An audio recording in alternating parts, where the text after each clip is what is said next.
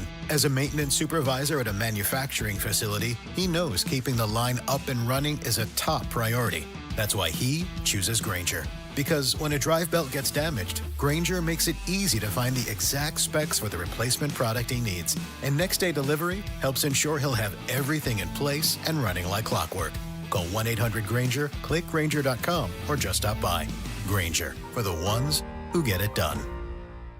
Tens of millions of tickets. Tens of millions of tickets. Tens of millions of tickets. Thank you, VetTix. Thank you. Thank you, First Tix. Thank you, VetTix and First Tix. Thanks to your support, the nonprofits VetTix and First Tix have given away tens of millions of tickets and counting to vets currently serving military, the immediate family of troops killed in action, and our brave, current, and former first responders. These tickets are a meaningful way to say thank you to America's heroes and help them re-engage with American life by giving them free, fun experiences and new happy memories that'll last a lifetime. And now, we want you to be part of the mission. Got extra tickets to concerts, games, or special events? Or want to see if you qualify? We want you to go to vettix.org and firsttix.org today. Give something to those who gave. My husband is a veteran, and he was injured in the line of duty.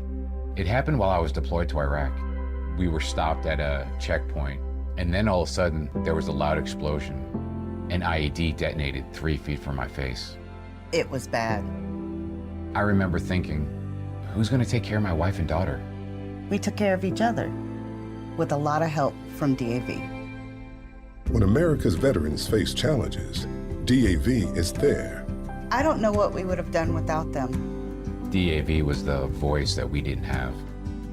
Every year, DAV helps more than 1 million veterans like Jason get the life-changing support and benefits they've earned so they can achieve more victories. It wasn't easy, but he never gave up. My victory is knowing my disability doesn't define me. He's an inspiration. Support more victories for veterans. Go to DAV.org. Any Hour Services can help with any size plumbing project around the house. All you have to do is call Any Hour Services or schedule an appointment at anyhourservices.com. Help with plumbing maintenance or plumbing repairs are closer than you think. Call Any Hour Services or visit anyhourservices.com. The KSL Sports Zone and Hercules Credit Union are highlighting people that impact youth sports. Nominate the youth sports volunteer you know for the Hercules Hero of the Week at KSLSports.com. Broadcasting from the Mountain Home Services Studio, this is 97.5 KZNS FM Colbert, 1280 KZNS AM Salt Lake City, and 102.7 KSL FM HD2 Salt Lake City Midvale. This is 97.5, the KSL Sports Zone. It's time to get your morning started with the news you need to know. News update. This is what's trending with DJ and PK. Hashtag college football. I don't think it's a good idea at all. In the conversations that we had with the Big Ten coaches, I think the majority of them agree. I just don't quite understand how, for teams that are playing in the playoffs are expected to, make the decisions and sign their upcoming players while they're still getting ready to play for games. Ryan Day on the new transfer portal window. College football down to one transfer portal window in January, and he doesn't like it.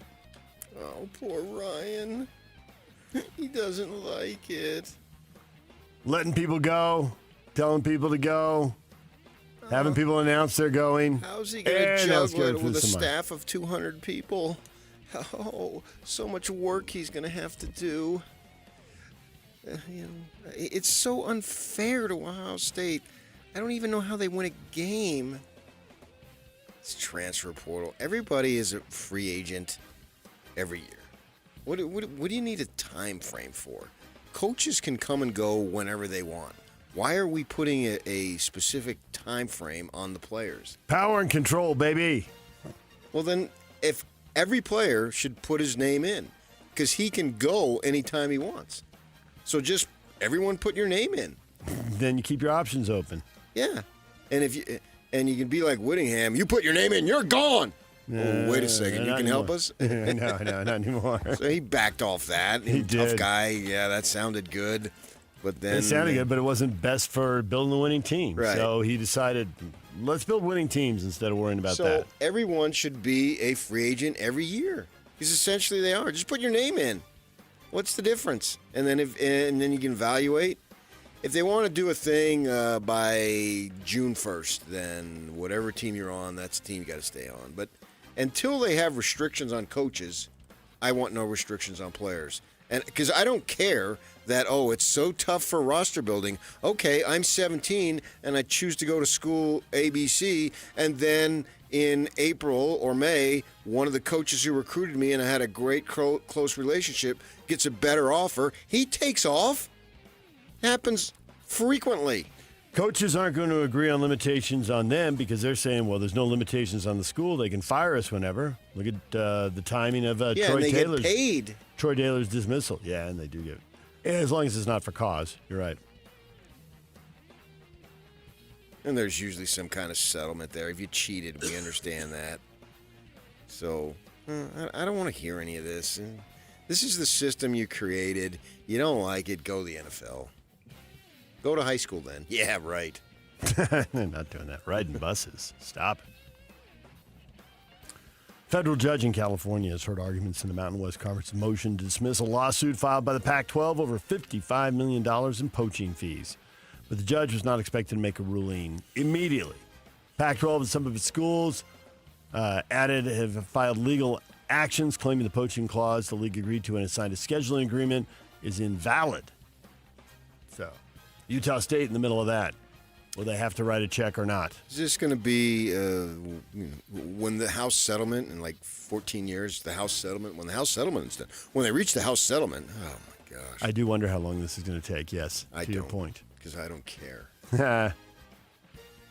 A Big 12 officiating crew has been reprimanded following a rules violation of Missouri's win over Kansas last Saturday, and they were removed from their scheduled assignment for this Friday.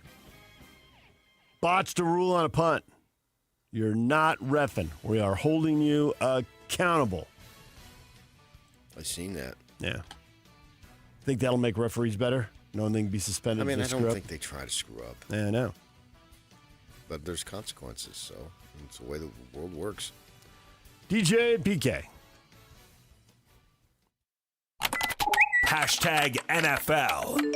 We all interested in that game and how Micah played. Not one thing unexpected for me as to how he played.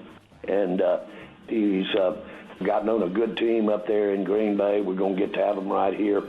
And we'll get a first-hand look at the entire team, not just Micah. From what I saw of him, I thought he was able to get in there and play without having any influence from his back.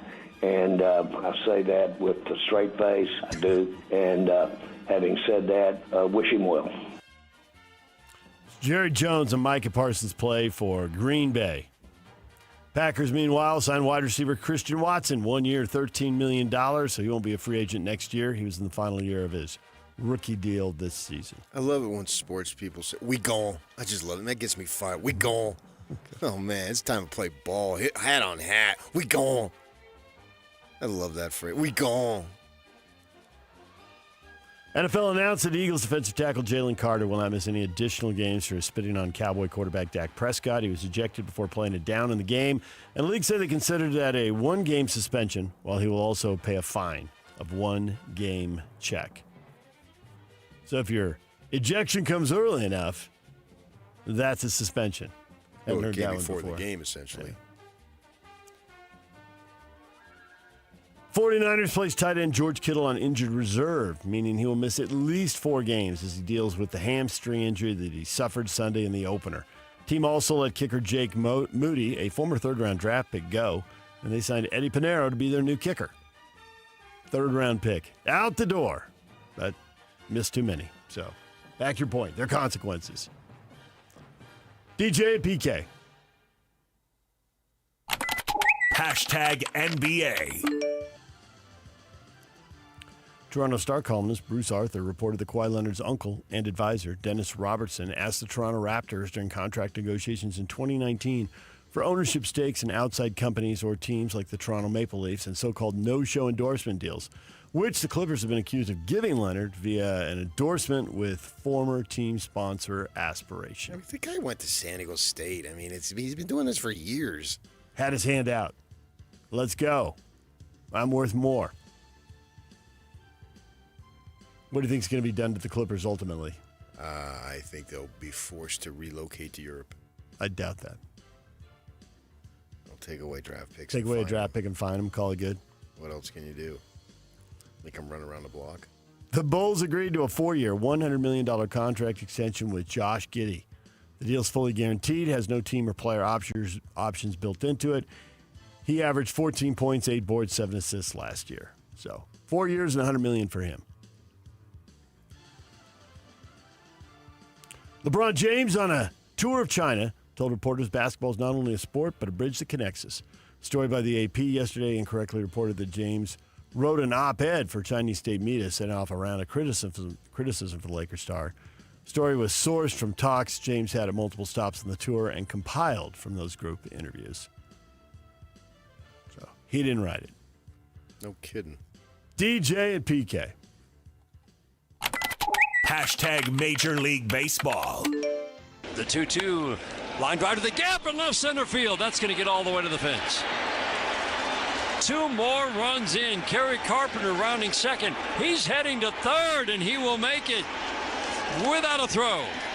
2-run triple. The first 9 men have reached here in the 7th inning. Libator from the chest.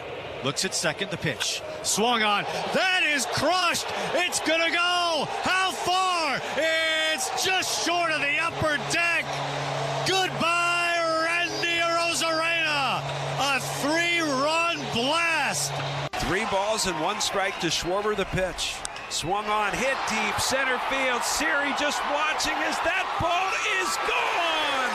It's number 50 for Kyle Schwarber. Kyle Schwarber's the first National League player to reach 50 home runs. He and Shohei Ohtani right there, neck and neck. Schwarber with just a little bit of a lead. And the Phillies beat the Mets 9-3. They are coasting to the National League Eastern Division title. 9 games clear of the Mets. The Mets trying to hold off the Reds, and now the Giants, as the Giants come storming into the wild card race. They're 2 games back of the Mets right now. Reds are 3 back. Reds did pick up a win yesterday, so they're trying to stay in the hunt there.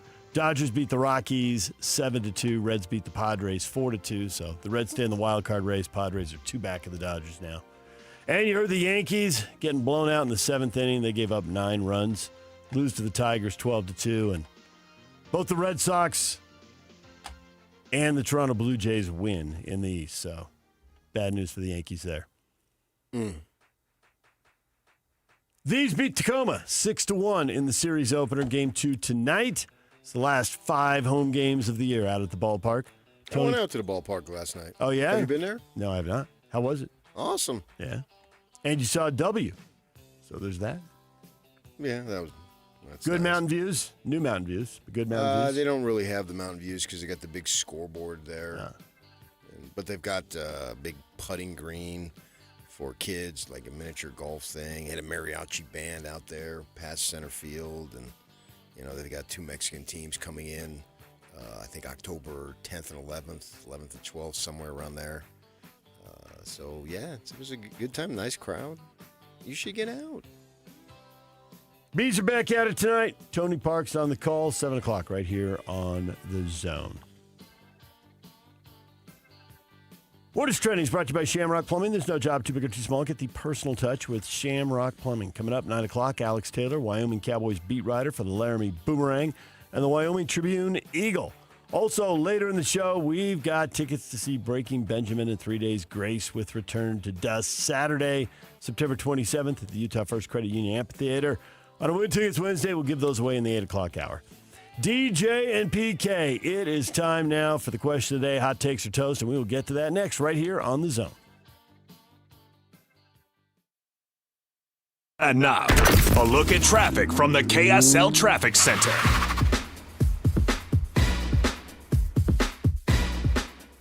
Traffic very slow northbound I-15 starting on Timberwolves Highway in Utah County all the way into South Salt Lake as you head northbound. Also, new crash I-15 northbound just before the transition ramp onto eastbound I-80 into Sugar House. It's on the right shoulder in that area. This update is brought to you by the Whipple Service Champions. From system installs to fast fixes to delivering award-winning heating, cooling, plumbing, and electrical services, call the Whipple Service Champions for the win today. With your KSL traffic update, I'm Jake Hatch here on 97.5, the KSL Sports Zone.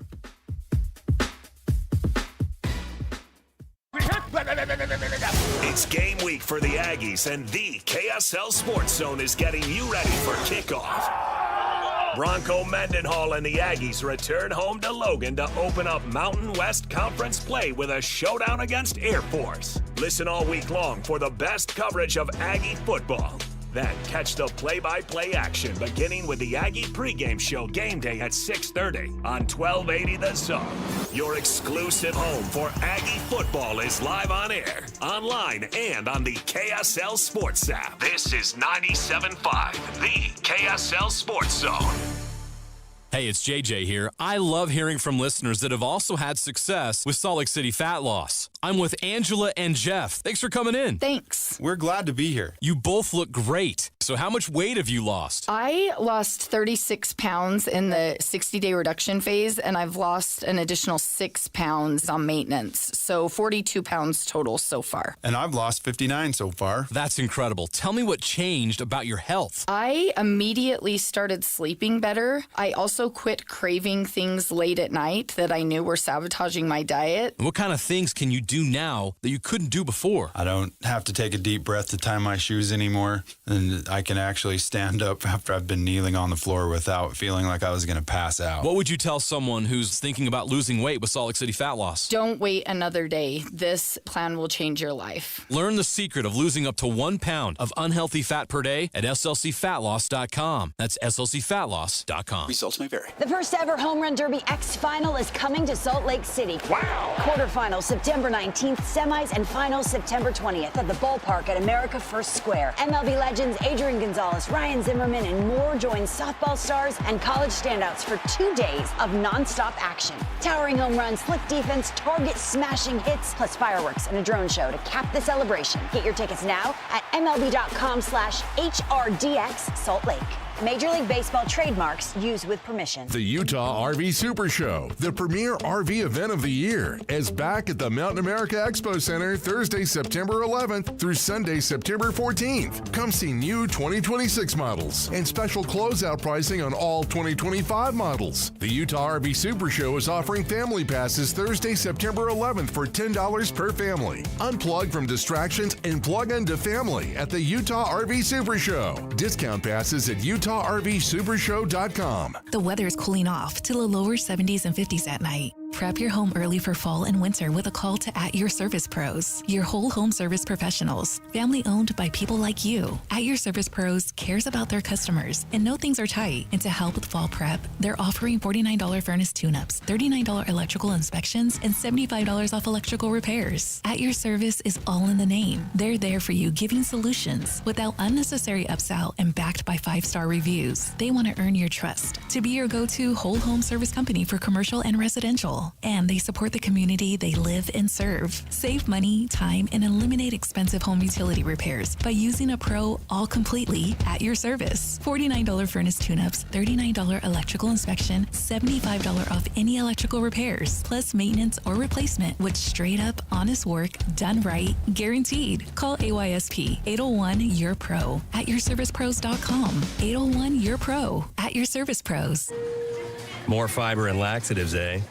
Who are you? I'm Future You. Future me? Constipation with belly pain still coming back? Our doctor figured it out. It's irritable bowel syndrome with constipation, or IBS-C, and Linzess could help you get ahead of it. Linzess linaclotide is a prescription medicine that treats IBS-C in adults. It's not a laxative. It's a once-daily pill that helps you get ahead of your symptoms. It's proven to help you have more frequent and complete bowel movements and helps relieve overall abdominal symptoms, belly pain, discomfort, and bloating. These symptoms were studied in combination, not individually. Do not give Linzess to children less than 2. It may harm them. Do not take Linzess if you have a bowel blockage. Get immediate help if you develop unusual or severe stomach pain, especially with bloody or black stools. The most common side effect is diarrhea, sometimes severe. If it's severe, stop taking Linzess and call your doctor right away. Other side effects include gas, stomach area pain, and swelling. Talk to your doctor and say yes to Linzess.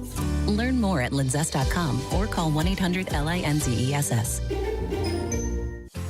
The Missionary Starter Package now at Mr. Mac is everything a missionary needs at an unbeatable value. It includes 1 slim or modern fit suit, 4 and collar stretch shirts, 3 Teflon treated washable ties, 1 mission belt, and a pair of Echo or Johnston & Murphy walking shoes, all for just $695. Fit is never a problem at Mr. Mac with free in-store tailoring. Ask for the Missionary Starter Package at all 9 Mr. Mac locations. UCCU, proud sponsor of Game Night Live. Celebrate 6 Salt Lake Valley UCCU branches. Enter to win a Jeep. UCCU, love where you bank. This is your Cougars at 30 update. Presented by Kenny J's Barbecue on 97.5, the KSL Sports Zone. Cougars in a bye week. Kalani Sitake liking the development he sees on the BYU roster. You're seeing the depth where it's not really much of a gap between 1 to 2, and that's a good sign, and the fact that you have to play more guys because the talent with the 2s are close to the 1s, and you have a great rotation. I love that our coaches are able to do that and recognize that these players are ready for it. But we have guys that are developing, that are young, that I'm telling you are going to be something special, and the quicker we can develop them, the better. I know Jay's really excited about getting that done too, so we feel good about the defense and the way it's working right now. This Cougar Update brought to you by Kenny J's Barbecue. Come visit Kenny J's Barbecue at the District in South Jordan. Mouth-watering ribs, savory brisket, and all of your barbecue favorites.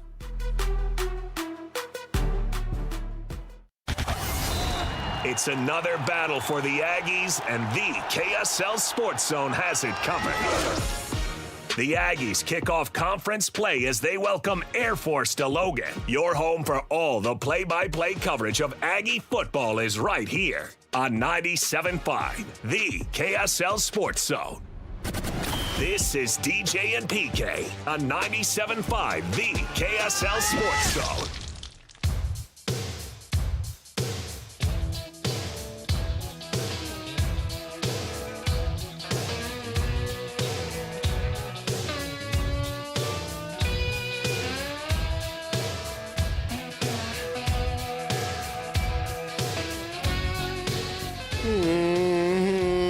Nominate the youth sports volunteer that you know for the Hercules Hero of the Week. Submit your nomination at KSLSports.com/contest.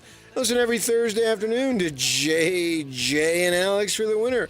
Help us celebrate the efforts of those volunteers making an impact with the Hercules Hero of the Week. And it's sponsored by Hercules First Federal Credit Union and Beehive Meals. DJ and PK, bring us your hot takes. Hot takes or toast. An AP voter moved Florida up 2 spots on her ballot after losing to South Florida. WTF. What the fetch? Ow, are you paying any attention? Uh-oh. Even a little bit. Uh-oh. Do you know what you said or what you wrote or what you turned in a week ago? Apparently not. Oops. I don't want to go into my process because it's not very good. Well, let's listen to her very own words rather than your beautiful voice. As far as what my votes are and what my process is, I wake up early in the morning after covering a game late in the night before. Don't want to go too much into my process or logic, but I will say I appreciate everybody's interaction on social media and all of your feedback. There's tons of people that vote on the AP poll, and it's not a perfect system, but at the end of the day, no matter who you pick, it does even out because there's so many people who vote. And like I said, it's really fun for discussion. It doesn't, probably matter in the end, but I'm glad that people are having a really good time with it. There is Haley Sawyer. She sounds like she's creating education better. She might cut off aid to the Iraq. The Gators were 16 in their Week 2 ballot, and Florida's up to 14 in their Week 3 ballot. Now, she works for the Southern California News Group, which that is sounds familiar. Combination. I never worked for that particular group. That's basically, we all had individual owners back in my day, back in the 40s. And now one owner's gone out and bought 11 of the local/regional it's papers. Basically everything but the Los Angeles Times. They got it all now. The Press Telegram, my old paper, The Breeze, the Orange County Register, the Daily News. And so they're unified. They have local reporters that cover the individual areas because that's a wide span of geography. Whittier to San Pedro is quite a ways. And it goes all the way from she's based out of the Valley, but it's for everyone. And so I know several people who work there, and I was in communication with them last night. And at first they were trying to protect a coworker, but I kept battering them. I eventually broke them. And they finally are like, yeah, that's a bad look. Yeah, it's and then she makes it worse by sort of backhandedly defending it instead of, I screwed up. And it won't happen again. I'm sorry. End of interview. Now we won't have Jim Rome spending hours on it today and creating education better and what was the one? There was one Miss America gal who was just up there bumbling away, and we need to get him maps. That was a long time ago. Maps was the key, so we can figure out who's where. He had a field day with that. This wasn't quite as bad, but it was a lot of double talk and double speak there for essentially refusing to say, hey, I messed up. I blew it. Instead of looking at my ballot from a week ago, I used she didn't want to go into the process, but she probably used the poll results, and so, oops. Yeah, and you're up late at night, and you got to submit it early in the morning. Hey, my father worked 2 jobs for 50 years, worked late at night cleaning toilets, and got up early in the morning and cleaned toilets. So, come on. And you're young. That's the nature of the biz in today's world in that particular field. It used to be you had to pay your dues. Now you literally fresh out of college, you can get major assignments because a lot of the veterans have said, this isn't an industry I want to be a part of. I had one guy at the Watchdog tell me, I don't want to be left turning out the lights. Mm-hmm. Yep. And so you had a lot of qualified people, men and women, the gender is irrelevant, that left the business. Yeah, I don't want to do this anymore. Because go to something else. We're facing layoffs, we're facing cutbacks, and am I next? That becomes a very sensitive and very extremely unfortunate situation. The demise, or at least the hits that industry has taken, is bad. I think it's bad for individual communities. Obviously, it's bad for the individual who needs a job to work and all that. So I think on the flip side of it is you then have youngsters that may not have had the experience given these prime assignments. That's sort of a general overview of what's going on, not necessarily saying specifically to this young lady that was the situation, but, it's out there. And most newspaper staffs, if you can call them, they're basically websites, they're greatly understaffed. You go to a college football game, particularly in Utah, and gosh, it used to be packed in the press row there. Now I can lay down. I can take a nap on 5 chairs and string them together. It used to be, in fact, I was banished. I was a front row guy for many years, but then when I went to electronic, second row, and I have the fans peering over my shoulder as they walk through the press area. But then I got put back on the first row because there's just not enough bodies. The coverage cannot be the same. It's very unfortunate. I mean, I don't take any joy in this Staffs whatsoever. everywhere tend to be smaller. Yeah, it's just a fact. Yeah, and you can't cover it. The newspapers used to send 5, 6 people. I was about to say, you can't send 5 people when you have a staff of 8 or 9. Right. Yeah, it sucks. But I mean, it's a reality of the world. It's not good. I think we all suffer because of it. I think some people may have an axe to grind against this paper or that paper. I get that. I get how that works. But I think overall, having it have this industry take a hit like this, I don't think is good for communities at all. And so That's not to excuse anybody for what they're doing. I think she should just come out and said, hey, I made a mistake. I remember one time I did it, and Michigan was rolling, and I left them out. I just freaking forgot. Yeah. But I think it was basketball, so nobody really pays attention to that. Football, and now football from my day as a newspapers, and so my last day working for a daily newspaper was 2007. From 2007 to now, the amount of growth that college football has had and attention and publicity and all that stuff, it's just catapulted dozens of times. I was going to go with mushrooming. Yeah, whatever. Yeah. I think it's the second most popular sport we have in this country, with obviously the NFL being number one. Yeah, I think it's that big of a deal. So now something like this, in my day, you weren't, it wasn't published. There was no form for people to know what your ballot said. Yeah, so nobody knew that I screwed up. And then I submitted it, and then oh man, and then the next week I corrected it, and there was no big deal. Nobody knew. Right. I felt like a fool, and I was embarrassed to the person I sent it to. I wondered if they noticed it. I never heard anything back, but I felt that particular week I forgot. And like this young lady, I was on the road, and you have to submit and you're it. Probably a little sleep deprived and distracted doing multiple things. Yeah, and I think, I'm sitting at an airport. I remember, I believe I was in San Diego. For some reason, it just stands out to me, and had to hustle out of the hotel, that type of thing.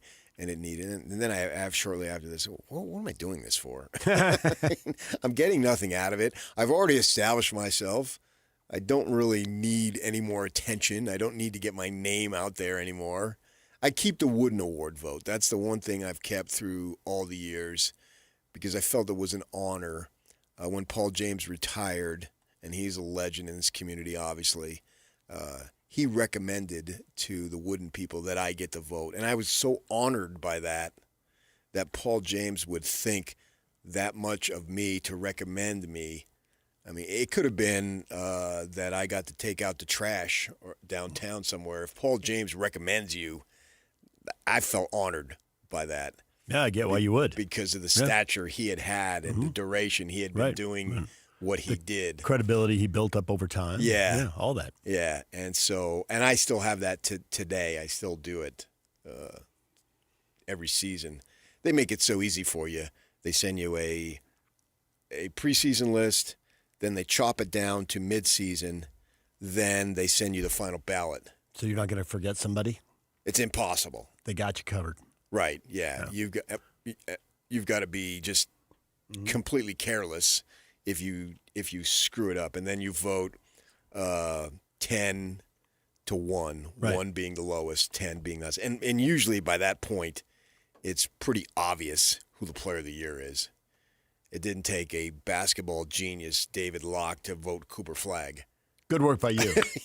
Bravo. And then you go down. But I have to admit, even on that, if there's some Western people, you start looking to see, okay, is this person getting overlooked by everyone back east? I mean, it really doesn't matter at that point because whether I put him at 7th or 4th 8th or 9th or whatever, he's probably not winning because most of the time there's a it's runaway. So most of the time obvious. there's a runaway winner. Yeah, maybe you have 2 people that could do it. That's the thing with Florida right now is it isn't obvious, and so a few points and teams want, but Florida's going to play a schedule here where they could get demolished and be off of everybody's ballot in 2 or 3 weeks. And they also could win these games, and they'll be number 1 or number 2. Yeah, I mean, Ohio State stays undefeated. I don't know if they pass them. But their next 3 games are top 10 opponents. LSU, Miami, Texas, 3-5-7. Yeah, I don't see them winning any. I know. At which point then, okay, you're 1-4, and you're not on anybody's ballot. So all of this is well, you never know. Hullabaloo. At 1-4, I think we do know. I think at 1-4 we know. I get your point if it goes back and forth and people could have different opinions. They could be the team in the SEC that's 7-5 and people want to vote for them. Look at their schedule. Look at all the ranked teams. South Florida is a burgeoning program. South Florida is off to a very good start. Oh, you couldn't get any better. 2-0, baby. Blew out Boise State. Yeah. And then the clutch drive aided by the spitting penalty to beat Florida. Are they ranked? They should be. Yeah, they are. They're one of the reasons that BYU hasn't been climbing. somebody falls below them, but somebody jumps over them. South Florida jumped over them this week. Florida State jumped over them the week before. It's religious bias. Oh, okay. Well, how do you explain it? How do you explain Utah being ranked and BYU not? What Utah have did that BYU have not did? Yeah. Freshman quarterback and another guy who's being hyped by national people as which I guess goes back to your point about the respect they get, as a Heisman candidate. I think they're looking at BYU, the freshman quarterback, and saying, prove it.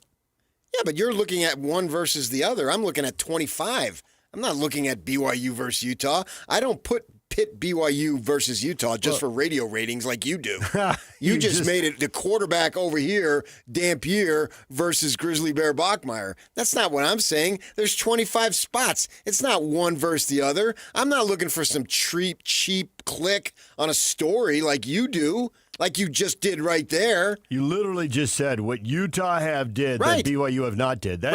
That seemed to pit them against each other in my mind. That's your call. Okay. Now, listen and pay attention. You'll find out there's 25 spots. It doesn't have to be one versus the other. They can both be ranked. Why not? It's a social injustice that BYU's not ranked. I don't see how anybody can argue. It's a joke of all jokes. What are you doing over there, man? Laughing and coughing. As anyone on TV, hi. As anyone on camera could see. I was laughing and coughing. Why? Why is that a combo? You're funny, and I had something stuck there. Yeah. There you go. Okay, now I'm better. You're funny, too. Every once in a while.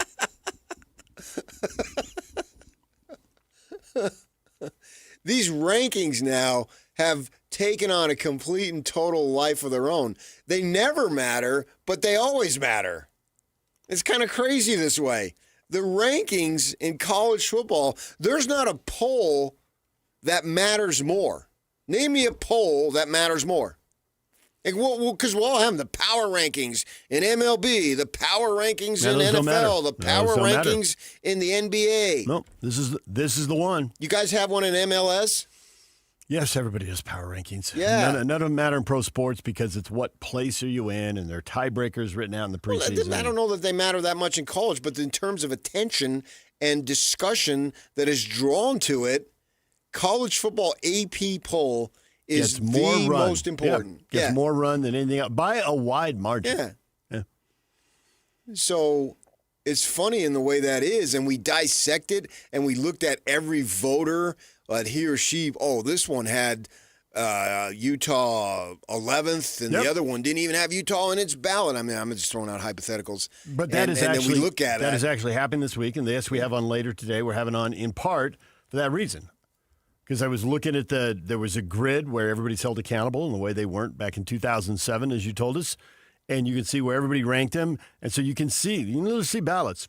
Utes aren't on them. And then there's other ballots where people, and I think it's about a half dozen people, have them 11th or 12th. And I know that's right up your alley. Me, that's you blew right by it. It's eye pollution. Eye pollution. It is.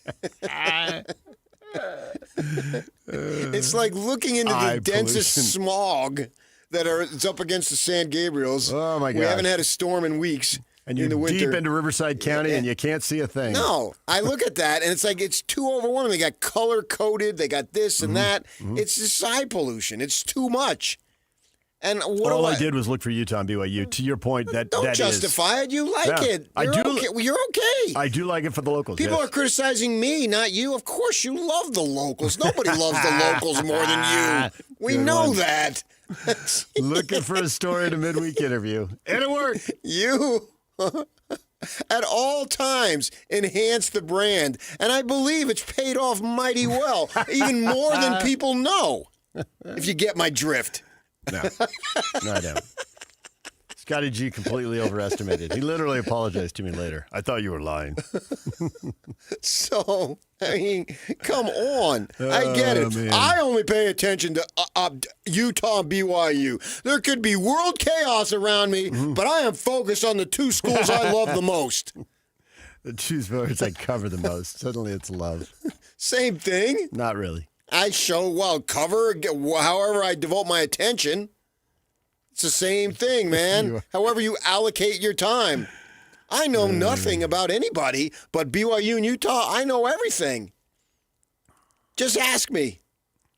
Modern. Stuff I put up with. And do it so well, too, and humbly. Just ask you. Yeah, I just let it roll off my back. So this is a big deal. BYU fans are furious they're not ranked. They hate Tom Sawyer or whatever her name is. Where's Huck Finn? How do we pull Huck Finn into the AP poll? They don't like Sawyer Brown. I mean, Lindsay Sawyer. Sawyer Brown. It's the word association. Yeah. Sawyer Robertson all of a sudden. She in the did mix. not include BYU, or did she? I don't know. What's her vote? I don't know. I didn't look. I thought you only care about BYU and Utah. Fact is, you only care about Utah. That's the bottom line. I think we all know that. Although that's about to change. There you go.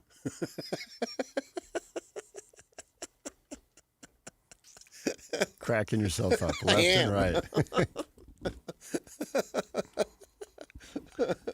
So what did she vote? BYU. BYU should be ranked. I can find it here. I don't know what she voted in.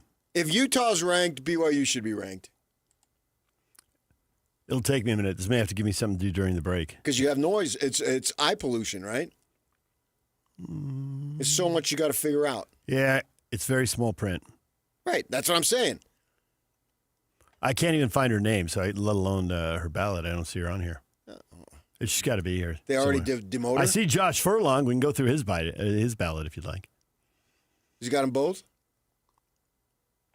Josh Furlong. Yes, he's got them both. He's got Utah at 16, and he's got BYU at 24. All right. That's a discrepancy of like 6 places. 8, but good math by you. Well, yeah, you count the other 2, and you add that, and you come up with that. That's the number you conclude and reach. Conclude and reach. I'm trying to create education better. Okay. Oh, here she is, Haley Sawyer. Yeah. What do you got? Come on. Utah's down to 24, and she doesn't have BYU in. 24? Mm-hmm. Yep. 24. Behind Clemson and right in front of Baylor. She dropped Michigan to 21. She's got your Devils at 22. Smart gal. She's got the 1-1 Devils in front of the 2-0 Utes. Well, yeah. They went on the road to the SEC. Well, so yeah, but the problem was they weren't ranked in her ballot last week. I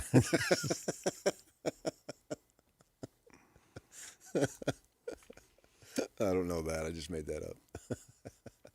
It's funny how there's so much attention is put onto this thing each week, and fan bases really get into it. They do. And it's going to change a lot. I saw a story that don't pay attention to the week 2 ballots, wherever people are, wherever the teams are, because at this point last year, 11 of the 25 teams that were ranked are going to finish unranked. People are guessing. There's not enough information.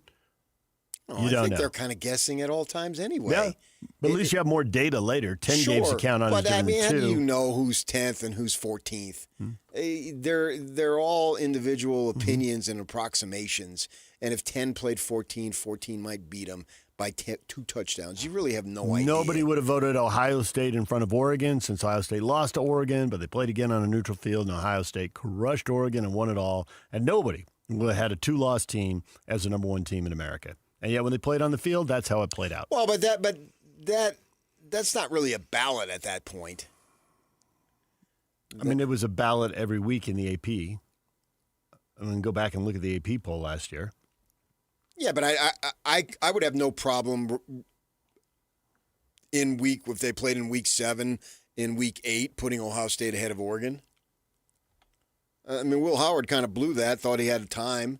If he had gone down a little bit of a fraction earlier, they would have had a shot at a field goal. And it's not the most exciting play in football. I've come to the conclusion. You know what the most exciting play in football is? I do not, but I'm about to find out. It is. It's undeniable. It is the fire drill field goal. Oh, when they come racing out on the field? There is nothing the clock's that gets running. your adrenaline going more than that. The scramble of 22 people trying to get in on it. It is awesome to watch, man.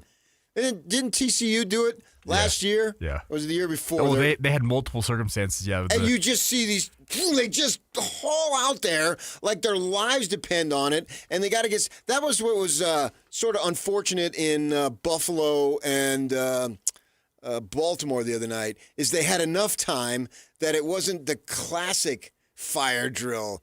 It was sort of, half speed, maybe three-quarter, because they knew they had enough time to get set up, get their breath, and then kick the field goal. The ex-coach will come on the air in the broadcast and tell you, and I forget what the number is, but it's like 14 or 18 seconds or whatever they know they need to get everybody out there and get set. They practice and it. they practice it, and they drill it, Right. and they know in the game they can look at the clock, we got time or we don't. But you rarely see it. But when you see it, it's absolutely awesome. It needs the fourth down kick because teams have gotten very good at using the spike to stop the clock and remove. They either have a timeout or they use the spike. Well, it doesn't necessarily have to be on fourth down. It just has to be up against the clock. And if it's up against the clock, like we've seen a couple of times here already, I find that play wildly exciting. I think they have to do it on fourth down because I think otherwise they use the spike to stop the clock and get the field goal team out there. Depending, I suppose so, but suppose some big offensive lineman trips. He can blow the whole thing up. It's true. It's true. And we're all looking, refereeing the game from home. Like there are like half a dozen guys there. Like, the guard's moving. He's moving. He's moving. He wasn't set. Throw the flag. It has become the most exciting play in football. They should make it under 20 seconds. You can't call timeout. you and your rules, man. So you could see it more often. So many goofy rules. But it's fun to see all those guys. Fun. It is fun. Especially from the offensive perspective. Yeah, the defense, not so much. They don't have to be set. And if they don't get everybody out there, they probably weren't blocking it. But the 11 have to be out there. They can't have the penalty. Right. And the kicker's got to find his quote-unquote rhythm so quickly. Yeah. I think it's more, it might be somewhat easier for him. But the snapper. Yeah. And he's got to get down, make snap, sure hold, to kick. get all the ball three things. gripped in his hands. And the holder, the amount of pressure that's on the holder, the snapper and the holder. Oh, my gosh. If you blow that, you've just let down everybody. Mm-hmm. You've let down the entire team. You let down the entire fan base. It's just an amazing play. And it reminds me of penalty kicks when it's 4-4. Just the tension. This is it. This is it. Yeah. You've got to save it, score, whatever. And the sole focus is on you. It's really a cool play, and I like to see it. DJ PK, it's 97.5 The Zone. The poll question has wrapped up from yesterday's show. We'll put a bow on that. And also, coming up at the top of the hour, Ute fans, are they going to go? Are they going to go back in time? We'll get to that next. Stay with us. And now, a look at traffic from the KSL Traffic Center. Get your typical rush hour delays northbound I-15 in both Utah and Salt Lake counties, as well as on the eastbound 201 freeway from Magna going towards Salt Lake City. Tooele County drivers have seen an excess of congestion along both I-80 eastbound and SR-36 headed towards Lake Point this morning. This update is brought to you by UTA. Put your energy into the fight song, not fighting for parking, and win when you take UTA to the game. Plan your trip today at rideuta.com. With your KSL traffic update, I'm Jake Hatcher, 97.5, the KSL Sports Zone.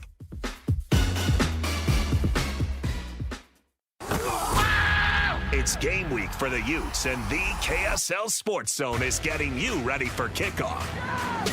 The Utes are 2-0 and look to wrap up their non-conference schedule undefeated as they hit the road to Laramie for a battle against Wyoming. Listen all week long for the best coverage of Utah football. Then catch college football Saturday game day at 10 a.m. with a post-game show immediately following the game on KSLSports.com. Let's go then. Let's go, baby. Your home for the best coverage of Utah football is live on air, online, and on the KSL Sports app.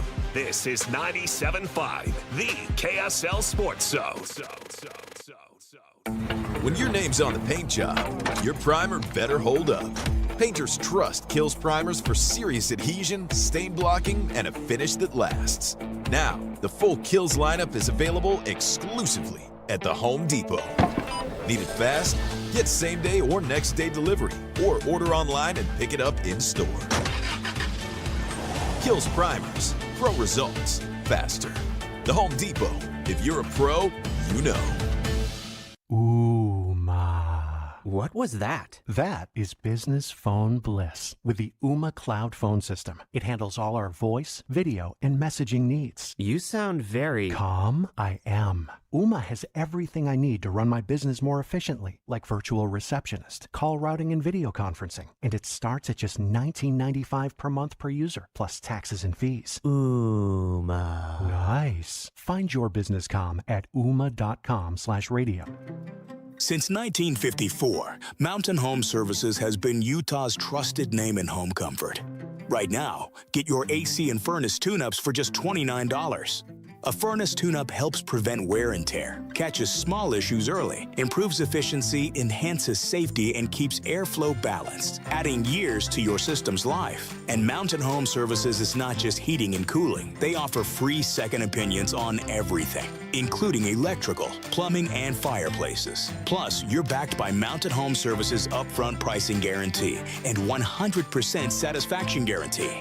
No surprises, just honest service. Call 801-543-2222 or visit mountainhomeservices.com to schedule your $29 tune-up today.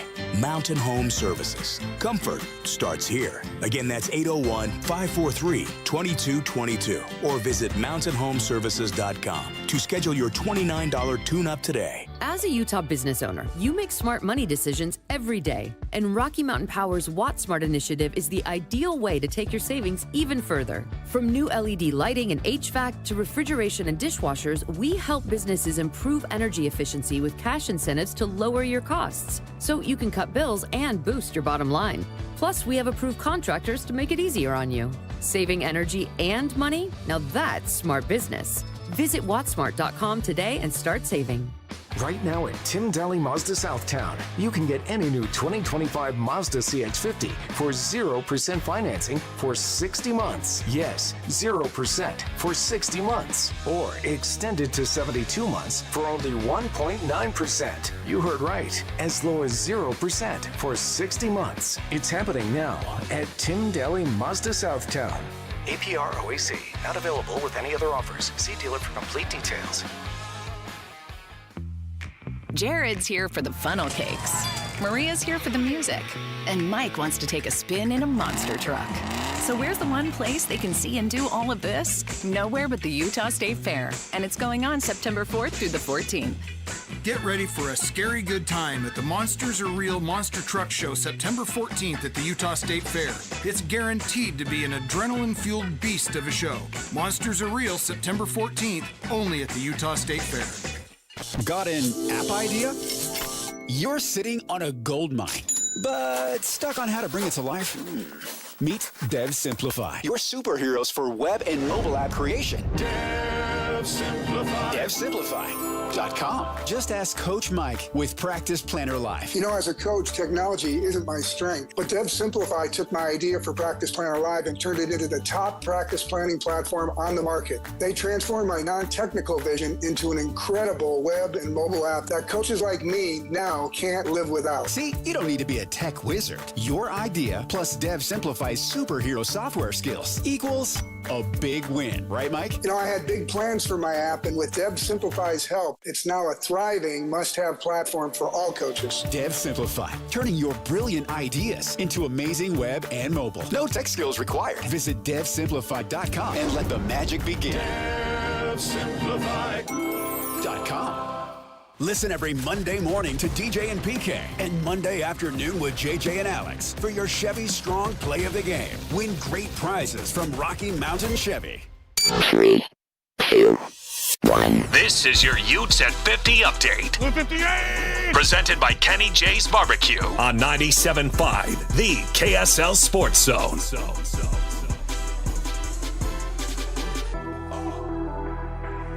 Utah heading to Wyoming Saturday. Kyle Whittingham's expectations for his defense.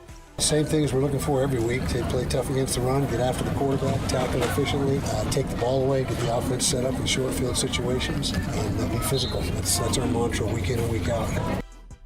This Ute Update brought to you by Kenny J's Barbecue. Come visit Kenny J's Barbecue at the District in South Jordan. Mouth-watering ribs, savory brisket, and all of your barbecue favorites.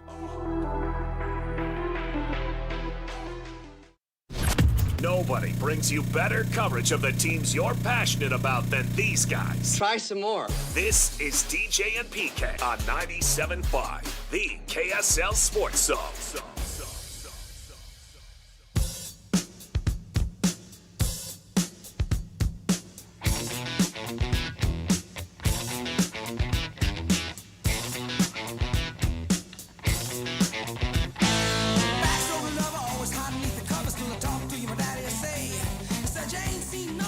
The band of the day today is lead guitarist Joe Perry. You want to guess why, PK? It's got to be his birthday. And? What? How old is he? You're good at this. Oh, the Aerosmith guys? I mean, they're well in their 70s, 76, 75. 75, there it is. Brought to you by Live Nation. For all the live concerts and events in 2025, check out livenation.com. Yeah, I just saw the Eagles, and most of their guys outside of Fry's son, they're in their upper 70s. And they've just extended more at the Sphere in Vegas. It's like they'll never stop playing until they're dead at the Sphere in Vegas. And you look on there, and I thought, obviously I've been a huge Eagles fan. Although there's only one original member, but there's two who've been in there for 40-plus years, so that counts. That's good enough. But the prices are so outrageous, man. I just don't want to pay that kind of money. What are they? Well, for anywhere from down low to over $1,000 to $300-$400, and then you put in the fees, and you gotta and two tickets. So if it's $400, it's $800. No, I thought about going just myself. You she did can not. stay home. You did not. Well, then you got to drive over there, gas money, and the shows get out late, and you got to get a hotel, and I've seen them a bunch, so I haven't done it. I did it for Chesney because I wanted to see the Sphere. And I finagled a way to get it a little cheaper. There's a certain way that I have. And I can get seats, and then I can improve my seats in a manner that has worked a couple of times for me. People from Jersey playing an angle. But I'm already there. I'm already on the site. I'm already in the building. You know what I mean? Yeah, well, if the tickets range from $300 to $1,000, even if you get in at $300 or $400, which is going to be $600 or $800 because you're not leaving your wife at home no matter how many jokes you make on the radio, and then you throw fees on that, even if you upgrade, it's like, okay, these seats would be $1,200 or $1,400, by the time I was all in. Right. It's still a lot of money. Right. And I just... Even if you feel like you got a little more value.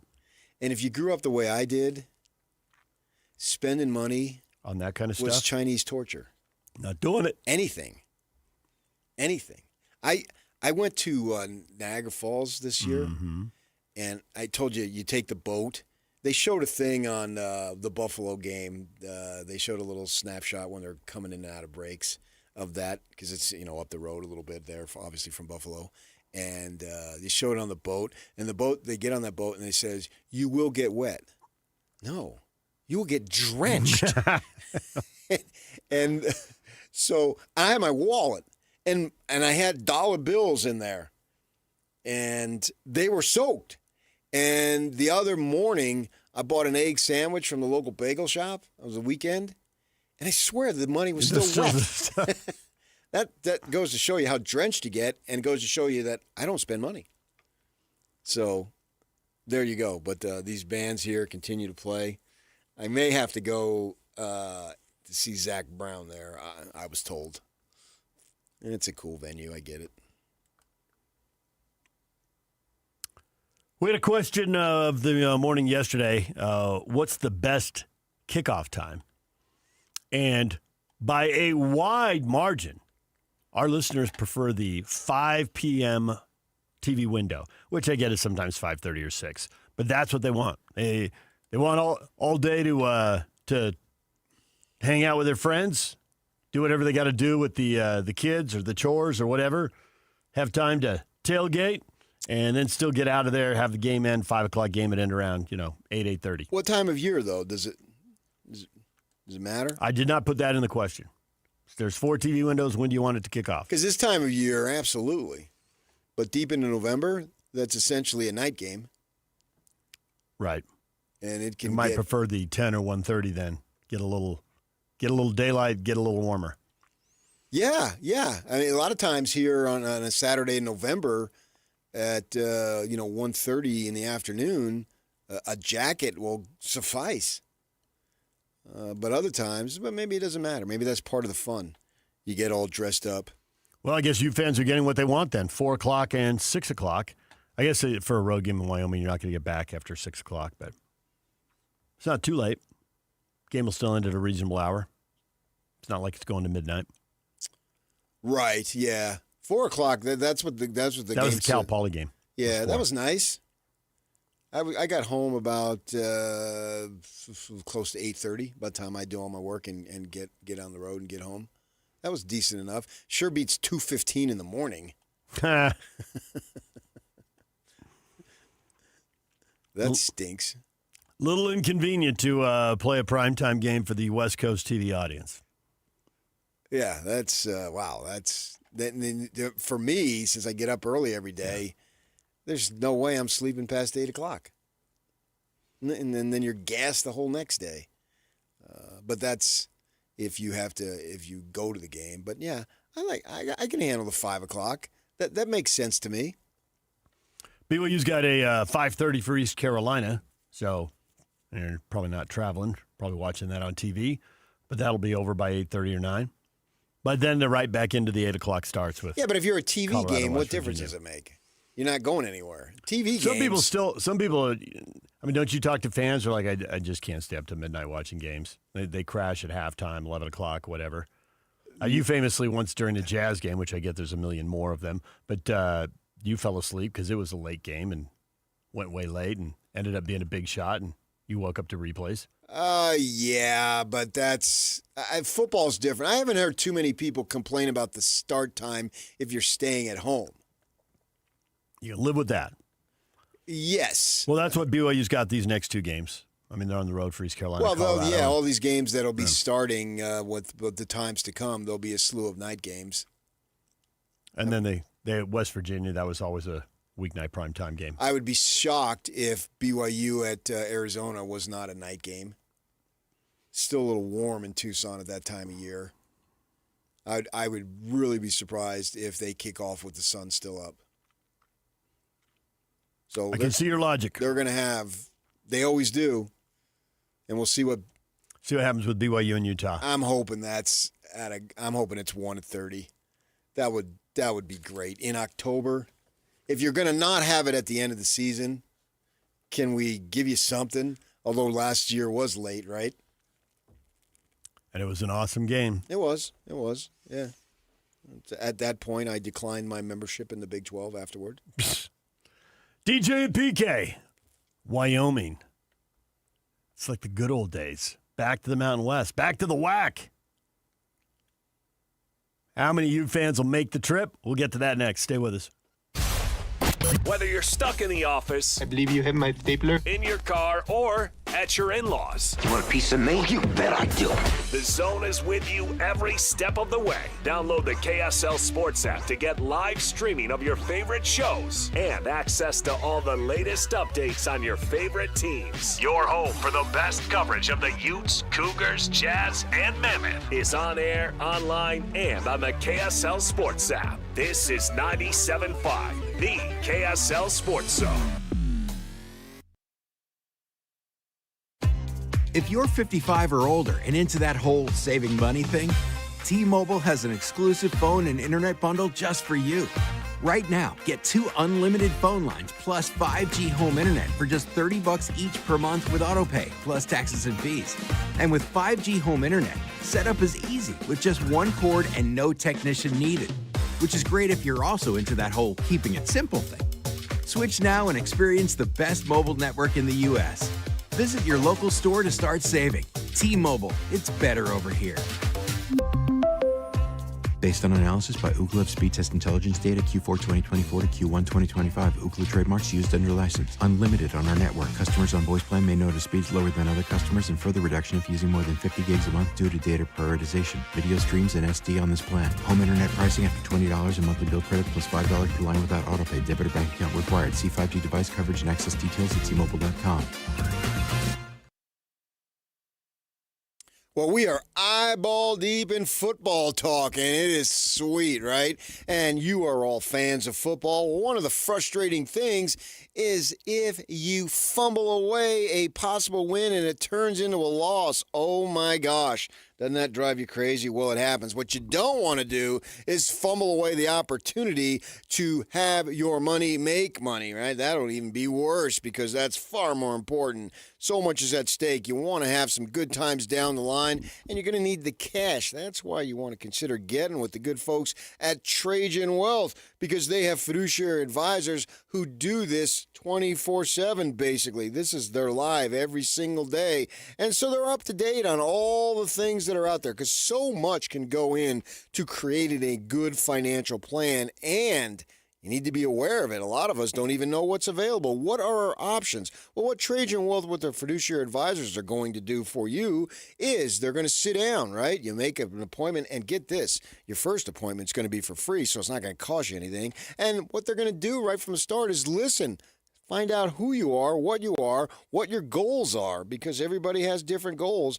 And then they're going to work with you to create a plan that is going to allow you to benefit in the years to come. Does that sound good? Absolutely. So give them a call, your local trusted financial fiduciary at Trajan Wealth. Their phone number is 801-899-7600.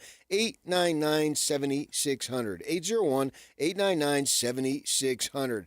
The locations in which to meet that I spoke of, very conveniently located in Farmington and in Draper. And the website can get you started immediately, literally right now. TrajanWealth.com is the website, TrajanWealth.com. Advisory services offered through Trajan Wealth, LLC, an SEC-registered investment advisor. Paid advertisement. I'm Walker Kessler, and I play basketball for a living. So I know how important it is to have the support of a team you can trust. That's why I love UCCU. UCCU is more than a credit union. They're a true financial partner, a local team of experts your entire family can trust at every step of your financial journey. Just visit uccu.com and elevate your banking experience.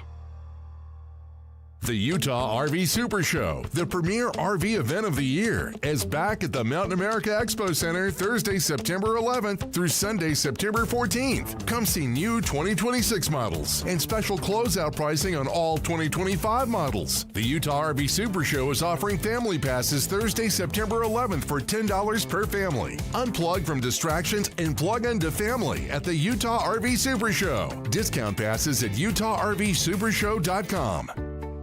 Tim Jr. here from RGS Exteriors. I want you to know that it's the little things that count. Any remodeler can say they treat customers right when it comes to siding, gutters, windows, and exteriors. It's hard to know for sure. If a contractor uses cheap generic nails instead of super grippy ridge shaft nails for your siding, would you even know? If they use cheap $4 caulk to install your new windows instead of paying $9 a tube for the good stuff, could you tell by looking? It all comes down to the details and trust. At RGS Exteriors, we only do things one way, the right way. We never cut corners. We never skimp on details. We never do less than the job requires. That's why we offer our industry's exclusive 10-year everything guarantee. And it's why we have the happiest customers. If you need any gutters, siding, or replacement windows, call RGS Exteriors at 801-280-3110 or visit rgsutah.com. That's 801-280-3110 or online at rgsutah.com. Grab a friend and come check out the Garden Restaurant. You'll be greeted by the delicious smell of fresh baked goods like our famous Lionhouse rolls and our brand new cinnamon rolls. Open weekdays 11 to 3. Fresh flavors, iconic location. The Garden Restaurant. Broadcasting from the Mountain Home Services Studio, this is 97.5 KZNS FM Colbert, 1280 KZNS AM Salt Lake City, and 102.7 KSL FM HD2 Salt Lake City Midvale. This is 97.5, the KSL Sports Zone. This is Utah's best coverage of the Utes, Cougars, Jazz, and Mammoth. Here we go. From the guys who have been there for all the biggest moments in Utah sports history, you're listening to DJ and PK on 97.5, the KSL Sports Zone.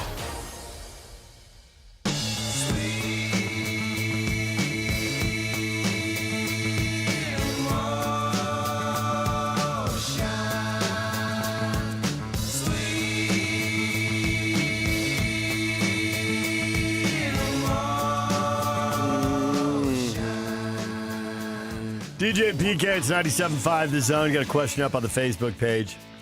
You fans, how about making the trip to Laramie for old time's sake? I just talked to a longtime Ute fan who is considering exactly that. Your wife? Nope. Your son? Nope. Your brother? Nope. Your guma? My what? You don't have a guma? Would that be your grandmother? No. Oh.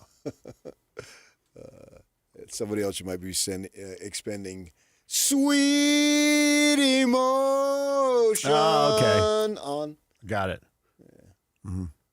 Christopher Molosante, his wife's pregnant. He's got a guma. Come on. Right. That's just so not cool. Saturday, was it Friday they bring the wives to the club and Saturday they bring the guma, or was it the wives on Saturday and the gumas on Friday? Hey, I don't pay attention to that stuff. It was in one of your favorite movies. I'm faithful. Uh-huh. But you still know about it from one of those movies. I've never cheated on my old lady once. But it's one of those movies. And believe me, I've had opportunities. Stop.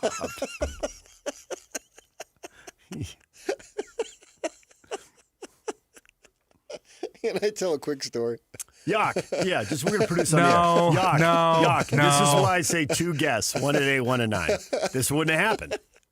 We had a late cancellation yesterday. I'm aware, but I'm just saying, this is precisely why. Talk about things that Go nobody cares. Tell your story. So my buddy Jason Reed, you know him, right? He's been on the show. And he's on ESPN and all, right? And he worked for the Daily Breeze back in the day. You guys answered high school phone calls together. I didn't. He did. He was part-time. I was big full-time. Oh, you were already past the high school answering phones? That was where we hired like 4 or 5 part-timers came in each night to do that because we had a billion schools, and he was one of them at that point. I knew him as a part-time. He's 19 years old. And he's in his 50s, blah, blah, blah, wrote that book, yada, yada. He's hit it big. Yeah. He's living the dream. And so I think he was working for the Times in Los Angeles, and we meet in Tucson for the Utes basketball. NCAA tournament? Yeah. They went down there one year. Van Horn was a senior. Won a couple games. Maybe a cruised junior. Through it. I can't remember. Right. But anyway, so we're both going to go there. He's flying from L.A. I'm flying from here, right? And the Utes are playing the Friday, Sunday, so we are going to go out on Wednesday. We get into town, and because then they get the press conferences on Thursday, right? And so we hook up. We go out to hang out. There's NBA games on, and we're at a sports bar, and this waitress is all over him. She's hitting on him big time, and my eyes are bugging out of my head. Thinking, what is going on? He is totally turned off, and finally he looks. Oh man, I'm tired. I gotta go, and he gets up and he goes. And I'd been traveling. I lost track of time. I'm sitting there. I look at my watch. It's 7:30, which means it's only 6:30 his time. He's tired. He's got to go. What he did is he went outside and he waited for me. And he said, "Oh, man, that was so disgusting." I said, "She's just hitting on him big time." And he just said, "No way." It's so gross. He's married and all, and an upstanding man, as you would assume. So I just remember that of being on the road and him just saying, "Oh, I'm tired. and tired." And I lost total track of time because I was traveling that day. 7:30. What are you, 4 years old? Yes. He told me I just had to get outside. So go ahead. You fans, how about that trip to Laramie for old time's sake? And Steve says, well, at least it won't be freezing. It won't be, no. Should be fine. Kyle telling that story. It was cold, and they had the heater on the sideline. His dad's pants caught on fire. Cracked himself up telling that story. Hot pants? Basically. Oh, I'm on fire. Had to put the fire out on Dad. If you fans have a chance to go, I would encourage you to go. I know it takes time and money and commitment, but if you can, I think you'll have a great experience. Obviously, you're going to be favored to win. And, you know, Wyoming, I think Wyoming folks get a bad rap. And I had been there many, many times for football and basketball, obviously. And, you know, basketball was difficult because of the weather. And I had some harrowing experiences myself, right? It's the only place I've been driving. I'm driving up from Denver, so I'm going west on I-80 to get over to Laramie. You hit it at Cheyenne where the I-25 ends at I-80, and you go left, you go west. And the sun, I have a sunroof on my rent-a-car, and I always used to rent a freaking as big car as I can get because you just never know. And you can see the sun. The sun is shining, and you can't see 2 feet in front of you because it had snowed the day or two before, and the wind just whipping the snow right across from you, and it's completely sunny out, and you're in a snowstorm. I've never experienced that before. And that night at basketball, the Utes were so good, so they always had a lot of big Monday games, and it was just herring. But football was usually pretty doggone nice. There were some November games for both teams that I remember going up there. That's hence usually. Right. But if you have a September-October game, which they didn't used to really have that many September games, once in a while maybe. Early October I can recall going up there with both teams, and it's completely fine. And, all these things that happen. And I got to say, that's the small minority. Most of the fans, they'll treat you nice. The staff treat you like gold. Now, I realize the fans aren't going to be interacting with the staff with like the you were. Employees, yeah. I mean, the staff there at Wyoming, nobody would treat you visiting media better. I can honestly say that. And I've been around to all these places, and they treated you like you were their literal house guest, and they wanted to make sure you had a great time. And back in the day, in basketball, I knew the guy. We'd sit behind, and right behind us would be the fans. And in those days, you didn't have your phone and all, and so they would talk to me, and they give you the stats, and I'd give them to them, and they'd pour over it. They're such loyal, hardcore fans. It's not easy being a Wyoming fan, and they were some great fans. And you'll experience it. If you had gone before, you'll experience a little bit of a throwback. I remember moving here and having explained to me Bill Marcroft and Reese Stein, and asking about, there was a thing, I can't remember what the deal was. It was a Wyoming Kickoff, maybe when it was first starting to get moved for TV, and the fans were, and I think it's because it got moved to 5 o'clock, which actually was funny because that's the favorite time for the poll question here. But Reese and Bill were explaining, no, people are leaving their ranches and driving 2 and 3 hours one way to see a football game. Good, that's for sure. And so they're worried. They're thinking, normally that game would start at noon or 1 or whatever their traditional kickoff time was, and this 5 o'clock game is going to go till 8:30, and people are going to be getting home at midnight. Oh, for sure. Having driven 6 hours that day. Yeah. And that's why it's such a big deal. In basketball, what they would do over the PA is they'd give you the road conditions of like 7 or 8 roads, freeways or whatever. State highways. To get to get wherever you might be going, because they knew people were coming and going for there, because obviously they know where their season ticket holders are coming from. Yeah. And so that was basically your clue of like, okay, get a place in town. They would give you the weather reports, particularly in basketball. Get a hotel room and try tomorrow, or go for it right now because the weather's good. Yeah, they would literally give you the reports. And back then, it wasn't as easily accessible as it is now.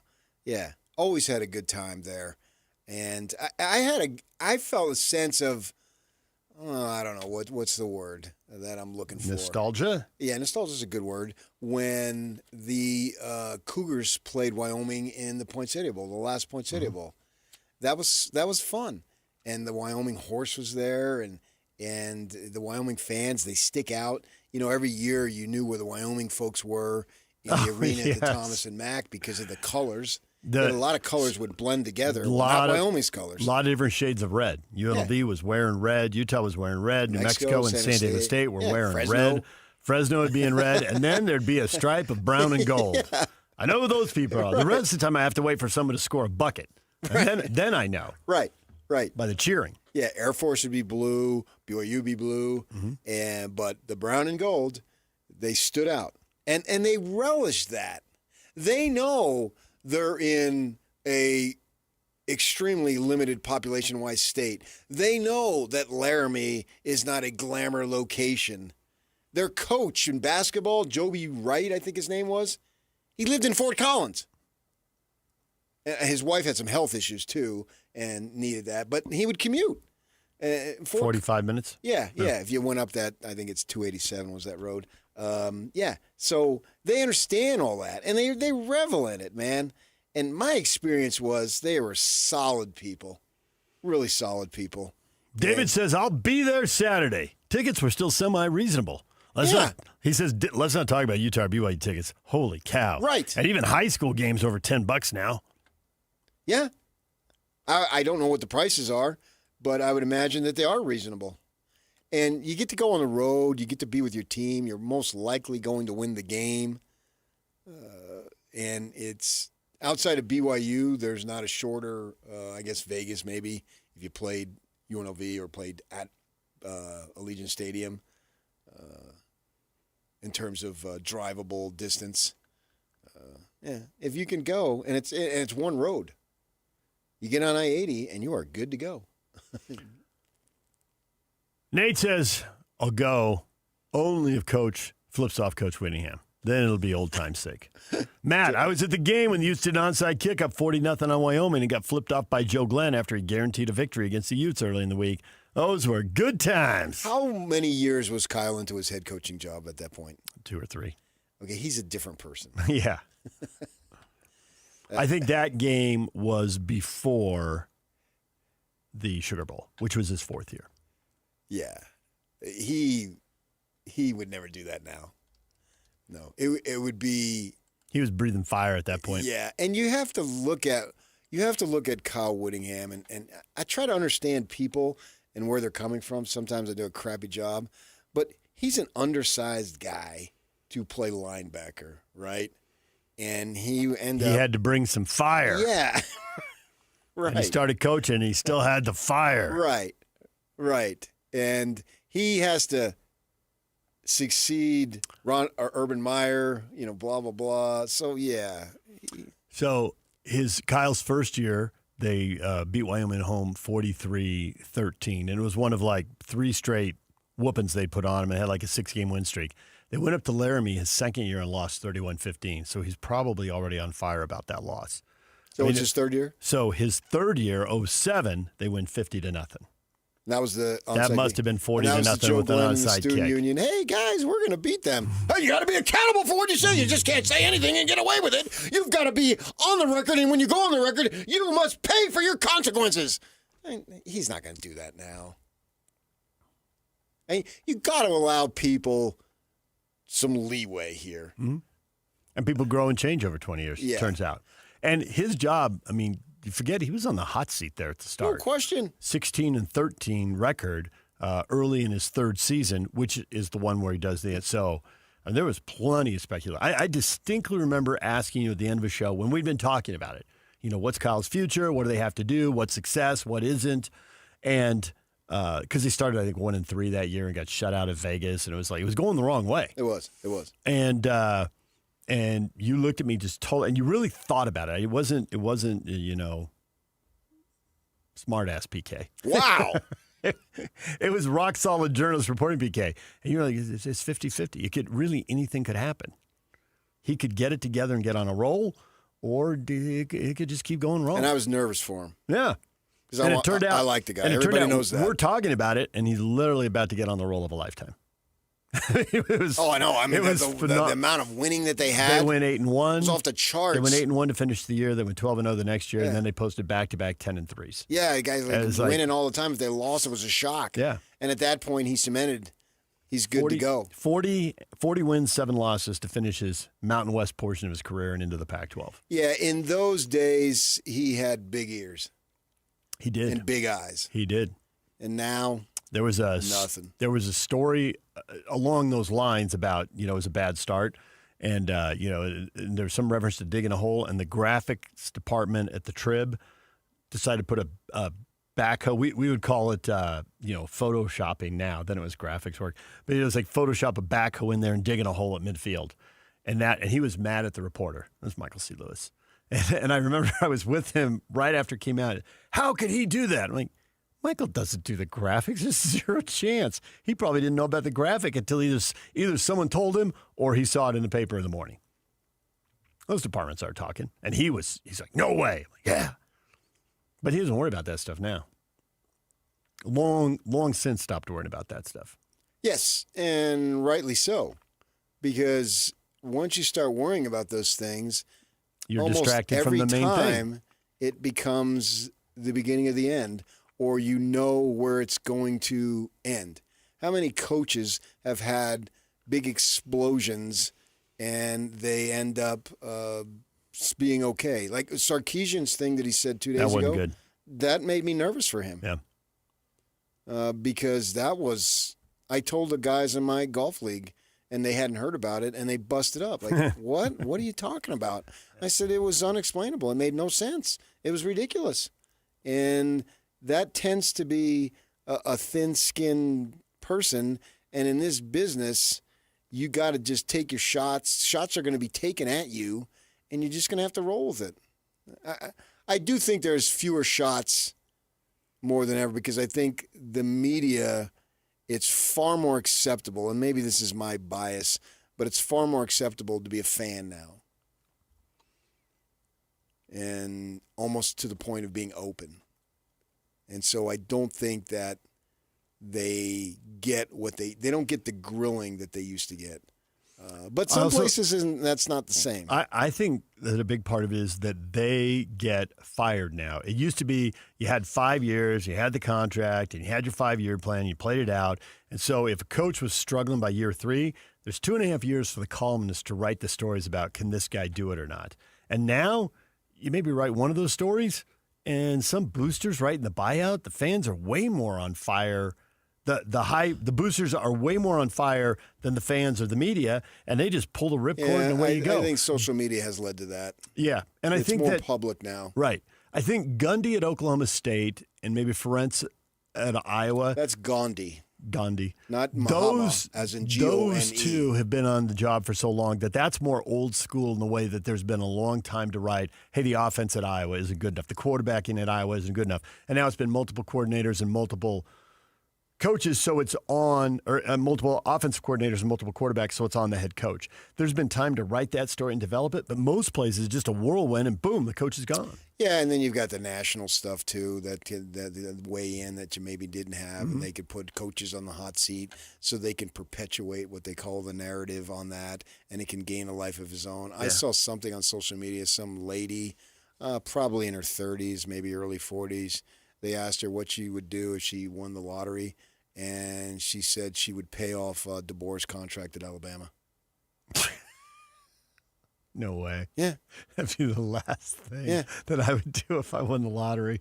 I would be paying off no coach's contract. Because he had some massive buyout, and it matters that much to her that and there's the difference between Tide win games. Alabama, San Diego State, and UC Santa Barbara. I wouldn't be buying out any coaches. Well, she may have been joking, but that was her response. And if I saw the video of it and it didn't sound like she was joking. And you're right about national people, coaches on the hot seat. Pat Forty's got 5 coaches on the hot seat, and I bet you can guess them. Pat $1.40? Mm-hmm. His 40-yard dash. He does that thing. Oh, that's clever. Uh-huh. And you know the coaches. Who's on the hot seat? College football. Kalen DeBoer. He did not put him on the list. No? Yeah. I think he is. The guy at Michigan, what's his name, Moore? Sharon Moore, yeah. Yeah. And these are big-time programs that are big-time winning is required. You don't get 3 and 4 years at these places. He has Ferentz and Gundy, and he has Deshaun Foster at UCLA. But that's always. Mm-hmm. You could put that the day after the new coach gets the job, put that coach on the job. Billy Napier. Billy Napier at Florida. Of course. Yeah. And he has Brent Pry at Virginia Tech, who somewhat surprisingly got a 4th season despite a 16-21 record. And now they're 0-2. Yeah, I'm not following Virginia Tech. I wasn't either. I don't even know. I couldn't even. I don't know if I could have named you the name of the coach. I could not have. I was surprised. And then I saw 16-21. That just goes to we are so immersed in the Big 12 right now. Yeah. Oh, he's 16. He's 16-21. 0-2 in his 4th year. So there you go. There's his 5. Yeah, he didn't have Michigan on the hot seat yet. Well, I actually even saw a list of candidates for Napier's job. Lanning was on it. DJ PK, it's 97.5 The Zone. Coming up top of the hour, Alex Taylor, Wyoming Cowboy beat writer for the Laramie Boomerang and the Wyoming Tribune Eagle. He's got an AP vote. He thinks the Utes are very, very good. We will talk with him about that and the game this weekend coming up at 9 o'clock. It's a Win Tickets Wednesday. We're giving those tickets away Coming up in about 20 minutes right here. Oh, you want to do it next? Yak wants to do it next. So concert tickets right after the break. Stay tuned. And now, a look at traffic from the KSL Traffic Center. Northbound I-15 is a parking lot from 2100 north in Lehigh all the way to 600 south in Salt Lake due to a freeway closure. All traffic must exit at 600 south as the ramp from I-80 eastbound to northbound I-15 is closed due to a fatal car crash there. Allow an extra hour or so to get where you need to go if you're headed northbound this morning. This update is brought to you by GoPave Utah. Put your energy into the fight song, not fighting for parking. You win when you take UTA to the game. Play your trip today at rideuta.com. With your KSL traffic update, I'm Jake Hatcher, 97.5, the KSL Sports Zone.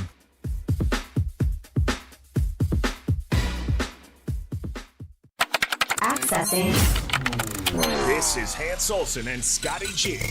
The man who graces us with his presence every Tuesday at this time, it is Ian Fitzsimmons. I'm begging you, just a message to the Red Raiders and to the Utes. Deliver this outstanding game to us next weekend. Everyone talks about John Mateer and Ben Arbuckle going from Washington State to Oklahoma.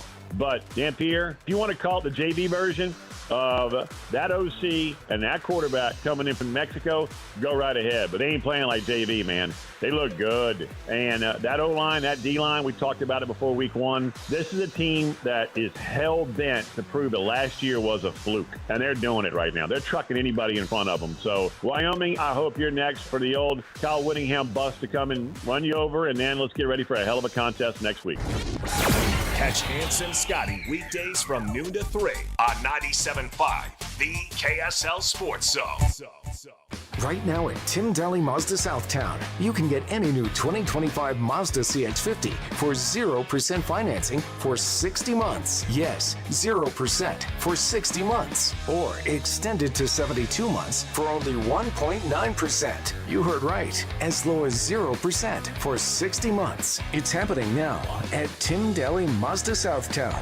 APR OAC. Not available with any other offers. See dealer for complete details.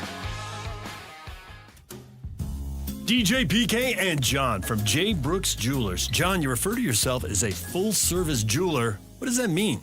Once upon a time, before national stores and online sites flooded the market, your local family jeweler was the expert in your life that handled all your jewelry and watch needs. J. Brooks is that full-service jeweler today, where everything is handled by us, including appraisals, jewelry repair, watch repairs, as well as general service of all Swiss brands, and the most beautiful custom creations, including our new JBJ Bridal Collection. We can take your existing jewelry and freshen it up, or we can repurpose it completely with a fresh design, but using all of the sentimental parts that you already own. And of course, if she's ready for the upgrade you always promised, we can help you with a selection of a new larger diamond to say I love you more than ever. So whatever your celebration is, let J. Brooks help you any way you may need. J. Brooks Jewelers, Murray and Lehigh, and online at jbrooksjewelers.com, where women know what women want.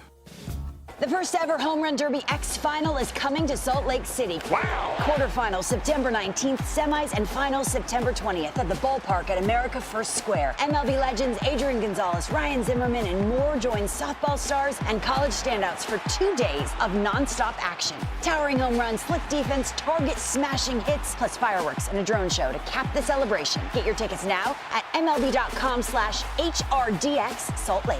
Major League Baseball trademarks used with permission. Sophia's here to see a pig. Jerry's here to buy some.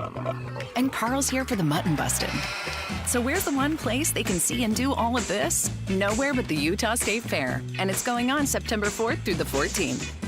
Don't miss Utah's own PRCA Rodeo September 5th, 6th, and 8th at the Days of 47 Arena. Watch the world's top cowboys and cowgirls compete in the final qualifier for the national finals. That's September 5th, 6th, and 8th only at the Utah State Fair. This is Devin Dampier. As a new quarterback for the Utes, preparation is everything. Every practice, every play, every decision. And that preparation starts long before I step on the field. It starts with what I put in my body. That's why I choose Culligan water, Salt Lake City. Their healthy, clean water isn't about quenching thirst. It's about optimal hydration, faster recovery, peak performance. It's the foundation of staying sharp on and off the field. For me and for my game, it's got to be Culligan of Salt Lake City. Drink what I drink. Visit CulliganSLC.com or call 801-509-9602. Hey, Benjamin, we've got a surprise for you. What? You have a brother. A $100 bill just like you. Hey, I'm Ben. What? We just got him for joining America First Credit Union and opening a new checking account. And you're going to live together at America First. What? This is nice. For a limited time, new members get a $100 cash bonus when they open a checking account or $50 when they open a youth checking account. So head to americafirst.com and get your money working today. Membership eligibility, terms, and conditions apply. Federally insured by NCUA. Welcome to fall in Cedar City and Bryan Head, Utah. The perfect place to stay for scenic drives, colorful leaves, and cool mountain air. Experience Cedar Breaks and Zion National Park at their best. Check out visitcedarcity.com for more. This is your Cougars at 30 update. Presented by Kenny J's Barbecue on 97.5, the KSL Sports Zone.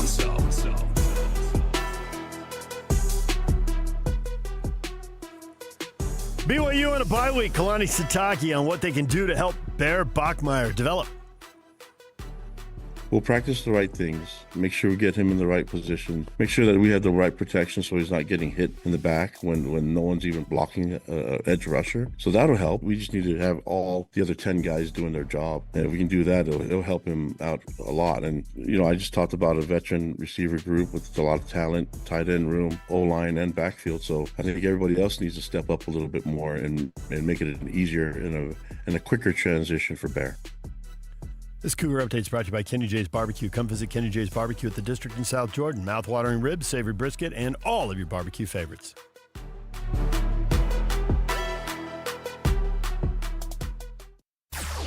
Nobody gets you ready for Utah football more than the KSL Sports Zone. Ready?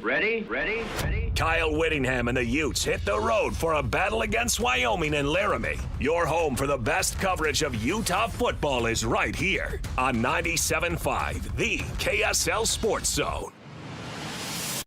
This is DJ and PK on 97.5, the KSL Sports Zone.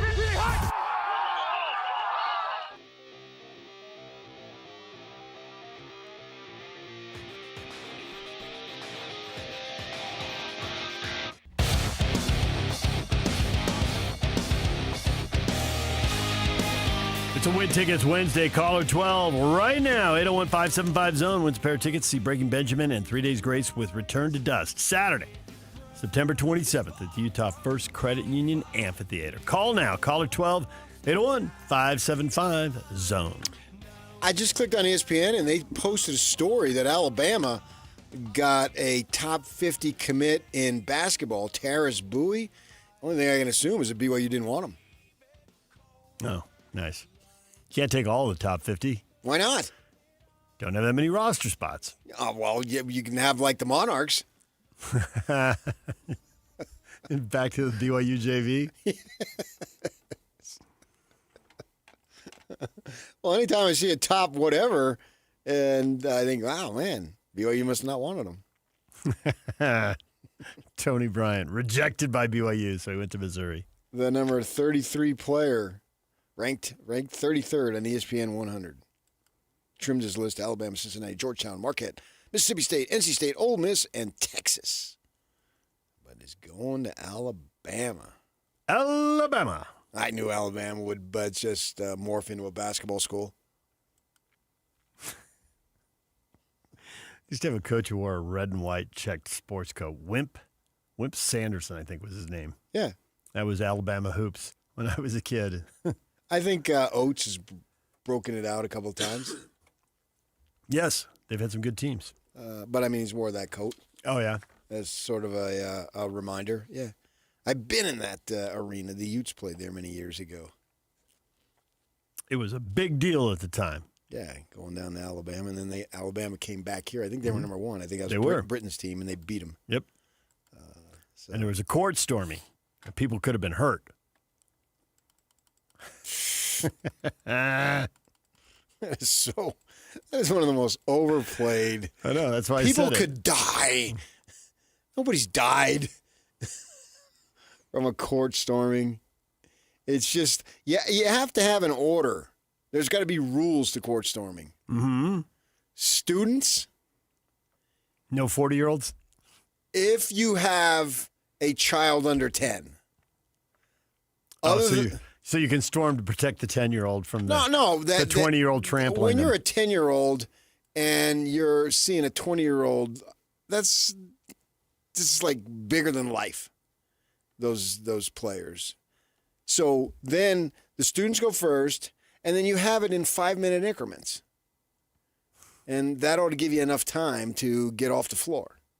And it ought to be said, if you storm the floor, you do it at your own risk. So if you get in a player's face. That's what they're really afraid of, is the visiting player. The home team wins. It's a big upset. The home fans storm the court. Somebody says something, and a visiting player snaps. That's what everyone's trying to avoid. Well, then they have rules. Yep. Don't get in a visitor's face. Ignore them completely. If they are in your path, move out of the way and let them proceed in an orderly fashion to the locker room. Yes, don't get in anybody's face from the other team. Mm-hmm. If you do that, then that doesn't remove the responsibility of the player, but that also doesn't remove the responsibility of the player whacks you, which rarely happens. If it were to happen, you need to have responsibility too. And I think by and large, the Ute fans have been great about storming the field. I mean, they're very good at it. And then the one idiot tries to get in Bronco's face. And it becomes legend. Yes. Good thing he was wearing suspenders. And then that was in the early days of Twitter. And then I put it out there because I was standing, not less than 10 feet away. And I put it out there. And guys accused me of making bleep up. And then when they saw the video, they deleted their tweets. The video appears. No accountability. Yeah. You should onside kicked on him. But this idea, would they fine Ole Miss for doing this? This is ridiculous. Fine them. They won a big game, or Mississippi State, I think it was, last week. Mm-hmm. In dramatic fashion. They beat the Sun Devils. Long touchdown pass with 30 seconds left. They're only the fourth team who's beat Dillingham. They just have to storm after every win. And when you go 2-10, they're just happy to win a game. They win 2-10. Who? Mississippi State. Oh, they're not going. That's happy last to win year. A game. Yeah, but I know, but their fans are happy to win a game. They just went through 2-10. No, but that's last year. It is last year. I get that. But Mississippi State has had fine teams. Dan Mullen coached there. Mm-hmm. That was probably that might be their best run. He might have done the best work there. They're fine, which is why I can't believe that you downplayed him and didn't think he'd be able to beat UC Los Angeles. I did not. I tried to teach you, but you don't want to learn. Well, I'd seen a little bit of that Idaho State game, and they had two starters back, and it was scared. I've seen all of the Utah game. Uh-huh. They suck. They do. I believe you. You mark my words. Will he have the worst record at UCLA in 50 years? Will this team completely unravel? I'd say 63 years. What do you got, New Mexico or UCLA now? I'm going with the Lobos all the way. And it's funny that we had those guys talking early. Man, if they can beat Utah, they could start 4-0. They're not even going to get to 4 wins on the season. It doesn't look like it. It's like they got New Mexico and Northwestern, and they will not be favored in any games after that. They may pull an upset, but I don't think they're going to be favored. Yeah, and then they're going to give up. Oh, yeah. They're going to pack it in. If they get down a score or two at against New Mexico, what happens? They pack it in right then? And the wheels just come completely off? Yeah, I'd have to see the complexion of the game on that. And then we're going to have another 5-star quarterback who just isn't good enough and gets all this hype. And all the money. Is he the next Ongulele? Good enough to play, but not good enough to be a star. Yeah, but then they start bouncing around. I mean, how many years is he in Westwood? Can't you see him transferring? He's still a sophomore, so yeah, absolutely. Yeah. I mean, I don't want to guarantee that anybody stays anywhere 3 years. They either the kid wants to go or the kid finds out they're recruiting over the top of him or bringing in another transfer, and they head off somewhere to play. Or the program just sucks, and you want to win a little bit more. Yeah. I mean, a new head coach wants a new quarterback. That wouldn't be surprising. Oh, they're not going to fire Deshaun Foster after 2 years. Don't have the money. Now they got Big Ten money now. So what? I know they got to give some of it to Cal. I mean, you're just let why football hire struggle. him if you're only giving him 2 years? It's not like he took over Alabama. Let football struggle and put the money in basketball. I don't think you can let football struggle. I think there's too much at stake. Well, if the team quits and it all unravels. They need to beat It's already They need to unraveled. beat New Mexico and Northwestern really badly. I think they do. I agree with your point. And find themselves a way to get 2-2, and then you're looking at trying to get the 6 wins for the bowl eligibility. And that becomes the primary goal. Yep. And then if you get that, well, you can say you've shown progress. And you have. You have shown progress. I think fan bases and administrations, you have to have some sense of realism here. What are you trying to accomplish? Now, what you're trying to accomplish versus what other program is trying to accomplish, it may be two different things. It's like retirement plans. They're all not the same. That's why Trajan Wealth can help all of you. You see what I'm saying? I see what you did did there. What you got to there. have here with the Yak's making faces. You got to have reasonable expectations for your program. May not be reasonable expectations for the program down the street or in the conference, right? And I think that's what you have to set up. Where are you on the totem pole? And how much is it going to take to get there? What are your checklists of goals? You know, we talk about everybody wants to go undefeated, and then if they have one loss in the non-conference, well, we've got the conference season. And then if they have one loss in the conference season, hey, man, no one's going undefeated. You know, and so you check them off. And for BYU last year, the dream literally stayed alive all 12 games of winning the conference title, in this case, getting to the conference playoff game. And for Utah, in a shocking manner, by November, it was find a way to get to 6. It all fell apart, yeah. Although I wonder how bad they really wanted to get to 6. Because that meant you had to practice more and had to play in a crappy bowl as opposed to you could be done. They don't want to have a losing season because it sounds and looks terrible. But you're right. The desire to stick around for a few more weeks at that point was low. But the alternative was 5-7. They hated that too. You were left with bad choices. Well, yeah, but either way is bad. I think what they did then, they wanted to make sure that they won the last game. So the seniors go out the right way. And then you were gratefully done, and that was it. And you put that to bed, and away you go. And then for the seniors, they go on and do their thing. Go find your coordinator, go find your quarterback, and get on with it. Right. And here we are this year, and now and I think it's true for Utah. I think their expectation of their fan base is accurate. Get to the playoff and see what you can do there. I think some folks with the Utes, they're a little bit overboard thinking, oh, man, we can compete with Ohio State. The best. I'm not so sure about that. But everybody else, I think you can. Yeah. Well, we saw that in the playoffs last year with all the blowouts, and there were a few exceptions, but not many. And the ASU Texas game was one of them. It might be the only one. Yeah. So there really are tiers. There are. Yeah. And like you can get to the top 10, but you can still be a long way from the top 4. Uh-huh. I agree with that. And I've got zero problem putting Utah in that second group. And we'll see if BYU, where they are. Maybe not this year, but man, if they find a way to get 8-9 wins and you got Grizzly Bear coming back, that changes everything. And you got the cash over here. Now you're talking. Yeah, possibly. DJ PK, it's 97.5 The Zone. And now, a look at traffic from the KSL Traffic Center.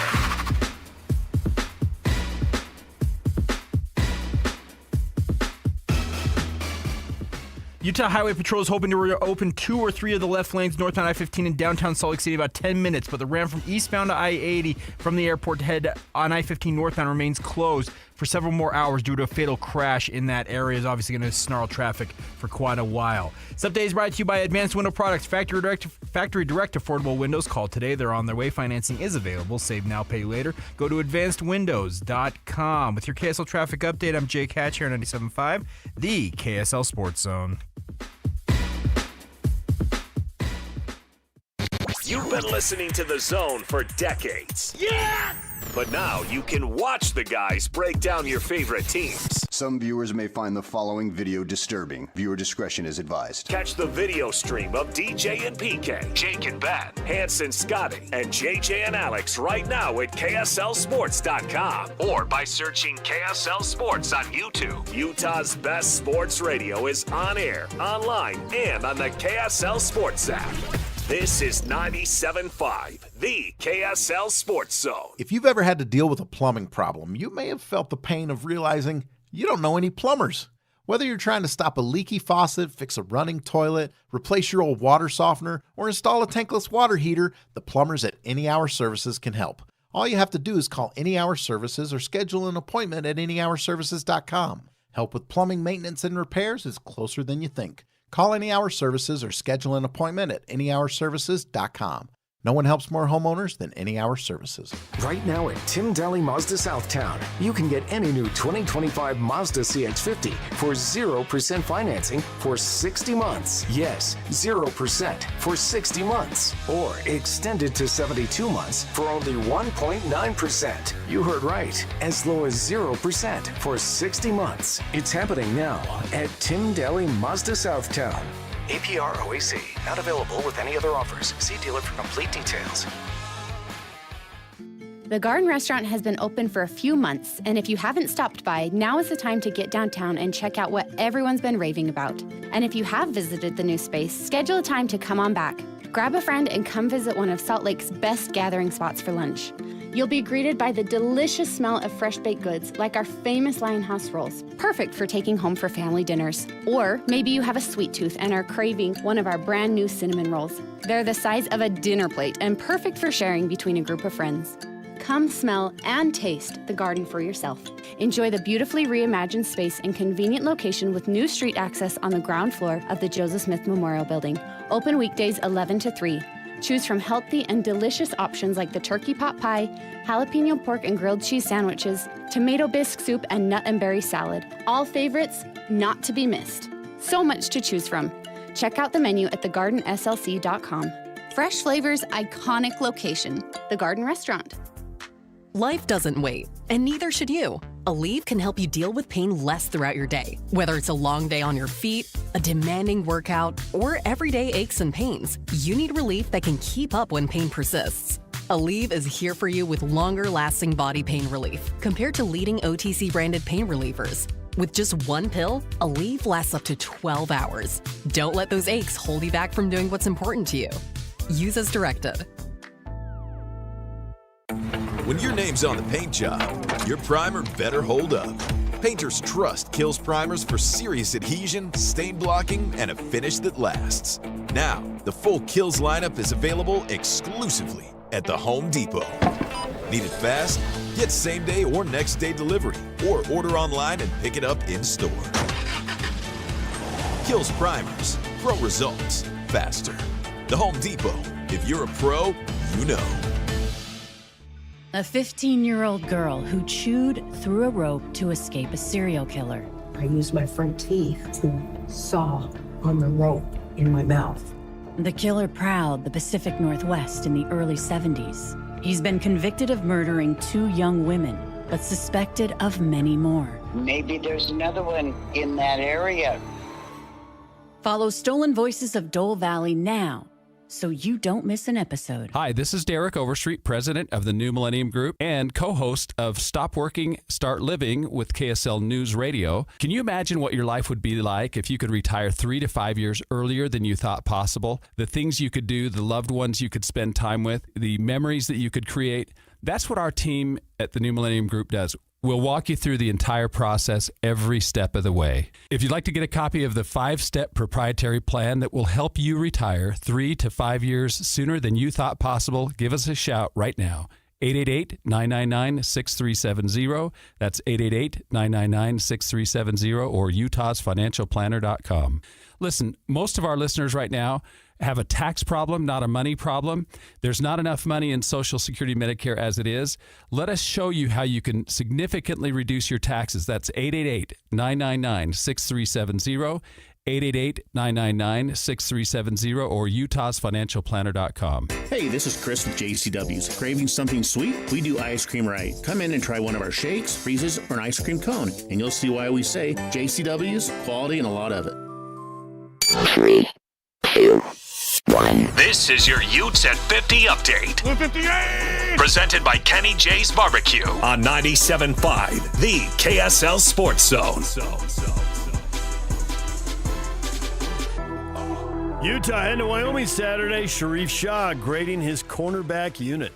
I don't like the way we're tackling. We're still too inconsistent, but from a coverage standpoint, we're in good position, making throws difficult, a lot more disruptive at the line of scrimmage. So if I had to grade us right now as a unit, it'd be like a C-, and that's being really gracious on the grades. Could have easily been lower. This Ute update brought to you by Kenny J's Barbecue. Come visit Kenny J's Barbecue at the District in South Jordan. Mouth-watering ribs, savory brisket, and all of your barbecue favorites.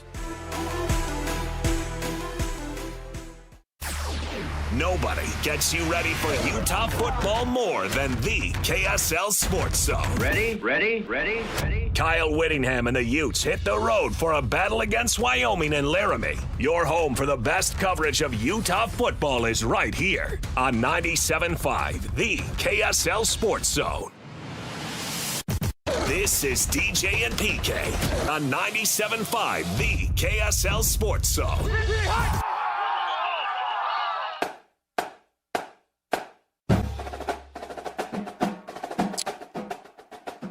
The Mr. Mac Utah County High School Player of the Week this week was Westlake High School defensive back Finn Moore. He helped the Thunder beat South San Francisco, California 45-7 as he tallied a 48-yard pick six and also returned a kick 68 yards for a touchdown, in addition to contributing 2 tackles on defense. Don't miss the KSL Sports Game Night live game of the week this week as the Syracuse Titans take on the Alta Hawks. Catch the action Friday night on KSLSports.com, the KSL Sports app, or here on the KSL Sports Zone. The Utah County Player of the Week Award is proudly presented by Mr. Mac. No one buys, no one sells, no one cares the way they do. Absolutely no one. Way to dunk it. Question of the morning. How could this happen? An AP voter moved Florida up 2 spots on her ballot after losing to South Florida. Police. Police? P-U-H-L-E-E-E-E-A-Z-E-Y. No, that'd be Pleasy. Sorry. Man, I fell asleep on that one. So it's pretty simple, isn't it? She was tired. She was in a hurry. She looked at last week's AP Top 25 and Move teams. She didn't look at her ballot from last week, and hence the mistake. What do you mean she was tired? We're all tired. We're all overworked, underappreciated. You think Kobe Bryant gave up because he was tired? Nope, and he's not the voter who messed up the Top 25. There's no excuse. The Mamba mentality was made by other people who got their ballots correct. Now, you're hesitant to read responses, which means that there's a lot of gender abuse there. There's tons of them here. Hold on. Right. We got off this on the last one. That's why I brought it back up. There's a ton of response here. Kevin Graham getting shout-outs. I had forgotten about this. Chris, Kevin Graham may have been onto something with Quoof. You don't remember Quoof? No. Oh, he made a big deal of it. We can bring up Quoof when he comes on this week. What is it? Keep women out of football. You know, you got to be careful on that. Kevin never was. He just sprinted. Now, this is a female. So one person, whole group. There you go. Yeah, let's be careful on that. Dawn, popularity contest. Nothing more. The polls are a total joke.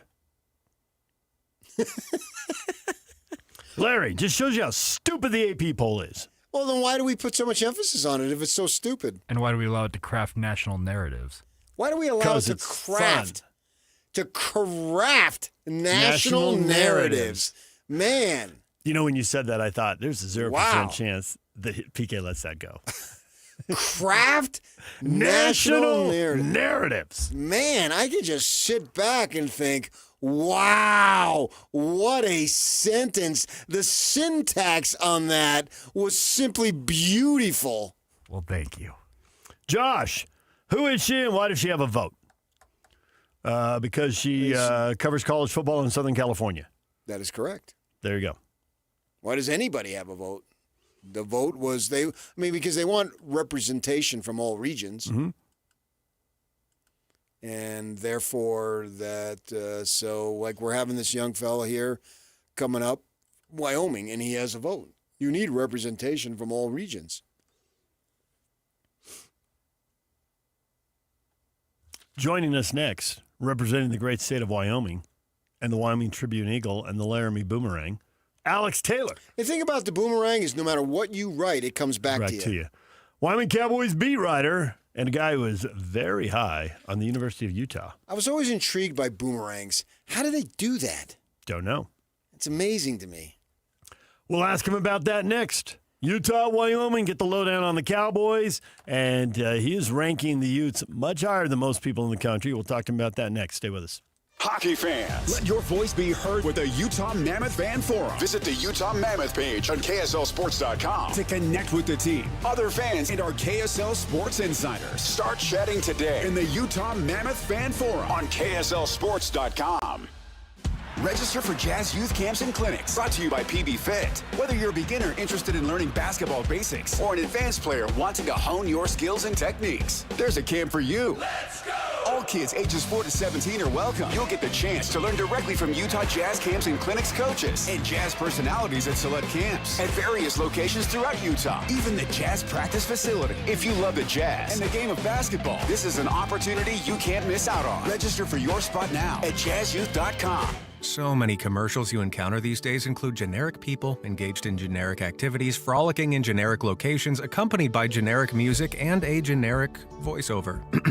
Pharmaceutical commercials are on the cutting edge of this phenomenon. In fact, I find myself less worried about the risk of lockjaw, intermittent loss of smell, or explosive diarrhea, and more concerned that the drug might turn me into a mannequin at Kmart. So what does this have to do with Shamrock Plumbing? Nothing, really. But if you find our commercials over the top, just remember it could be worse. They could be generic. The Utah RV Super Show, the premier RV event of the year, is back at the Mountain America Expo Center Thursday, September 11th through Sunday, September 14th. Come see new 2026 models and special closeout pricing on all 2025 models. The Utah RV Super Show is offering family passes Thursday, September 11th for $10 per family. Unplug from distractions and plug into family at the Utah RV Super Show. Discount passes at UtahRVSupershow.com. Stay up to date with everything Utah Jazz related with the new Jazz Notes newsletter. Get draft updates, analysis, and be the first to know about every off-season move. Visit KSLSports.com to sign up for the Jazz Notes newsletter.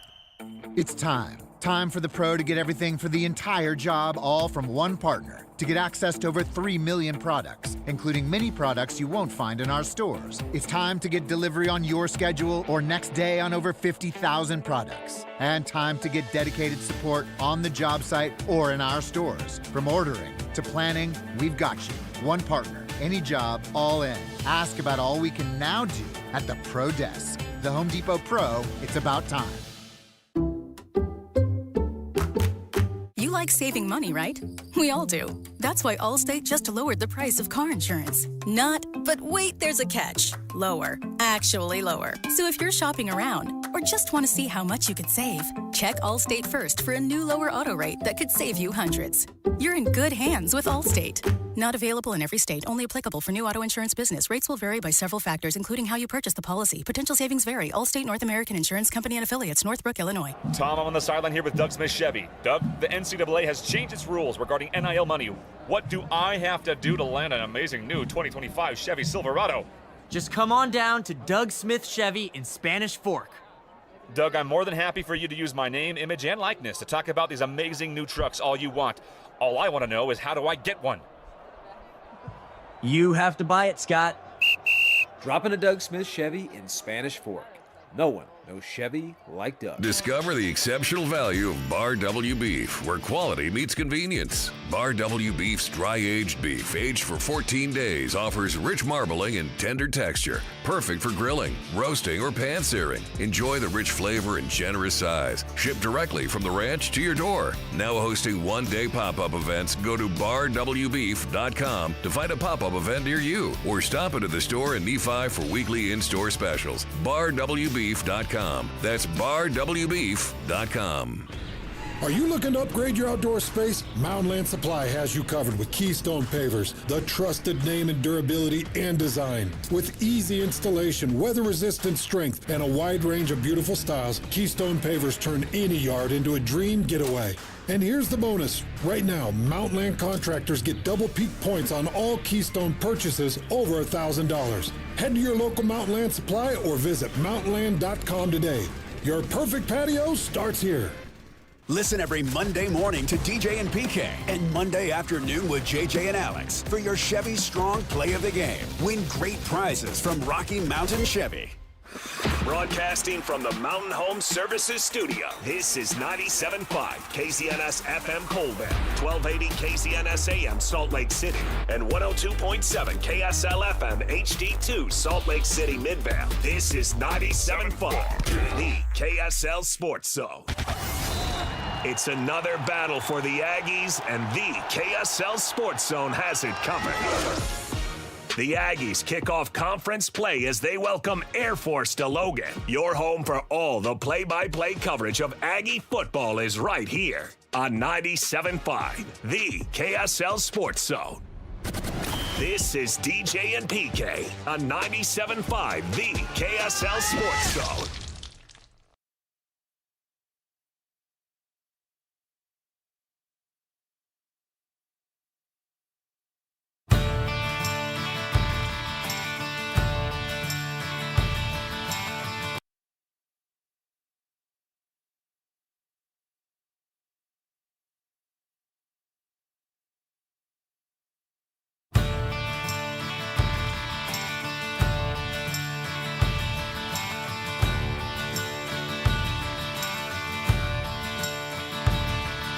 There's something wrong with the world today.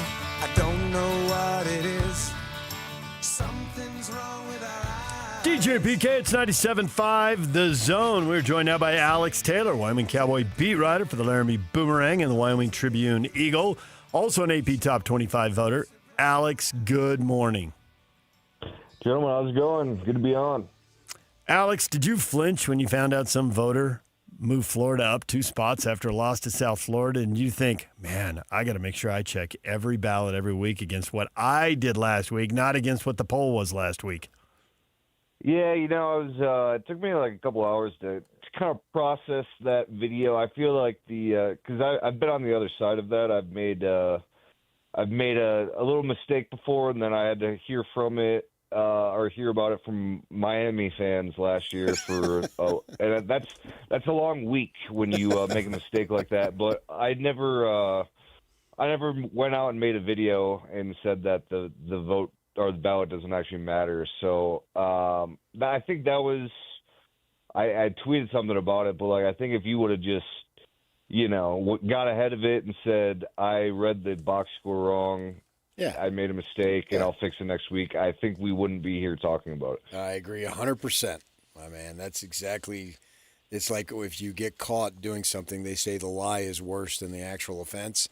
Yeah. And if you just say that – because I've done it. I don't do it anymore, but I was telling a story earlier. When Michigan one year, many years ago, was on fire, I forgot to put them in.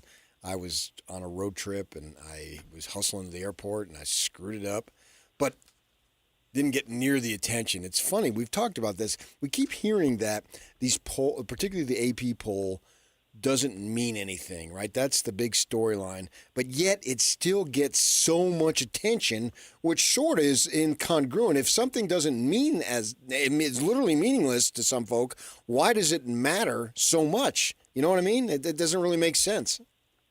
Yeah, it's really frustrating I mean, obviously she kind of said in the video, like, yeah, there's a ton of people that vote in this thing. I mean, there's 62 people. So, like, I don't know if I would classify that as a ton. And I guess what's frustrating from my vantage point about the whole thing is, like, it's really, I'm sure you went through this too, like the turnaround on this thing is so quick, and you're at a pretty big disadvantage on the West Coast of just the turnaround. Like, that thing is due, I think, at like I want to say like 9 or 10 a.m. Right. Mountain time on Sunday. So, like, I'd say 80-90% of the time, for say I'm covering a Wyoming road game in Boise, Idaho, like, I'm turning that thing in at like 5-6 a.m. in the morning, because I don't want to wait. I don't want to run the risk of waiting and something going wrong. So I'll do it after the game that I cover. So you're talking like, I don't know, like 4 or 5 in the morning. And that's not I don't know what her process is that she was talking about. Obviously it's not a very good one, but I try not to overlook anything. And I think you also have to represent the group of 5 a little bit. And especially these West Coast teams, it's very, very skewed to the East Coast, obviously, with just the majority of the teams being out there. Well, Alex, one of the reasons I wanted to have you on was to talk about the game, and another was to have you talk about the Utes. You've got a lot of respect for this team. You got them up number 12 in the country. There's like a half dozen people have them 11 or 12. You're one of them. Why are you so high on the Utes? Well, I'm going to be honest, Devin Dampier, I've had the opportunity to watch him play twice now, obviously, as New Mexico's starting quarterback. My first experience watching him play was he actually came in as a backup. The guy in front of him in 2023, I don't know if I ever got a clear answer if he got benched or was hurt or both, but Devin Dampier ended up coming into this game against Wyoming, I think in third, fourth quarter. It was in the second half, and he almost willed them to a kind of a comeback win. During Wyoming's 9-win season 2 years ago. He had I want to say like 71 rushing yards on 6 carries, and then obviously that was a little prelude to what he was able to do with the Lobos last year. And I would encourage any Utah fans listening to this, or anybody that covers the Utes, to go back and watch the highlights of that New Mexico-Wyoming game last year. I want to say it was 49-45 in Albuquerque. Yep. Devin Dampier had 207 rushing yards and 3 touchdowns, and then threw for 164 more yards and another touchdown. What kind of sank him, he threw a pick 6 right at the end. They kind of had an opportunity to, I think they racked up like 400 something rushing yards against Wyoming, and they decided to throw it late in the fourth quarter, and he threw a pick 6, and then there was a strip sack on the next play. But I wanted to say, just from what I've seen, I know we're kind of talking about this AP ballot, especially this early in the season. I think it's good to get a difference in opinions this early in the season, just because one team's 2-0 is, I would rather rank a 2-0 team who maybe hasn't played that hard of a schedule over like Notre Dame moved up a couple of spots, I think, after a bye week. So, like, I think as a voter, I think you're allowed to maybe take some educational swings. Obviously, there's going to be some misses in there. We saw what happened with Florida State last year, and maybe Alabama too this year. We'll see. But I think last year was maybe a down year for Utah. I think obviously you guys all know that, but I like the direction that they're going with Devin Dampier and what he's able to bring to that offense behind obviously a much better offensive line than he had in New Mexico. Yeah, I agree with all that. There's a lot of logic into that. I saw Dampier play several times last year, and he was electric. And so far, he's doing what he needs to do here. We'll see as the season progresses when they get into league play. But right now, everything is looking great. Now, as far as Wyoming, they got a couple of nice games themselves. And last week, Northern Iowa, the home opener, and Caden Anderson goes down, takes a big hit. I think it was a lost fumble on that one, and he came out. Backup came in. So where do we stand with him as far as the quarterback situation? Yeah, I was talking to offensive coordinator Jay Johnson. That was maybe a little bit of a combination of a miscommunication with the running back. Then also, it was almost like he got blindsided, but it was from the right side. Like he just didn't see it was a corner blitz, and he got absolutely smoked. Was on the ground for maybe 2-3 minutes before finally getting helped off, and he actually took a trip to the hospital before the game even ended to get some additional testing on his, I would assume, like his rib cage, upper body area. But Jay Salvell said Monday that he expects Caden Anderson to start and be available, which is obviously big for just Wyoming's offense right now. I mean, I would say that Jay Salvell is a transparent enough coach where I don't think this is like a Troy Calhoun, maybe say the guy's playing and then go throw out another quarterback as soon as the game starts. But I would assume that would mean that without any setbacks that Caden Anderson will be Wyoming's quarterback, and that's really big just in terms of his leadership. I mean, I know obviously he's only a sophomore, but he's kind of he's the engine of this offense. Obviously, he kind of is what makes this offense work, and I think we've kind of seen that early. Utah and Wyoming have kind of had similar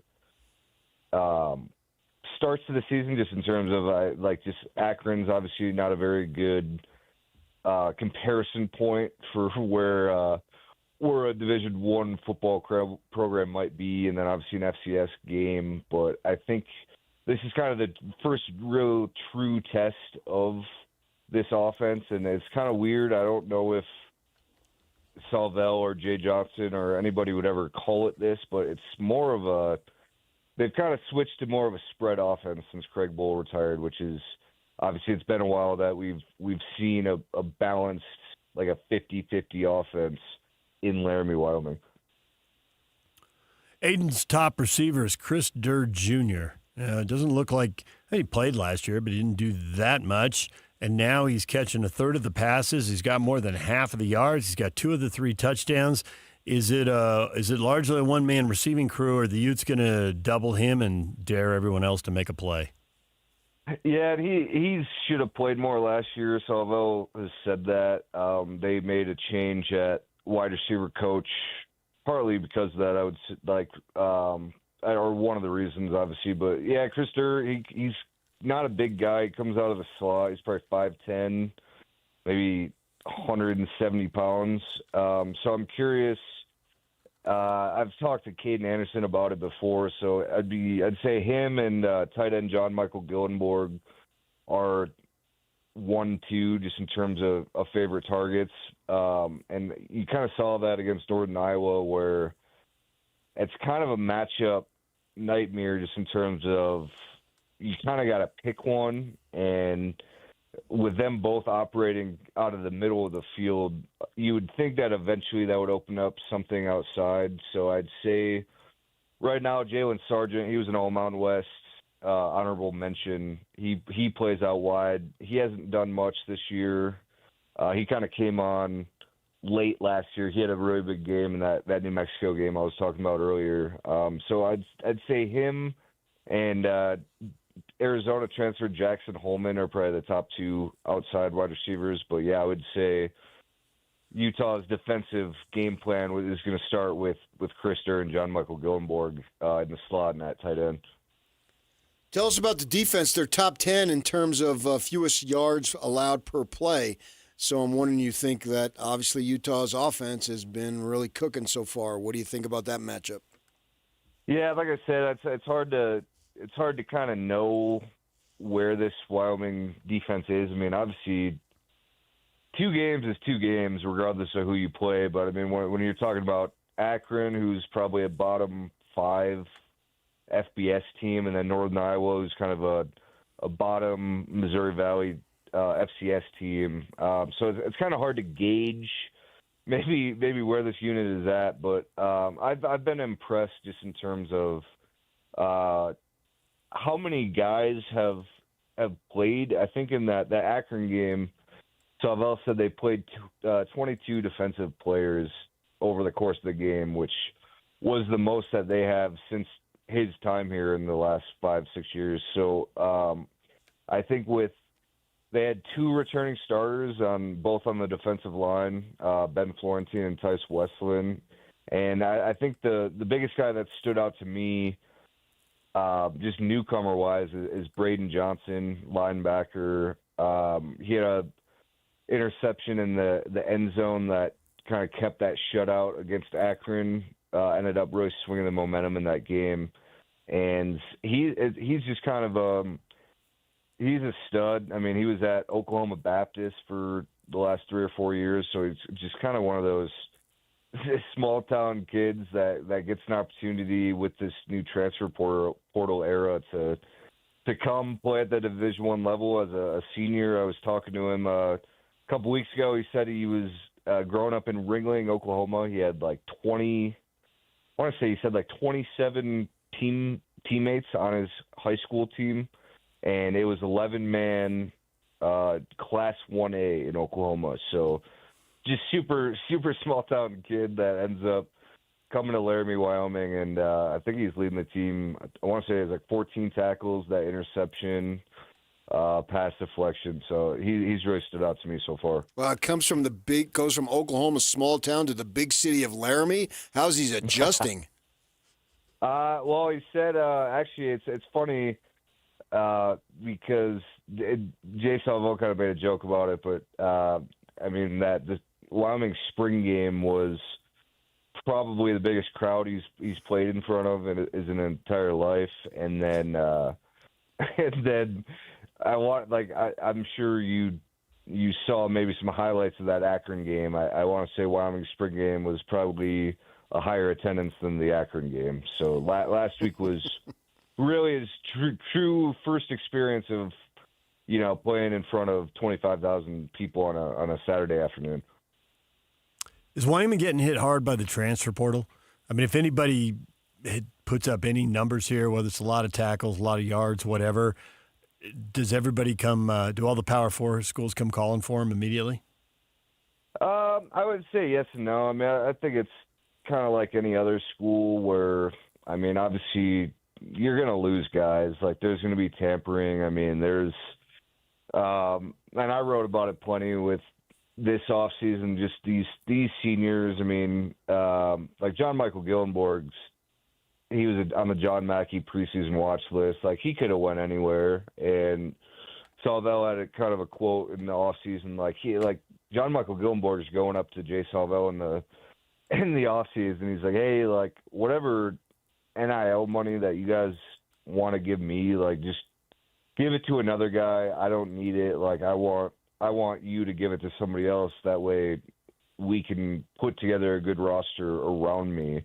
And I think that comes down to maybe that player relationship with the coaching staff, and I think that kind of goes a long way. But yeah, I mean, obviously not every player is going to be like that. I mean, if when you were 18 or when I was 18 years old, and if I played football and somebody came up to me and said, hey, here's $200,000 to come play football here, like, yeah, I'd try to take that as a 19-year-old. Like, it's legal, and but you also kind of have to weigh the good and the pros and cons of that. And I think there's a couple examples, and this is with any school, especially as a group of 5, of like, hey, we'll pay you X amount of money to come to whatever Power 4 school, but then I guess you got to kind of weigh, like, are you going to play, or are you just kind of getting paid to be a practice squad guy or a scout team guy just to add some depth into a better program? So I think there's definitely been some guys that put up decent numbers that went on to another level, but I'll sit here on a Saturday night or a Sunday morning and just kind of looking up their stats, and it's like their name's not even in the box score of the new team they're playing. So I don't know. It's kind of a pick your poison type of thing. In Laramie, Wyoming, how are merchandising going as far as the sales of Buffalo Bills jerseys, in particular one player?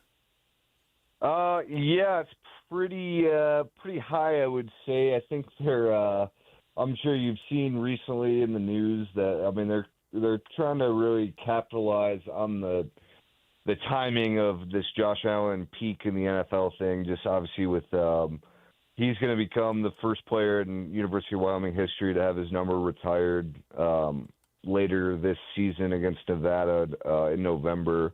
He's actually going to fly back for that game, which will be his first trip back to Laramie since his pro day. And I'm sure you saw they bought a Super Bowl commercial right after he won the MVP. So like I said, I think they're really trying to capitalize on his success right now, and it would be dumb not to. Like a lot of fans get upset about how maybe he's not deserving of these accolades. I mean, he's getting inducted into Wyoming's Athletics Hall of Fame.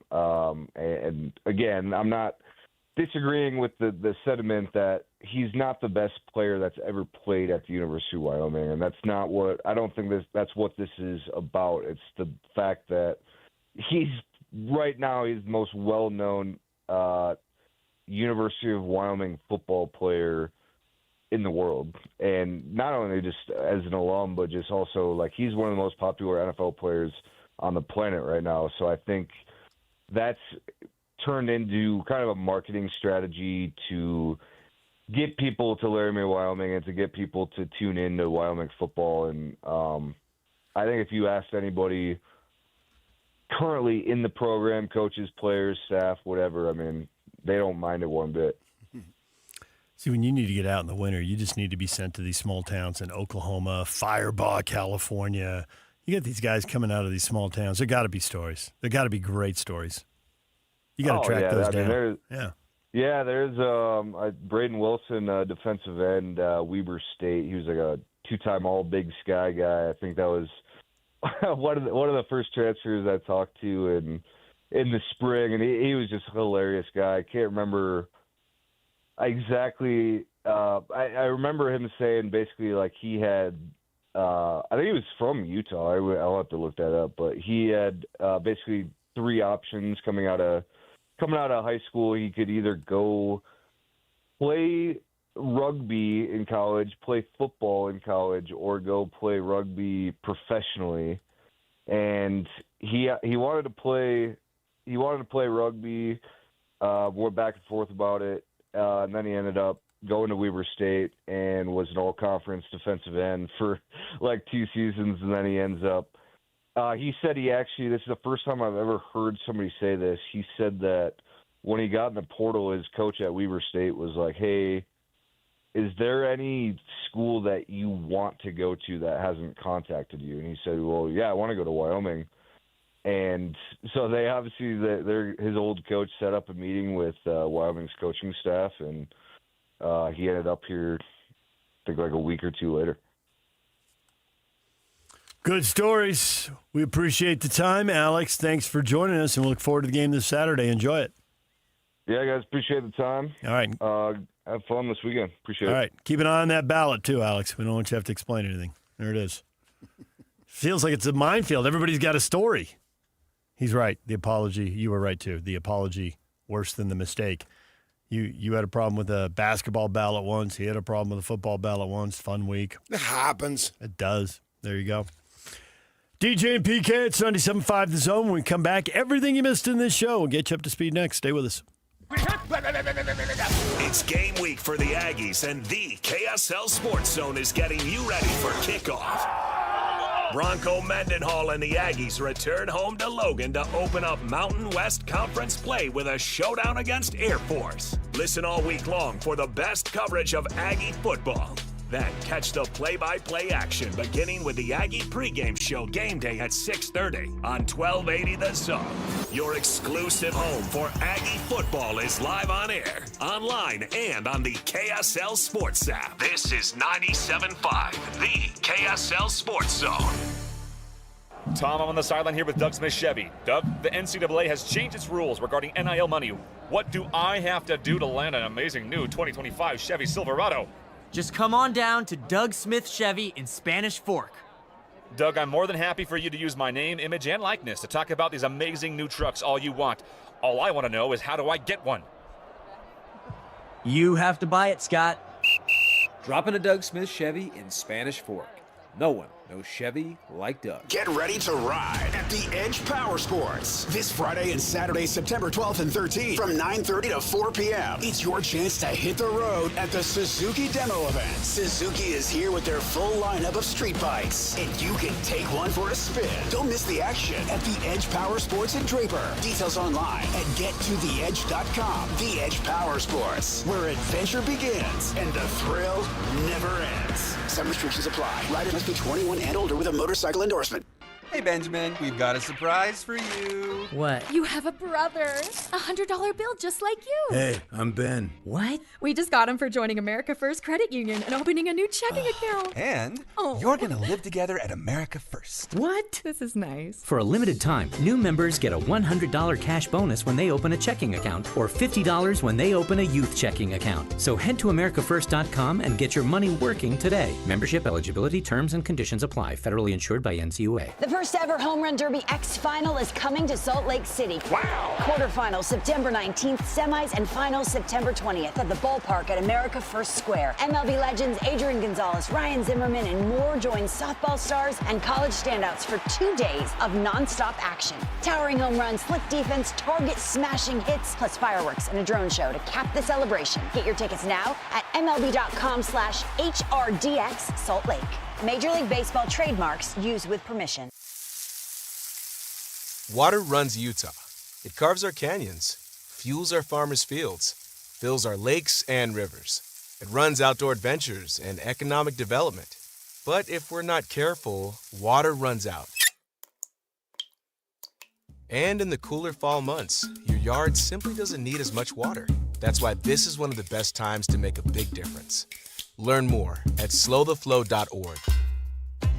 If you're 55 or older and into that whole saving money thing, T-Mobile has an exclusive phone and internet bundle just for you. Right now, get 2 unlimited phone lines plus 5G home internet for just $30 each per month with autopay, plus taxes and fees. And with 5G home internet, setup is easy with just 1 cord and no technician needed, which is great if you're also into that whole keeping it simple thing. Switch now and experience the best mobile network in the U.S.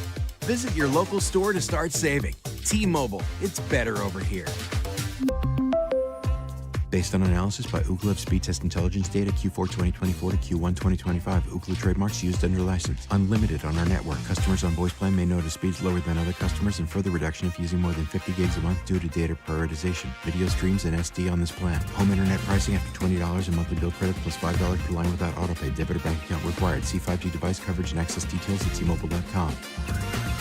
This is Ethan Millard with Teton Wealth Group. In retirement, you need a plan for these unavoidable problem areas: income, investments, taxes, healthcare, and a legacy plan. These are unavoidable. You will have to deal with this whether you're ready or not, so be ready. Call Teton Wealth Group today at 844-838-6600. Because you're a Zone listener, we'll do a full ascent plan for you at no cost and talk you through all 5 of these unavoidable retirement problem areas. Call Teton Wealth Group at 844-838-6600 or visit us at retireteton.com. Discover the exceptional value of Bar W beef, where quality meets convenience. Bar W beef's dry-aged beef, aged for 14 days, offers rich marbling and tender texture, perfect for grilling, roasting, or pan-searing. Enjoy the rich flavor and generous size. Shipped directly from the ranch to your door. Now hosting one-day pop-up events, go to barwbeef.com to find a pop-up event near you, or stop into the store in Nephi for weekly in-store specials. barwbeef.com. That's barwbeef.com. This is your Cougars at 30 update. Presented by Kenny J's Barbecue on 97.5, the KSL Sports Zone.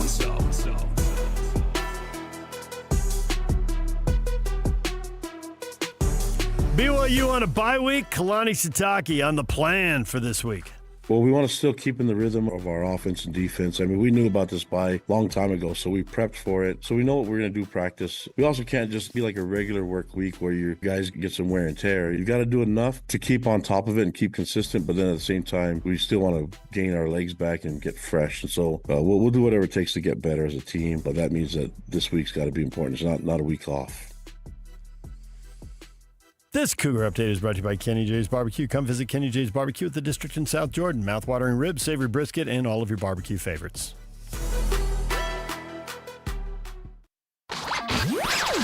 For all of you, less motivated listeners, it's time for your 9 o'clock. Where the heck have you been headlines? Where you at? With DJ and PK on 97.5, the KSL Sports Zone.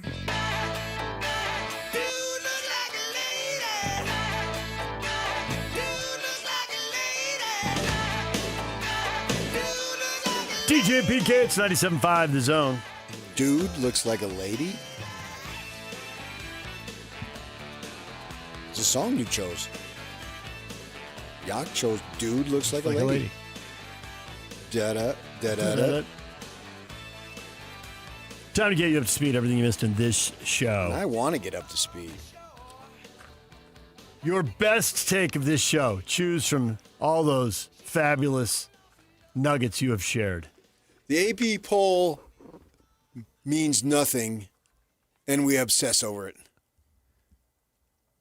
The obsession over nothing. How many times do you have obsession over nothing? It's just not that many times. And this is the classic example. Name me anything you obsess over that means nothing. Now, you could say broad-based sports. Because ultimately, sports means nothing. Right. To most of us. The folks who do it for a living. Don't we obsess too much about the minutia in our life, and then when something Minutia? Minutia.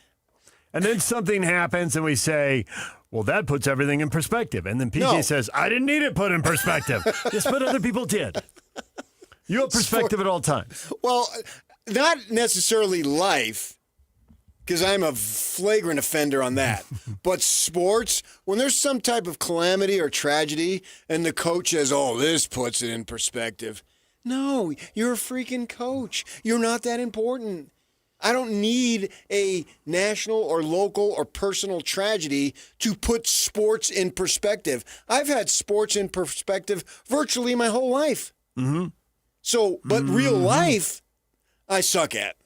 And I am the king of overreacting. And the good thing now is it takes me maybe 5 minutes to think, boy, that was stupid. Whereas before, I hung on to it. We were out golfing. I was with the old lady the other night, or other day, obviously. And I said something about something related to golf. And she just snapped at me.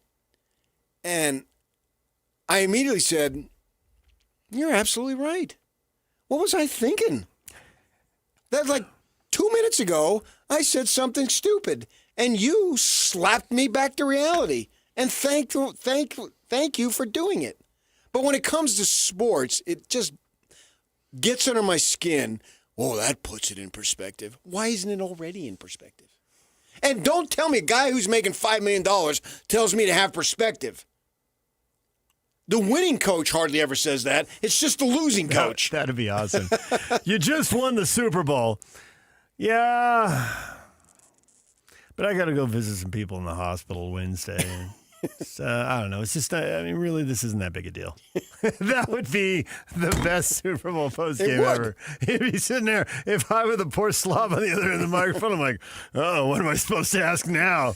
Well, about that pass in the second quarter. Because really, it doesn't mean much. I know. It doesn't.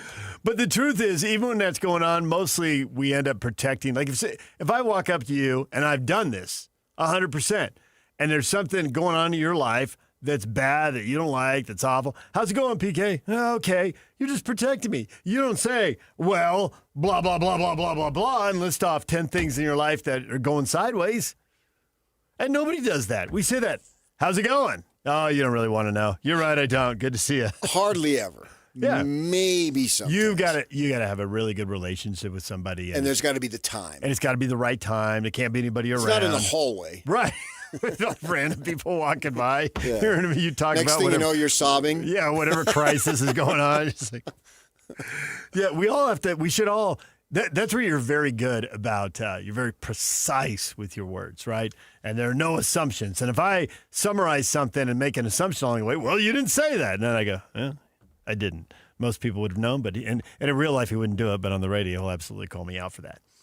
But we should go up and say, "Hey, it's good to see you," instead of "How's it going?" Because you don't really want to know how it's going.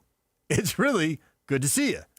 Well, I would push back a little bit that you don't know. I mean, you don't want to. If the individual wants to share it, then I'm obliged as a human being to pay attention. Yes. But if the individual doesn't, in most cases they don't, then you just continue on with whatever you're doing. But if that person, and you know that person, and that person has something that he or she wants to share, I'm grateful that I actually have a relationship with that person, that he would or she would want to share something that is intimate, that is heartbreaking, troubling, any of those phrases and in between. So you got all that going on. So, but yeah, I get your point. We just hit on Alex Taylor talking Wyoming football. We're all expecting this to be pretty lopsided. He votes Utah 12th in the AP Top 25. He's got a vote.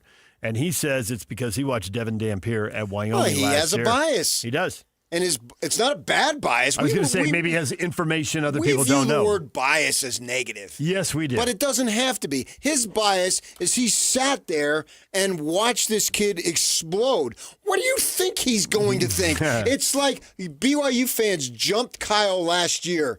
He sat there and watched Colorado demolish his team. And then he said they're the best team we faced. Right. And BYU fans are like, no, we are. Well, Kyle watched a 1-point game that swung on a couple of big plays in the fourth quarter. And a call that made him wish he wasn't in the Big 12. No, that was somebody else. If that referee had his head screwed on, Utah clearly wins that game. There Come it is. on. There it is. We all know that, don't we? Do we, well, though? All the U fans do. Which I consider myself one. Right, but the people who went to Mountain View would just go, do we, though? Go Bruins. You went to high school in the heart of Utah County. I thought you meant Mountain View Golf Course. I was thinking, No. That was because Yock dropped a do we, though, which is his second best comment of the morning. Feed the national narrative was the best one. That was Kraft. the best.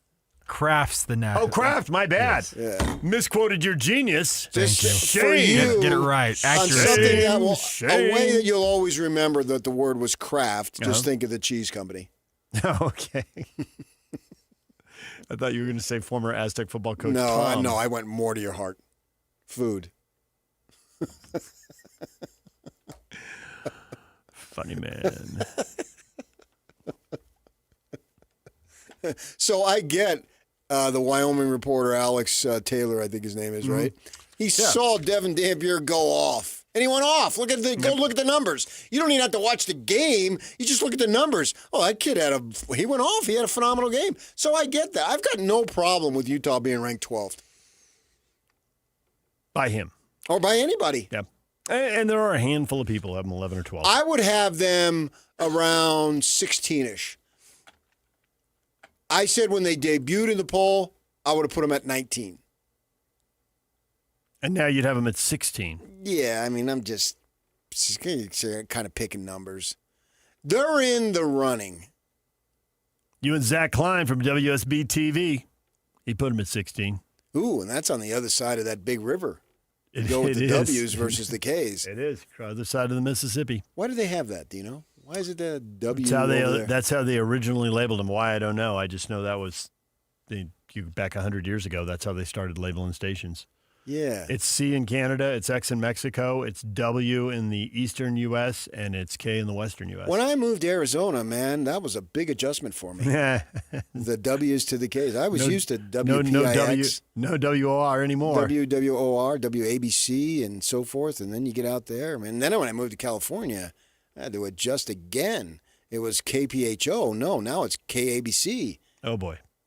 So they were the same as back in New York, only the K for the W. Michael Lev at the Arizona Daily Star has the Utes 16, just like you, and the Devils at 25. I think that's fair in both, but we're talking specifically for the Utes.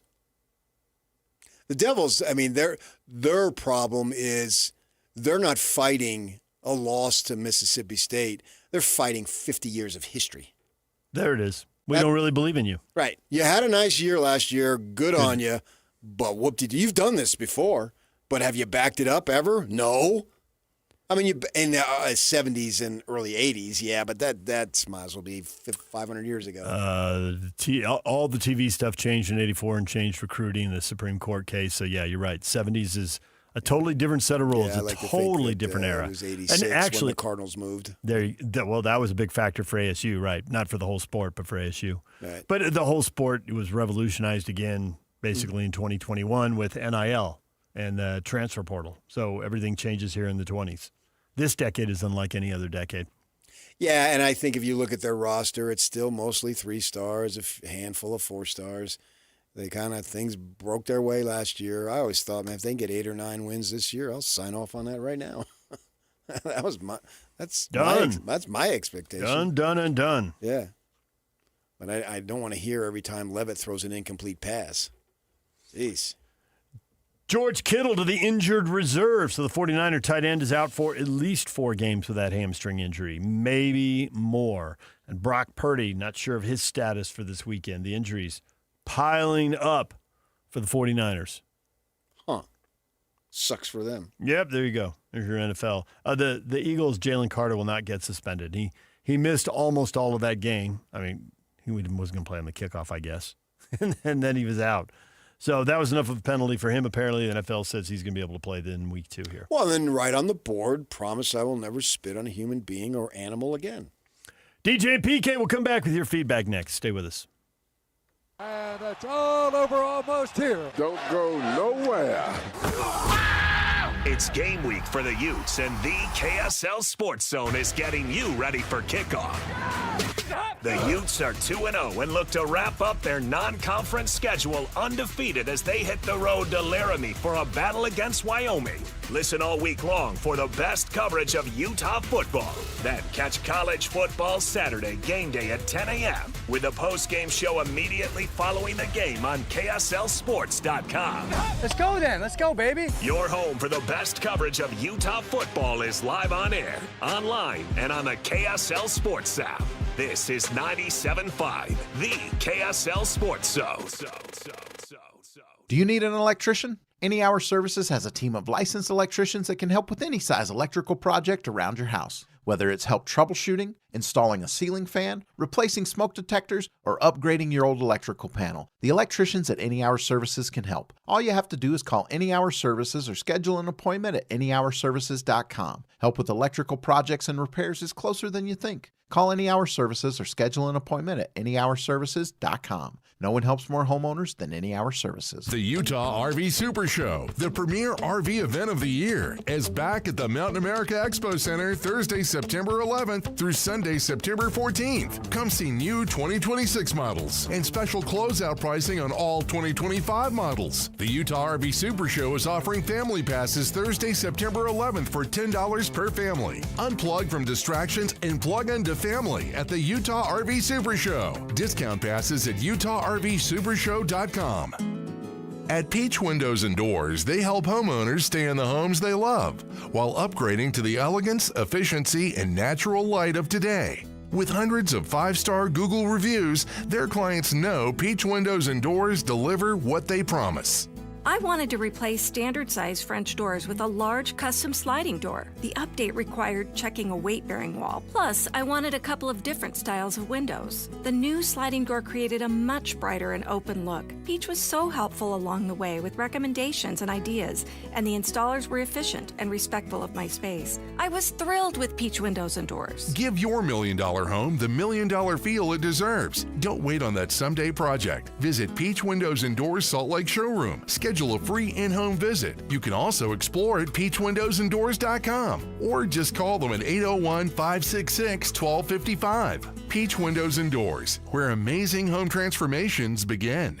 You worked hard for your 401k, but if you've left your job, your money might be sitting in the wrong hands. I'm Jeff Jr. with Trajan Wealth, and it's very possible that the 401k that you have had for years has hidden fees and limited investment choices. But if you're no longer with the company, that 401k may be at the mercy of your former employer. All of these things could be costing you thousands. Rolling over your 401k into an IRA can provide better investment options that align with your long-term goals. At Trajan Wealth, we're fiduciary advisors that are held to a higher standard with no hidden agenda and no hidden fees. Don't let your retirement dollars sit in an old plan, and don't roll it over to your new plan without consulting Trajan Wealth first. Call Trajan today at 801-899-7600. That's 801-899-7600. Advisory services are offered through Trajan Wealth, LLC, an SEC registered investment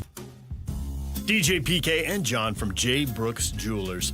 John, whenever someone loses a parent or a grandparent, it's difficult. Things get passed down inside the family. But if someone doesn't want a watch or a piece of jewelry, what's the next best step? At J. Brooks Jewelers, we're happy to help you sort through such a collection of things to help you know what is real and what has value. Of course, repurposing the items for the family is always the best solution, but if no one loves or wants the piece, the estate experts at J. Brooks Jewelers can help guide you on the best way to handle the liquidation and, of course, in complete confidentiality. We have buyers all over the country that we've established to get the largest return possible for your jewelry, coins, or watches to retain as much money as possible for the family. So whether you want to repurpose and create a new heirloom or liquidate part or all of the estate, let me and my team help you decide the best way to proceed. Call and make an appointment today at J. Brooks Jewelers in Murray and Lehigh or online at jbrooksjewelers.com, your trusted custom and estate jeweler. The Missionary Starter Package now at Mr. Mac is everything a missionary needs at an unbeatable value. It includes one slim or modern fit suit, 4 and collar stretch shirts, 3 Teflon treated washable ties, 1 mission belt, and a pair of Echo or Johnston & Murphy walking shoes, all for just $695. Fit is never a problem at Mr. Mac with free in-store tailoring. Ask for the Missionary Starter Package at all 9 Mr. Mac locations. Home Run Derby X is coming to Salt Lake City. MLB legends join softball stars. College standouts September 19th and 20th at the ballpark at America First Square. Wow. Tickets at MLB.com/HRDX Salt Lake. Major League Baseball trademarks used with permission. The KSL Sports Zone and Hercules Credit Union are highlighting people that impact youth sports. Nominate the youth sports volunteer you know for the Hercules Hero of the Week at KSLSports.com. 3, 2, 1. This is your Utes at 50 update. 58! Presented by Kenny J's Barbecue on 97.5, the KSL Sports Zone.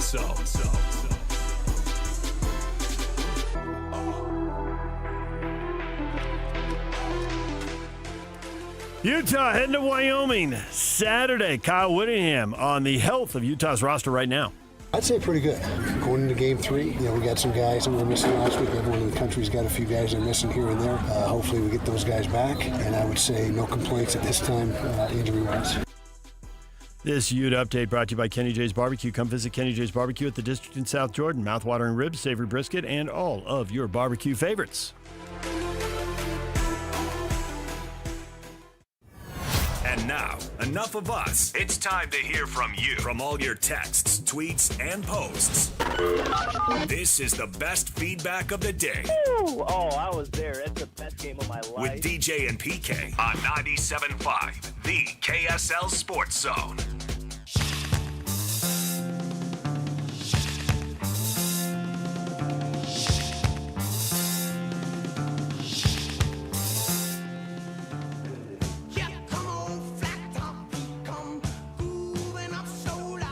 DJ PK, it's time for your feedback. What do you have to say about today's show?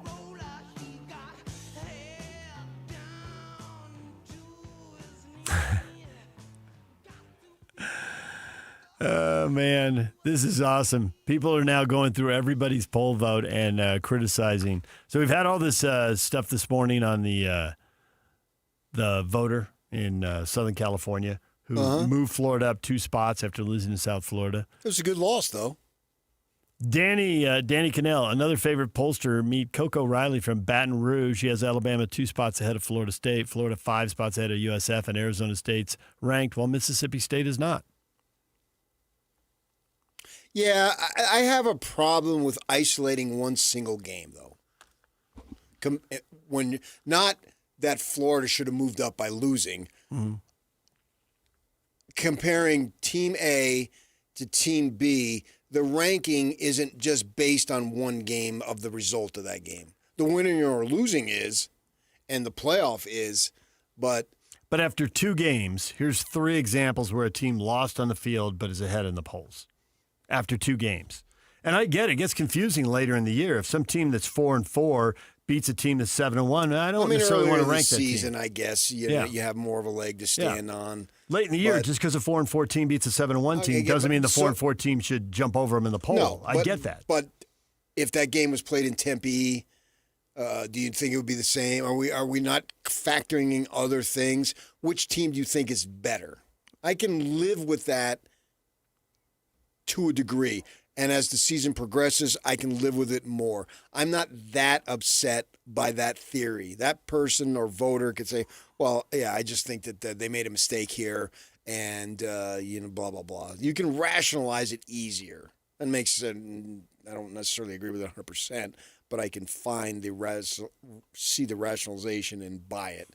Or maybe they just figured, who gives a crap? It's 25th. Who cares? Just write somebody down, and not think about it. There's a certain poll that we had to do here for a few years. When I got to 45 and 50, I mean, come on. I felt that way earlier, which is why I didn't want to do it. How can we possibly know this? Well, I did it out of friendship because I was asked. Yep. There are all kinds of theories. I think the most obvious theory is the correct one. Just made a mistake. Didn't look at last week's ballot. Looked at last week's poll, but didn't look at her own personal ballot from last week. Maybe she got in a fight with her boyfriend. You never know. Mr. Bogeyman says, we know you lost the race, but you still look bigger and faster, so we're just going to bump you up a couple of spots anyway. And I think there's a lot of that. It's not, this is highly publicized and it seems outrageous, but we hear that doesn't, in defense of this young woman, doesn't the committee sort of do that sometimes when we get down? They go with the brand. You always go with the brand. You're just assuming they're a bigger brand, so they're better. You have no idea if they're better. The brand is so powerful, and I think you're right when it comes down to the committee. Absolutely. Yeah. So she should have said that. It's as clear as last year that BYU didn't get considered. Well, the 2 lost teams that weren't in the Big Ten or the SEC didn't get considered. The 2 lost teams that were in the Big Ten and were in the SEC, they got considered. Yeah, brand. Well, actually, they got in. So they not only got considered, they got in. Yeah, and exactly. You can look at the polls, and there was, depending on what team you talk about, anywhere from 4 to 8 or 10 spot swing based on, okay, you all have 2 losses, but which league are you in? So she should have said, what are you criticizing me for? And recited all these other examples. Except she knew she blew it, so she got defensive. Yeah, but that would have been right. The committee does this every freaking year, it seems like. I really think that, and first off, there's a lot of mistakes in the poll, right? I mean, we didn't talk to that many people. So she made a mistake, and then you're immediately able to say, well, here's a mistake you made on the college basketball poll 20 years ago or whatever it was. Right. And then we have Alex on, and he tells us about a mistake he made in the poll last year. I know. So this stuff has happened all the time. And she's all of a sudden this young gal who maybe not have the experience, and the microphone is in her face, the spotlight is on her. And you better act perfect. I know. And now this other person is from Louisiana, I think. And they got 3 teams that lost on the field in the first 2 weeks of the season. They got them ranked higher than the teams they lost to. So this stuff is all over the place. All right, we're out of time. Jacob Bed coming up next right here on The Zone.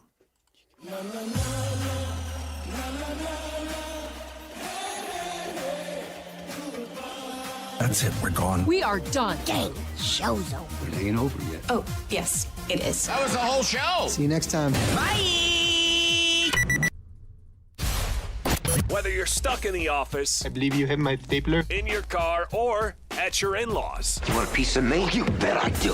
The Zone is with you every step of the way. Download the KSL Sports app to get live streaming of your favorite shows and access to all the latest updates on your favorite teams. Your home for the best coverage of the Utes, Cougars, Jazz, and Mammoth is on air, online, and on the KSL Sports app. This is 97.5, the KSL Sports Zone.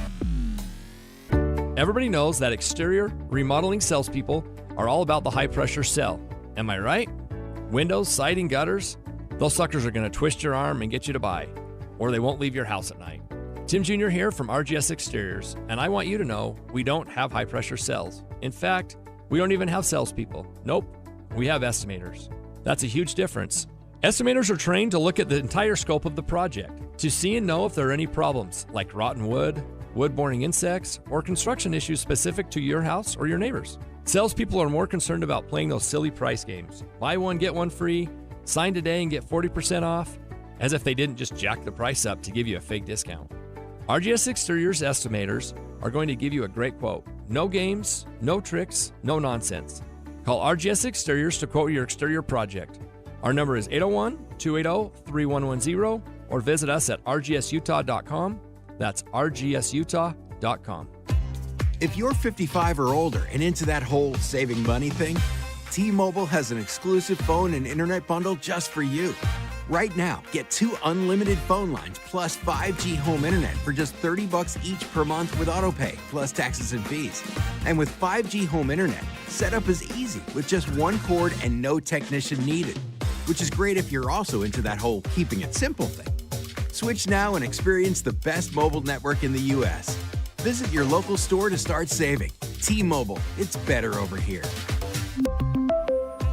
Based on analysis by Ookla of speed test intelligence data Q4 2024 to Q1 2025, Ookla trademarks used under license. Unlimited on our network. Customers on voice plan may notice speeds lower than other customers and further reduction if using more than 50 gigs a month due to data prioritization. Video streams and SD on this plan. Home internet pricing after $20 in monthly bill credit plus $5 per line without autopay. Debit or bank account required. See 5G device coverage and access details at T-Mobile.com.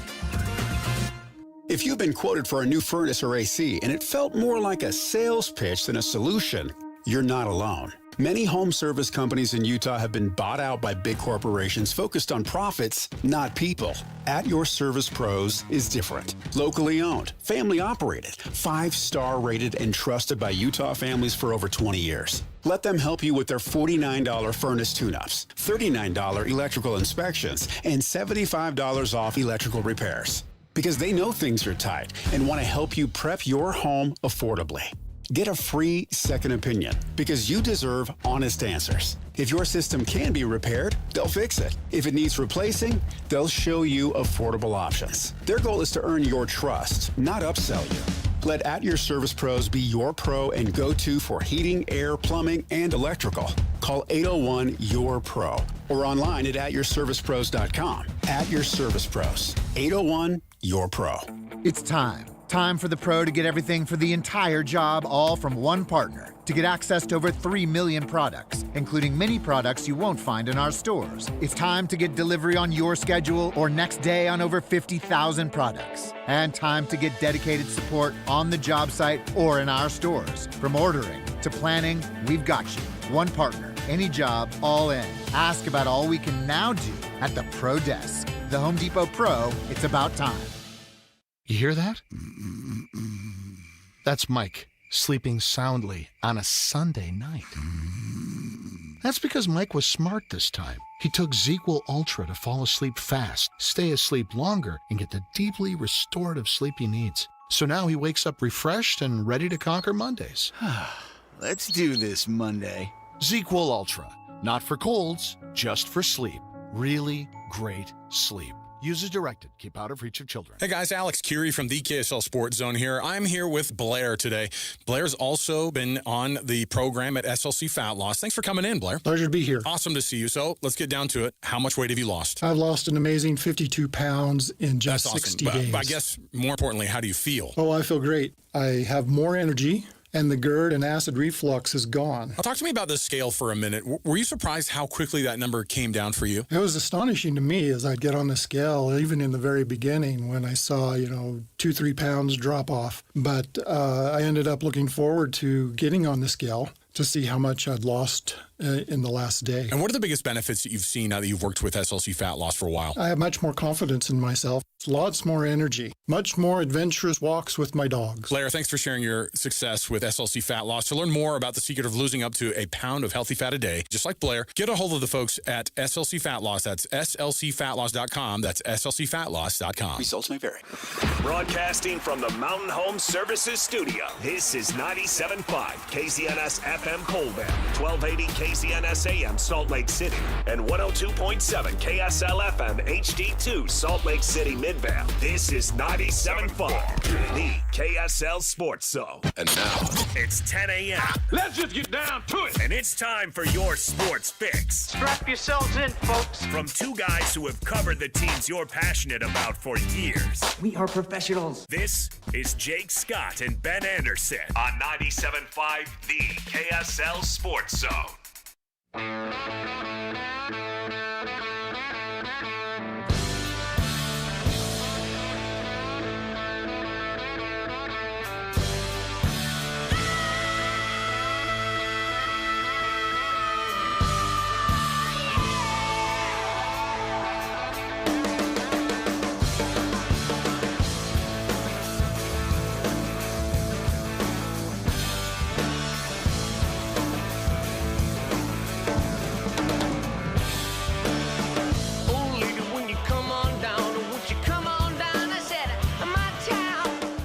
Jacob Ed, 97.5, the KSL Sports Zone. Jake Scott, Ben Anderson, thank you for making us a part of your Wednesday. Does that mean we have What You Got Wednesday? It does. 11:30? Yes, it does. Okay. Well, that should be fun. How's it going over there, Ben? Doing well, you? Black on black today. And I wore black. God, it's a dreary day. Christian, look at what are you Christian. wearing? Oh, black. Oh, man. It's gonna be a dark show. It's gonna be a sad show. Brace yourself. I mean, what do we want to bring up? Want to play the Casey Kasem thing? You know, I got sad about Jim Croce dying at 30 years old the other night. I was watching some Jim Croce live performances, and I thought, man, first of all, he looked 60, but 30. That guy could really write a song. Operator. Dude, that's a sad one. That's a sad That's song. a sad one. But man, that guy could write some tunes. So I have a Jim Croce live album. Okay. And it includes all his like mid-song banter and all that stuff. Pretty funny. I bet, yeah. Like you wouldn't think funny. With all due respect. But kind of funny. If you're going to look like that, you better have a sense of humor. You better, yeah. Dude looked like a character from the game Guess Who. Not a stand-up comic, but like you listen to Operator, and it's like, oh, this is kind of a dreary it's a dude. sad song. And yeah, but he had a way of making a joke, and he had some funny songs too. Yeah. But yeah, I like Jim Croce. Why are we just You said we're starting dark, off on and I got sad the other day thinking about Jim Croce dying at 30. We're both wearing black hats. This dude died before you were born. You make it sound like he died the other day. No, Jim Croce. No. It's like losing somebody who would have been 82 now and just would have had a catalog of great music. Yeah, bad Leroy Brown Yeah. didn't come out in 2015. It was he and the little Uzi Vert had a duet. And, You know what? This is our fault. Actually, this is you know what? Yeah, this you is our missed the fault. bit. Correct. We explain things to Christian because Right. he's so young. Yeah. Of course, he has no idea who Jim Croce is. Right. Well, why didn't we start off the bat by explaining that Jim Croce was a singer in the '60s who not in a mood to joke around. That's why I'm wearing all black. Died before his crash. time in a plane crash. Yeah. Died before your guys' time, too. Yeah. Died before they counted time. Before recorded time began. Okay, all right. We restarted the show. When was there for a minute a surprising amount of not only rock stars but celebrities were dying in plane crashes? When was the last plane crash that took a rock star. Aaliyah. John Denver? Aaliyah, right? Was that a plane crash? Wasn't it? I don't think so. Yeah, I think it was. Was it? Yeah. Oh, okay. Aaliyah was. So is that the last one? I mean, Richie Travis Valens. Barker almost died. Yeah, Travis Barker almost died one, and his DJ did die, right? I think. So, yeah, that was 0-1 for Aaliyah. What's her name? Sweet Home Alabama. They had a plane crash, right? Mm-hmm. Leonard Skinner. Mm-hmm. Yeah, lots. Stevie Ray Vaughan. That has to be Richie Valens. Yeah. Well, yeah, and the Big Bopper. Yeah. In the same plane crash. And Roberto and Clemente. Buddy Holly, obviously. Yeah, and Roberto Clemente. Goodness, I'm glad that doesn't happen as frequently. Yeah, me too. Same. That used to be a really abnormal frequent thing. Kobe, but LA Kobe, Times. Yeah. Yeah. I was thinking at the beginning of this thing, rock star. Yeah, Kobe. I mean, it was a helicopter, but yeah. And that certainly wasn't that long ago. No, it was not. Man, was that out of the blue? That's still horrible. That's so sad. And the children involved. It was awful. All right, well there you go. There's our we're wearing black. There's our bleak start. Yeah, I don't know why. I should have worn something else. I'm gonna wear some color tomorrow. Okay. Because my problem was I had too much color with my pants, and so I thought I've got to go drag. You and I were in the same outfit today. It's finally happened. We're wearing the same clothes. Weird. I don't want to wear the same clothes as you. You are a dreary dresser. I try not to be. All right, I didn't even wear colorful socks or anything today. Well, how about that, Ben? What does that spell out for you? We got a lot to do on the show today.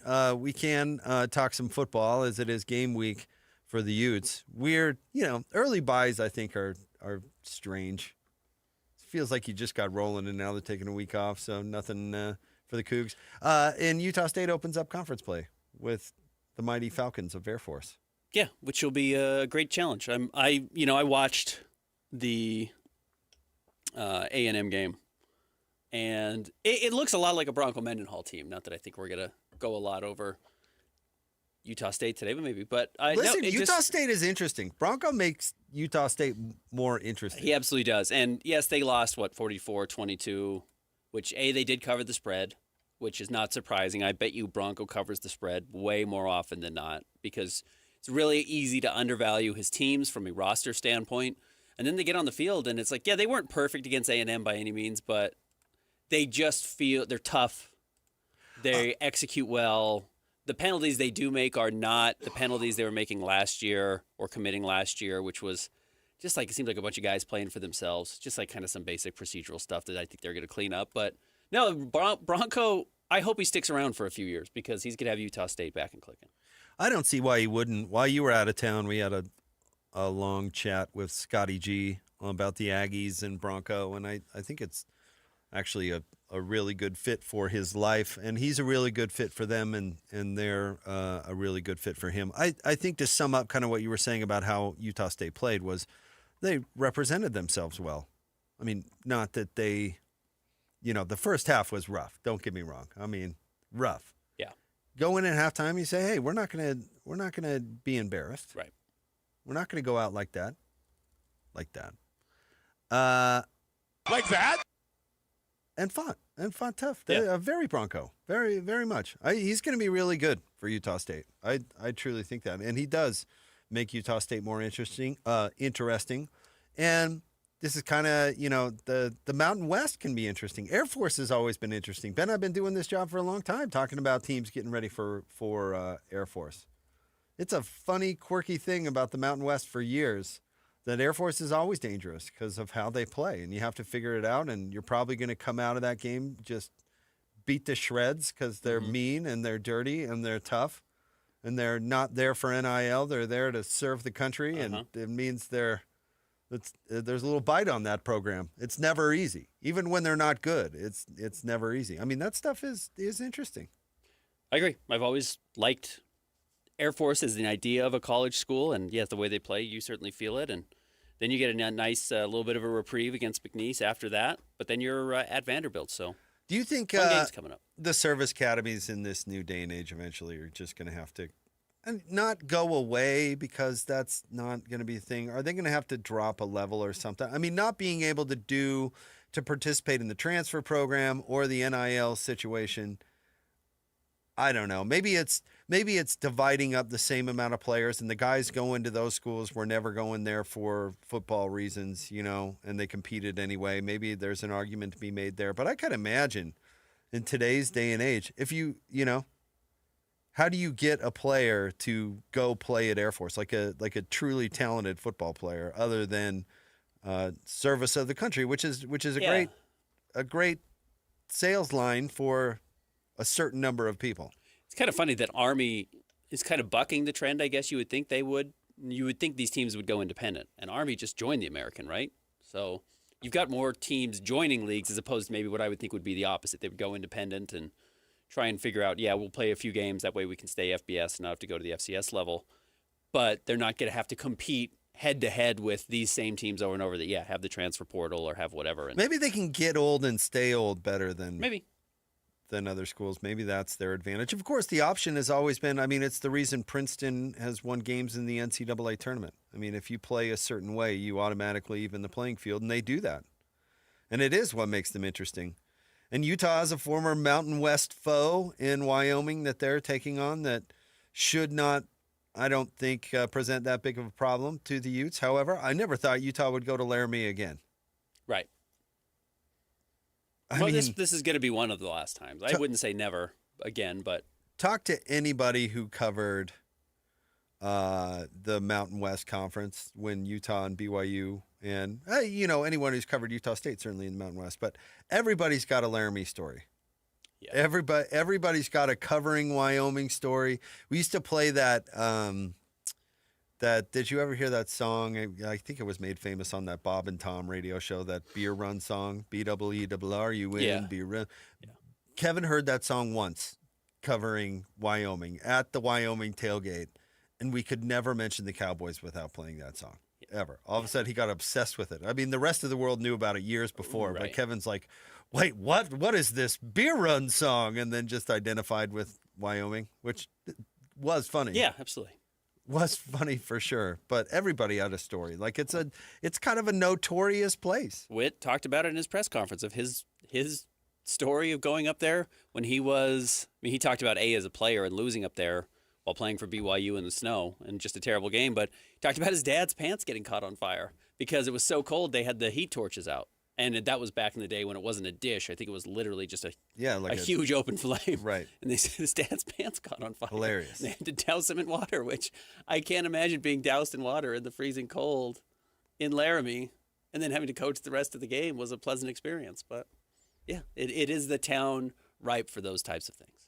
There was the power outage infamously. That was in 2004. Yeah. There's just a lot of stories. We made the jokes on the air afterwards that the sheep wandered into the power, chewed the cords. Yeah, right. Whoops! Oh, get out of there! Yeah, all of a sudden it went just dark. Yeah, but they do legitimately still have hitching posts for your horses, right? And I'm trying to remember the controversy of it. They didn't come back to it. I think that's what it was. Okay. There was a television controversy that was associated with that too. That they went away from it and didn't come back. I couldn't. Somebody else might remember that. But yeah, that was during that 2004 season. Thumping Wyoming, and then all of a sudden, bam, lights go out. Yeah, why it's interesting that we're talking about Air Force and Wyoming. It feels like we are rewinding the clock. But you know what is the character of college football that I like? Oh, I do too. Well, all those old relationships with the Mountain West schools were great. That was a great league it wasn't P whatever or whatever we were calling it at the time, but it was competitive. It was more competitive than it probably had a right to be in both football and in basketball. And it had some built-in that, it was around long enough, at least in various forms. Those schools were together long enough to create history that made it interesting.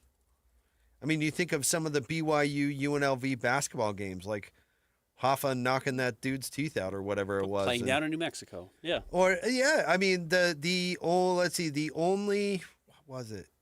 I believe it was the only Mountain West team to beat Urban Meyer was New Mexico at Rice-Eccles Stadium. The season opener?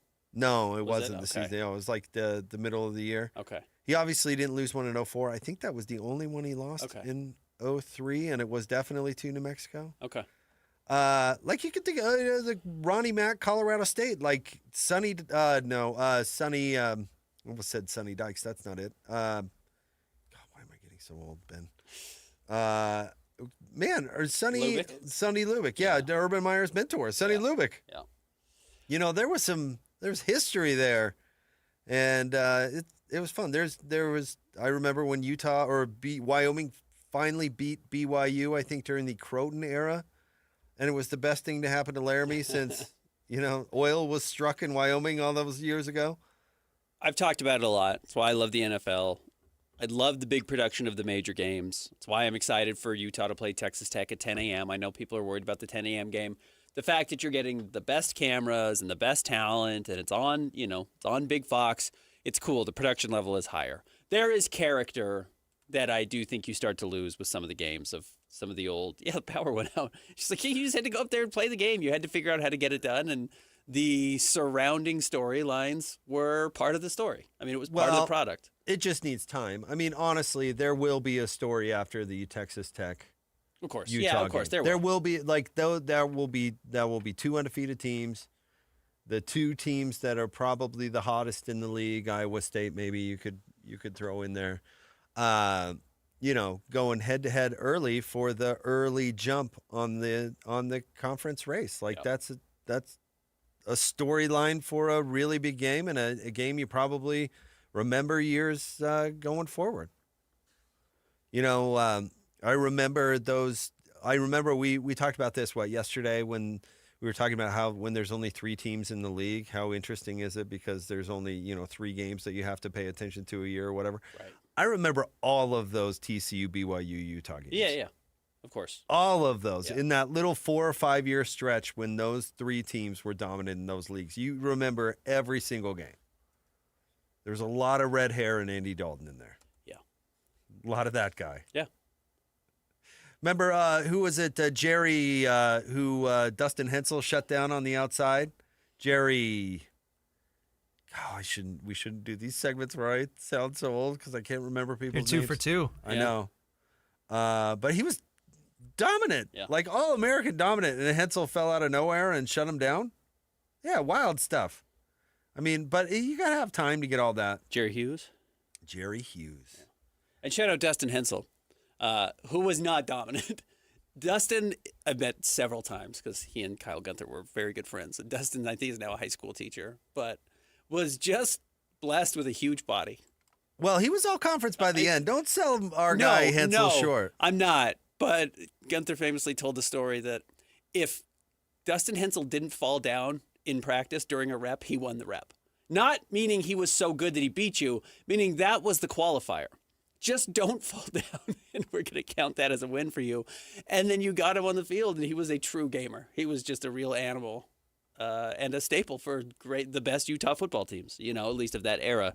So, yeah, funny how, again, those are the stories. Those are the fun stories, and that's not, I guess, necessarily what you get now. You still get some great one-on-one matchups, and, Utah remembers blowing up Jared Goff and Cal when they got into the Pac-12. But even then, that was because Utah, I don't think, had quite arrived yet as a real competitor in the Pac-12.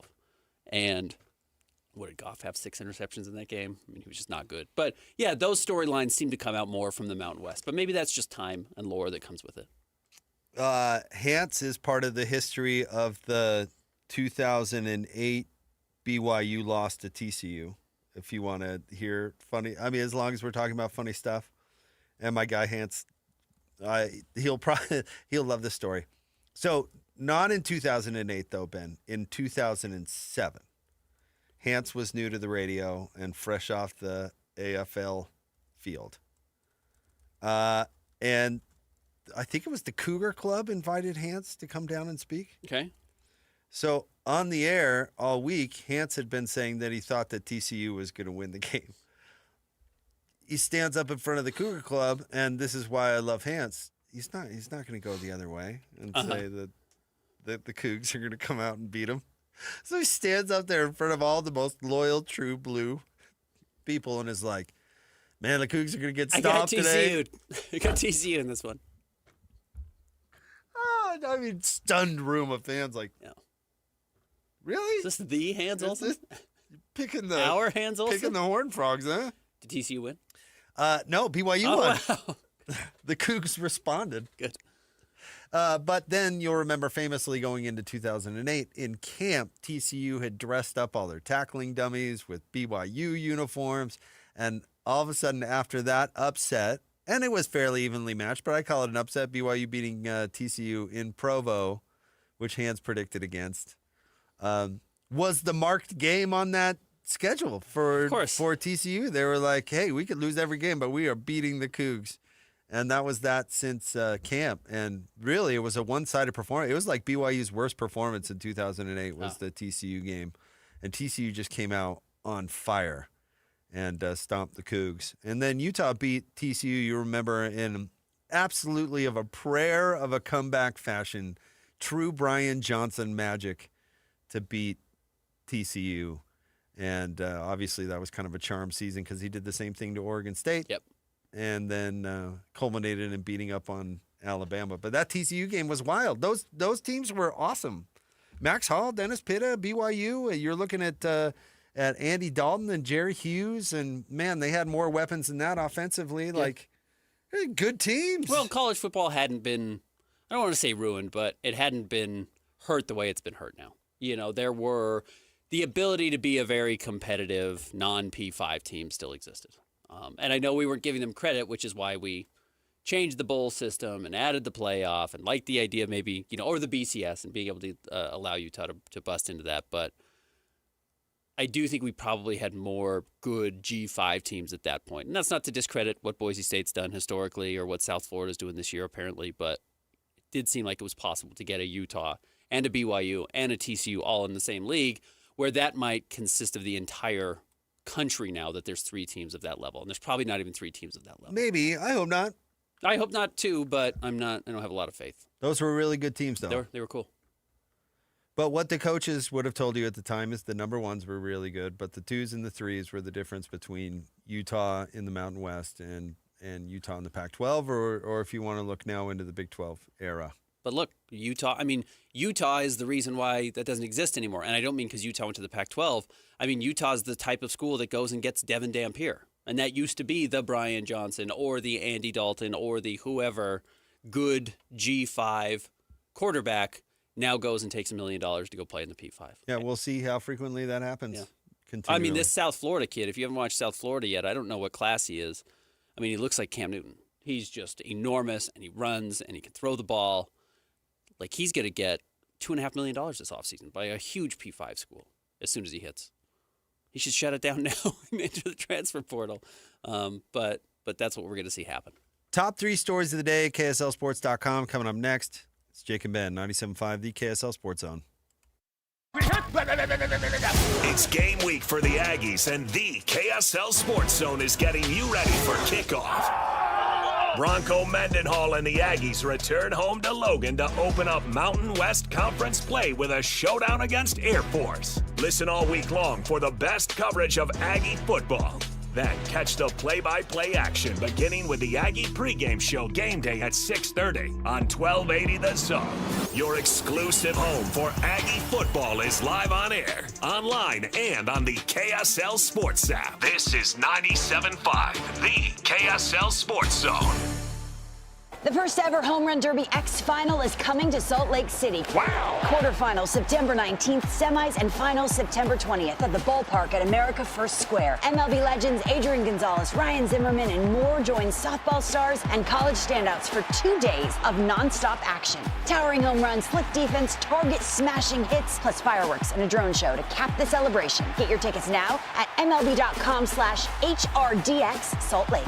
Major League Baseball trademarks used with permission. Hey, Benjamin, we've got a surprise for you. What? You have a brother. $100 bill just like you. Hey, I'm Ben. What? We just got him for joining America First Credit Union and opening a new checking account. And you're going to live together at America First. What? This is nice. For a limited time, new members get a $100 cash bonus when they open a checking account or $50 when they open a youth checking account. So head to AmericaFirst.com and get your money working today. Membership eligibility, terms, and conditions apply. Federally insured by NCUA. You weren't there, but these aircraft were.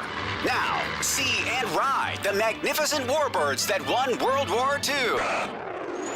September 27th, Spanish Fork Airport invites you to enjoy Wings and Wheels. A throwback to when America was at war. Over 15 World War II aircraft will be on display, and many will offer rides or walkthrough tours. One of the most notable planes on hand will be the Ye Olde Pub, a B-17 Flying Fortress. This aircraft flew bombing missions in World War II. Only 3 of these mighty bombers are left flying today, and there's more. Find the complete list of aircraft and shows, plus purchase tickets for rides, all at SpanishFork.gov/airshow. A classic car show, a supercar and exotic car display, and races are also part of the fun.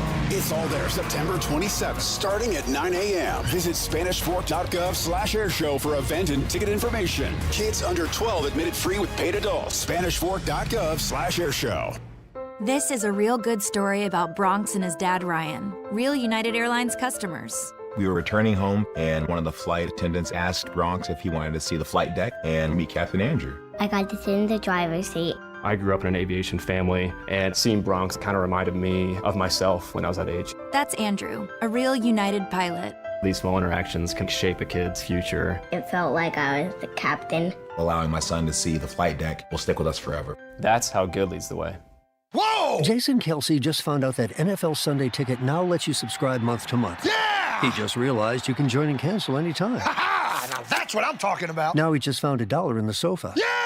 And he just saw a great parking spot open up. Look, just because Jason's easily excited doesn't make NFL Sunday Ticket month to month any less great. Right, Jason? Yeah. Get NFL Sunday Ticket month to month and cancel anytime. Woo! Sign up at NFLSundayTicket.com. Renews every month during the 2025 regular season. Cancel anytime. Terms and embargoes apply. No refunds. Commercial use excluded. This message comes from Viking, committed to exploring the world in comfort. Journey through the heart of Europe on an elegant Viking longship with thoughtful service, destination-focused dining, and cultural enrichment on board and on shore. With small ships that bring travelers closer to the destination, there's more time to explore. And every Viking voyage is all-inclusive, with no children and no casinos. Discover more at Viking.com.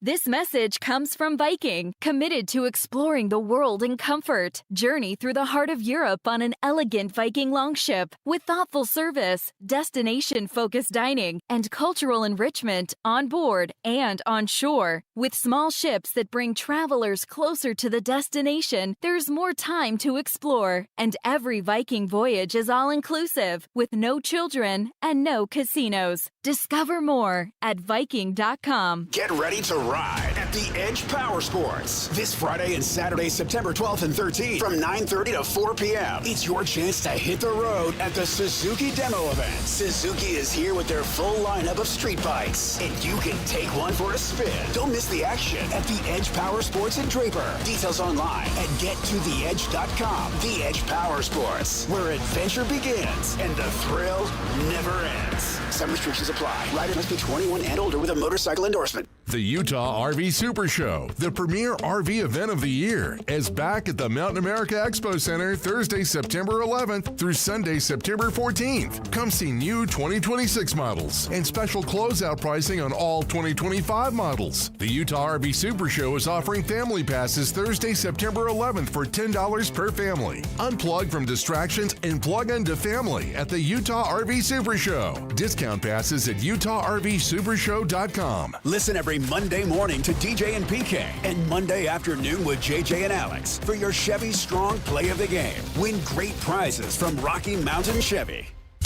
This is your Cougars at 30 update. Presented by Kenny J's Barbecue on 97.5, the KSL Sports Zone. Jake and Ben, 97.5, the KSL Sports Zone. Time for your Cougars at 30 update. Here's Coach Satake.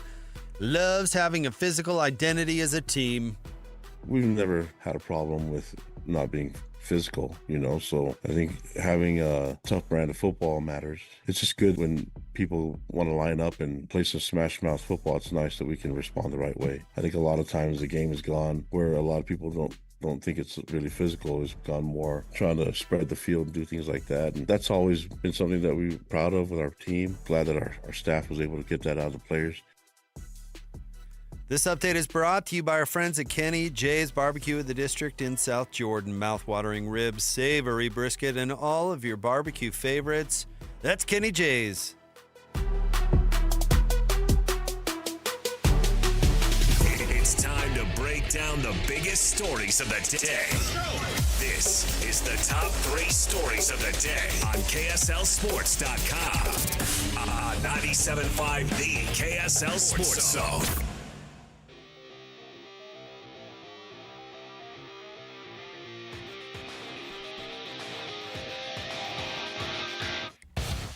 Jacob Ben, 97.5, the KSL Sports Zone. Time for the top 3 stories of the day. KSLSports.com, brought to you by J. Brooks Jewelers. Cherish your love with J. Brooks Jewelers. Explore their expertly crafted engagement rings made from the finest materials. J. Brooks Jewelers. All right, Christian, where do you want to start today? Number 1, Jackson Benny had a pick 6 for the Utes on Saturday. Sharif Shah has high hopes for him. Jackson was primarily a safety, but we moved him inside with the thought and expectation that he would be able to use a lot of his natural ability, his length, his speed, to just make some plays, and he's done that. It doesn't really account for the things that he hasn't done because we're just a ways away. Another guy who Witt has talked about maybe getting even more reps on the offensive side of the ball. I think he had the first catch of the first game against UCLA, if I remember correctly. At least he had a big catch. But Witt has talked more about getting him going offensively in addition to his defense, which I will see as they go. Wyoming probably doesn't pose the biggest threat to Utah, but as they start getting into games like Texas Tech, how much are they going to use these guys both ways? I'm curious. It's interesting to listen to Sharif talk corners and talk about his players, and he has so much credibility.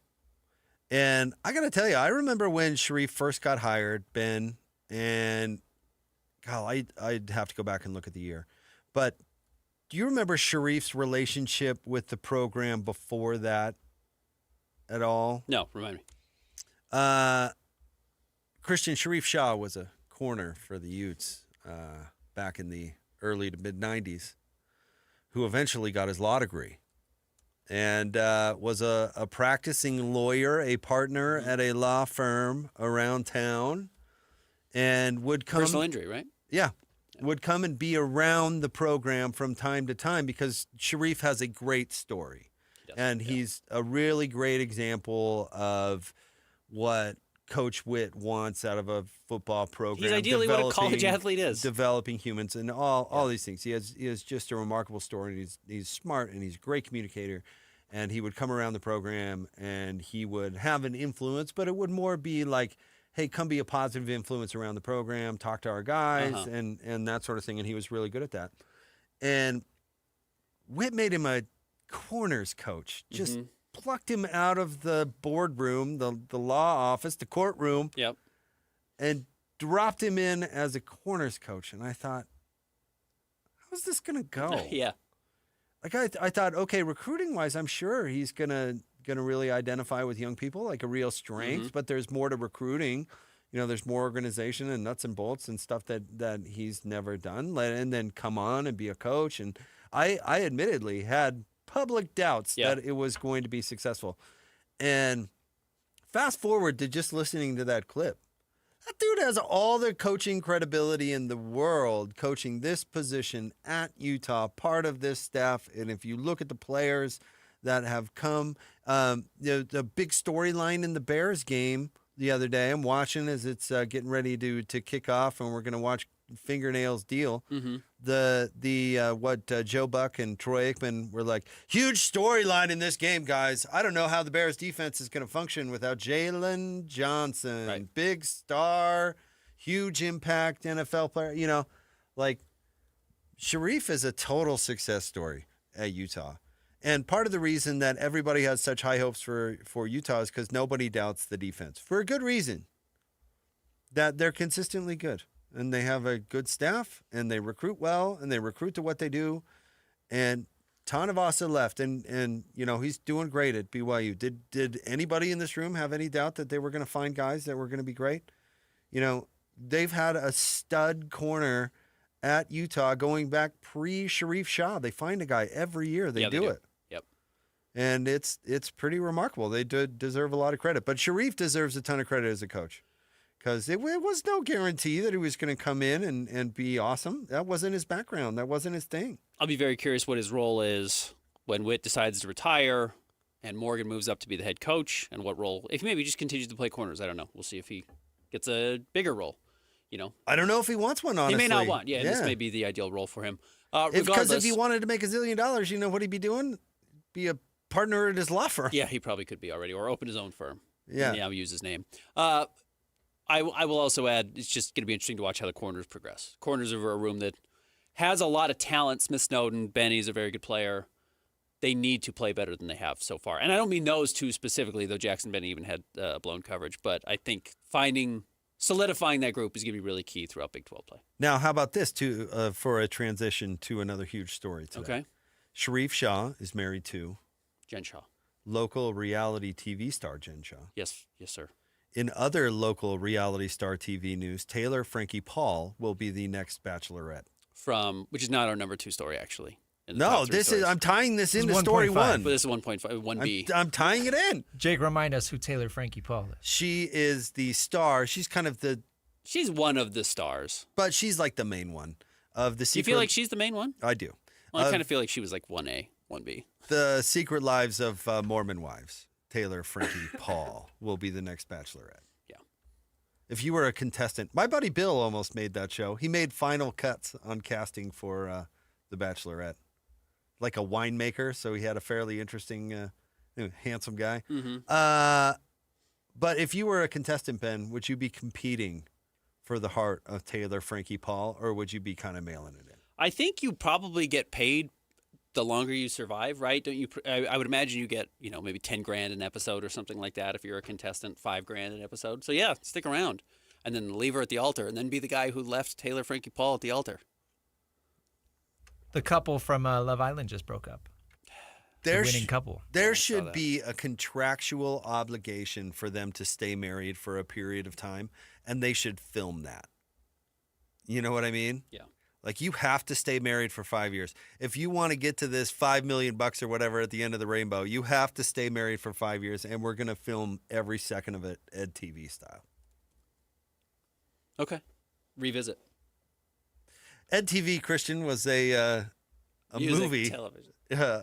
Starring Matthew McConaughey, a younger Matthew McConaughey. Oh, Ed TV. I thought you said MTV. Ed TV. Ed TV. In probably, what would you say, Ben? Early, mid-90s? Matthew McConaughey, the Texas fan? Yeah. Ellen randomly No, it was later than that. It was right around Truman Show, right? It was, they came late out 90s, early 2000s. around the same time, yeah. Woody Harrelson's in it pretty good. Yeah. The concept of following somebody with a camera was Ed TV. Crazy. It was. What's next, Christian? Number 2, Lauri Markkanen and Finland are advancing to the Final Four at Eurobasket. Coast passed Georgia today, which was basically the best opponent you could face. Georgia had also kind of stunned some teams en route. They beat France in the round of 16 to advance to the group of 8, and is a lesser opponent than Giannis in Greece and Luka in Slovenia that is still playing. So they got to avoid them, but they were up 17 at the half. It got a little closer in the third, but they really coasted this morning. So they go to the round of 4 now, the semifinals, the farthest Finland's ever gone. Cool story for Lauri. He was already the biggest athlete in the country of Finland, and now he's truly a legend. There's not some football player that's a bigger deal than Lauri? There's hockey players that are a big deal, and there's probably been a couple of soccer players. His brother was a professional soccer player, but no, Lauri just won the Finnish Sportsman of the Year, which is like he's the first basketball player who's ever won it. But he's just excelling at a level I think that we've not really ever seen before. And Eurobasket's huge. Eurobasket, second to the Olympics, is the best European basketball tournament. How are the Georgians still playing? I don't know. Goga Batadze is on that roster. Okay. Because, then this is such a stupid American-like discussion, but there are plenty of Eastern European countries that are very good at basketball. I just, for some reason, don't picture the Georgians being one. Maybe it's because the most famous Georgian of all time is Stalin, who was quite short. Uh-huh. But I just don't picture the Georgians being good at basketball. I do wonder if some of what we have seen, and this isn't the case, Lauri beat Jokic. I mean, that was a pretty loaded team. It wasn't everybody. I think Bogdan Bogdanovic was hurt and didn't play, but Some of these teams, like France specifically, doesn't have Wemby and doesn't have Rudy Gobert right now, and they still have a very talented roster. But I wonder if they have shaped their roster so much to be about those guys in international play that when they disappear, they don't actually know how to play. So Georgia beats France as a team that's very fractured, and the key identity of their team is gone. While Georgia has Batadze, that's their best player, or Finland has Markkanen, and that's their best player. They really kind of know how to play around him, and they're getting those countries are getting better. Having those NBA players, Batadze, Markkanen, starts to breed more players from those countries, right? I'm sure Lowry has put a ton of money into Finnish basketball. I don't know that for sure, but just kind of knowing how these things work. You just get a guy, Steve Nash in Canada, and now look, 10 years later, Canada's a near superpower in basketball. And Tony Parker comes through in France, and now they're a near superpower. And same thing's going to happen for Serbia. Finland already has a kid coming up. So you're going to see these countries just continue to get better and better. Are you kidding? If I were Lowry, I wouldn't give him a dang dime. Why would he? You give me money. They should give him money. Give me cash. Is Michael Jordan giving Team USA basketball money? He No. might be giving North Carolina money. They Different. are also paying him, though, right, as a Jordan school. So he's milking them for probably every penny he can get. Lowry doesn't owe him anything. No, Are you he kidding? doesn't. But, you give back. You become a national hero. It's hard to turn that phone call down, I'm sure. Most people don't. You know what he did? He went and served in the Army 2 years ago. A legal requirement. But yeah, fine.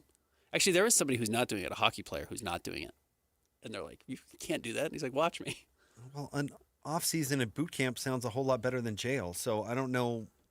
There's a Finnish player. I think it's a Finnish hockey player who's not going to go do it. And then now can't go home. That sounds great. I don't know. Worked for Ennis Cantor.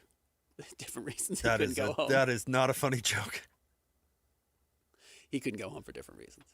And came dangerously close to not going anywhere for the rest of his life if it weren't for Yeah, he's in an airport. an airport. Yeah. Oh, it's Mikko Rantanen. Yeah, He's it's Mikko. He's Yeah. a huge name. Yeah, plays for the Stars. Yeah.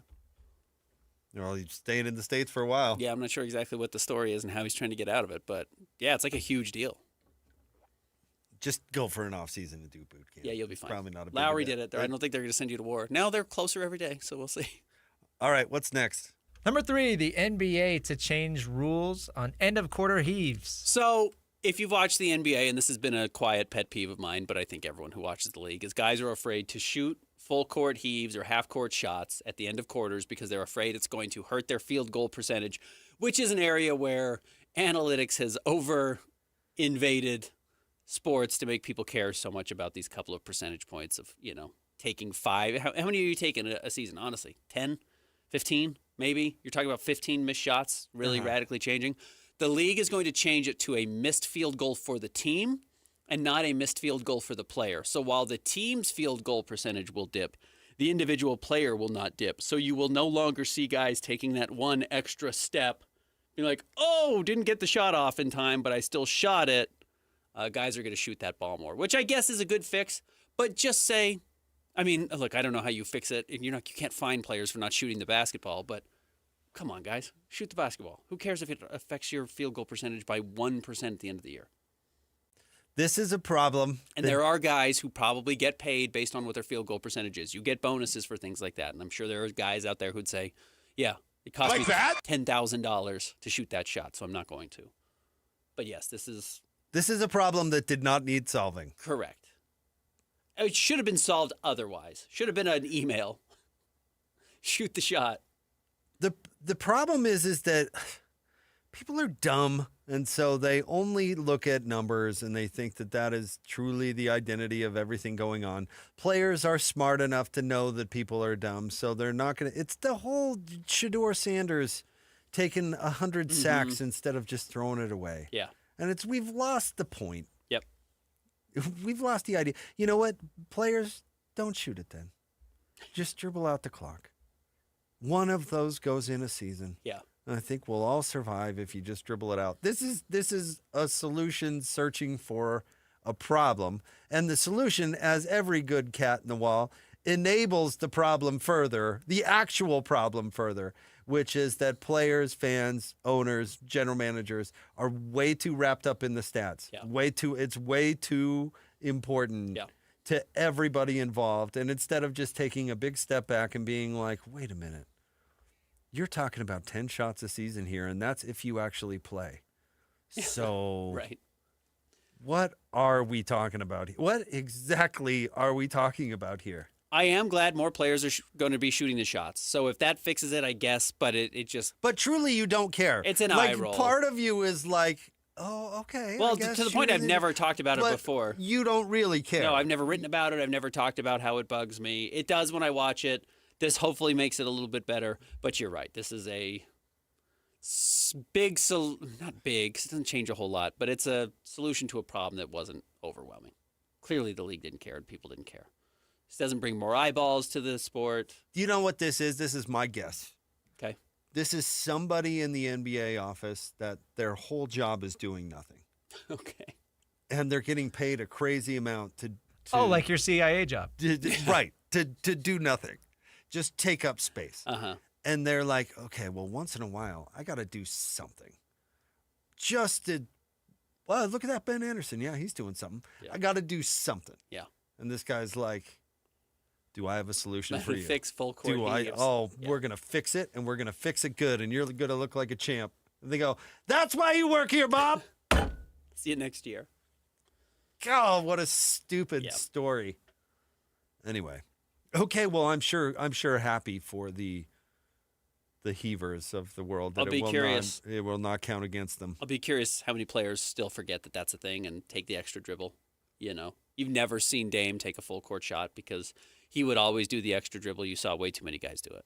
It was annoying. Hopefully it fixes it, but we'll see if guys still forget that that's the new rule. I find so many things players do annoying. Yeah. Joe Ingles doing the take foul. Yeah. Was maybe the most annoying play in the history of basketball. They did get rid of that. All right, stay tuned. We'll have more Jake and Ben coming up next. Update to Kawhi Leonard's story. We have further evidence, Ben. I'm curious to how you're reading it. Okay. Stay tuned. 97.5, the KSL Sports Zone. It's game week for the Utes, and the KSL Sports Zone is getting you ready for kickoff. The Utes are 2-0 and look to wrap up their non-conference schedule undefeated as they hit the road to Laramie for a battle against Wyoming. Listen all week long for the best coverage of Utah football. Then catch college football Saturday game day at 10 a.m. with a post-game show immediately following the game on KSLSports.com. Let's go then. Let's go, baby. Your home for the best coverage of Utah football is live on air, online, and on the KSL Sports app. This is 97.5, the KSL Sports Zone. Ben, Jake and Ben here, by the way, for Peach Doors and Windows. Things in the housing market continue to be pretty wild. And frankly, with interest rates that have not come down, some of us, and I think you're in this category too, can never move again. Yeah. Which is fine. But that means a lot of us are looking for ways to invest in our current home, not only to make the value go up, but make it more livable and frankly, make it look cooler. And Doors and Windows are truly a great place to start. It's an awesome way to improve the quality of your home, the value of your home, the efficiency of your home. And it's something you don't have to do yourself. You're not going to be asked to pick up a shovel. You're not picking up a paintbrush. Peach Doors and Windows will come out with their list of in-house contractors to work on your home. Fix it up to look exactly the way you want. They can customize it. Maybe you have an idea that you thought, well, that's a little crazy. I don't think I can take that to any store. You probably can't. You can take it to Peach Doors and Windows. Or if you don't know exactly what to do or how to improve your home, they've worked on homes in our state for 3 decades plus. They have done things you couldn't dream of and can fix your house up for you. It's why they have so many 5-star reviews on Google. You can check that out. You can also go to peachbuildingproducts.com. You can call, do a free in-home estimate, 801-566-1255. Or simply drop by the showroom, 2940 South, 300 West in Salt Lake. It's Peach Doors and Windows. Let's go. You're still glowing, flirting, grooving. You still got it. But your immune system weakens as you age, making it harder to fight flu, pneumococcal pneumonia, RSV, and COVID-19. Vaccines are a key part of any health routine and help strengthen your immune response. Ask your doctor or pharmacist which vaccines you need. Schedule in minutes at vaxassist.com. Sponsored by Pfizer.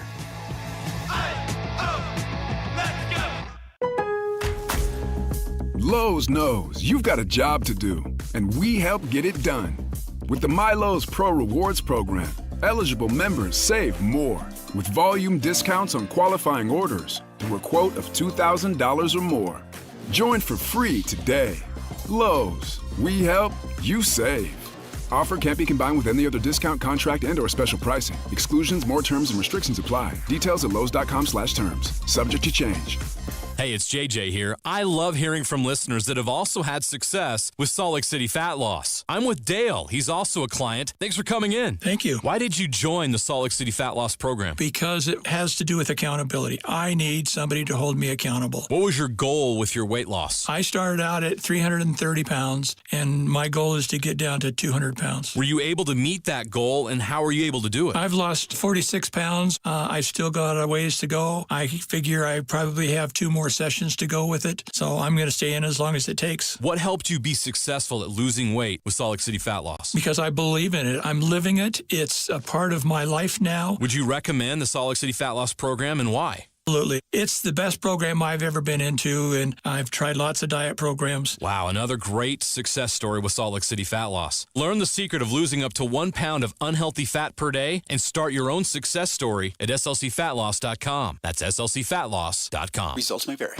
Right now at Tim Daly Mazda Southtown, you can get any new 2025 Mazda CX-50 for 0% financing for 60 months. Yes, 0% for 60 months. Or extended to 72 months for only 1.9%. You heard right. As low as 0% for 60 months. It's happening now at Tim Daly Mazda Southtown.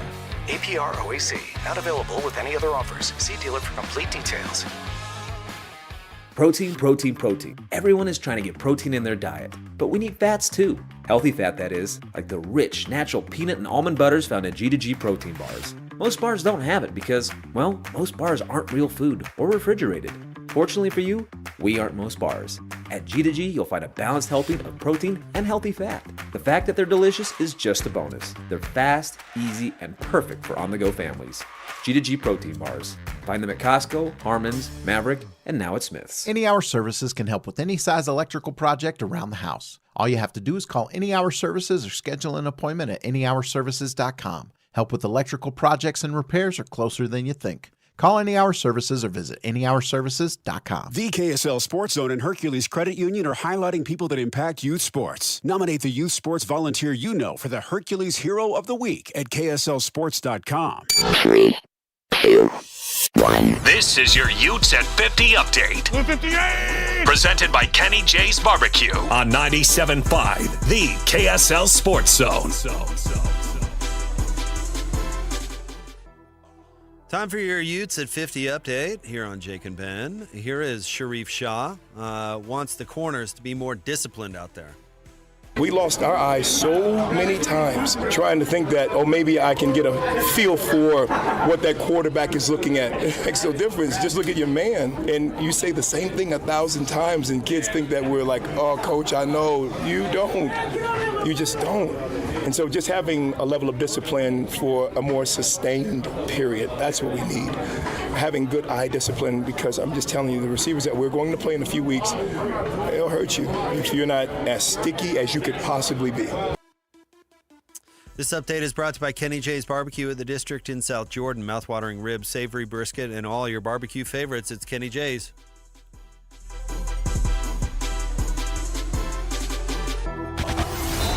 It's another battle for the Aggies, and the KSL Sports Zone has it covered. The Aggies kick off conference play as they welcome Air Force to Logan. Your home for all the play-by-play coverage of Aggie football is right here on 97.5, the KSL Sports Zone. You're listening to Jake Scott and Ben Anderson. Let's lock in. On 97.5, the KSL Sports Zone.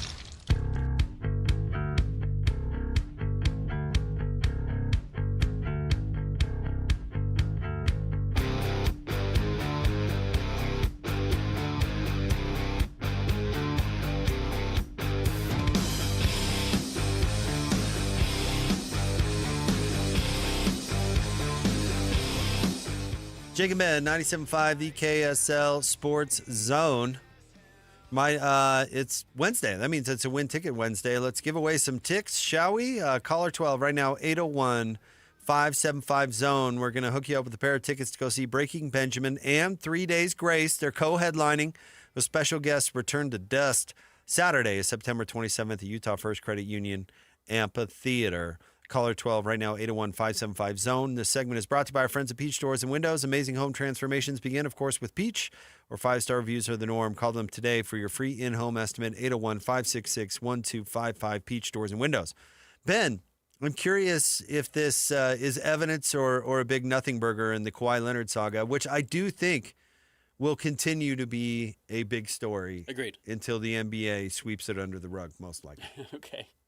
But the latest, now Kawhi was getting paid $28 million for a no-show endorsement gig for a scam tree planting brokerage, really. It's not even a tree planting company. Aspiration. People are saying Steve Ballmer, who invested in the company, was basically finding a way to pay Kawhi Leonard an extra $28 million, which is an incredible sum of money. Yeah. Well, Ramona Shelburne reported that Aspiration, according to Clippers sources, Aspiration bid almost double the $550 million that Intuit successfully bid for the naming rights to the new building. The Clippers chose to go with the more well-established company and brand. Oh, folks out there are saying this shows that the Clippers knew, like, because Steve Ballmer's defense has been the whole time, like, I got duped like everybody else. I got conned. Yeah. I got. These guys got me. Some people are saying that this is evidence that they knew what this company was all about all the way along, and so we're not going to take. So it would have been over $1 billion for their naming. Listen, having watched the Jazz go from the Delta Center to Energy Solutions Arena. That's fine. I'm glad you brought this up. One of the Energy Solutions. Let's just call them controversial. I mean, it goes to show that they'll take money from anyone to put their whatever up there. That's honestly, that's their job. Their job isn't to necessarily judge their clients. It's to take all that dough and be a marketing tool. That's the point. That's the point of it all. I'm sure I don't know what the Millers' exact take on Energy Solutions was at the time, but I'm sure it wasn't their top choice. It is funny. Energy Solutions is also one of these companies that gets government credits, right, for disposing of waste. Waste, it's just like Aspiration. Well, different, but no, the Energy Solutions was not a scam.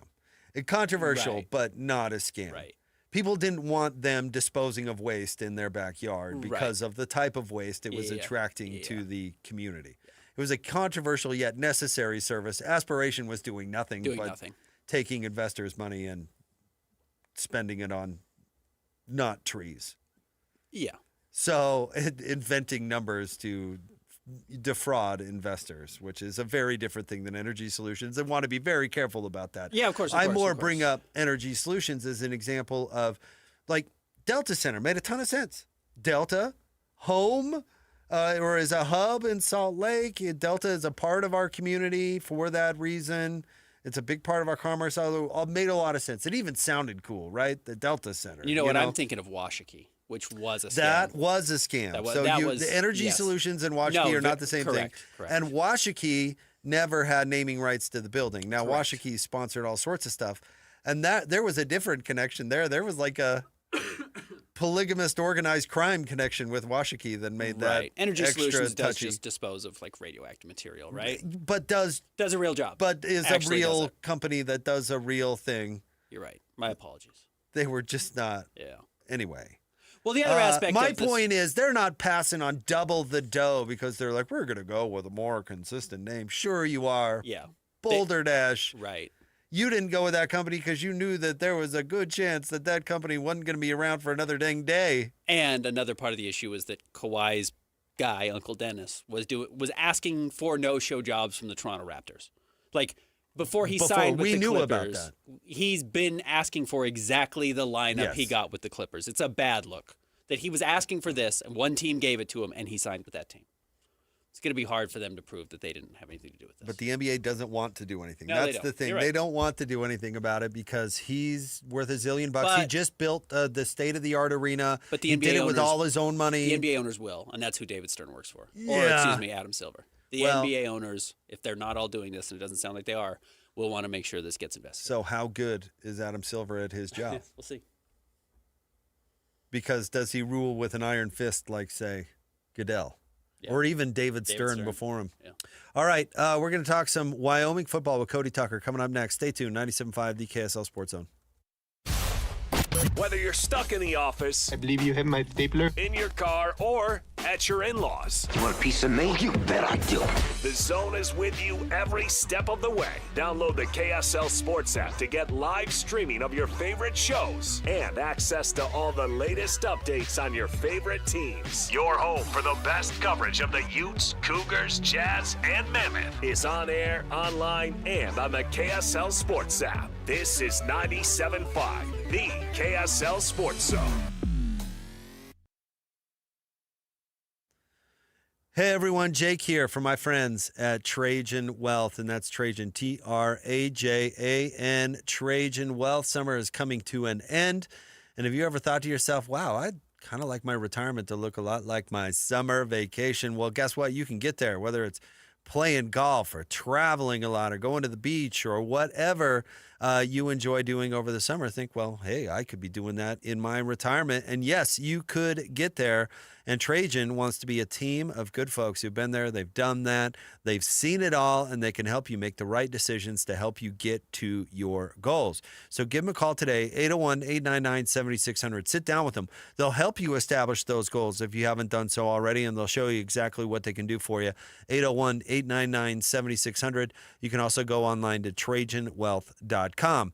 Advisory services offered through Trajan Wealth, LLC, an SEC registered investment advisor. Paid advertisement, 801-899-7600 or TrajanWealth.com. The first ever Home Run Derby X Final is coming to Salt Lake City. Wow! Quarterfinals September 19th, semis and finals September 20th at the ballpark at America First Square. MLB legends Adrian Gonzalez, Ryan Zimmerman, and more join softball stars and college standouts for 2 days of nonstop action. Towering home runs, slick defense, target smashing hits, plus fireworks and a drone show to cap the celebration. Get your tickets now at MLB.com/HRDX Salt Lake. Major League Baseball trademarks used with permission. Tim Jr. here from RGS Exteriors. I want to tell you about our famous "You Don't Need a Warranty" warranty. That's right, it's a warranty you don't need, but we give it to you anyway. Let me explain. Most warranty problems for siding, gutters, and windows are caused by not installing stuff right in the first place. If you rush the work, cut corners, or use subpar materials, you're just begging for problems later. At RGS Exteriors, we don't tolerate careless workmanship. We slow down, focus on every detail, and use only the best materials. We prevent warranty work by doing the job right in the first place. That's why the 10-year everything guarantee we give you is also known as our "You Don't Need a Warranty" warranty. We absolutely will be there if you need to use it. But honestly, you probably will never have to. Done right the first time. That's the RGS way. For siding, gutters, and windows, call 801-280-3110 or visit us at rgsexteriors.com. Since 1954, Mountain Home Services has been Utah's trusted name in home comfort. Right now, get your AC and furnace tune-ups for just $29. A furnace tune-up helps prevent wear and tear, catches small issues early, improves efficiency, enhances safety, and keeps airflow balanced, adding years to your system's life. And Mountain Home Services is not just heating and cooling. They offer free second opinions on everything, including electrical, plumbing, and fireplaces. Plus, you're backed by Mountain Home Services' upfront pricing guarantee and 100% satisfaction guarantee. No surprises, just honest service. Call 801-543-2222 or visit mountainhomeservices.com to schedule your $29 tune-up today. Mountain Home Services. Comfort starts here. Again, that's 801-543-2222 or visit mountainhomeservices.com to schedule your $29 tune-up today. The Utah RV Super Show, the premier RV event of the year, is back at the Mountain America Expo Center Thursday, September 11th through Sunday, September 14th. Come see new 2026 models and special closeout pricing on all 2025 models. The Utah RV Super Show is offering family passes Thursday, September 11th for $10 per family. Unplug from distractions and plug into family at the Utah RV Super Show. Discount passes at UtahRVSupershow.com. Are you looking to upgrade your outdoor space? Mountain Land Supply has you covered with Keystone Pavers, the trusted name in durability and design. With easy installation, weather-resistant strength, and a wide range of beautiful styles, Keystone Pavers turn any yard into a dream getaway. And here's the bonus. Right now, Mountain Land contractors get double peak points on all Keystone purchases over $1,000. Head to your local Mountain Land Supply or visit mountainland.com today. Your perfect patio starts here. Broadcasting from the Mountain Home Services Studio, this is 97.5 KZNS FM Colbert, 1280 KZNS AM Salt Lake City, and 102.7 KSL FM HD2 Salt Lake City Midvale. This is 97.5, the KSL Sports Zone.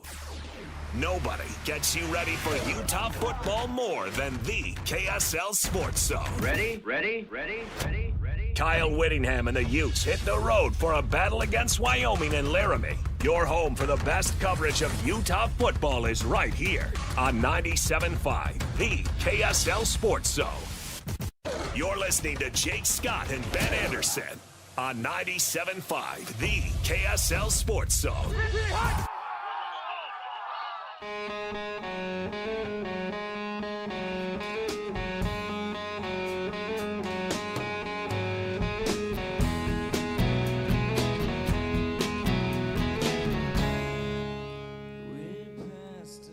Jake and Ben, 97.5, the KSL Sports Zone. Join JJ and Alex at the Utah RV Super Show coming up tomorrow from 3 to 6 at the Mountain America Expo Center. Unplug from distractions and pull into family at the Utah RV Super Show.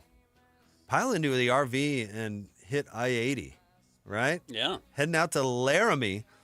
Joining us now to preview the Utes and the Pokes. He's the founder and publisher of 7220 Sports, covering the Cowboys. He's Cody Tucker with us here on Jake and Ben. What's going on, Cody?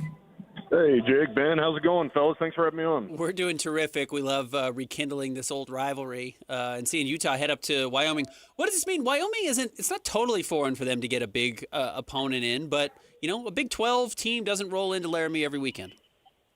No, but I will say Tom Berman, the athletic director in Laramie, he's been there for like 18 years. He's done a fantastic job, man. I mean, Texas A&M, Nebraska, Ole Miss, Virginia, he's brought in a lot of big teams into War Memorial Stadium, and that's a lot of things that these, group of six schools can't do very often, and he does it with more regularity than most. Tell us about this year's squad. So far so good. Obviously, like most programs around the country, a ton of new faces. However, the Cowboys did retain about 83% of their offense, according to ESPN, which is fourth most in the country. A lot of guys turned down a lot of money in the portal this offseason to stay here, and really tight units. So defense is brand spanking new, and 9 new starters on that side of the ball, and a ton of depth that has never played at the FBS level. And so far, guys, they're 3 penalties away last week against Northern Iowa from pitching 2 shutouts to start the year. So you couldn't ask for a much better start. They're getting after the quarterback. They're creating turnovers. Don't get me wrong. I know, Akron and Northern Iowa are not this isn't Alabama and Florida by any stretch, but maybe Florida's not a good one to say this week, but you know what I mean. These aren't world beaters, but you know what? For this Cowboys team that went 3-9 last year, they finished on a strong note. They really gave Ashton Genty and Boise State all kinds of hell last year in the home finale, and then they go to Pullman and beat Washington State and turn around and pitch a road shutout and then take care of an FCS team the way they should. They lost to Idaho last year in War Memorial Stadium. So far so good. And Caden Anderson took a vicious hit last week, but he's all good to go and is supposed to be starting Saturday against the Utes. And if I'm correct, they're familiar with Devin Dampier, right? In fact, they've beaten Devin Dampier already? Yeah, they've beaten Devin Dampier twice, but it sure doesn't feel that way. He rushed for 207 yards and 3 touchdowns on 12 attempts last year. And if it wasn't for an untimely pick 6 from Dampier in the fourth quarter, there's no way Wyoming wins that game. So, and Dampier as a freshman in 2023 damn near led New Mexico back. They were down 22-9. He comes into that game, and you could just see how electric he was. And we all kind of looked at each other and said, how in the hell is this guy not the starter? Like, he's got the goods. And when we heard he was going to Utah, I was like, talked to Jay Salvell about it at Mountain West Media Days, and he said, man, I thought we were done with this dude. He is an absolute headache. If Wyoming could have things go perfectly for them, What kind of game would it be? Would it be ugly and slow? Would it be high scoring? What do they want to do? I think right now you'd probably have to go with the more ugly, hold on to the football, time of possession, pick up some third downs kind of stuff. But also, Utah does not turn the ball over, and Wyoming needs that to happen. They need to get a couple of turnovers, need to create some mistakes, and kind of muddy up the water. That's what they did when they beat Texas Tech 2 years ago in Laramie. That's what they did in 2019 when Missouri came in here and took an L. They have to have a lot of things go right for them, and they have to create those turnovers. We know the Mountain West Conference is in a seemingly constant state of change, but Wyoming feels weirdly solid to me. Am I totally wrong on that? How do you view them? How do they view themselves big picture?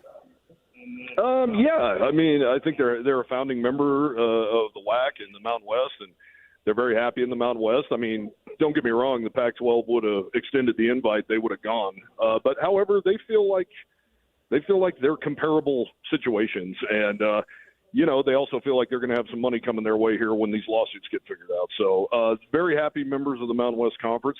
Unfortunately, the rivalries are going by the wayside. I grew up here. I grew up going to Wyoming, Utah. I miss Utah. Don't ever tell anybody I said this. I miss BYU. Colorado State, the fact that there's about to be a 2-year gap in the border war it's gross. It's absolutely gross. So my thought on realignment was, man, I just, as long as Wyoming and Colorado State are together, that's all I care about. And unfortunately, that's not going to happen. How, for those who haven't been up there in a while, including Coach Witt himself, is the reception for the opposing team still as notorious as it ever was? Yeah.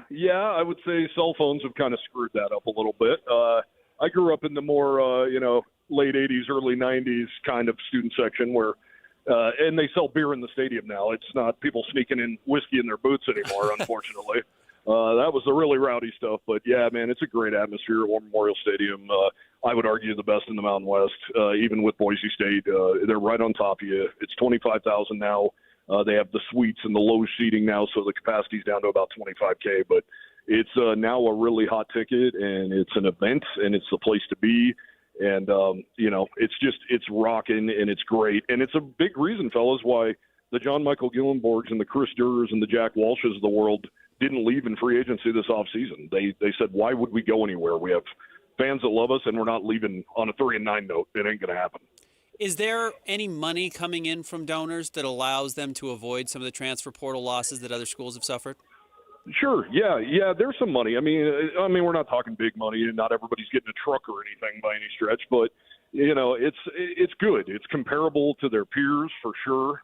It's very comparable, if not great, compared to their new peers like UTEP, Northern Illinois, and things like that. So that's not bad. The one thing though that Wyoming just never can duplicate, and I don't even know if Utah can necessarily duplicate it, is, the big question around here is, would Josh Allen have stayed if there was the transfer portal? Wyoming fans would have thrown as much money as it took to keep him here, but you can't replicate being a Texas quarterback playing in Kyle Field against Texas A&M on Thanksgiving with a chance to, win a conference title and go to, the national championship. That's just stuff you cannot replicate. So Wyoming's lost some guys, but they've lost some guys to some huge programs and some big programs, and a lot of guys have not really flourished, and that's another reason. Some have. I don't want to discredit all of it, but some that haven't, that's really sent a message to the guys that are still on this roster that, man, it's not always going to work out. And I believe, and not to dump on Justin Stevenson, because I love the kid and I think he's a great dude. He's buried on the depth chart right now in Salt Lake City. He probably would have been number 2 or number 3 right now in Laramie. Who would have to buy a beer first in Laramie, Josh Allen or Theo Ratliff? Oh, Josh right now, for sure. For sure.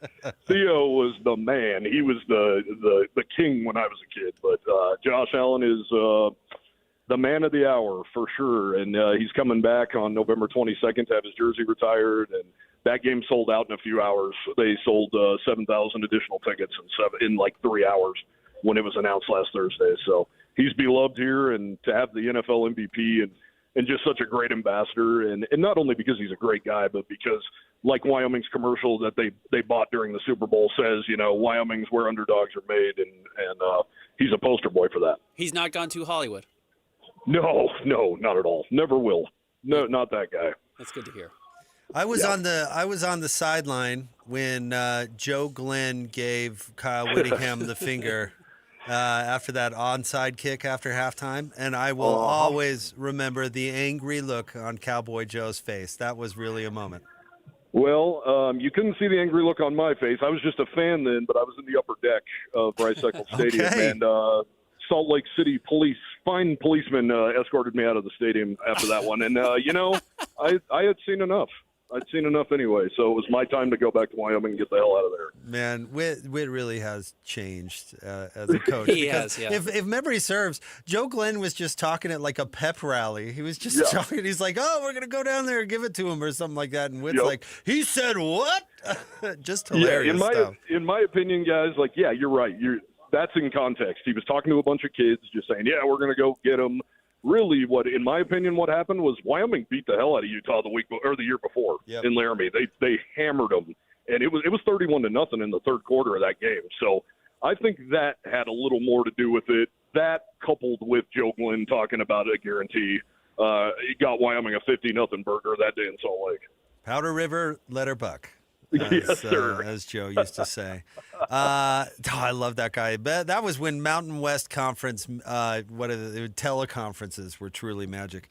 Cody Tucker with us, founder and publisher of 7220 Sports, covering the Wyoming Cowboys. Cody, a pleasure to have you on the show. Thank you. Thank you. Let's hope we all enjoy the game this weekend. Yes, sir. Appreciate you guys having me on always. Thank you. Thank you, Cody. Cody Tucker. We were talking about characters you miss with the high profile. Cody Tucker's the guy, right? You have to understand, we all know Cody Tucker's, every team kind of has one, but it's a guy who started a website as a fan, has now built it into whatever his job is. I can't imagine he's making $1 million a year running 7220.com, but it's a real passion project. He probably puts an insane amount of hours into it. He sounds great. He knows all the history. Those are the guys that really built up college football. Those are the guys that the backs of college football have been built on, and I'm glad to have them. Honestly, here's why I kind of will always like Wyoming, and there's some other examples that I can get to. And I think Utah and BYU both actually are or were examples of this at some point. But the West is so spread out.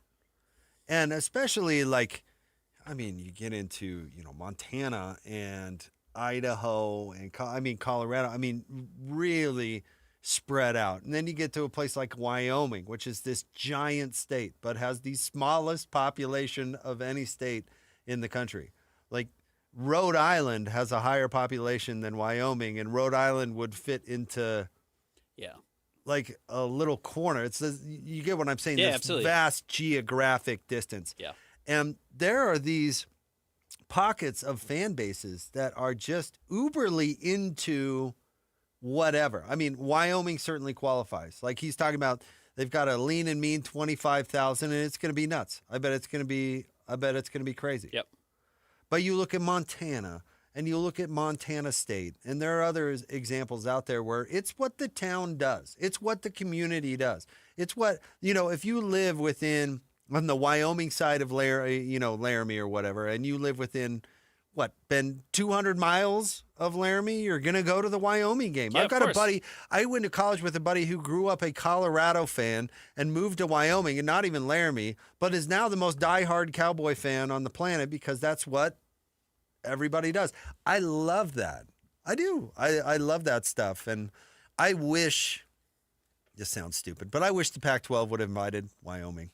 I guess I get the new Pac-12. Yeah, so I guess I get why they didn't. And yeah, it is 25,000 fans, and that's probably about it. But it's 25,000 passionate fans, Cowboy fans that are kind of notorious. They have this rep. New Mexico is similar in basketball, where it's not a ton of fans. It's not a huge to-do, but the ones that are into it are crazy into it, and it is what kind of college sports is all about. So I hope that's not fading.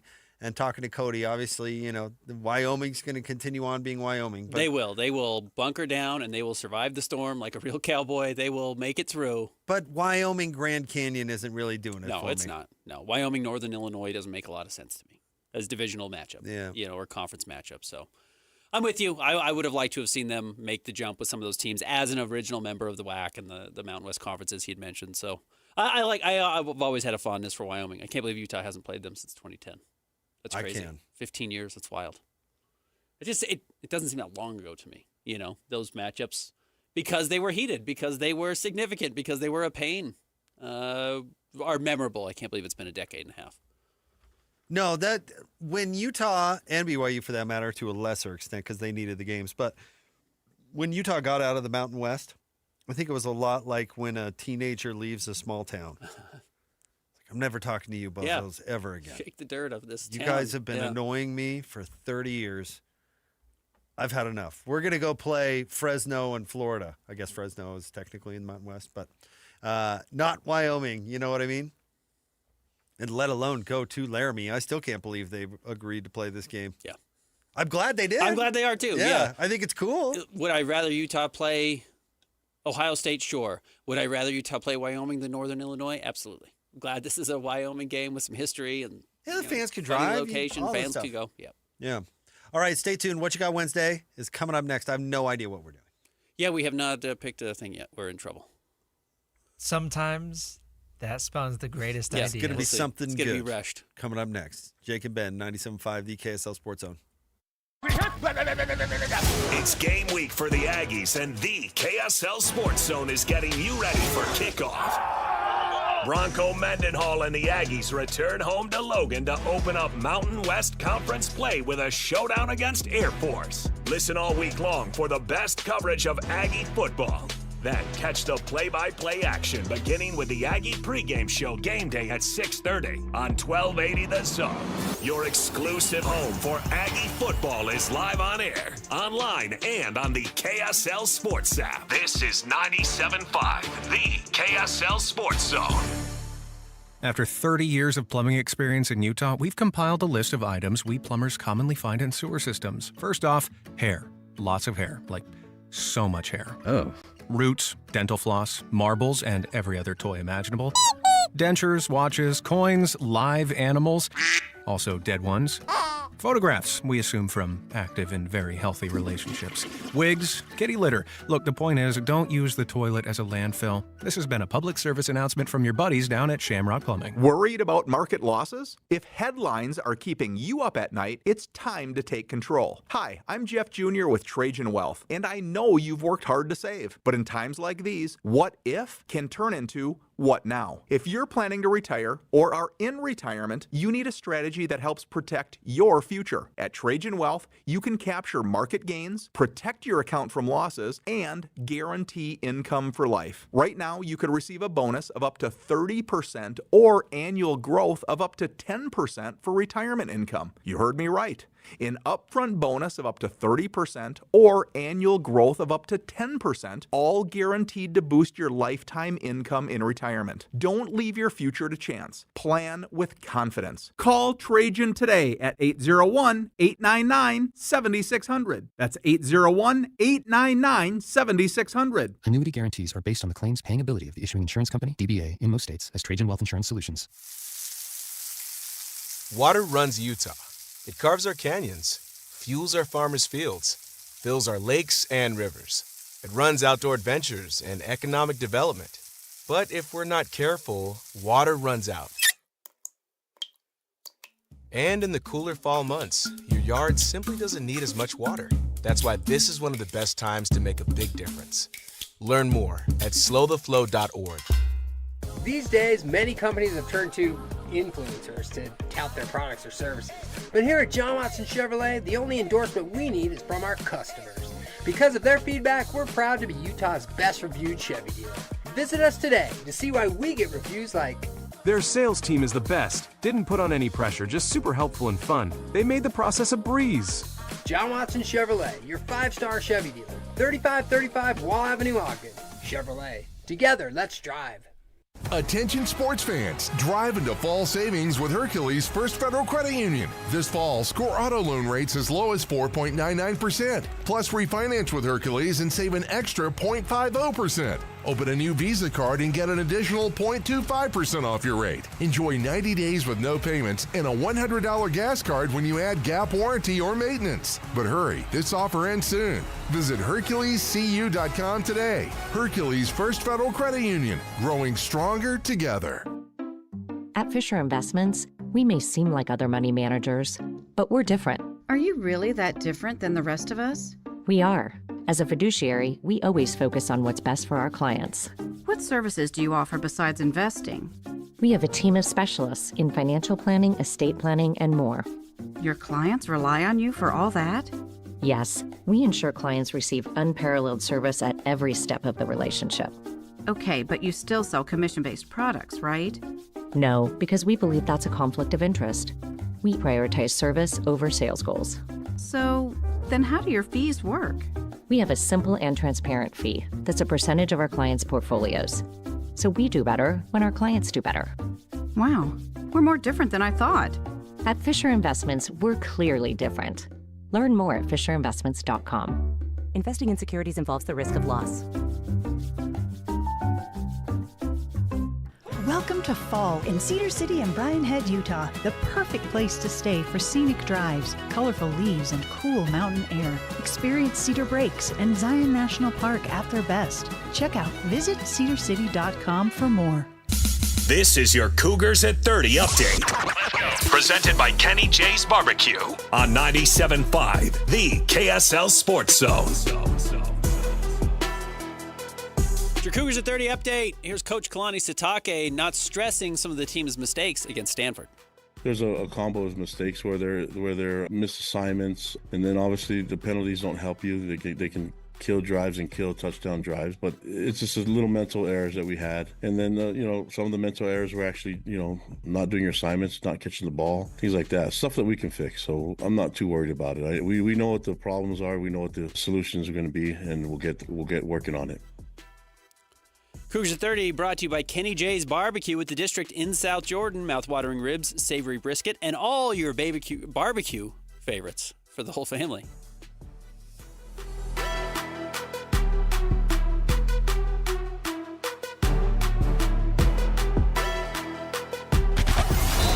It's another battle for the Aggies, and the KSL Sports Zone has it covered. The Aggies kick off conference play as they welcome Air Force to Logan. Your home for all the play-by-play coverage of Aggie football is right here on 97.5, the KSL Sports Zone. You're listening to Jake Scott and Ben Anderson. Let's lock in on 97.5, the KSL Sports Zone. What you got Wednesday? What's the deal?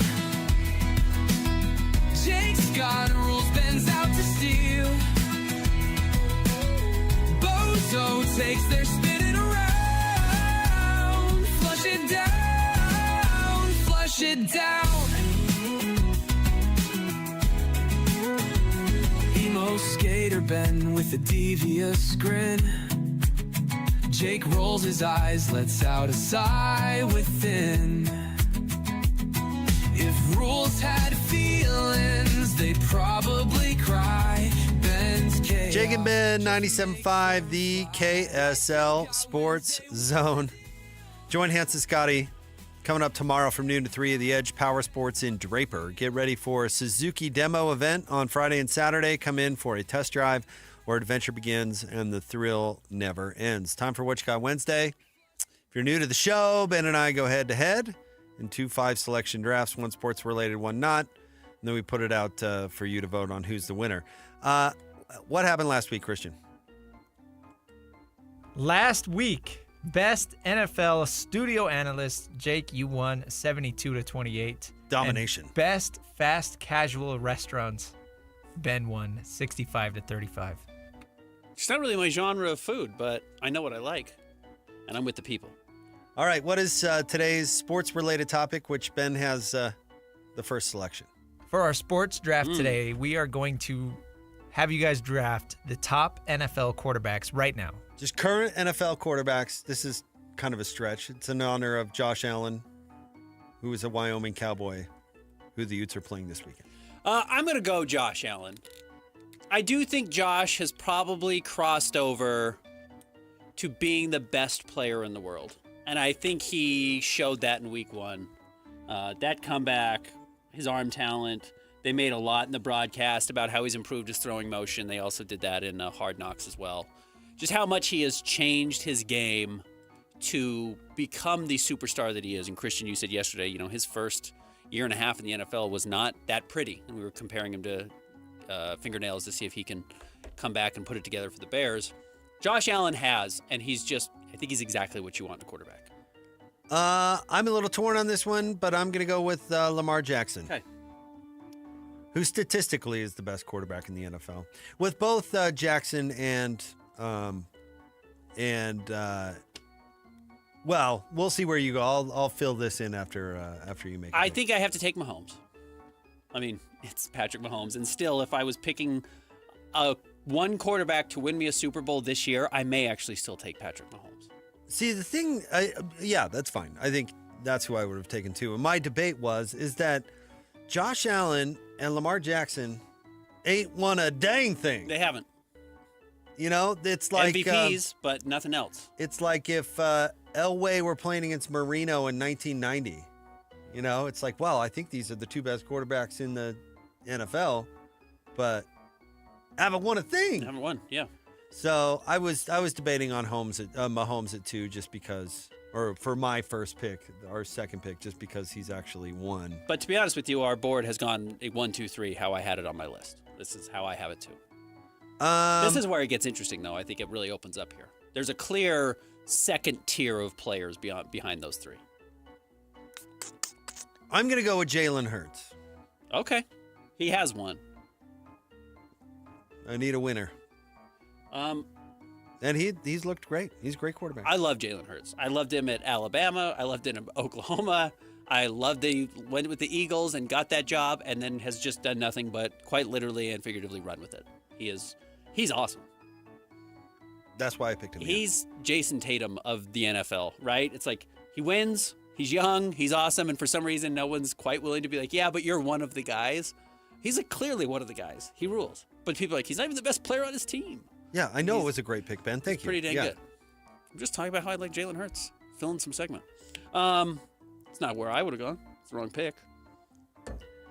I'm gonna go Joe Burrow. I know you're in love with Joe Burrow. I could have predicted that. Stay healthy, Joe.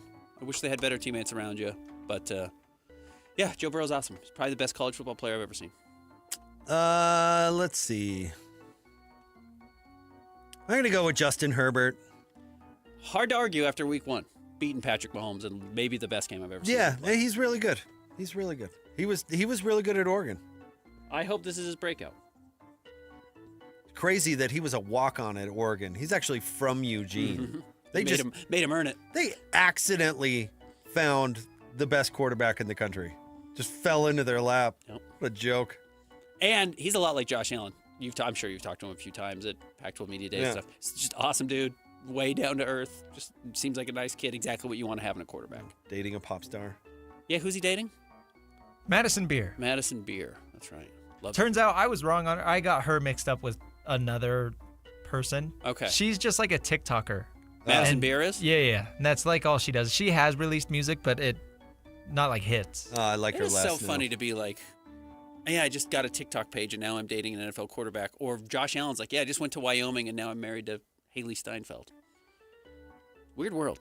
These guys live strange lives. All right, I will go with, this is tough for me. I was picking between 2 guys here, but I'm going to go with Jayden Daniels. I just think he's the real deal. I think he's going to continue to become a star. I think he's going to lead Washington to heights they haven't seen in a long time.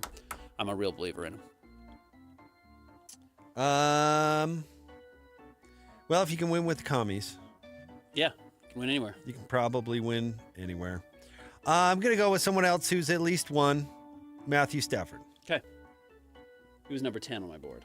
Oh, good for you. So I think you reached on him. Congratulations. Man, I'm going to beat you like 95-5 in this. This is going to be crazy. This is going to be our most lopsided result ever. Because you're reaching on all these guys, which is why I'm taking Jordan Love at 5. I think Jordan Love really belongs on this list. Yeah, fine. But Matthew Stafford's a better quarterback than he is right now. You think so? Yeah. Matt Stafford's better than Jordan Love today. Today. I don't know if he is. I'm excited. I'm watching Matt Stafford in person on Sunday. I'm very excited to see that game. I don't want that guy. It's like who? I'm going to go with Goff. Yeah. Goff's the right answer. Absolutely. Jared Goff. I know he had a bad week 1. At least the Lions did, but we went 10 for 10 on my board. This is exactly who I had the top 10. Christian, anyone we left off that's think should be here? Baker, Bone I eggs? think, is the only one that you can make a true argument for. Oh, man, it's so nice to have a guy and not Baker Mayfield. And I mean, I like Baker. You and I have both talked about what a great story that is, and he's really good. But like the difference between Josh Allen, Patrick Mahomes, Jalen Hurts, Lamar Jackson, even Justin Herbert and Joe Burrow and Baker Mayfield is enormous. I think Baker's better than Goff, and maybe Stafford, but that's about it. Like the rest of the list is pretty undebatable. Well, you're wrong. He's great. He's a really good player. He's had a fun career. He's figured it out. Has he? We should have just taken 10 best NFL players. Really opened it up. All right, now our not sports. Do you want to recap? Oh yeah. Ben, you had the number 1 pick. You went Josh Allen, Patrick Mahomes, Joe Burrow, Jaden Daniels, and Jordan Love. Jake, you went Lamar Jackson, Jalen Hurts, Justin Herbert, Matthew Stafford, and Jared Goff. All right, today's not sports topic is so up your alley. We're gonna go with how do we word this? Biggest celebrity spirals, like celebrity downfalls. Celebrity downfalls. Yeah, I think that's falls from grace. Oh, this is right up my alley. So up your alley. And I get the number 1 pick in this one. Wow. And I think there is an automatic number 1. Do you? Yeah, absolutely. Oh, interesting. I'm curious. Christian, do you feel like there's an obvious number 1 pick? No, there's been far too many.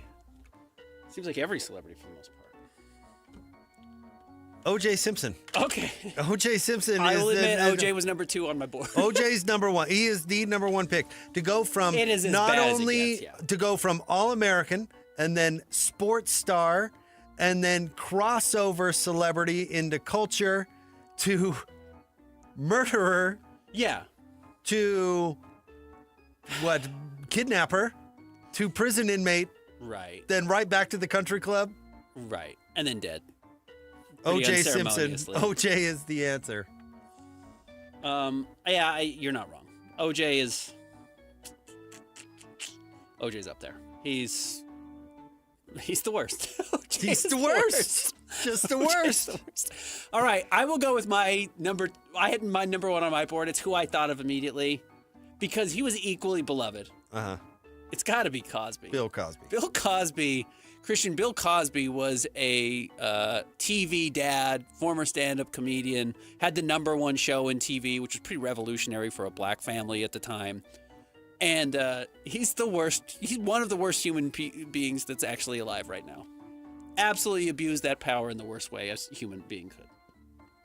Bill Cosby went around shaming other people for how they lived their lives. Made a real identity out of shaming other people for not taking life seriously. This is the worst. Was crap. absolutely the worst guy who's ever existed. This is shame on you, Bill Cosby. This is just the worst. But you love it, my man. All right. God, I think I can get that one later. I'm gonna go with R. Kelly.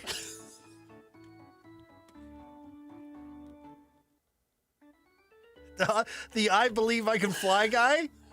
But similar issues to Bill. Have you watched the doc on Netflix? It's rough. Currently incarcerated. R. Kelly, E-Y or just Y? Kelly. Just Y. R. Kelly. We sang that song in my 6th grade graduation. I Believe I Can Fly. I Believe I Can Fly. Not him, guys. We're not doing R. Kelly songs anymore. That song just doesn't hit like that anymore. Hey, Bump and Grind is a bop. The guy like that? He has some absolute hits. But had a spiral downfall. Yeah. This is a tough draft. This is a tough draft. All right, I'm going to go with Michael Jackson. Along those same lines, I'm going with MJ. Michael Jackson. Yeah. You know what? May have inspired R. Kelly. I'm gonna go with this one. Matt Lauer. Okay. The biggest thing, cancel culture. The biggest draft. thing in what, or morning news or whatever. He was making like $20 million a year, even before it was fashionable to be making $20 million a year. The guy had a button self-closing door. Yes, that would lock. That would trap people in his room. Hey, when when anybody asks for that, but when a man asks for a door that shuts and locks from a button, CEO of the company, NBC, whoever's leading you, Les Moonves or whoever it was, you got a problem. You got to turn it off. I think that was the CVS guy. I think the CBS guy that Howard Stern hated. Matt Lauer. Yeah, and you know what? Like, unlike R. Kelly, who's incarcerated, he is excused from polite society. When was the last time Matt Lauer was... He's not welcome anymore. No, not welcome anywhere, anytime. For a good reason. Matt Lauer. Matt Lauer. All right. You know what I'm going to say? Then this isn't criminal, but it's hard to believe he is where he is today. I'm going to go with Drake. Drake, like 3 years ago, was the biggest pop star in the world, and Kendrick Lamar has turned his career into a joke. And I think he's probably making some type of comeback, but he will always be remembered as losing the feud with Kendrick Lamar. And that's really hard to do when you were as big as Drake was.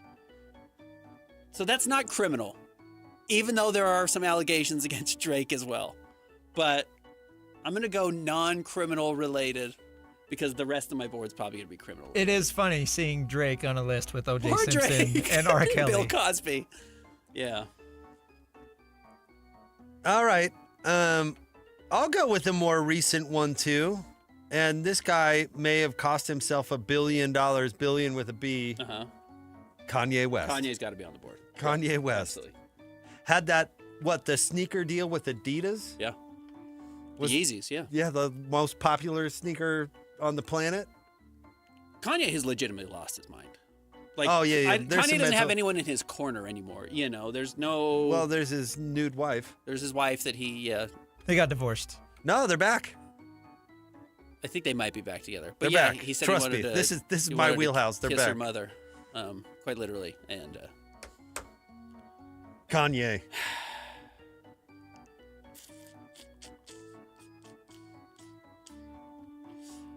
I'm going to go with your favorite person of 2024. I'm going to take Katy Perry. Who quite literally came back to Earth. Now was orbiting the dark side of the moon and crashed back to Earth. I'll take Katy Kissed Perry. the ground for some reason, and now she lost her husband, but her super her celebrity live-in boyfriend. And baby daddy. Katy Perry. Katy Perry had a funny fall. Now rebounding with Justin Trudeau, Yeah. which I think that only lasted like 10 minutes. Yeah, it did not. All right, I'm going to take another one from the world of sports. I'm going to go with Tanya Harding. Okay. Tanya was on my list. So Tanya, think about this. I mean, it's tough to remember Tanya before the clubbing, but she was a national story before that because it was this rivalry. It was this Nancy-Tanya thing. It was a big deal going into the Olympics and then culminated in just craziness. But she was like, I don't know if she was on top of the world before that, but she was like the best 2 or 3 figure skaters on the planet. Yes, she was number 2, so she knocked out number 1 to be number 1. Yep. And is now one of the great celebrity American shames of all time. Crazy. Yeah. I will go with the other person on this list, and it's just a disgusting person, so give me Joe Paterno. I'll close out the list with Joe Pa, who was the beloved grandfather of sports, of college athletics. And he wasn't committing the crimes, but he wasn't stopping them, it doesn't sound like. His downfall killed him. Yeah, I mean, they tore down his statue, or they moved it, and he died like a week later. Very shortly after. Man, that was a dark one. Review? Wait, is there anybody we left out? I've got some honorable mentions. A trillion that we left out. Okay. Ellen DeGeneres. Ellen would have been good. I think Britney Spears or Lindsay Lohan. Yeah. Britney's was pretty infamous. I can't believe you didn't draft Puff Daddy, who had an insane 2024. Yeah. But you know what? He wasn't found guilty on all the charts. Like, he's going to be back. Puff Daddy's going to be freaking off again before we all know. Yeah, crazy. Yeah. Richard Nixon. That would have been a good one. I didn't think politics. I mean, honestly, Elon has had a pretty horrendous 18 months. he was as big as you could ever be. There were some, And, you know, he's not even, as of this morning, he's not the richest person in the world anymore. There was some way darker ones, like Jared Fogle. Yeah. Subway Jared. Subway sandwiches, Christian, used to be a place where you could go and buy sandwiches, and then Jared Fogle closed the business down. Chris Brown. Yeah, Chris Brown, he's still selling out arenas. Oscar Pistorius? Oscar Pistorius, definitely in the conversation. Do you know who Oscar Pistorius is, Christian? He was a double amputee who tried to be in the Olympics, and they basically said, no, your prosthetics give you too much of an advantage, because he was setting world records, right, with prosthetic legs. I don't know about world records, but yeah. And then he murdered his girlfriend. Shot her through the bathroom door, I believe. Through the door, yeah. It was horrible. Right up there with Drake. Lance Armstrong. Lance. Yeah. America's hero. All of Major League Baseball in the late 90s. Lance. Recap. Okay, go ahead. Jake, you had the number 1 pick. You went O.J. Simpson, R. Kelly, Matt Lauer, Kanye West, and Tanya Harding. That's a strong list. Imagine being Tanya Harding and being like, I hit her in the knee. I'm on a list with O.J. Simpson. Ben took Bill Cosby, Michael Jackson, Drake, Katy Perry, and Joe Paterno. Yeah, Katy Perry literally did the least of all of these people. Maybe Drake did less. Katy Perry just Like, I went on a flight. Yeah, she oversold a plane flight. Yeah, right. And she's now on a list with OJ. Way to go. 40,000 feet instead of 30,000 like every other plane ride. And we're like, you're not welcome here anymore. But she sung a song Go while back she was to up there. space. Apparently it was very touching. That's why we have to think of our lists ahead of time. We can't do that. It's always... No, that was like our best draft ever. Awesome, yeah. That was like our best draft ever. We are going to get a lot of votes. Stay tuned. We'll wrap up the show next. 97.5. Mel Gibson. The KSL Sports Zone. Accessing.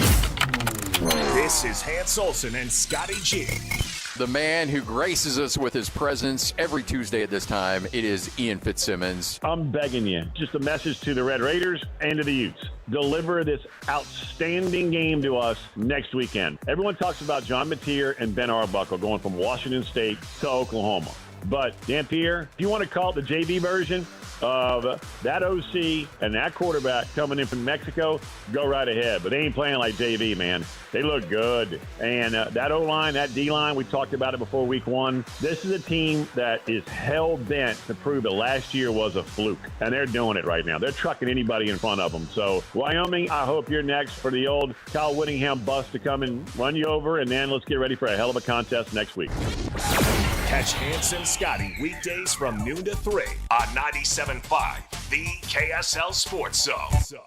Hi, this is Derek Overstreet, president of the New Millennium Group and co-host of Stop Working, Start Living with KSL News Radio. Can you imagine what your life would be like if you could retire 3 to 5 years earlier than you thought possible? The things you could do, the loved ones you could spend time with, the memories that you could create. That's what our team at the New Millennium Group does.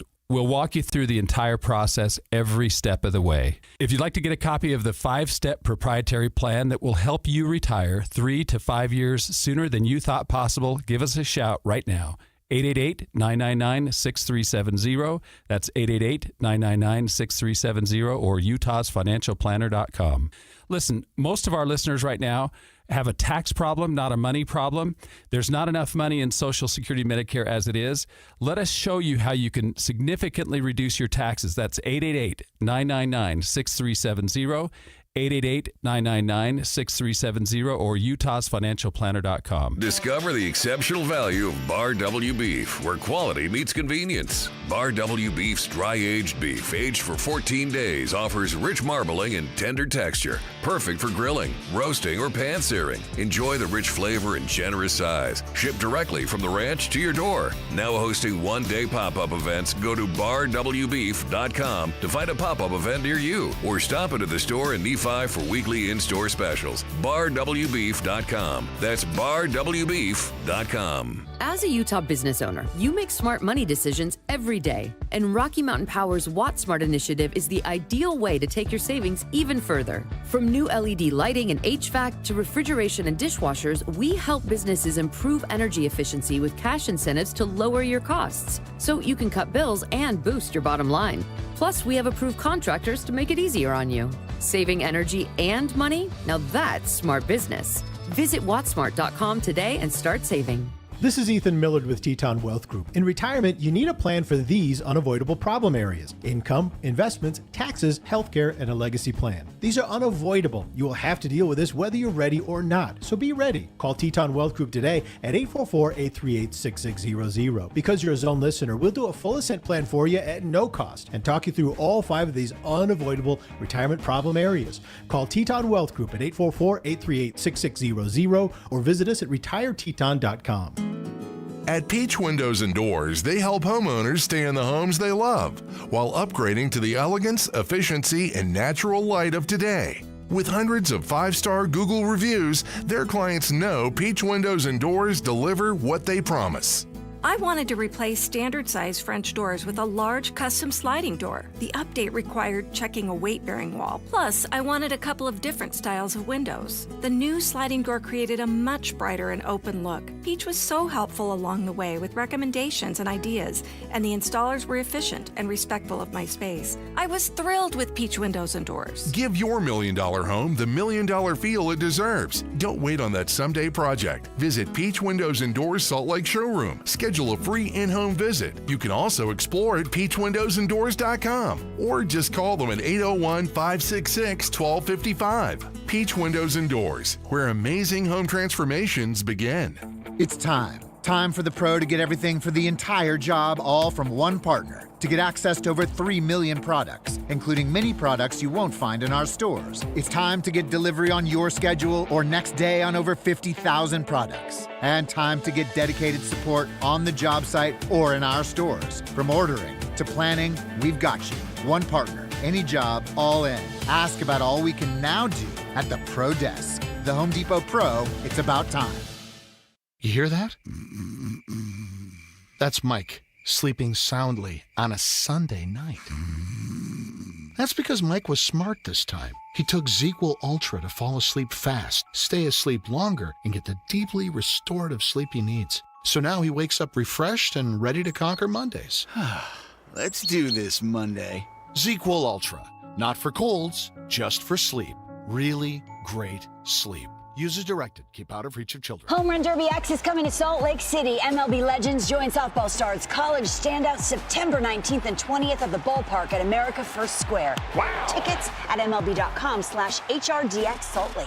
Major League Baseball trademarks used with permission. 3, 2, 1. This is your Utes at 50 update. 58! Presented by Kenny J's Barbecue on 97.5, the KSL Sports Zone.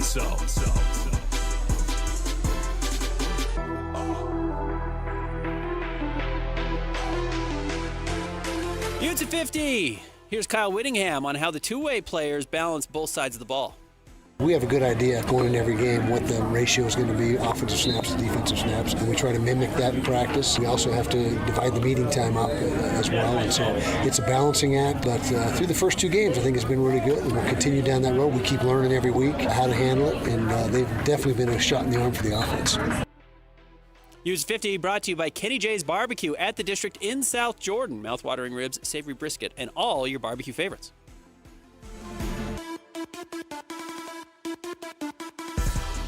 Nobody gets you ready for Utah football more than the KSL Sports Zone. Ready?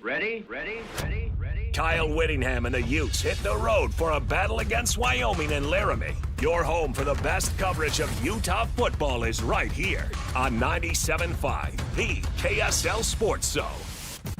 You're listening to Jake Scott and Ben Anderson on 97.5, the KSL Sports Zone. Two amigos on the airways, talking sports. They got him and Jason on soul. Loves his tie guy. Ben's got style with his scarves. Oh my.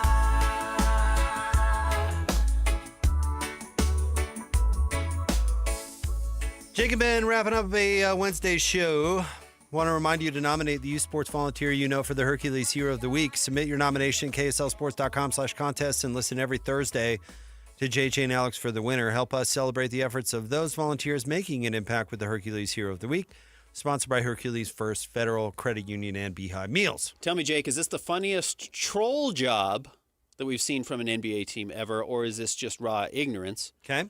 March 17th, the Charlotte Hornets have announced that they are going to be hosting sports betting night in their home arena, and they are welcoming in none other than the Miami Heat, who feature Terry Rozier, who was investigated for sports gambling and used to play for the Charlotte Hornets. Right, for a while, yeah. And that's one layer of it where it's very funny. March 17th happens to be Terry Rozier's birthday. So wow. All the days, you play 41 home games. They only have 18 themed nights. So you could have gotten Bet365 or whatever this website is that is hosting this. To host any of the nights, the night they signify is the night against their former player. Their former player who got investigated for sports gambling.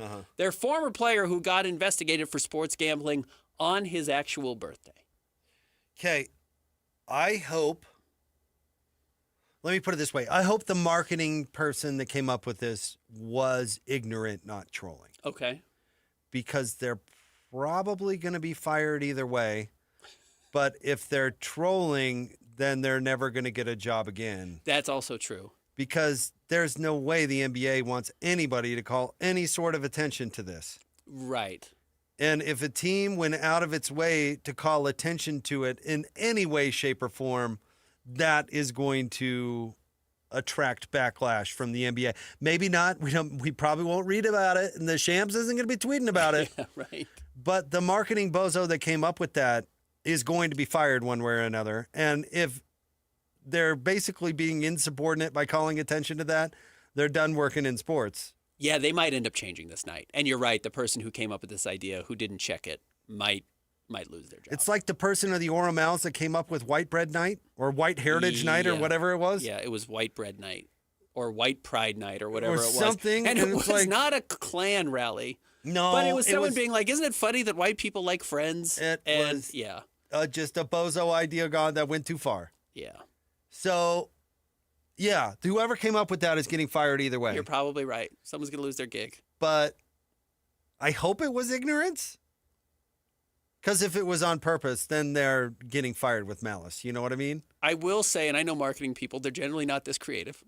They generally just say, like, Heat coming to town, decent game, put it on the board. That'll work for us. We don't have anything else going on that night. I'm with you and that. I don't mean that as disrespect towards marketing people, but generally, I don't think that much thought goes into it. See, my friends and I used to joke about what could we do that would get us on national news the quickest. Not anything nefarious, but just, what kind of public scene could we create to if you played a game, how could you get Adam Silver on the phone the fastest? This would be it. Yeah.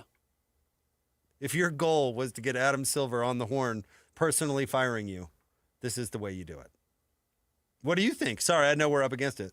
I think this is all a crazy coincidence. I think you're right. I think this is going to be a really bad look. Man, NBA teams are so cautious about this stuff. NBA teams are so cautious about not offending other players. It has become so much about making sure everyone's happy and everyone feels welcome in every city and you don't offend any other let players. alone the gambling and you thing. don't make enemies. And yeah, so that is a lot of coincidences. It is a lot of to line coincidences, up. though. Yeah. And the Hornets are a very unserious organization. They are, and they know Terry Rozier very well. He played for them for a long time. He traded for Kemba Walker, if I remember. No, if he whatever, did it on purpose, they will be fired before the end of the day. Regardless, they're getting a call from Adam Silver's office saying, do you not have What a is the brain? matter with you? Yeah, do you not have one brain? Everyone else put this together immediately, and you didn't? Hans and Scotty are next. Thanks, Christian. 97.5, the KSL Sports Zone.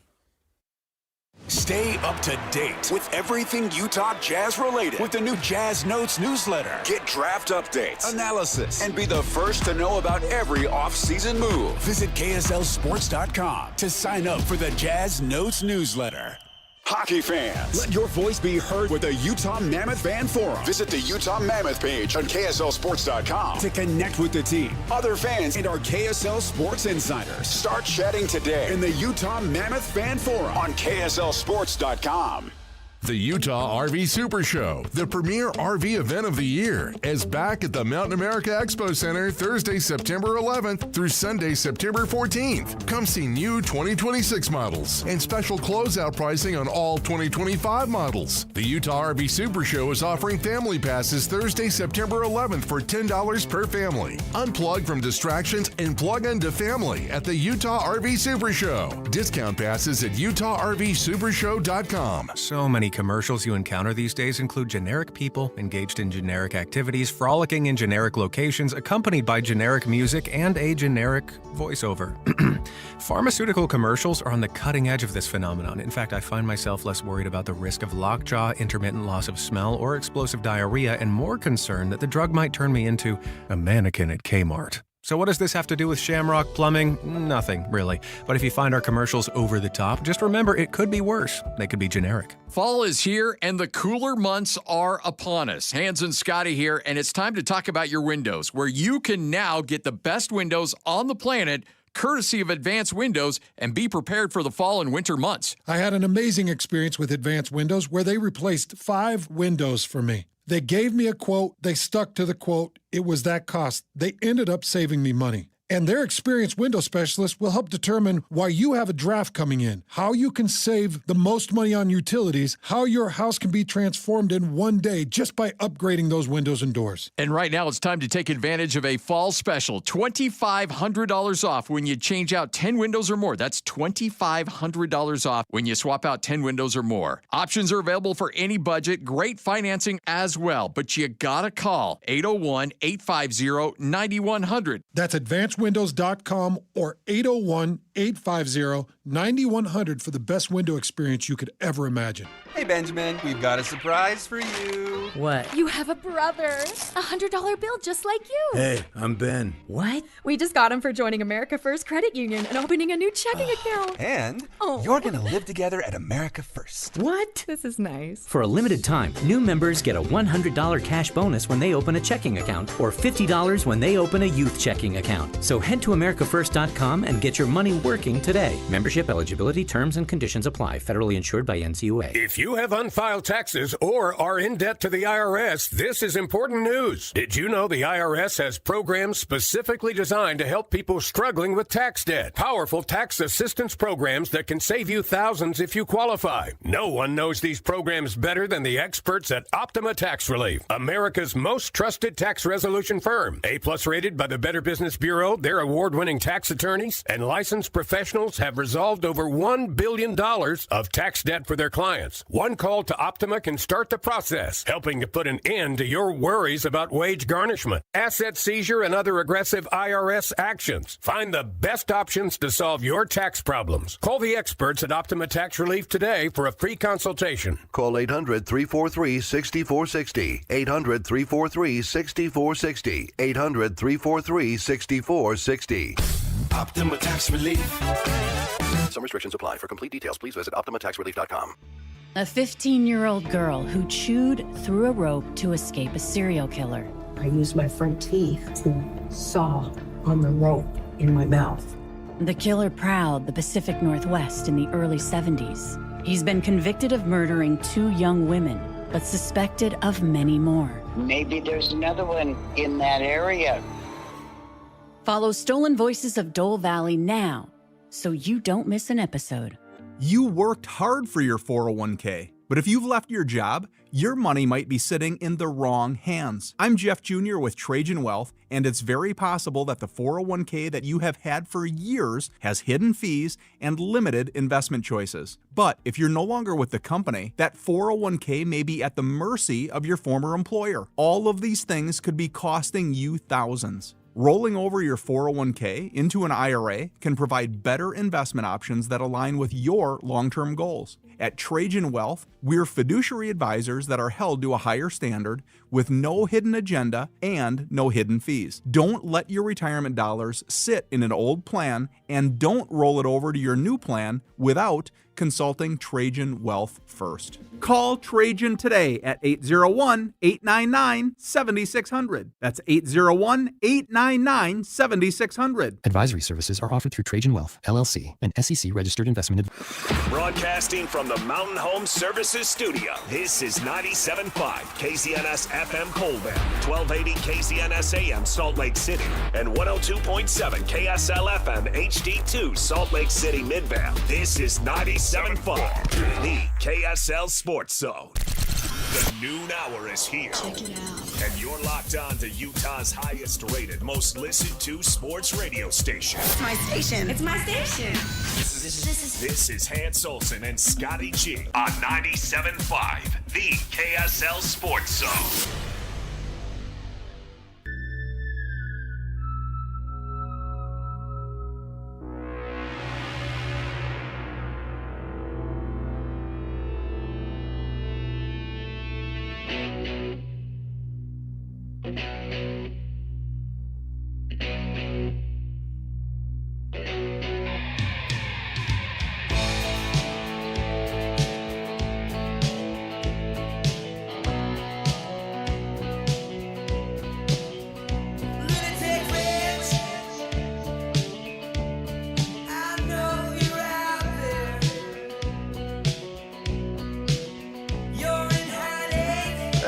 Let's get it. Hans and Scotty, 97.5, the KSL Sports Zone. Hi, Hans. Oh, what you giggling about, Scotty? Oh, Lloyd is barking at me like you would expect. Oh, he's in rare form already. Oh, yeah. Yeah, he's already saying. Well, and you tell him what you said. Hey, I remember when you used to play my intro music sometimes.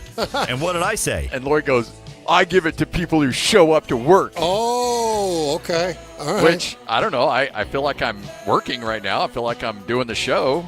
I may not be in studio with Lloyd. Yeah, we know another play-by-play that does some of those things. Oh, no.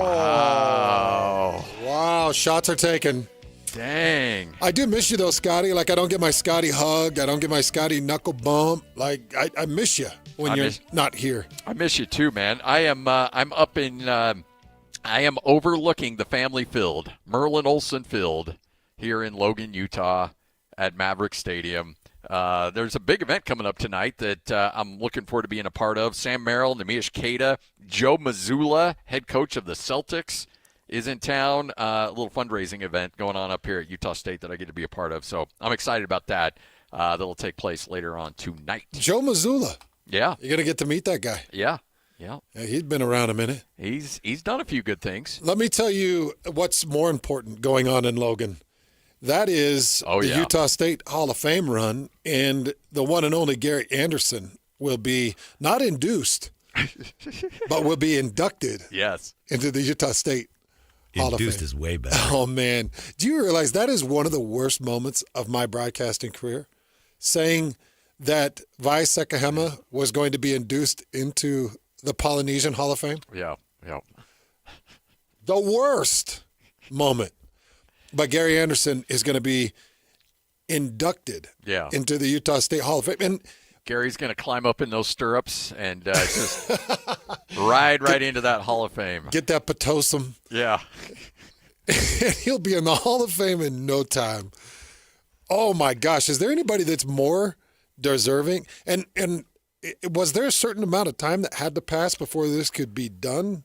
You know what? I don't know the rules of it. I'm not sure if there's some length of time that has to pass or anything like that. And I don't know if it got reset when he came back here and was the head coach for a couple of years. So I'm not sure. It's a good question. I can find out, but you can't find anybody more deserving of having his name recognized in a Hall of Fame of a university than Gary Anderson at Utah State. And for everybody out there that just remembers maybe the last tenure that Gary had at Utah State during COVID and the mess that was that, the kids don't appreciate, Hans. There's a reason why you didn't come to Logan. Well, there's a lot of reasons why you didn't come to Logan. But I'm going to go ahead and speak for you that if I were you, I wouldn't have come to Utah State because the football was that bad from about 95 to about 2008. And then Gary Anderson showed up. And it took him a couple years, but once he got it going, Utah State last year didn't go to a bowl game. That was the only time outside of a COVID year that there's only been 2 years in the last, I want to say, since Gary went to his first bowl game in 2011. There's only been 2 years Utah State has not gone to a bowl game. Last year, and then I want to say it was like 2015, somewhere around there. But other than that, Utah State always goes to a bowl game. That means a very bad season is 6-6. Back in the day, when I was a student here, I would have given my left you-know-what to get 6 wins because the thought of that was just incomprehensible. There's no way this team's ever going to get 6 wins, and yet they do it almost on a yearly basis now. Yep. And a lot of that's due to Gary, his restructuring. And, you know, I'll say this about Gary because he's currently at BYU. I don't think that there is a coach who's had more widespread influence on this state's college football than Gary Anderson in the history of this state. And I'm talking about across the board. You know, he was working with Weber State. I don't know how well or how much people know about his time at Weber State, but he was helping with Weber State the back end of Jay Hill's time. And then post Jay Hill, I think he worked 1 year with Mickey Mintle. If I'm not mistaken, Scotty, you might know that better. I'm not sure. I don't know if he helped him out or not. And then I think he tried to take 1 year away from football, and then everybody in Provo was like, Gary, come down here and help us out with a couple things. And Gary, being Gary Anderson and wanting to influence young football players, he went down there, and then they were like, he did such a good job. They were like, can you do a little bit more and a little bit more? And now he's a permanent analyst down there. And I know that he's got a lot of responsibilities in Provo. So this is a guy that played at the University of Utah. He came back and coached at Utah from 97 to 2000 and about 2008, I think, because he took the Utah State job in 2009. Is that right? Yes. I know that he had a little stint at Southern Utah in between with Utah. He went to Southern Utah because I remember he was there with, I want to say he was there with Kalani. Kalani, yeah. Yep. And then came back. I think A-Rod was down there with him too. And A-Rod, you're right. And then came back and re-geared and then won a Sugar Bowl and a I think he was even on the Fiesta Bowl team, wasn't he? I think he was. I think he won the Sugar. In 04? He was. He was the D-line coach in 04. Yeah. So he won and then he takes the Utah State job. He went and dabbled out to Wisconsin and Oregon State for a bit, but then he comes back to Utah and then ends up back at Utah State. Now, that little return to Utah State, it didn't go the way it should have. I don't think he had the full support that he needed, and I think you probably know more than I know. I'm going to go David Locke on this one. You know, and David would be like, well, you know, I know more of the story than I probably should, and I can't really tell this. Let's just say you throw COVID and then you throw a lot of other things in the mix, nobody was going to be successful in that tenure. Yeah. Nobody. Gary, and remember, in 2021, Blake Anderson shows up and wins a championship with who? Gary Anderson's team. That's right. And so I would never hold that against Gary because there were a lot of things at play there that were outside of Gary's control. So, again, without going into the full story, I will never hold that 2020 season against Gary at all, ever. Yeah, me neither. And then and now here he is, 2024, and he's still doing his thing at BYU. And honestly, I would say to BYU fans, take what you think he's responsible for and times it times probably 4 or 5. But that's just the influence that Gary Anderson has. So I'm just proud of him. I'm happy for him. I kind of consider myself like the Gary Anderson of radio, where it's like I just love football, man. Scotty, you know that. I love Logan. I love Salt Lake. I love Provo. I love the football that comes out of each of those communities. And I take a lot of heat from a lot of fan bases that are like, well, you should be all this, or what are you doing in this area? And look, when you see my tweets come out, I'm tweeting just out of the passion of the game. That's it. I'm tweeting because I love the game, and I love when the game is played well, and I respect coaches that coach it well, and I respect universities that play it well. Now, I happen to call the games for BYU, and there's no doubt I've got a lot of heart and passion and love for the team that I played for and that staff that I played with as teammates. I do. I love it. But my day job through the week with Scotty is football. And that's why you see me tweeting videos of the University of Utah. I take advantage of the things that people allow me to do. And what people don't see, Scotty, is some of the restrictions that you and I have. Mm-hmm. But it's like, I love the state of football here in Utah. It's just the best. And it's such different programs. Like Kyle Whittingham has reinstituted this dog tough, ugly style of we'll beat you up in the trenches and we'll go big on bigs. And it's completely different at BYU. Jay Hill is, we're going to tech you out of this thing. There's going to be so many moving parts. We're going to tech you out of this thing. Roderick is so much different than Beck, and both of them are different from Kevin McGiven. By the way, you talk about coaches that impress me. I think Kevin McGiven may be in the top 3 that I've ever been around. Scotty, he is just pure football, and he's a pure football mind, and he's inclusive of other football minds, and he's just great. So I love it. I'm happy for Gary Anderson, and I love what he's done. He's influenced every university, pretty much every university in this state at one point or the other, and not many coaches can say that. No, and it's a lot like the influence Ron McBride, and there's a reason Gary Anderson's really tight with Ron McBride, because he'll consider Ron a mentor, but Ron still has a lot of pull at every university in the state, and I think Gary has seen that and realized, hey, I still want to be involved in some way, shape, or form, and he has done that. And you're right. I think that BYU fans think that they should acknowledge Gary Anderson's presence, but times it by 10. Yeah. And that's what he's meant to Jay Hill. Not taking anything away from Jay Hill. No. But Chad Kaha, you look at, Jay Hill, you look at Gary, like those are 4, and then you throw in Kelly Papinga. I mean, you've got 4 defensive masterminds there. And Sione Buha, Yeah, that's and by the way, you say not to take anything away from Jay. People need to understand this.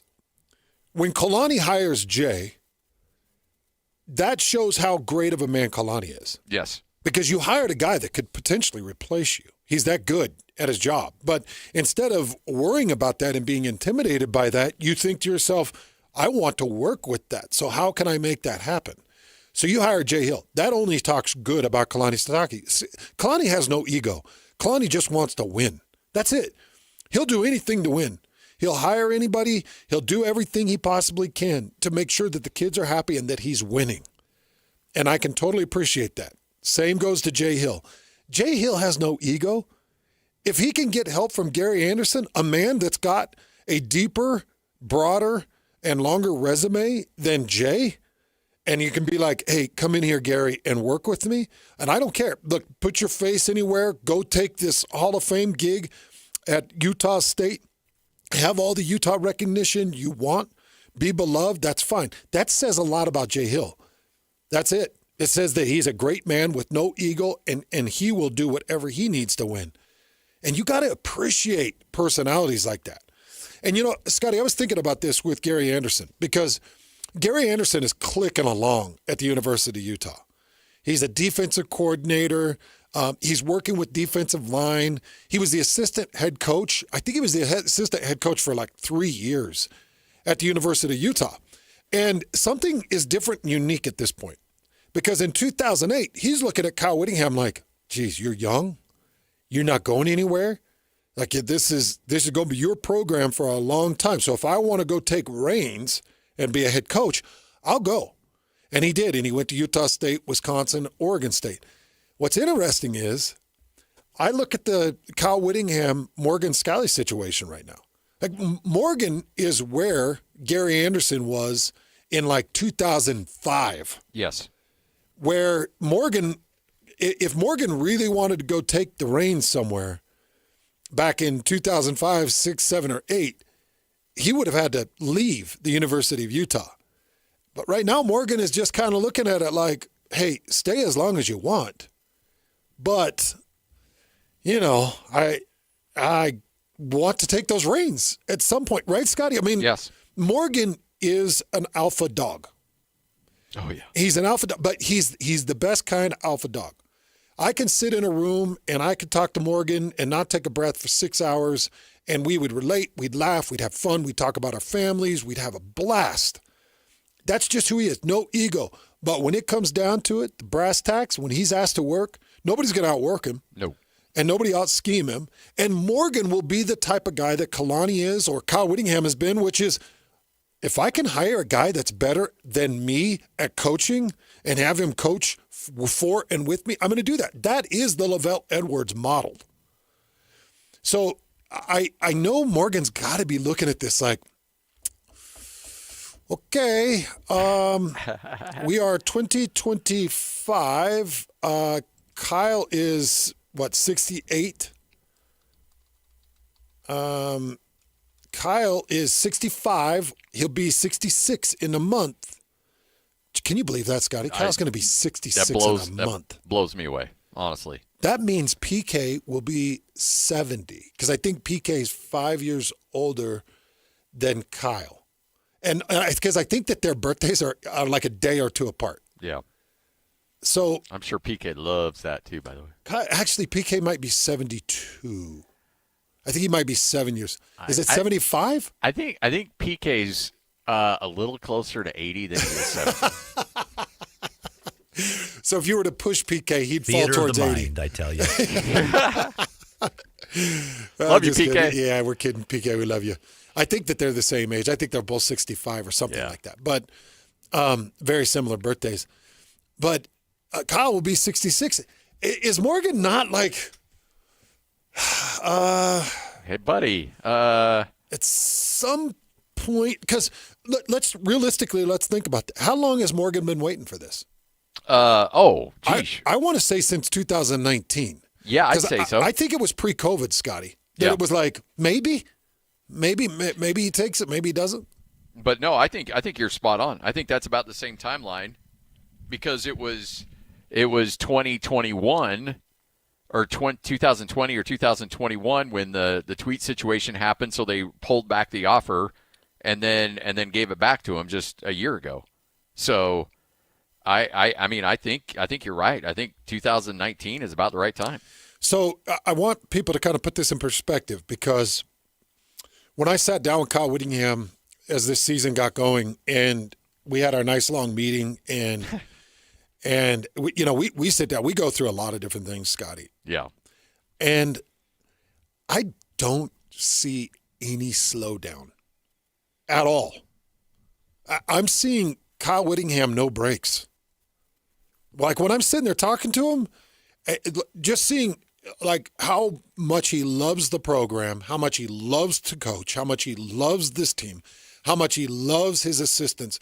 It would be like me sitting down with Lavelle Edwards in 1996 when I showed up on campus. That's where Lavelle was. Mm-hmm. Lavelle was 65 years old. He was 65 years old. He was in the heyday of his career. He had great coaches around him. He loved to recruit, and he loved to model kids. He loved to shape young men. And I looked at Kyle when I was sitting in that office with him, and we're going through it, and he's sitting there bragging about this coach and bragging about this player and bragging about, this record and this number and this yardage and this. And I'm like, this does not look like a guy that's winding down to me. Yeah. His body is still built like a robot. I gave him a big hug, and I'm like, it's like hugging a freaking solid chunk of muscle. He's extremely healthy. I don't know, man. Now this is a personal level. I hope he never retires. I do not want to do sports radio in this state without Kyle Whittingham in it. I'm with you on that. Absolutely with you on that. He brings a cachet. He brings an interest. I saw some jackass some complete clown on social media yesterday. Don't know who the guy was, but he was on some blog or podcast, and it was going viral because he said, "Oh man, come on, Texas Tech could stomp into Rice Eccles Stadium, and he could what I can't remember what the terminology was, Lloyd. He could destroy them in Rice Eccles Stadium." I'm like, who is this guy? Do you know this guy, Lloyd?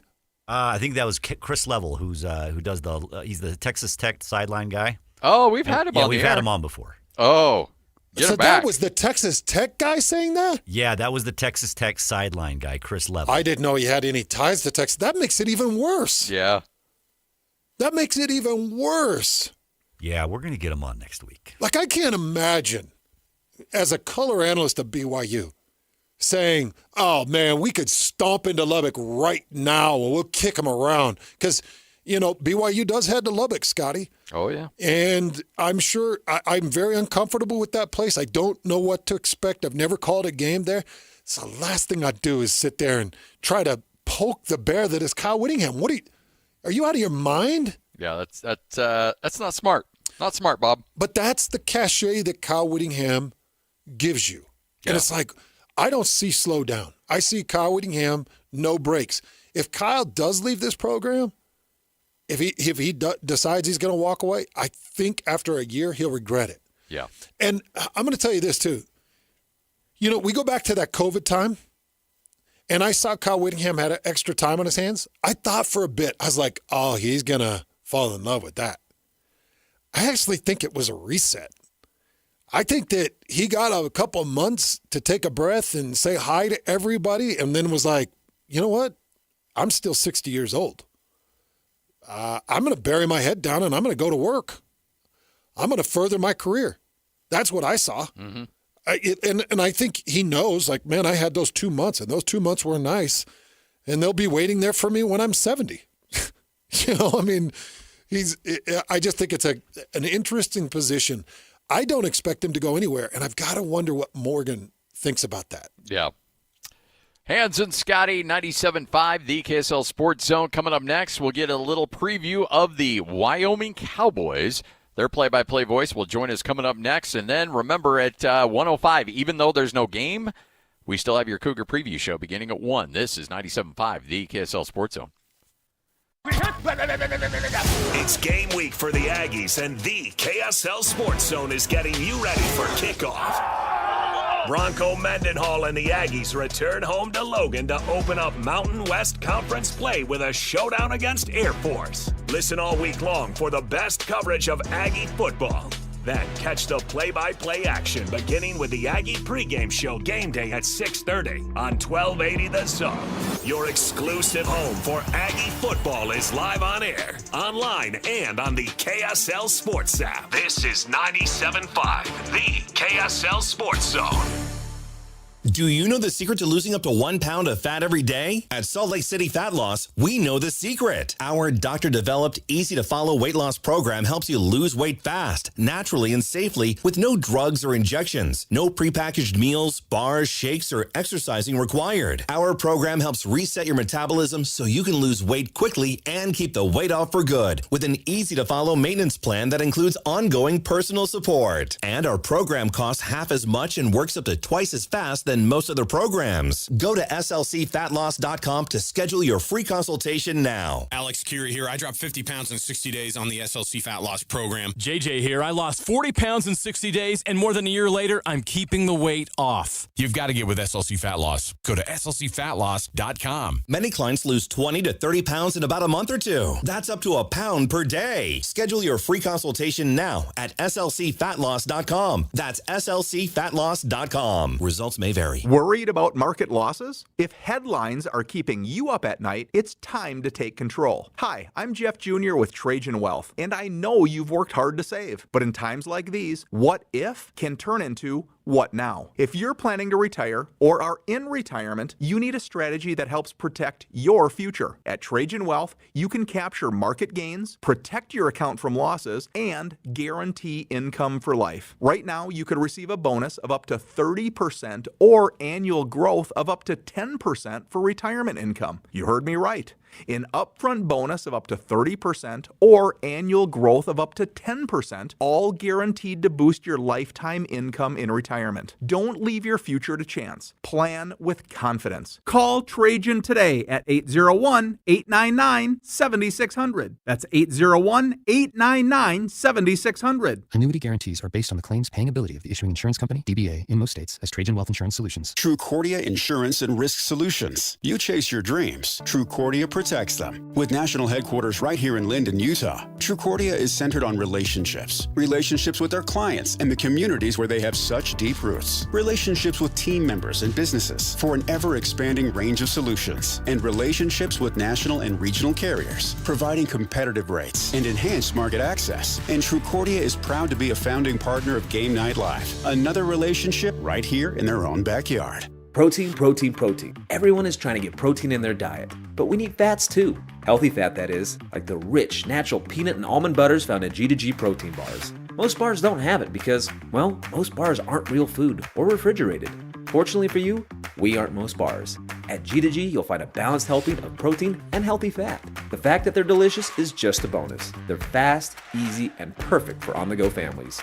G2G protein bars. Find them at Costco, Harmon's, Maverick, and now at Smith's. Hi, this is Derek Overstreet, president of the New Millennium Group and co-host of Stop Working, Start Living with KSL News Radio. Can you imagine what your life would be like if you could retire 3 to 5 years earlier than you thought possible? The things you could do, the loved ones you could spend time with, the memories that you could create. That's what our team at the New Millennium Group does. We'll walk you through the entire process every step of the way. If you'd like to get a copy of the 5-step proprietary plan that will help you retire 3 to 5 years sooner than you thought possible, give us a shout right now. 888-999-6370. That's 888-999-6370 or utahsfinancialplanner.com. Listen, most of our listeners right now have a tax problem, not a money problem. There's not enough money in Social Security Medicare as it is. Let us show you how you can significantly reduce your taxes. That's 888-999-6370. 888-999-6370 or utahsfinancialplanner.com. Discover the exceptional value of Bar W beef, where quality meets convenience. Bar W beef's dry-aged beef, aged for 14 days, offers rich marbling and tender texture, perfect for grilling, roasting, or pan searing. Enjoy the rich flavor and generous size. Shipped directly from the ranch to your door. Now hosting one-day pop-up events, go to barwbeef.com to find a pop-up event near you, or stop into the store in Nephi for weekly in-store specials. barwbeef.com. That's barwbeef.com. Utah Rail Safety Week is Monday, September 15th to Sunday, September 21st. Rail safety signs aren't just symbols, they're lifesavers. Whether you drive, bike, or walk near tracks, safety starts with each of us. Learn more at utahoperationlifesaver.org. This is your Cougars at 30 update. Presented by Kenny J's Barbecue on 97.5, the KSL Sports Zone. It is your Cougars at 30 update. This is 97.5, the KSL Sports Zone. Some injuries along the offensive line has had Kalani Sitake using different rotations, something that he's not opposed to at all. I think I've said before, we have a lot of guys that can start different positions, and so it gives us flexibility. Coach Quiz, he can handle that room, so whatever he feels comfortable with, those guys playing in different positions, I feel good about it. But the interior three, I think we rotated 4 guys to 3 positions, and when Waylon's back, we'll be ready to add to that. So, right now, we're going to keep working with whatever Coach Woods is comfortable with. It's a good luxury to have. That is your Cougars at 30 update, all brought to you by Kenny J's Barbecue, the best barbecue in the state at the District in South Jordan. Kenny J's Barbecue. Get there now.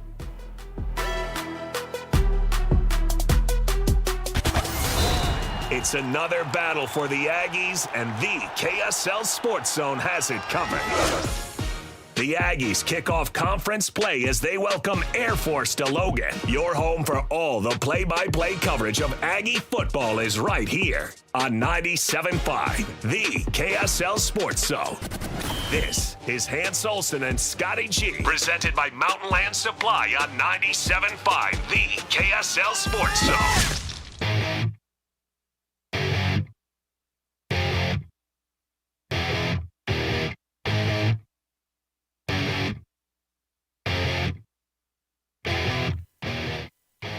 Hans and Scotty, 97.5, the KSL Sports Zone. Hope you're all having a tremendous day. Utah hitting the road. They'll be in Laramie coming up this weekend, renewing an old Mountain West Conference rivalry. Keith Kelly, play-by-play voice of Wyoming, kind enough to join us, one of the good ones. Keith, how you doing, man? Hi, Keith. I am great, guys. Scotty, Hans, how are you guys doing? So good. It's good to hear from you, man. How is lovely Laramie? Laramie's good. I'm getting ready to head over there. I actually live in Cheyenne, so I do the commute a couple times, 3 times a week. It's great now. I mean, it's just beautiful. Should be perfect weather in Laramie Saturday night for the Cowboys and the Utes. You never know what you're going to get out of that weather, even in September. So, but it's looking good for Saturday. Then is what you're saying. It is. You might have some clouds like in the afternoon, might get a scattered shower or something like that. But I think by the time kickoff rolls around, it should be very comfortable. 50s, maybe around 60, something like that. Should be perfect. I called a game in Laramie September 14th of last year and was up in that booth. And there was some buzz and talk about that part of the stadium coming down or that booth being remodeled. Where are we now with War Memorial? It has completely been remodeled, Hans. I do remember that meeting you for the BYU game. Completely remodeled. They pushed it out a little bit towards the field a little bit to where they had to take a few rows out from the top side, but very spacious, a lot more modern looking now. Looks really, really good. Elevators, according to our sideline guy, are 38 seconds faster than they were. So the elevators, and there's 2 of them now. Wow. So instead of 10 minutes and 22 seconds in that elevator, it's now 9 minutes and 45. No, I'm just joking. It's a lot faster. I will say that. It's a lot faster. I've called so many games out there. I love getting out to Laramie. Does it feel weird this last year in the Mountain West Conference? Where are Wyoming fans, if they had a choice, would they like to be in this Pac-12? Do they like where they're at? What's the vibe there in Laramie about the future of this conference? Well, I know I'm talking to enemy territory. We've coined a phrase, or not a phrase, and I took this from a great fan, I believe, in Pinedale. I saw him put it on X. So we've labeled the 5 teams that are leaving the Pack Stabbers, so to speak. Okay, so I use that tongue-in-cheek, right? Yeah. So it's pretty good, though. That is good. It's pretty good. We've been using it. It stinks, guys. I don't like it. I get it. I understand what's going on in the landscape of collegiate athletics, but I really feel once push comes to shove and we get a true split between the P4 and the G6, everybody's going to be in the same spot anyway, right? Yeah. I really feel that way, and that's nothing against what Utah State has done. They're trying to do the best for them and all the other schools. I just feel like that's where we're going to end up anyways, and it stinks because I think you could have had a really, really, really elite conference if Washington State and Oregon State had just come on over to the Mountain West. Didn't happen, and that stinks. That would have been nice. I'm actually with you on that. By the way, totally agree. Yeah. From my perspective, nice. Yeah. I do like having the Pac-12 label only because people associate it with Power 4 football, and it would have been nice to maybe adopt that and just take over the conference. But, I played in the WAC in the mid-'90s, and then I played in the first edition of the Mountain West Conference back in 97, 98, and 2000. I think I was in there for 3 years and played against Wyoming every year and took on these traditional Mountain West Conference teams, Colorado State, Air Force. Like, it's near and dear to my heart. I wish they could have salvaged that, but I hope that things can somehow find a way to stabilize. How have you felt about some of the teams they've added?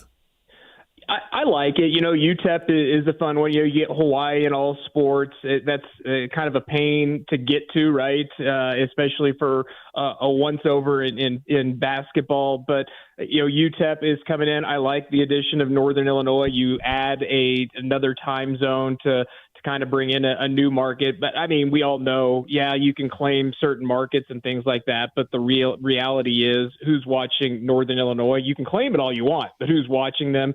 I do like Northern Illinois, though. UC Davis is coming in for everything but football. You got Grand Canyon. I really like the addition of Grand Canyon in everything but football. So I do like the additions. It's not going to be the same, but I think they've done a really good job. I think Laura's done a really good job to keep the Mountain West not only afloat, but looking to thrive in the future. 2-0 to start the season against Akron, which is not a particularly good team. And then, of course, last week against Northern Iowa. But, hey, momentum is momentum. And to start the year 2-0, what are your early impressions of what you're seeing there on this squad? I think the Akron game could have been more. Wyoming was not very good in third and fourth and short yardage. If they convert, they were 3 of 7 on those. If they get 6 out of 7, you might be looking at like a 24-0 game instead of 10-0. Defense was on point. They made big plays. The big thing I've seen with Wyoming is much improved depth. That's where they were hurt last year. They didn't have the depth at all positions they needed. They played 22 guys against Akron on defense, and there was 0 drop-off. They added another player for Northern Iowa, bringing in a defensive end, Isaiah Bogar, and there was still no drop-off. They completed 11 passes to 11 different receivers against UNI. 7 different guys carried the ball for Wyoming. They're deep at a lot of really key positions, in particular the defense, and that's where they've been most. You're right. Akron's not very good. I think Northern Iowa's offense is way better than what Akron showed, and they did a pretty good job against them. But 2-0 is 2-0, and they'll take it in Laramie with a really, really good Utah team coming in. I remember coming in and getting ready for that game, and Svoboda was just kind of all over the place, very inconsistent, and he'd give you a couple of big plays and moments and then would disappear. You make the transition to Caden Anderson, just a sophomore. Teach me a little bit about Caden, and what should Utah fans expect from this young quarterback? Well, with Evan, he was more runner than passer, I think, as the year went on. He just wasn't, like you said, he was just all over the place. With Caden, you get a true pocket-style quarterback. He's got the ability to run. He has 2 right knee ACL tears that he had in high school. But so he still kind of wears that brace. So he's not as big a threat to run, but he can do it. He can maneuver around the pocket, but he's a true passing, very smart, cerebral type quarterback, throws the deep ball really, really well. Look, he came in against Utah State last year, Scotty. You probably remember this, and he really did a good job against the Aggies. They split time, right? I think it was Svoboda, then Anderson, and then he got his first start against New Mexico and had that shootout, ironically, against Devin Dampier, and Wyoming won that one. Then against Boise State, guys, they were beating the Broncos. And if he doesn't get knocked out with a concussion, they might knock off Boise State last year. So he's got the ability. Just they trust him. He's got some edge. He's got a little moxie. But it's his ability to be a lot more accurate, which is something Wyoming hasn't seen in a number of years. And the deep ball is really key. He just commands the offense really well. So obviously, when you had BYU come in there, I know that it didn't take long to reignite the fan base with the BYU rivalry. Where's Laramie at on Utah as the Utes and Kyle Whittingham come to town? I'm actually going to ask this question on my show later this afternoon. Call it the hierarchy of hatred. Where does Utah rank on that one? It's not near as fierce as BYU is. Hans, you know that it's not as fierce as BYU. It's not the CSU level, things like that. But people still remember. There are big memories of playing Utah, and of course, recent memories not going well for the Pokes. They had the win in 2006. Everybody remembers the power going out in 2004 with that initial BCS buster Utah. But the Joe Glenn salute, as we like to call it, when Kyle Whittingham onside kicked up 40-0 in Salt Lake City, that one was always big. I don't think the hatred is nearly there, but fans are excited. They like these sorts of things. They like to rekindle these sorts of things, especially at Wyoming, and they're excited to have Utah come in. It is a really, really good Utah team, though. Well, it's going to be fun to see it. I'm excited to see kind of Utah's approach to this game because they have caught a lot of heat, man. They are on a real run right now with kind of a national attention and interest and excitement. I mean, I'm sure you've seen it. BYU started the season AP top 26. They get wins over Stanford and Portland State, and they move to 27. Utah gets wins over UCLA and then Cal Poly. They jumped 5 spots after a win to Cal Poly up to number 20. What can you kind of make of some of the movement that you're seeing from Utah? You mentioned Wyoming and their schedule. I don't think Utah's played. Look, I think UCLA is just not very good. I think they're very poorly coached, and Utah did what they should have done. They beat a bad team. Cal Poly is what it was. They did what they were supposed to do against Cal Poly.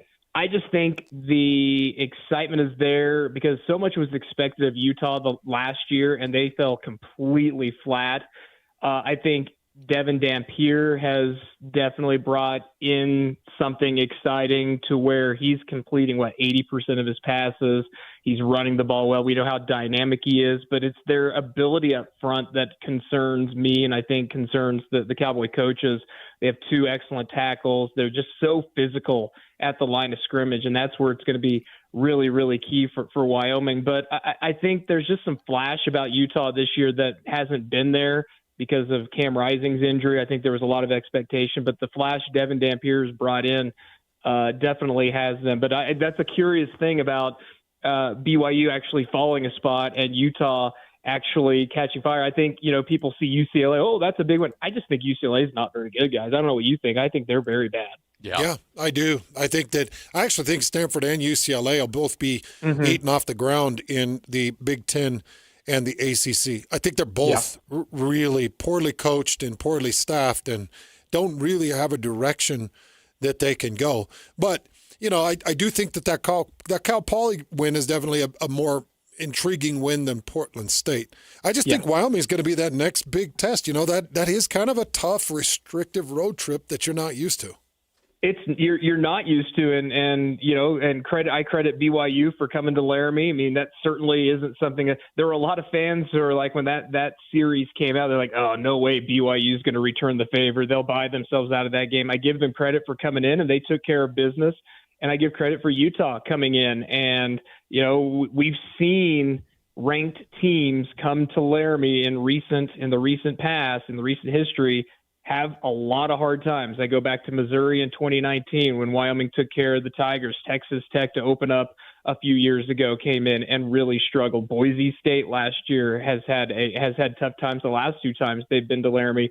It's a tough place to play, and it's not a big stadium, as you guys know, but it's going to be a very good environment. Night game, those fans are going to be primed, I guess I should say. They'll be primed and ready to go. And Utah's going to get Wyoming's best. I know that. Wyoming's excited for this.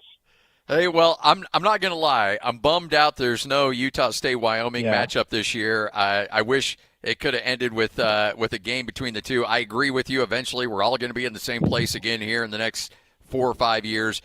So I look forward to seeing you in basketball, though, for sure.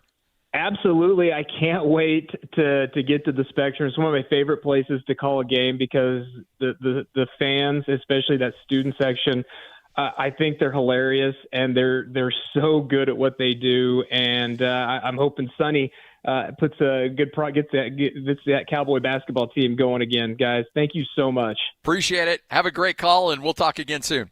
All right. Thanks, Scotty. Thanks, Hans. You bet. One of the best, Keith Kelly. Play-by-play voice for the Wyoming Cowboys. Good dude, too. Yeah, I love the guy. Yeah. I love the guy. Man, I love him a lot more than I love Laramie. That's for dang sure. I will just say, look, going in and calling that game last year for me was fairly reminiscent. It was kind of – I didn't hate it as much as some might. because it was like, geez, I've been here. I've played in the stadium twice. I know how miserable it can be. And the truth is that game, BYU didn't win that game the way I thought that they should have. Now, that's kind of an unfair thing to maybe say, but BYU was, they'd won the 2 games. They beat Southern Illinois, and then they beat SMU, and I knew SMU was a really good team. And I remember thinking, this is a really good BYU team. It's really good. Defense was stout, tough. I mean, they beat the crap out of SMU. And then we hit the road for that Wyoming game, and they beat Wyoming 34-14. So, yeah, it's a good win. I just felt like during the game, if they had any quarterback presence, to sustain a drive, that it could have been a little bit closer. Could have been maybe, keeping BYU in that 28-point range, and maybe they're sitting there 17, 21-point range. And I remember thinking, geez, if they had a quarterback, this could have been a little bit more interesting. So all I'm saying is they're 2-0. They've beat a couple of nobodies. Utah's 2-0. I'm not going to say they beat nobodies, because I actually think UCLA at least has some branding power. Yes. Yeah. And I still think that they've got speed and talent. I do. They're a Big Ten team. They got speed and talent. Nobody's going to tell me otherwise. Cal Poly, decent FCS team. So I think that they're tested and they know what they're doing. I just want them to be laser focused. Laser focused. Go in there and look clean. And keep the nation looking at you like, okay, all the early projections of giving Kyle Whittingham a quarterback and a coordinator, they're all right. It's all accurate. So let's give him another 3 spots. And let's see if Utah can get themselves in the top 10 by week 4, week 5 maybe. Hans and Scotty, 97.5, the KSL Sports Zone. What you may have missed coming up next. And then we'll transition into your Cougar preview show coming up at 1 o'clock. It's all right here on 97.5, the KSL Sports Zone. This is Jake Scott and Ben Anderson. Gail Miller always used to use the word stewardship. I used to hear that a lot. And I like that kind of concept, because sports franchises do mean more than just businesses. They mean more to the community. They mean more to the members, all the things than just businesses. Sure. We're not doing restaurant talk radio at kslrestaurant.com. Right. People are passionate. They're loyal. It hits different. And I do think that you owe it to your fans to run it correctly. That doesn't mean you have to rattle off a zillion championships. No, of course not. That doesn't mean that you have to have ultimate success all of the time. That doesn't mean any of that. That means that you kind of owe it to be a good representation of the community. So many people, the only thing they know about Cleveland is their joke football team. Hear Jake Scott and Ben Anderson every day from 10 to noon on 97.5, the KSL Sports Zone.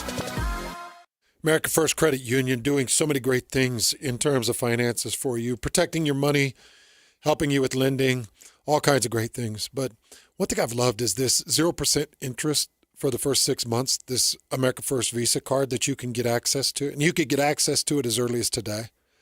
Just go into one of the branches and sit down with one of the managers, and they'll put together a plan, and they'll get you this card, and you'll have access to cash today, courtesy of America First Visa card. It's a 0% interest for the first 6 months. It's such a nice option. If you're hurting for cash right now, but you got some on the horizon and you just need cash right now, 0% interest, you'll have 6 months to pay that back. And it's just a quick sit down at americafirst.com. Find the location near you. 116 locations dotted all around. There's one in your community to make it really convenient.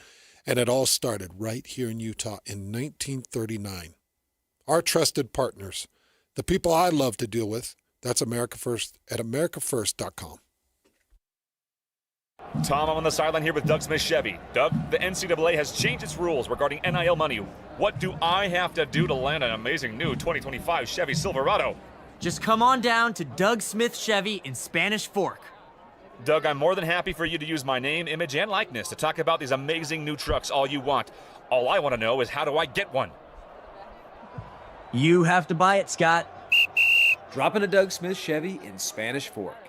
No one No Chevy like Doug. The Utah RV Super Show, the premier RV event of the year, is back at the Mountain America Expo Center Thursday, September 11th through Sunday, September 14th. Come see new 2026 models and special closeout pricing on all 2025 models. The Utah RV Super Show is offering family passes Thursday, September 11th for $10 per family. Unplug from distractions and plug into family at the Utah RV Super Show. Discount passes at UtahRVSupershow.com. This is Ethan Millard with Teton Wealth Group. In retirement, you need a plan for these unavoidable problem areas: income, investments, taxes, healthcare, and a legacy plan. These are unavoidable. You will have to deal with this whether you're ready or not, so be ready. Call Teton Wealth Group today at 844-838-6600. Because you're a Zone listener, we'll do a full ascent plan for you at no cost and talk you through all 5 of these unavoidable retirement problem areas. Call Teton Wealth Group at 844-838-6600 or visit us at retireteton.com. As a Utah business owner, you make smart money decisions every day, and Rocky Mountain Power's WattSmart initiative is the ideal way to take your savings even further. From new LED lighting and HVAC to refrigeration and dishwashers, we help businesses improve energy efficiency with cash incentives to lower your costs, so you can cut bills and boost your bottom line. Plus, we have approved contractors to make it easier on you. Saving energy and money? Now that's smart business. Visit wattsmart.com today and start saving. These days, many companies have turned to influencers to tout their products or services. But here at John Watson Chevrolet, the only endorsement we need is from our customers. Because of their feedback, we're proud to be Utah's best reviewed Chevy dealer. Visit us today to see why we get reviews like, "Buying a car should be a fun experience, like a kid getting a new toy. And at John Watson Chevrolet, it was." John Watson Chevrolet, your 5-star Chevy dealer. 3535 Wall Avenue, Ogden. Chevrolet. Together, let's drive. Ticket packages for the Utah Mammoth 2025-26 season are available now. From full season and half-season packages to mini plans and other flexible options, choose the ticket package that fits you best and be part of the action all season long. Call or text 801-325-PUCK to talk with a rep or visit nhl.com/Utah/tickets/season tickets to learn more. Home Run Derby X is coming to Salt Lake City. MLB legends join softball stars. College standouts September 19th and 20th at the ballpark at America First Square. Wow. Tickets at MLB.com/HRDX Salt Lake. Major League Baseball trademarks used with permission. 3, 2, 1. This is your Utes at 50 update. 58! Presented by Kenny J's Barbecue on 97.5, the KSL Sports Zone. It is your Utes at 50 update right here on 97.5, the KSL Sports Zone. Kyle Whittingham. Hey, after Lloyd's favorite quarterback in the state of Utah, Bert Ficklin, came in and had some impressive moments. Is there a competition at number 2 for the Utes? As we talked last week, Isaac Wilson does have a redshirt year. That combined with wanting to find out more about Bird in life situation has led to what you've seen the last couple weeks. But no, if it was a long-term situation, then I'm not saying that has necessarily changed. That is your Utes at 50 update, all brought to you by Kenny J's Barbecue at the District in South Jordan. Mouth-watering ribs, savory brisket, and all your barbecue favorites.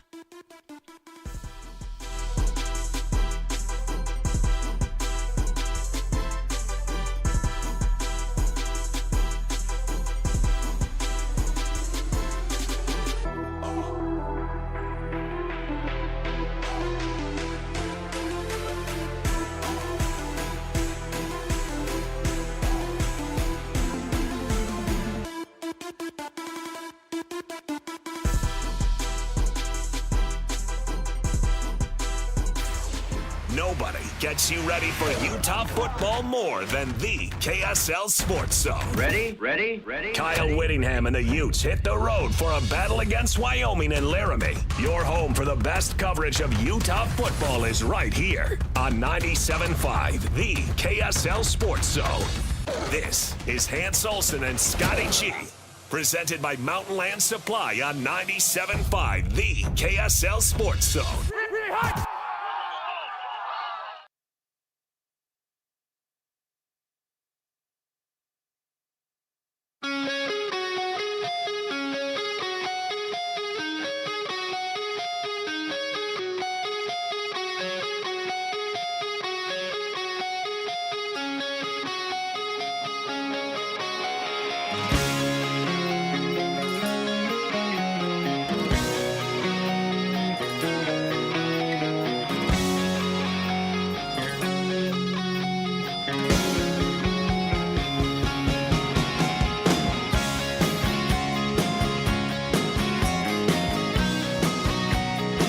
Hans and Scotty, 97.5, the KSL Sports Zone. Let's give away some tickets, Hans. Caller number 12, 801-575-ZONE. That's 801-575-ZONE. You win a pair of tickets to see Breaking Benjamin and 3 Days Grace, co-headlining the show with special guest Return to Dust, Saturday, September 27th at Utah First Credit Union Amphitheater. Coming up, we'll get you your Cougar preview show. Even though BYU does not have a game coming up this weekend, we'll take a look at BYU, what to expect, what bye weeks are like, what this bye week will be like a little differently, what if this will be any different. Kalani Sitake had some comments on that. So we'll touch on that straight ahead. Hans and Scotty, this is 97.5, the KSL Sports Zone. Want to get the latest info on Utah's newest sports franchise? Sign up for the Utah Mammoth newsletter. Get exclusive analysis, plus the latest news and notes on the Utah Mammoth. Sign up today at KSLSports.com for the Utah Mammoth newsletter.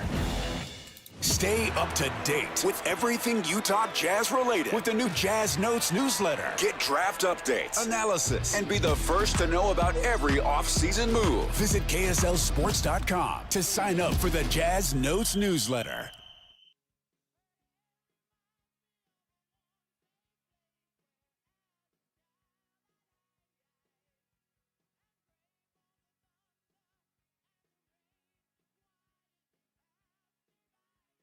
Hi, this is Derek Overstreet, president of the New Millennium Group and co-host of Stop Working, Start Living with KSL News Radio. Can you imagine what your life would be like if you could retire 3 to 5 years earlier than you thought possible? The things you could do, the loved ones you could spend time with, the memories that you could create.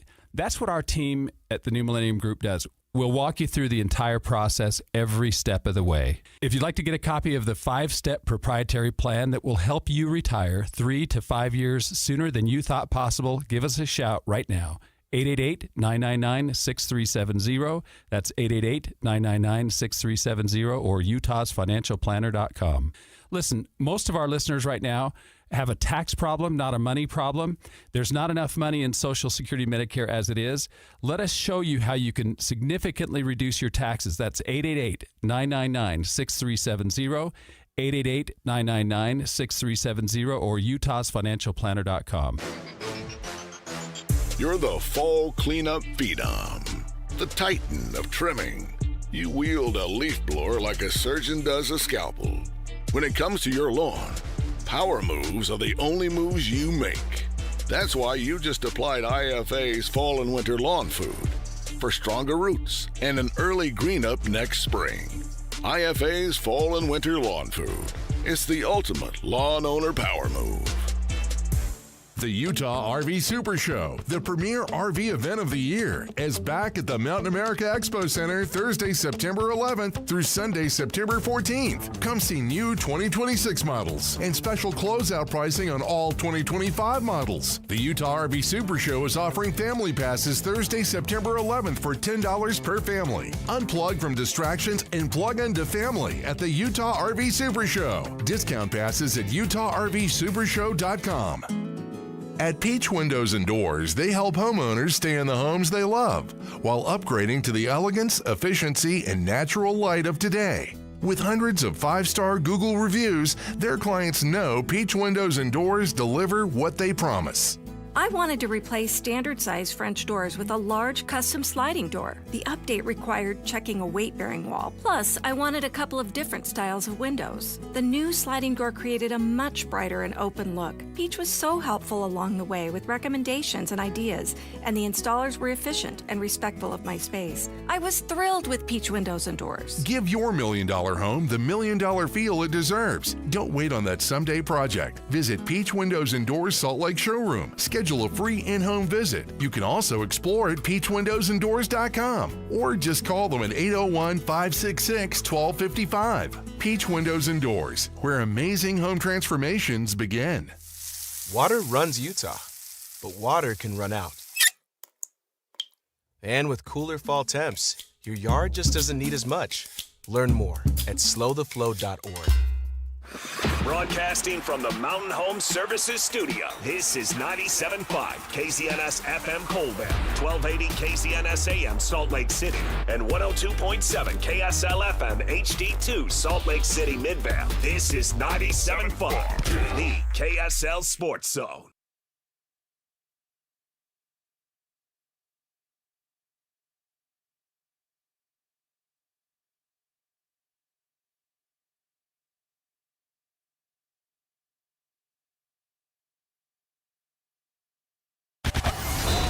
It's another battle for the Aggies, and the KSL Sports Zone has it covered.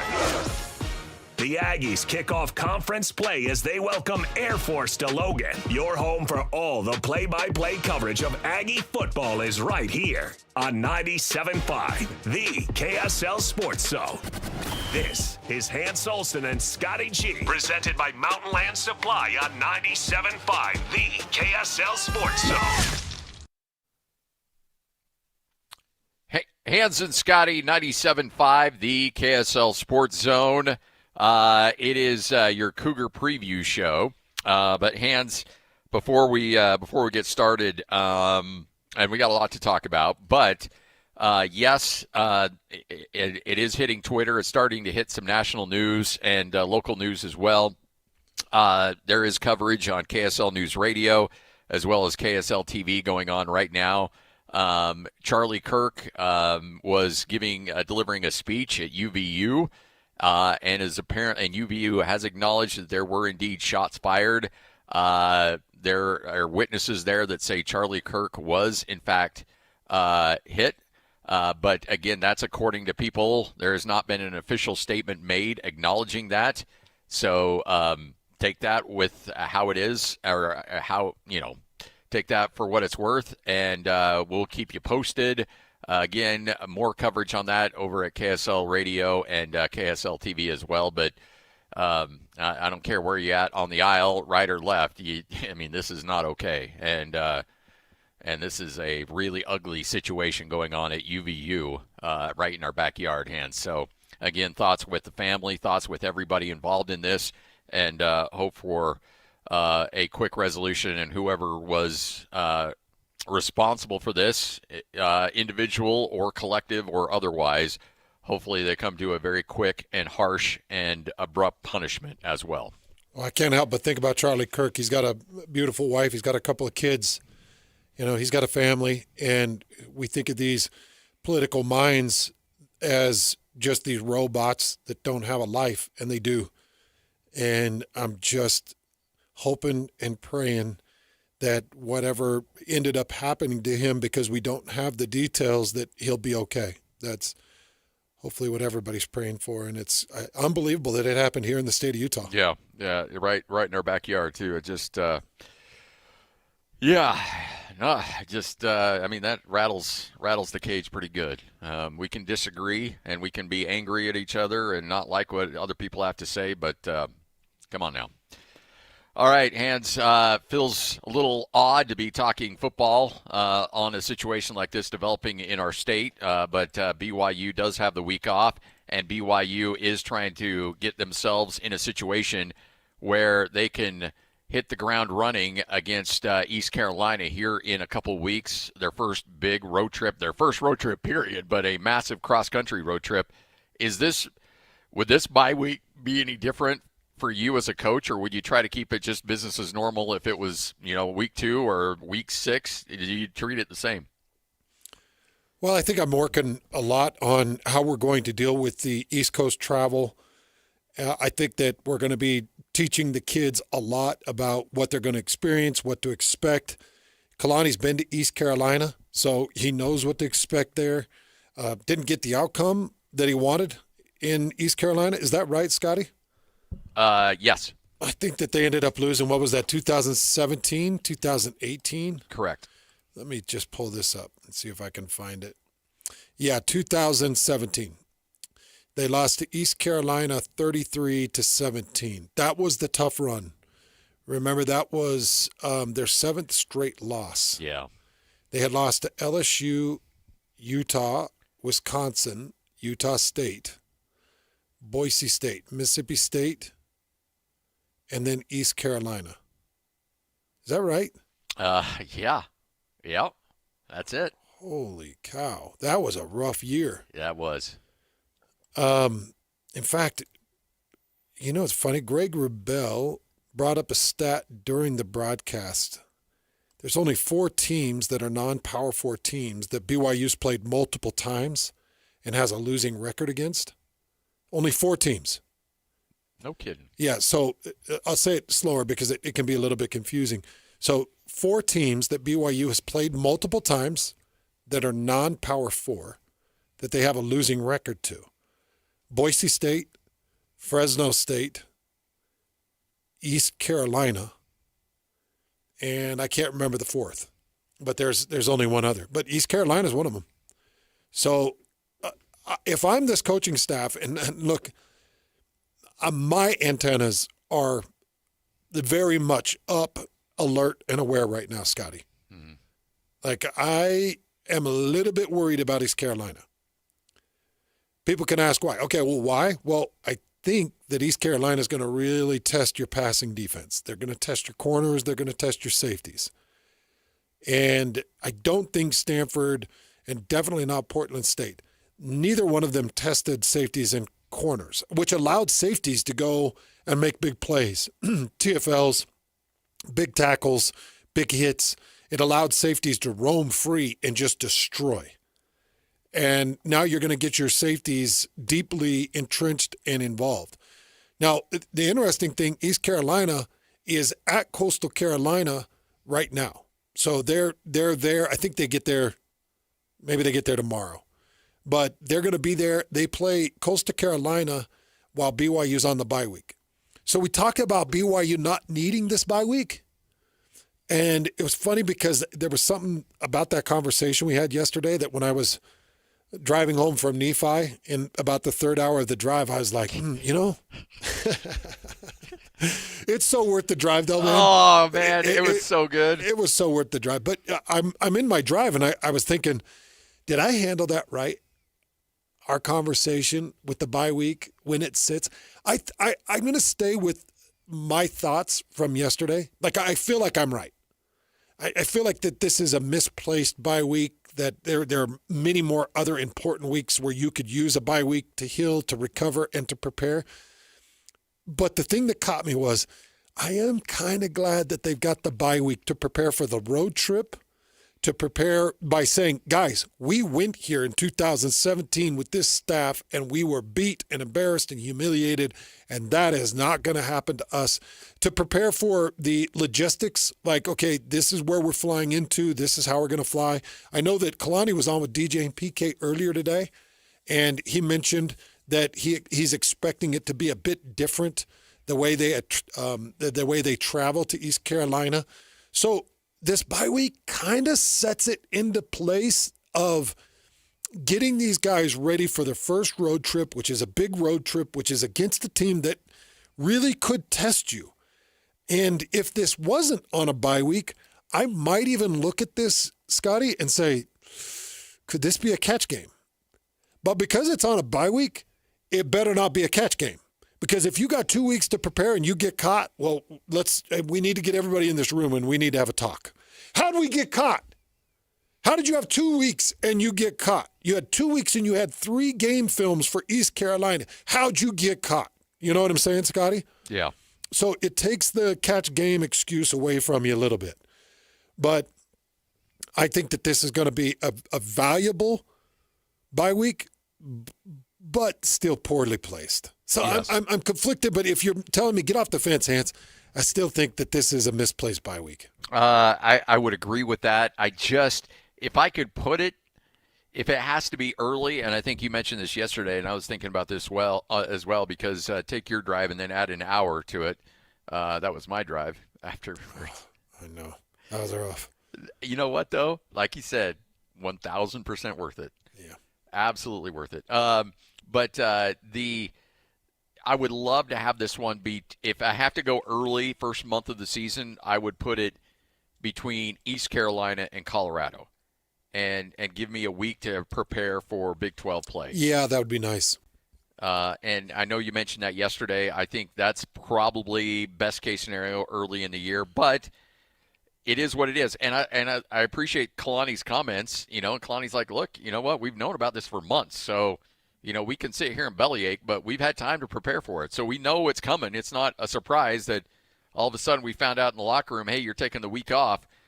So we've been ready for it. We know it was coming, and so we're going to deal with it. It just feels like there's a lot of things that you would do in October for a bye week that you wouldn't necessarily need to do in September. Like, there's a lot of work that you want to spend with your young players, and you want to really get back to basics with them.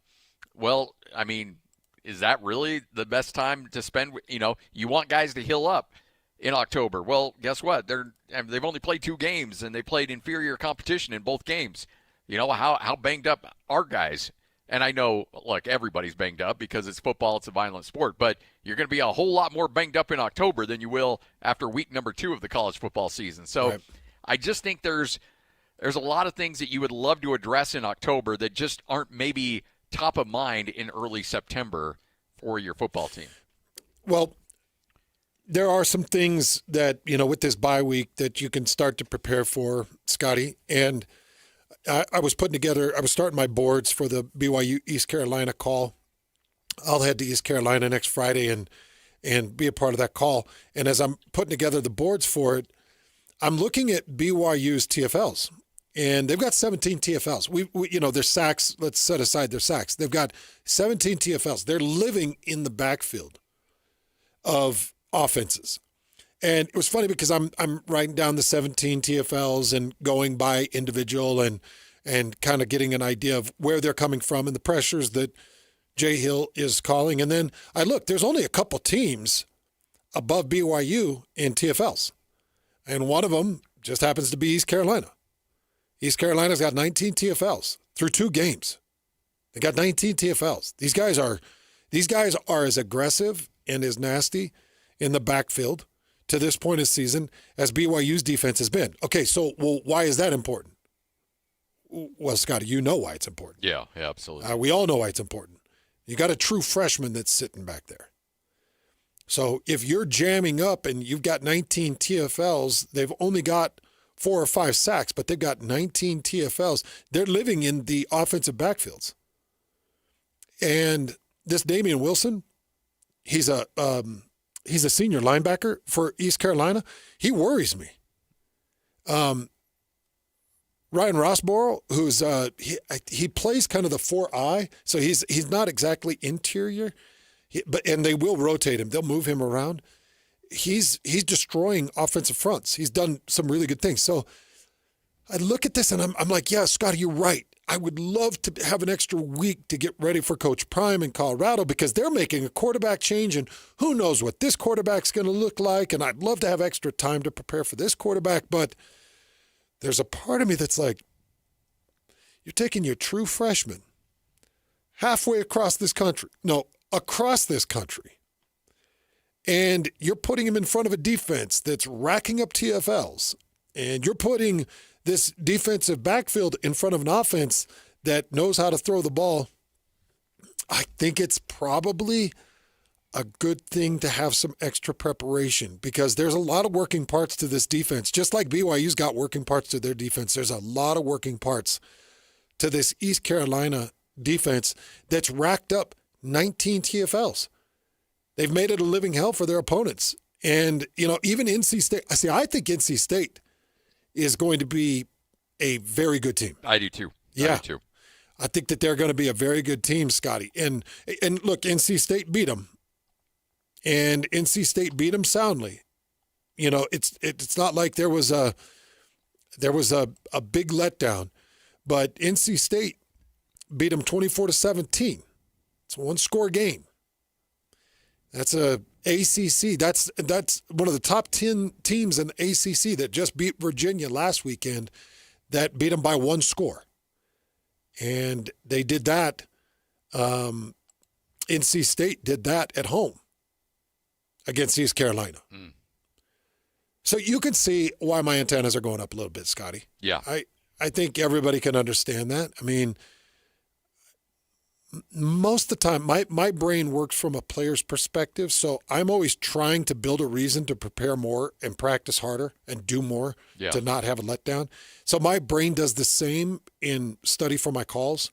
It's like, hey, Hans, prepare to the point where you almost doubt that BYU can win this game. Like, figure out all the different angles, and because that's what coaches do, and that's what players do. That's what I'm kind of taught to do. And I've kind of prepared myself all the way into believing that East Carolina's got a real good chance in this game, which means the coaches have done the exact same thing at BYU. I can promise you that. Knowing that this is on the road and that they've got a true freshman, I can promise you that. So I do think we're going to see a very interesting offensive scheme once again for the true freshman Bear Bachmeier. I think that Aaron Roderick is going to go to Kalani Sitake and say, hey, Kalani, give me short fields. Hey, Kelly Popinga, give me short fields. Jay, give me some short fields. I'm going to need it for my young guy here, because they had multiple short fields against Stanford, and they ended up with 3 points. Like, I've been bragging about Will Farron's points, and it's great. Will Farron's got 28 points through 3 games as a kicker. It's great. It's great. Awesome. A reliable kicker. Yeah, but did you want him to kick 6 field goals? Is that what you wanted? No, that's not what I wanted. You know, I'd rather him just be kicking extra points. And with the field position that BYU had a couple of times against Stanford, they should have been kicking extra points, not field goals.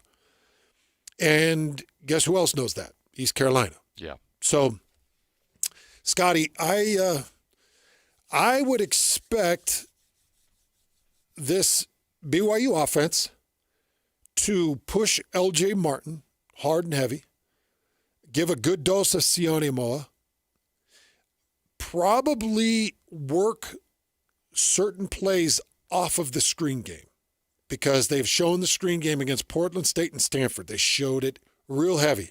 So I guarantee you East Carolina is going to be looking at the screen game like, hey, guys, we're an aggressive defense, because they are, Scotty. They don't fill gaps. They love to get it up through. They like to pursue, to push and penetrate. So that's deadly against a screen team or a screen game.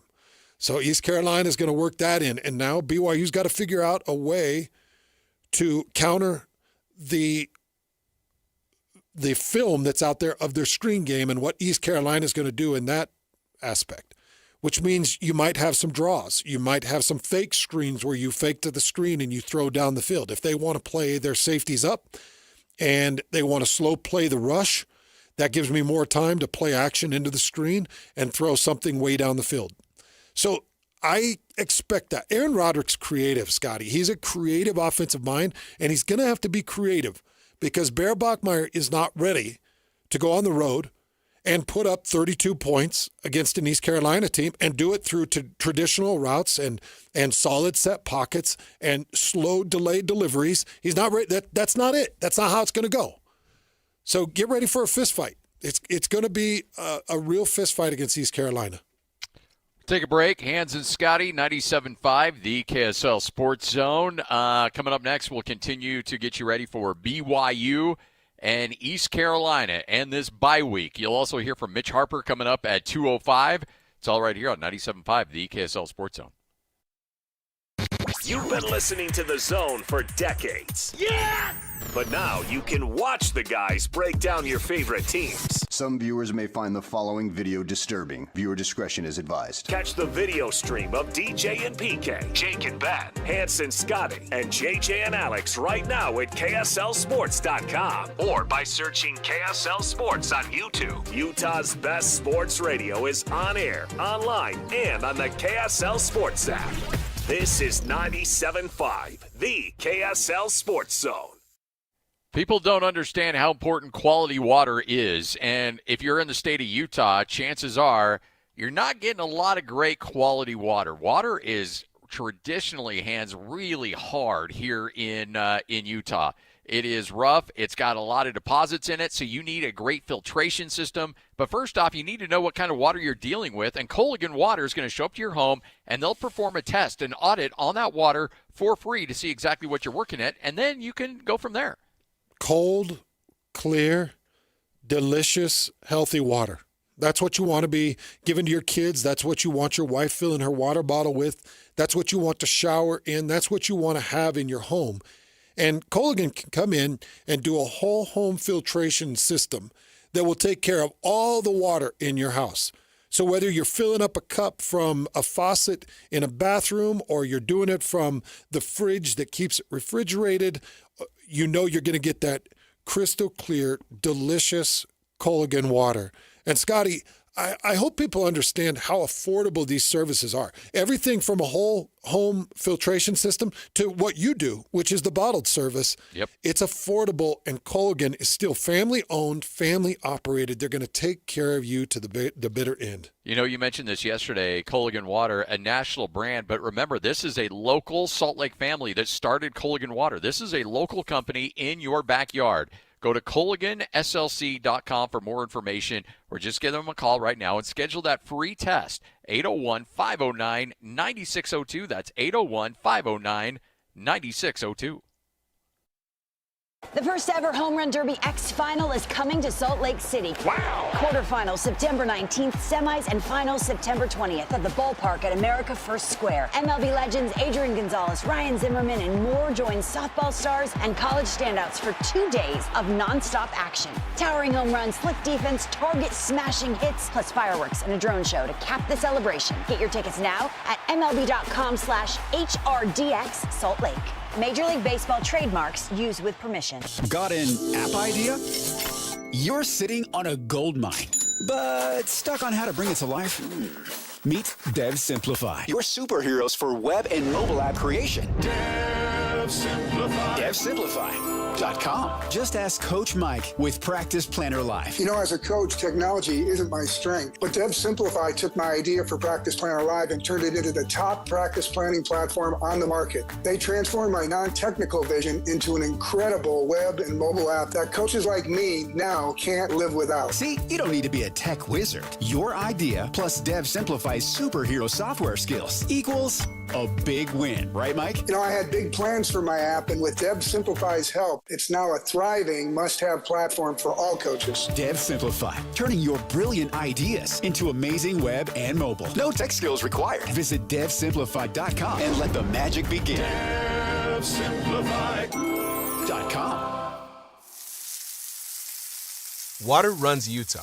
It carves our canyons, fuels our farmers' fields, fills our lakes and rivers.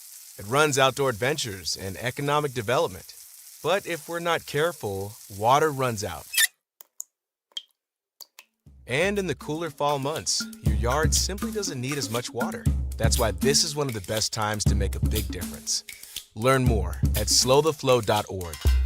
The Utah RV Super Show, the premier RV event of the year, is back at the Mountain America Expo Center Thursday, September 11th through Sunday, September 14th. Come see new 2026 models and special closeout pricing on all 2025 models. The Utah RV Super Show is offering family passes Thursday, September 11th for $10 per family. Unplug from distractions and plug into family at the Utah RV Super Show. Discount passes at UtahRVSupershow.com. Tim Jr. here from RGS Exteriors. I want you to know that it's the little things that count. Any remodeler can say they treat customers right when it comes to siding, gutters, windows, and exteriors. It's hard to know for sure. If a contractor uses cheap generic nails instead of super grippy ridge shaft nails for your siding, would you even know? If they use cheap $4 caulk to install your new windows instead of paying $9 a tube for the good stuff, could you tell by looking? It all comes down to the details and trust. At RGS Exteriors, we only do things one way, the right way. We never cut corners. We never skimp on details. We never do less than the job requires. That's why we offer our industry's exclusive 10-year everything guarantee. And it's why we have the happiest customers. If you need any gutters, siding, or replacement windows, call RGS Exteriors at 801-280-3110 or visit rgsutah.com. That's 801-280-3110 or online at rgsutah.com.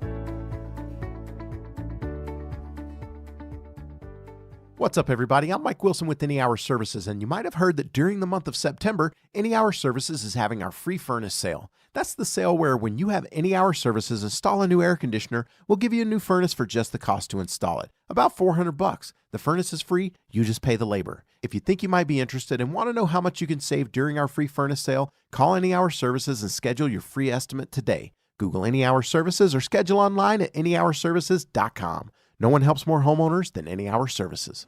Ticket packages for the Utah Mammoth 2025-26 season are available now. From full season and half season packages to mini plans and other flexible options, choose the ticket package that fits you best and be part of the action all season long. Call or text 801-325-PUCK to talk with a rep or visit nhl.com/Utah/tickets/season tickets to learn more. Tom, I'm on the sideline here with Doug Smith Chevy. Doug, the NCAA has changed its rules regarding NIL money. What do I have to do to land an amazing new 2025 Chevy Silverado? Just come on down to Doug Smith Chevy in Spanish Fork.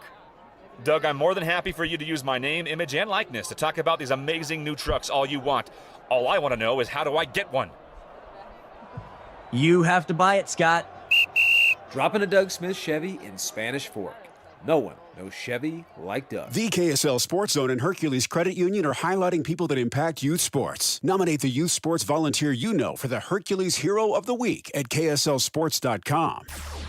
Nobody gets you ready for Utah football more than the KSL Sports Zone. Ready? Kyle Whittingham and the Utes hit the road for a battle against Wyoming and Laramie. Your home for the best coverage of Utah football is right here on 97.5, the KSL Sports Zone. This is Hans Olsen and Scotty G. Presented by Mountain Land Supply on 97.5, the KSL Sports Zone. All right, Hans Olsen, Scott Gerard, tragic situation in Orem.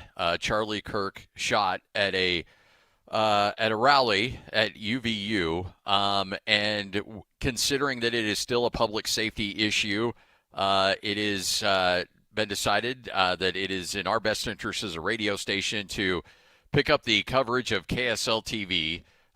Because obviously they're the pros and they know how to cover these situations. Still a public safety issue going on in the UVU campus. So with that, let's send it to our KSL TV coverage of the situation at UVU.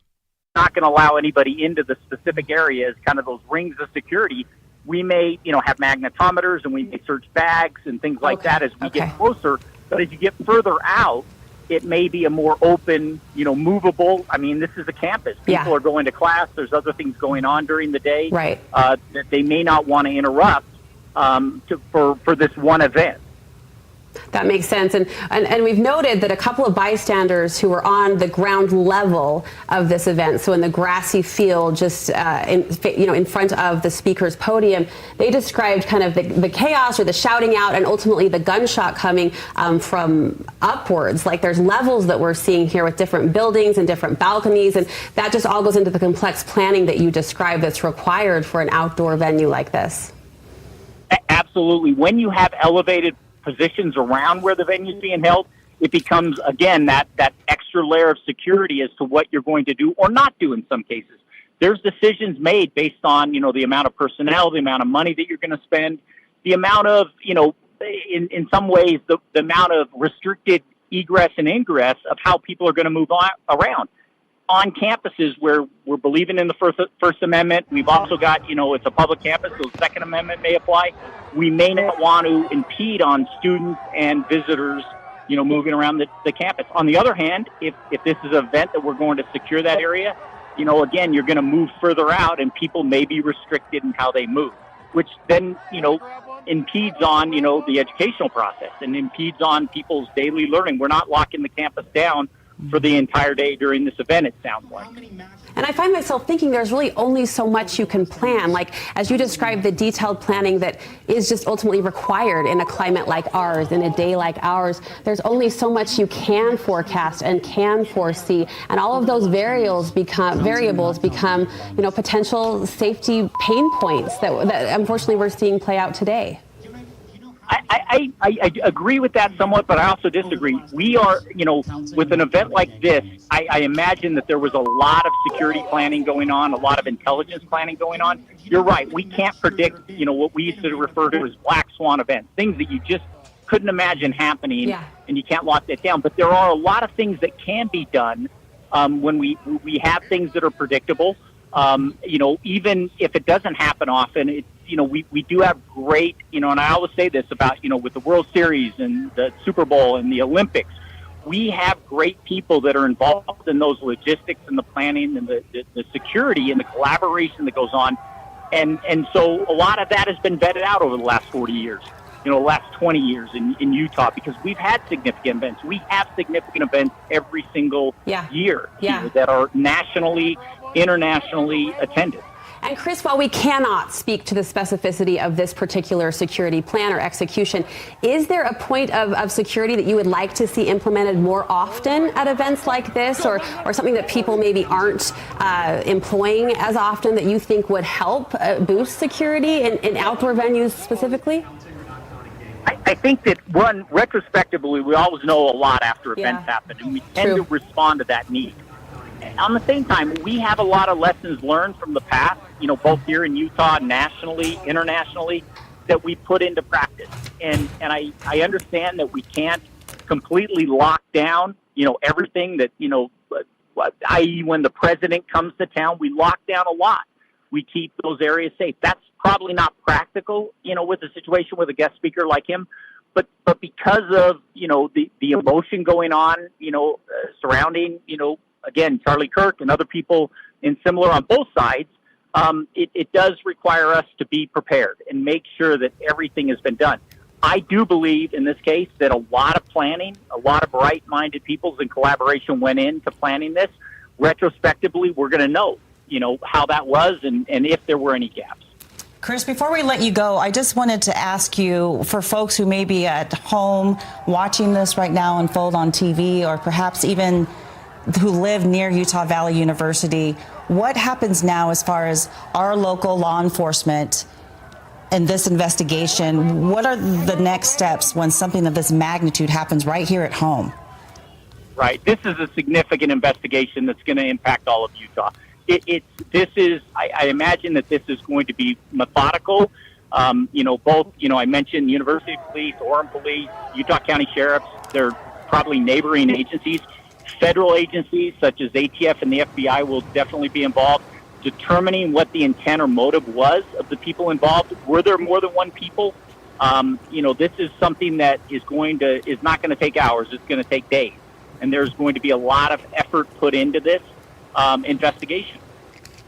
All right, Chris Bertram, thank you so much for your insight and professional perspective. We always appreciate what you have to say and add. Local alerts going out to elementary schools in the area, prompting a shelter in place. Moms, dads, parents getting alerts as we speak, as security measures kind of unroll as a result of a shooting that happened at Utah Valley University.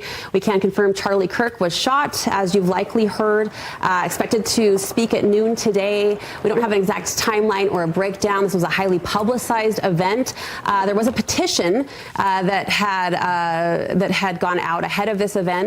Less than 1,000 people signed it for the UVU appearance. He was expected to speak at Utah State University later this month, and 6,000 people had signed a petition protesting his appearance later this month at that campus. You're looking at a live look now, a live picture from Chopper 5, the aftermath of this morning's really unfortunate and tragic event. And we have been showing you videos that have been circulating online of the event. And we actually have KSL's news specialist, Alex Cabrera, who's there on campus at UVU, who has been speaking to some of the folks who attended that event. Alex. Yeah, just still a whole lot of shock and unbelievable sense of what happened. Why did this happen? There's you can still see the traffic here, people trying to leave campus right now as we speak, just because the investigation is beginning. The police, law enforcement, they would like to be able to screen those leaving the event, try to figure out exactly what happened. Did this one person that we hear is in custody, did that one person act alone? We're still trying to determine that ourselves. And we've been chatting with some people who have been here during this event, noticing what happened. Everybody just telling the stories, catching up and such. Joy, can I chat with you 1 second? We're just live on TV here. Hold on 1 second. But here is Kim, her daughter Bentley, and Wes. They were just here for the debate themselves. Not students here. You said you used to be a student here, but you didn't hear the shots, you said, Kim, but all of a sudden you saw people running. That had to be terrifying. Yes, but we were heading to the event, and all of a sudden there were just a group of people just running down the hallway, and they're like, shots have been fired, there's gunshots, run, run, run. So I grabbed my daughter, and we just booked it out of there. It was scary because you don't know if it's real, if it's not, but you just have to go with your gut and get out of there. But it was scary. The adrenaline shot up through my body, and I chills, and just we were freaking out. Yeah, and you know, we always hear about this. This always happens somewhere else, but when it's happening right where you are, all of a sudden it's as real as it gets, and you freeze. What do you do? I didn't really understand what was going on, and we just heard gun, and I was like, what's going on? So I tried to alert other people. My mom was like, Bentley, run. So we just ran and found the nearest door to exit out, and it was just terrifying. You get chills, and like you kind of freeze, but you're like, I have to save my life and everything. So that's just, yeah, it was scary. It didn't feel real. Yeah. And Mom, as her mom, you know, we're hearing from a lot of parents who have students here. Their kids go to school here, terrified. You were with your daughter seeing this. It's not only yourself now, but you're thinking of your daughter. Yeah, very scary. I just wanted to get us out of there, and there was people that were just kind of like standing around, looking around, and I'm like, grab one of the girls. I'm like, you need to run, get out, because people kind of didn't know what was going on. And you know, I'm like, leave your food, run. And I don't know, it was scary. I wanted to get everyone out. I don't blame you. Let me chat with Wes real quick, too. Where were you when this happened, Wes? So I was in a room fairly close to where it happened, and then some people just ran in and yelled active shooter, so we all just got out. You hear those words, active shooter. They become normal words almost in America anymore, but still, it's terrifying. Yeah, I mean, really none of us believed it at first, and then we still just got out and saw the hordes of people running. So now just coming around chatting with people, that's kind of what you do now, because you're sharing a terrible experience with others. It's how you, I don't know, decompress and deal a little bit. Yeah, I really don't know. I mean, talking here seems to help with people who experience it in the parking lot as well. Yeah. I'm sorry you went through this, Wes. Thank you for your time. I really appreciate it. And ma'am, I'm so sorry. Tell me, where were you when this happened? I heard you chatting with Kim and Bentley. You were pretty close. I was really close. Watching the whole thing, I was probably on the second level up from, well, I've never been to this place except for classic car shows, so I can't really explain to you, but I was to the left of Charlie, super clear view. Saw everything happen, heard the gunshot. I was the last one standing because I couldn't quite believe. I thought maybe it was a stunt. And then everybody fell to the ground. We all fell to the ground. I got pushed into some bushes. I stayed there. There was a lady with her elderly mom, and I said, is she okay? And she said she's okay. So we just kind of stayed in the bushes for a few minutes, maybe a minute and a half. And then a man said, go this way. And we went right where Charlie had come in and out. And I was right behind the police when they had the man in the handcuffs, and I was standing right there next to them as he was on his knees, and he said, I would say multiple times, but at least twice, just shoot me, just shoot me. And I videoed it, and I called him every name in the book that I could think of, which is probably not appropriate, but I was a shaken ball and mess.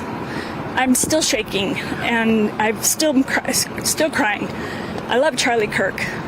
He's awesome. And I pray for him and his family. And I pray for everybody that was here to witness this. It's awful, and I don't understand why we can't have something like this that is truly innocent. You know, there were the non-believers, the ones that didn't like him, and that's fine. But to shoot him, he doesn't deserve this.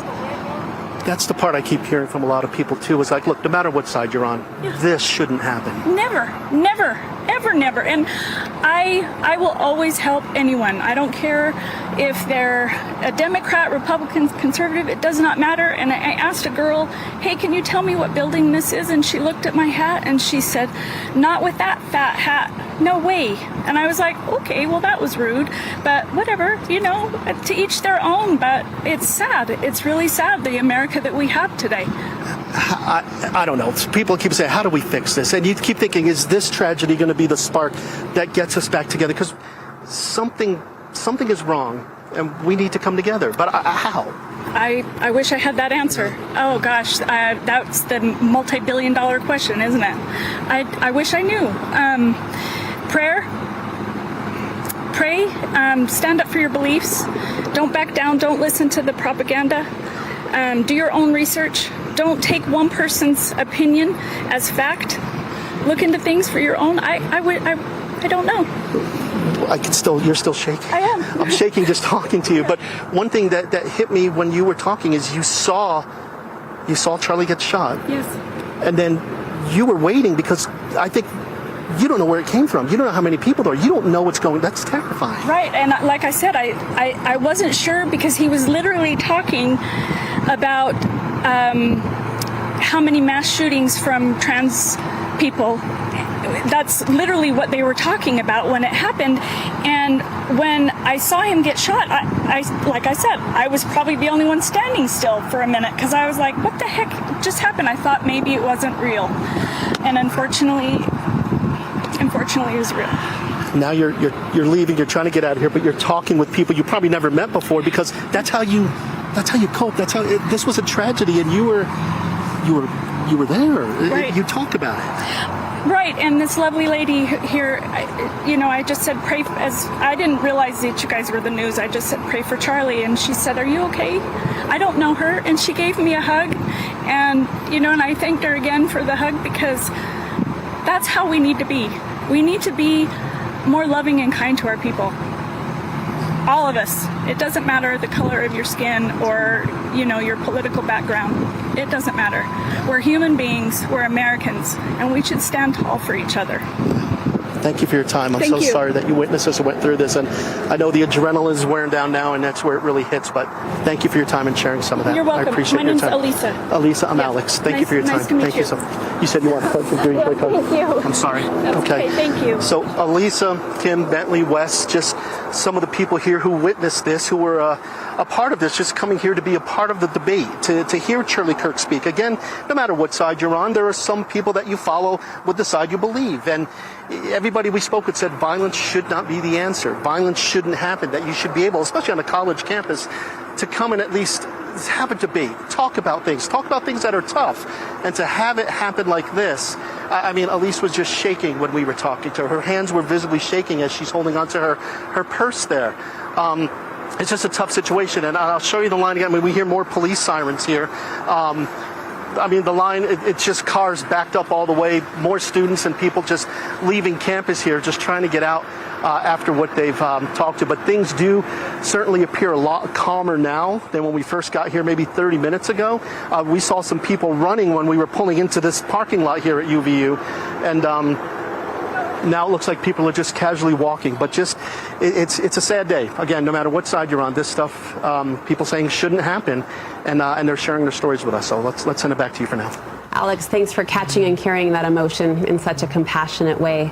We appreciate it. This was part of the American Comeback Tour by Charlie Kirk. It was a stop at UVU. There was a planned stop at Utah State a little bit later. The plan was to set up a Prove Me Wrong table there under that tent where people from the crowd would pose questions or challenges that then would, play out in a live debate. That event had not even really gotten underway when this particular event happened. Charlie Kirk shot this morning on the campus of Utah Valley University. All right, we want to check in with KSL News Specialist Daniel Woodruff, who is also on campus. Daniel, we were just speaking with Alex Cabrero, and emotions, as you can imagine, running very high. Describe to us what you're hearing there on campus. Yeah, definitely high emotions, Tamara and Brooke, and we'll talk to some other witnesses in just a minute. But first, I want to show you where we are. We are on the west side of the Utah Valley University campus, And as my photographer shoots in here, you can see the tent that says "Prove Me Wrong," and that is where Charlie Kirk was speaking when he was shot. And you can see behind there's an area where all of the spectators were gathered to watch his speech and to witness exactly what happened. I'm joined by 3 Utah Valley University students. This is Isaac. I'll start with you, Isaac, and you're from West Jordan, I understand. Yeah. You were in the crowd. Tell me what you saw. We were just in the crowd, and you can hold it. Okay, yeah. We were just in the crowd, and we were just watching him do his debate. Nothing was crazy was going on. Wasn't any crazy topic he was talking about. And immediately we were sitting next to each other. We just heard an immediate pop. We're like, what's going on here? And then after that pop, we just saw him in his neck. We saw him fall backward, blood shooting out of his neck, hit the floor, and we just had to bolt it out of there immediately. We got all soaked, running through the water. It was actually surreal. We didn't actually know what was going on. We just kind of were like, oh, like this might be like some skit. What is this? And we had no idea until everybody started running out of the way, and we're like, oh, this is one of those scenarios where you're actually in like a school shooting like position. You're like, holy. Then we got to get the hell out of here. So yeah, how close would you say you were to where he was speaking? Probably 20 feet, 20, 30 feet from where he's speaking. I actually personally saw him get shot. Everyone else was filming, and I was just sitting there just watching the debate, just seeing what was going on. And then I just immediately hear a pop, see him get shot in the neck, blood come out of him, and then he just hit the floor. And then I just take these guys, and we just run out of there. Chris, I wanted to ask you for your perspective as well. Were you in similar position, kind of watching? I was just right by him, and we were watching. It was kind of hard to see because everyone was like standing up. I thought it initially was a firecracker, like a loud firecracker. Some people do dumb stuff all the time. And then no, we just saw him fall to the ground, and then we all just booked it. We ran, and it was crazy experience. When you found out that he had been shot, and that as information trickled out, because now UVU has confirmed that he was shot, what did you think? I thought it was super surreal because UVU is a nice place. It's a very good place. I thought that would more happen in more crime city type places, not at UVU, Utah. But you know, it's a crazy experience. That's all it is. Erica, I assume you were with these two guys as well. What did you see from your perspective? I couldn't really see just because of all the people, but just the gunshot sound. We didn't think it was a gunshot at first. Everybody kind of stood there for a second and then hit the ground, and we all just ran out. I can only imagine that feeling when everyone starts to run and panic. Can you describe what you did next after the shots? I just ran. He grabbed my hand. I was just getting dragged, basically. I was pretty in shock, and so we ran through the water of the fountain just trying to get out of there as fast as possible. Tell me why you had come to his event and why you wanted to hear Charlie speak today. I just see him on social media and stuff. I like what he has to say.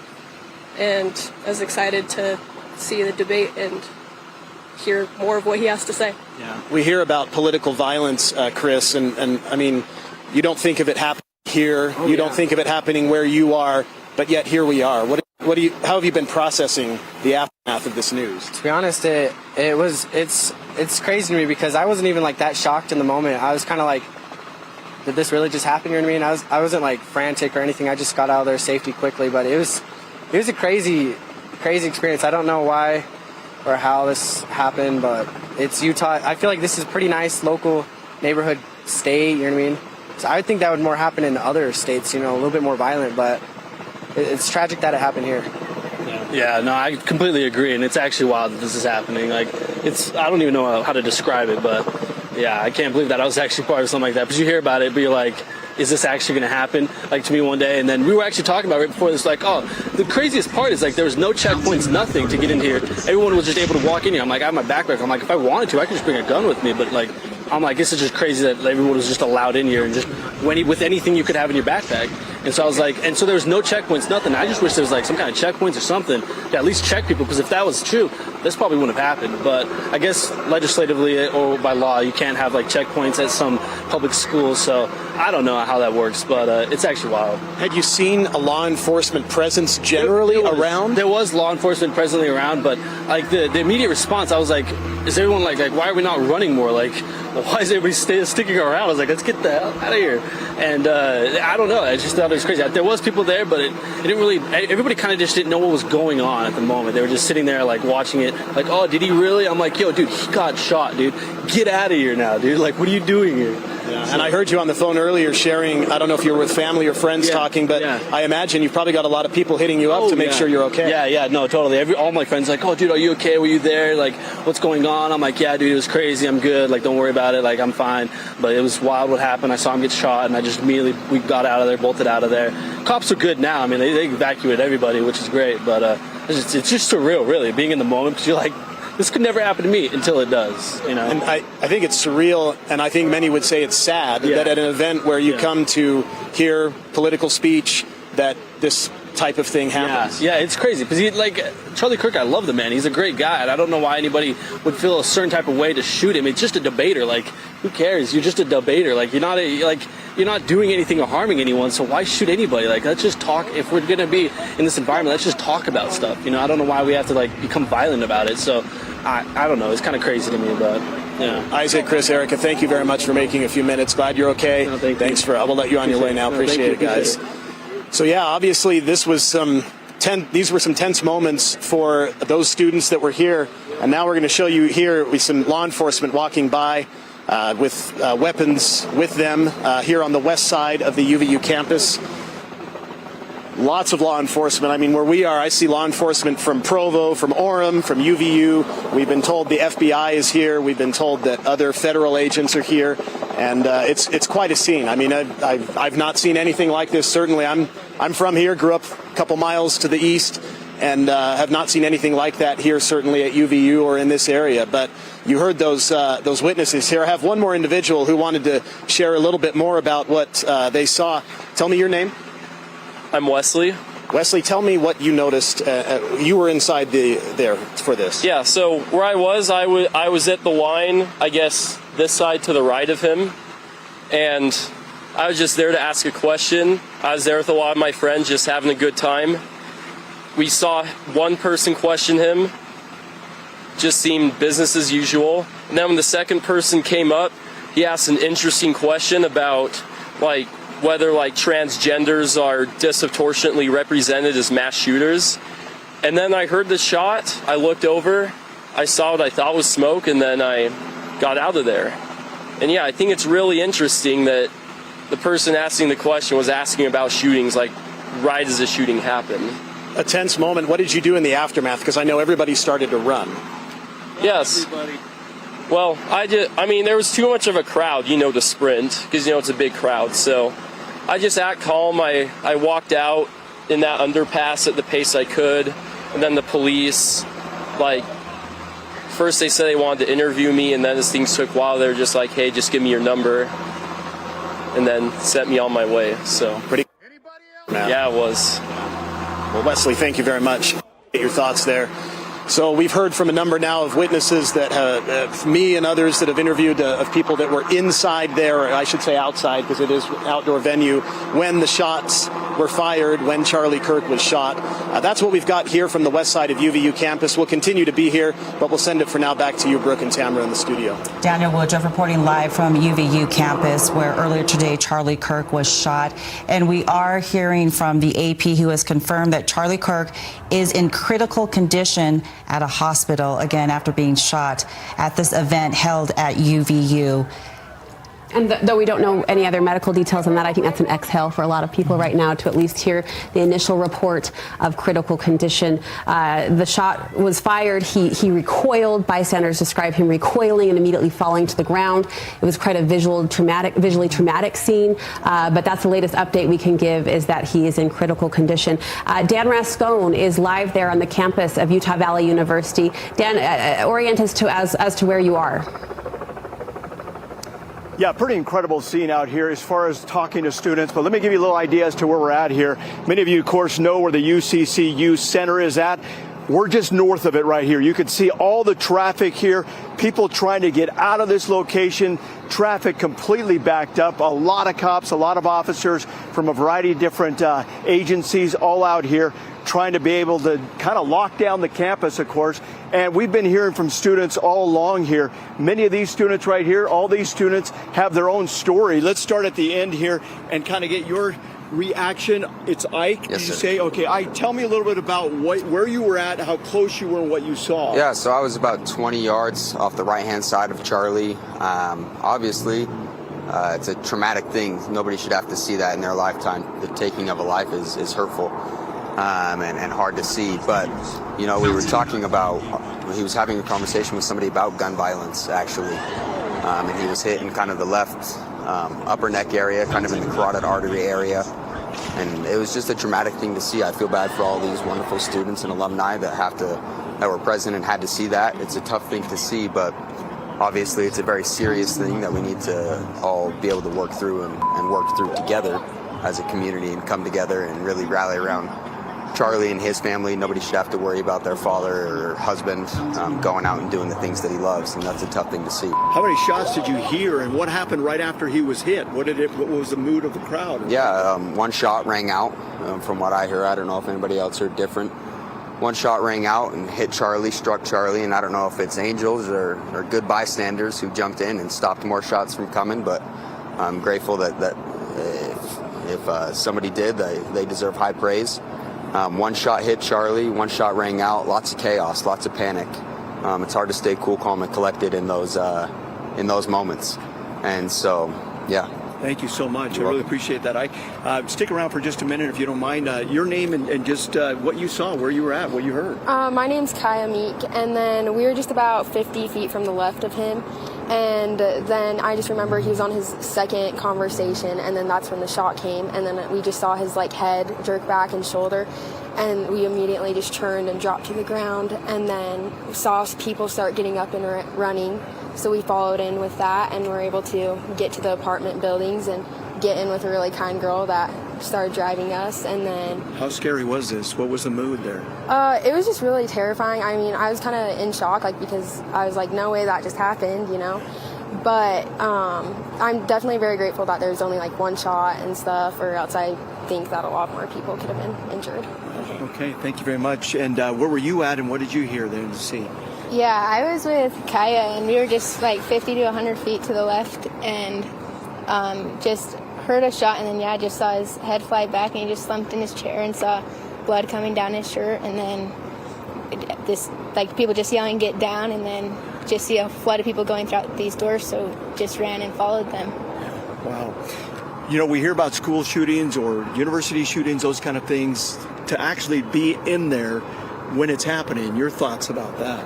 I mean, you just never expect it to happen. You're just going to this event. You're not expecting anything to happen. So it's definitely shocking when something happens like that. Tell me about why Charlie Kirk. What was it about? You wanted to go hear him, or what happened there? He's on social media. I've seen a lot of him do a lot of debates. We just thought it'd be cool to come see him debate a couple people. Okay, thank you very much. And share with us where you were at and kind of what you saw. Yeah, I was about 50 feet to his right.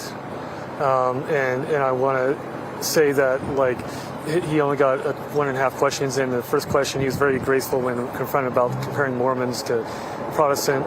And then the next question right before he got shot was asking about transgender mass shooters and the DOJ wanting to take their guns. And then he got a few words in, and then I heard that one shot rang out, and then he fell over to his left, and everybody panicked. Okay.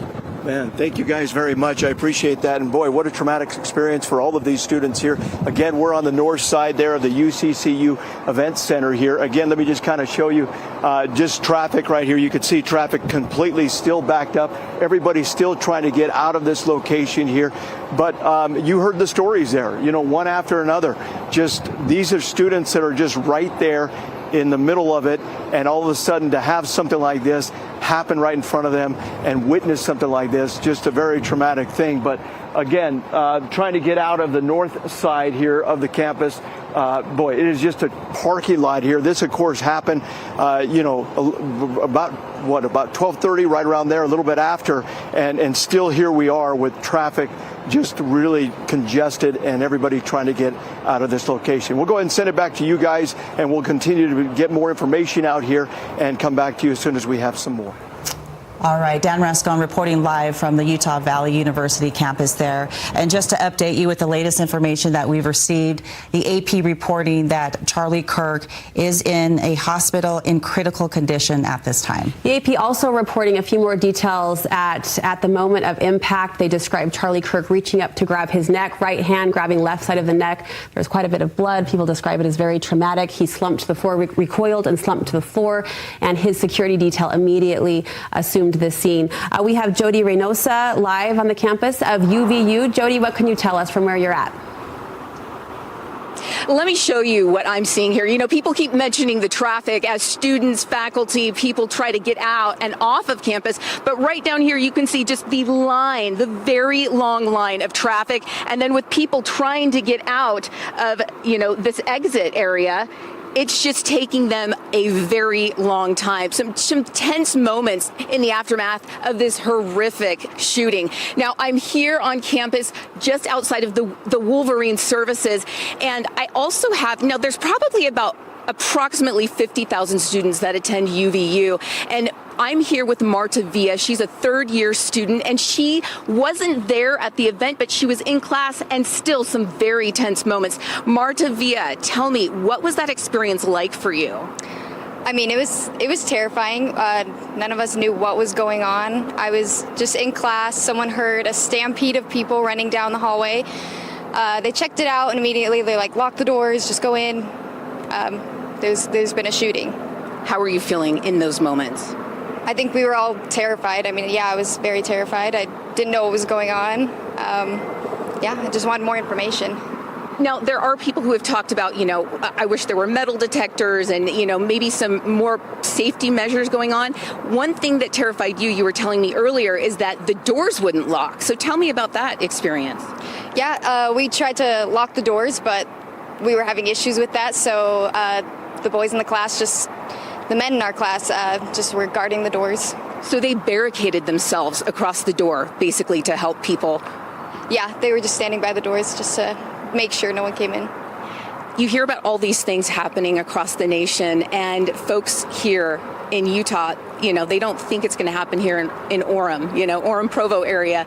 What are your thoughts on that? Have you ever experienced anything like that? No, I have not experienced anything like that. And I think no one would have thought this was going to happen, but unfortunately it did. As you've talked to other classmates or other people in your cohort here at UVU, what have they talked about, and what are you kind of maybe reassuring them about? I haven't talked to anyone really except my family, and they're just asking me what's going on, if I'm okay, and I think everyone is just wondering if he's okay and if the shooter was detained, which I found out he was, and so that was good news. Any fear to come back on campus? No, I think we have this under control, and I think our police are doing a good job of detaining and making sure everything's under control here. Thank you so much, Marta. So as Marta was saying, you know, there's a heavy police presence here, armed. You can see their rifles out. A lot of them have been in unmarked vehicles. So there is a, you know, heavy law enforcement presence because they want to assure that, you know, everybody's going to stay safe. Nothing like this happens again today or in the future. And so you've heard it from Marta, her experience, and how nerve-wracking to have the doors in your classroom not lock. So you can, you know, we'll be having more information unfold as we get more details, but I'll send it back to you. Jody Reynosa reporting live for us from Utah Valley University. Appreciate the update there. Let's go ahead and check back in with Daniel Woodruff, who is also there at the UVU campus. And Daniel, you've been able to talk to folks there on the ground as well, getting their perspective of what happened at this event. As we know, the UVU campus has since been closed, but still a lot of people trickling in and a huge police presence. Yeah, we're here on the west side of the Utah Valley University campus, and campus has been closed, as you said. Classes have all been canceled for the day. People have been asked to leave. As we got here, we saw a very long line of vehicles trying to get out, so there was a major congestion due to that. But campus is closed here at UVU due to the shooting of Charlie Kirk. And I am joined now by Sarah, who is originally from Draper, a Utah Valley University student. I understand you were inside, and it's been a traumatic thing to witness. Tell me a little bit about what you saw and how you've been feeling. Yeah, so I mean, it's been a little bit over an hour, over an hour since it's happened, and my heart is still racing, and I'm still shaking a bit. It's definitely scary.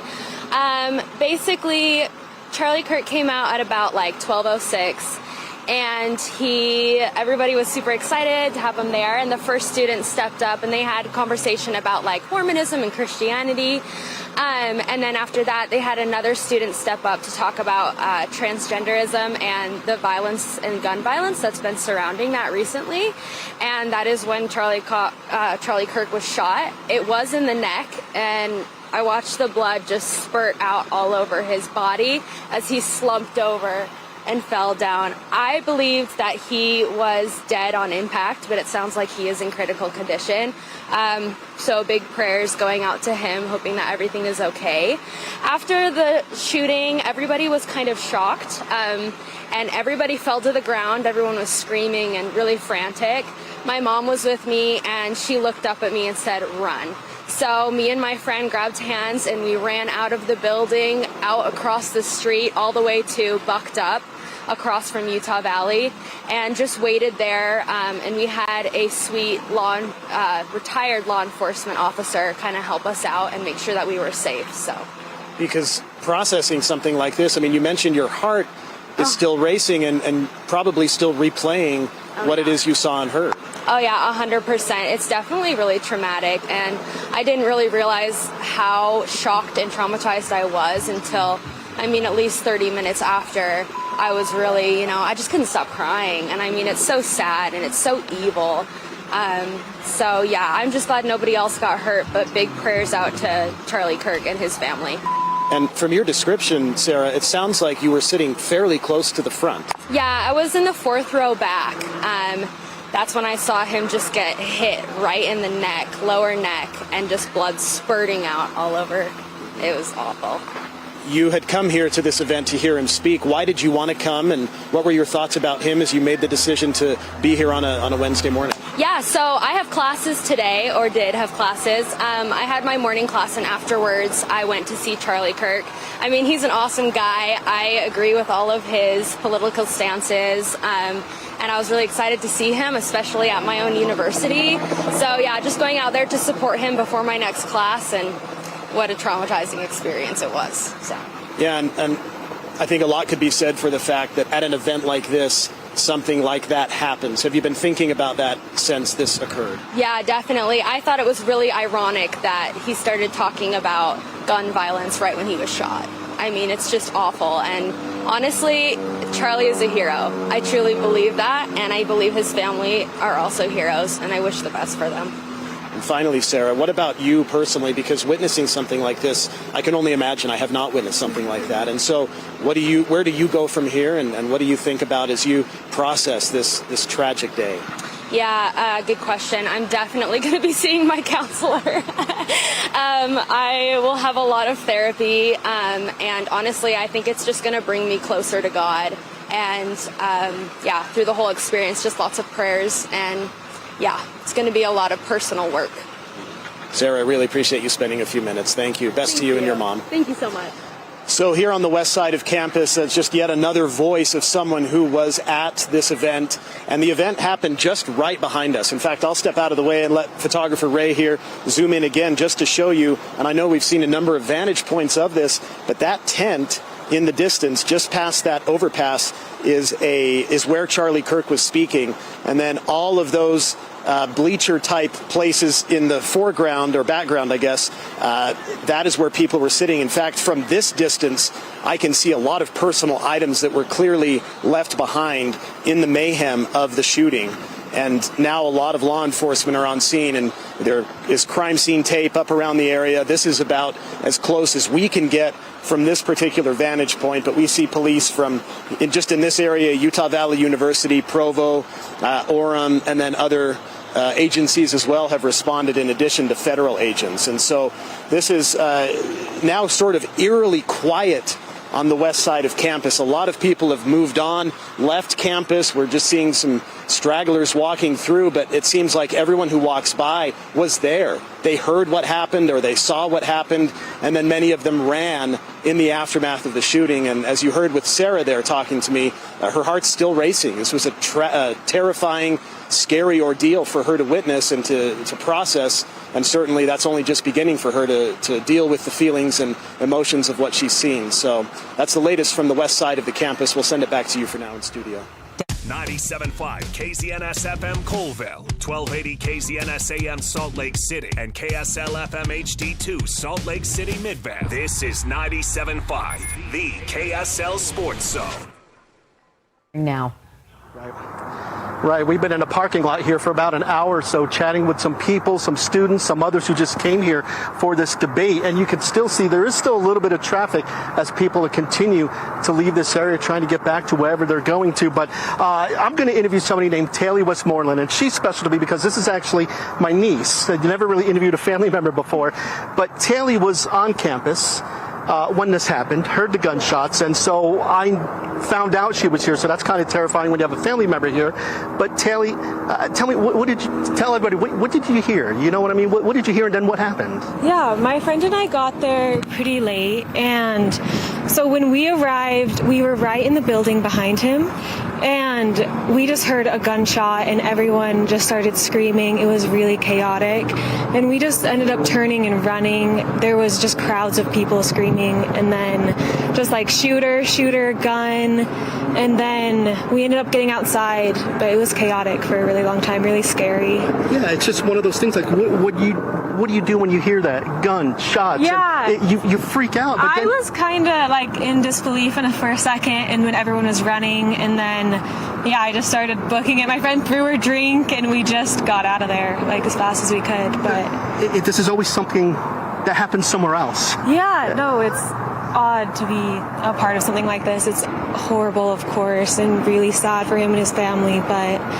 yeah, it was really scary. I'm glad everyone got out okay. Okay, Taylor, give me a hug. I'm happy you're doing okay, that we met up and that you're doing well. Okay. Thanks, Taylor. Didn't mean to put you on the spot. No, you're Thanks, good. Taylor. Thank you. So that's, again, I know that my niece is a student here, so I heard that she was here and kind of like wasn't answering her phone at first, and hoping everything is okay, and I'm happy she's okay. But just one of the many people here that just came out just to hear a debate, to be a part of something like this. Charlie Kirk is a big personality. A lot of people like what he has to say. A lot of people don't like what he has to say. But either way, on a college campus, you think this is something where you would maybe hear something you don't believe in or something that you do believe in, and then something like this happens. So it is sad. A lot of people witnessed this. I heard one of the interviews I think my colleague Daniel Woodruff was doing where one witness said he saw the blood, and that's just, it's sad. You know, how do you decompress from something like that? You know what I mean? And that's what a lot of students are doing right now, just decompressing from something they saw today. And it's just an unfortunate situation. But traffic moving along, people continue to get out of here, and we will chat with some more students about their thoughts on this whole thing as we continue our coverage here. Back to you. Well, Alex, we appreciate that. You know, there are so many students on campus right now for that event. It's hard when this hits home and it becomes then one of your own family members who is there at the event, and you're worried for her safety, of course, and glad everything is okay. Thank you for that report. And we are continuing to get new information about Charlie Kirk being shot. AP reporting that Charlie Kirk is in critical condition at a local hospital. And this is something that we are certainly going to continue covering. We do have several reporters out there on the UVU campus. We do want to go ahead and check in with Andrew Adams. Andrew, as we've been hearing from Alex and Daniel and Dan, there are folks still trickling in, although campus is closed right now, giving us their perspective of just how traumatic that experience was. Well, an extremely traumatic experience for a lot of people, especially when there were deep feelings about Charlie Kirk. A lot of people love Charlie Kirk, and to see this happen in front of him was just unbelievable to them. Getting in and out of campus is pretty wild right now, with the campus essentially being evacuated after this and the school being closed for the rest of the day. You have a lot of traffic backup migrating out. These two students here decided to chat with us for a minute. They're just waiting out the wait, which is quite long, and I appreciate you being willing to talk with us. Austin Watson, Sierra Arbon, you were there this afternoon. Just tell me how it went down from your eyes. I mean, it was pretty chaotic with all the people. There was hundreds and hundreds of people in attendance that were just listening. I mean, he had a huge support here. Everyone was cheering for him. There was obviously some protesters too. And then it was honestly pretty hard to hear. So I guess what had happened was someone asked him a question about gun violence, and then we heard a shot. And for a second, it was like, it didn't even feel like it was like actually happening. It almost sounded like a firecracker. And then from where I was standing, I wasn't right up next to him, but I saw him double over, and then everybody like went down to the ground. And then after a few seconds, it was just like a sea of people just trying to get out of there. And yeah, there's videos you can see online. There's just, everyone's coming out full speed, and there's phones on the ground, AirPods, like everything. Everyone's just leaving all their stuff, and it was pretty chaotic. So it was crazy. Sarah, you were watching that. What went through your mind as this was just happening? A lot of things were going through my mind. I was thinking about how I wasn't supposed to be there today and how I was supposed to be at work, but then it got canceled. And I was scared. It was a scary situation, but kind of along the same lines as Austin. I thought at first that it was a firecracker, and then I realized that was a gunshot, because I'm short, so I didn't see above the crowd. I couldn't really see Charlie when it happened, but yeah, it was scary. What interested you most about Charlie Kirk and why you came out today?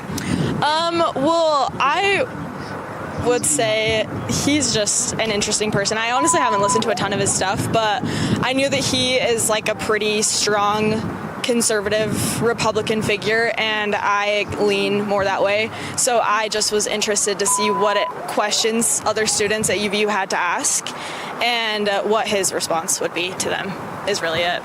Austin, you followed him a little bit more. Tell me just your thoughts. Yeah, no, I mean, I really respect Charlie as a person. He's a great person. He's a family guy, a good Christian. Like, he has strong beliefs. They chatted a lot about religion right before it happened. I mean, there was only one question before the shooting, but I really think he's a great person, and he sticks up for what he believes in, and I respect that. And I enjoy watching him debate people. He knows what he's talking about, and he comes from a state of logic, and I respect that a lot. And so I've watched his videos for a while, for years now, honestly. So I think, yeah, he's a really interesting person. I was pretty excited to hear that he was coming to Utah so that he could see, what Utah's about and have his support group here, because I know a lot of people really respect him here. So it's pretty sad that it had to happen here. Well, I was going to say, just the fact that there was a shooting, he was shot, and an event like this, your thoughts about that?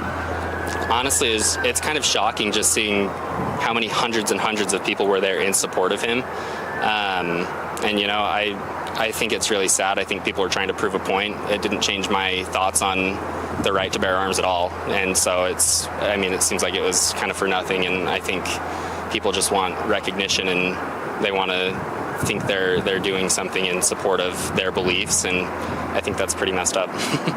So, Austin Watt, Sierra Arbonne, I appreciate you being willing to chat with me for a few minutes.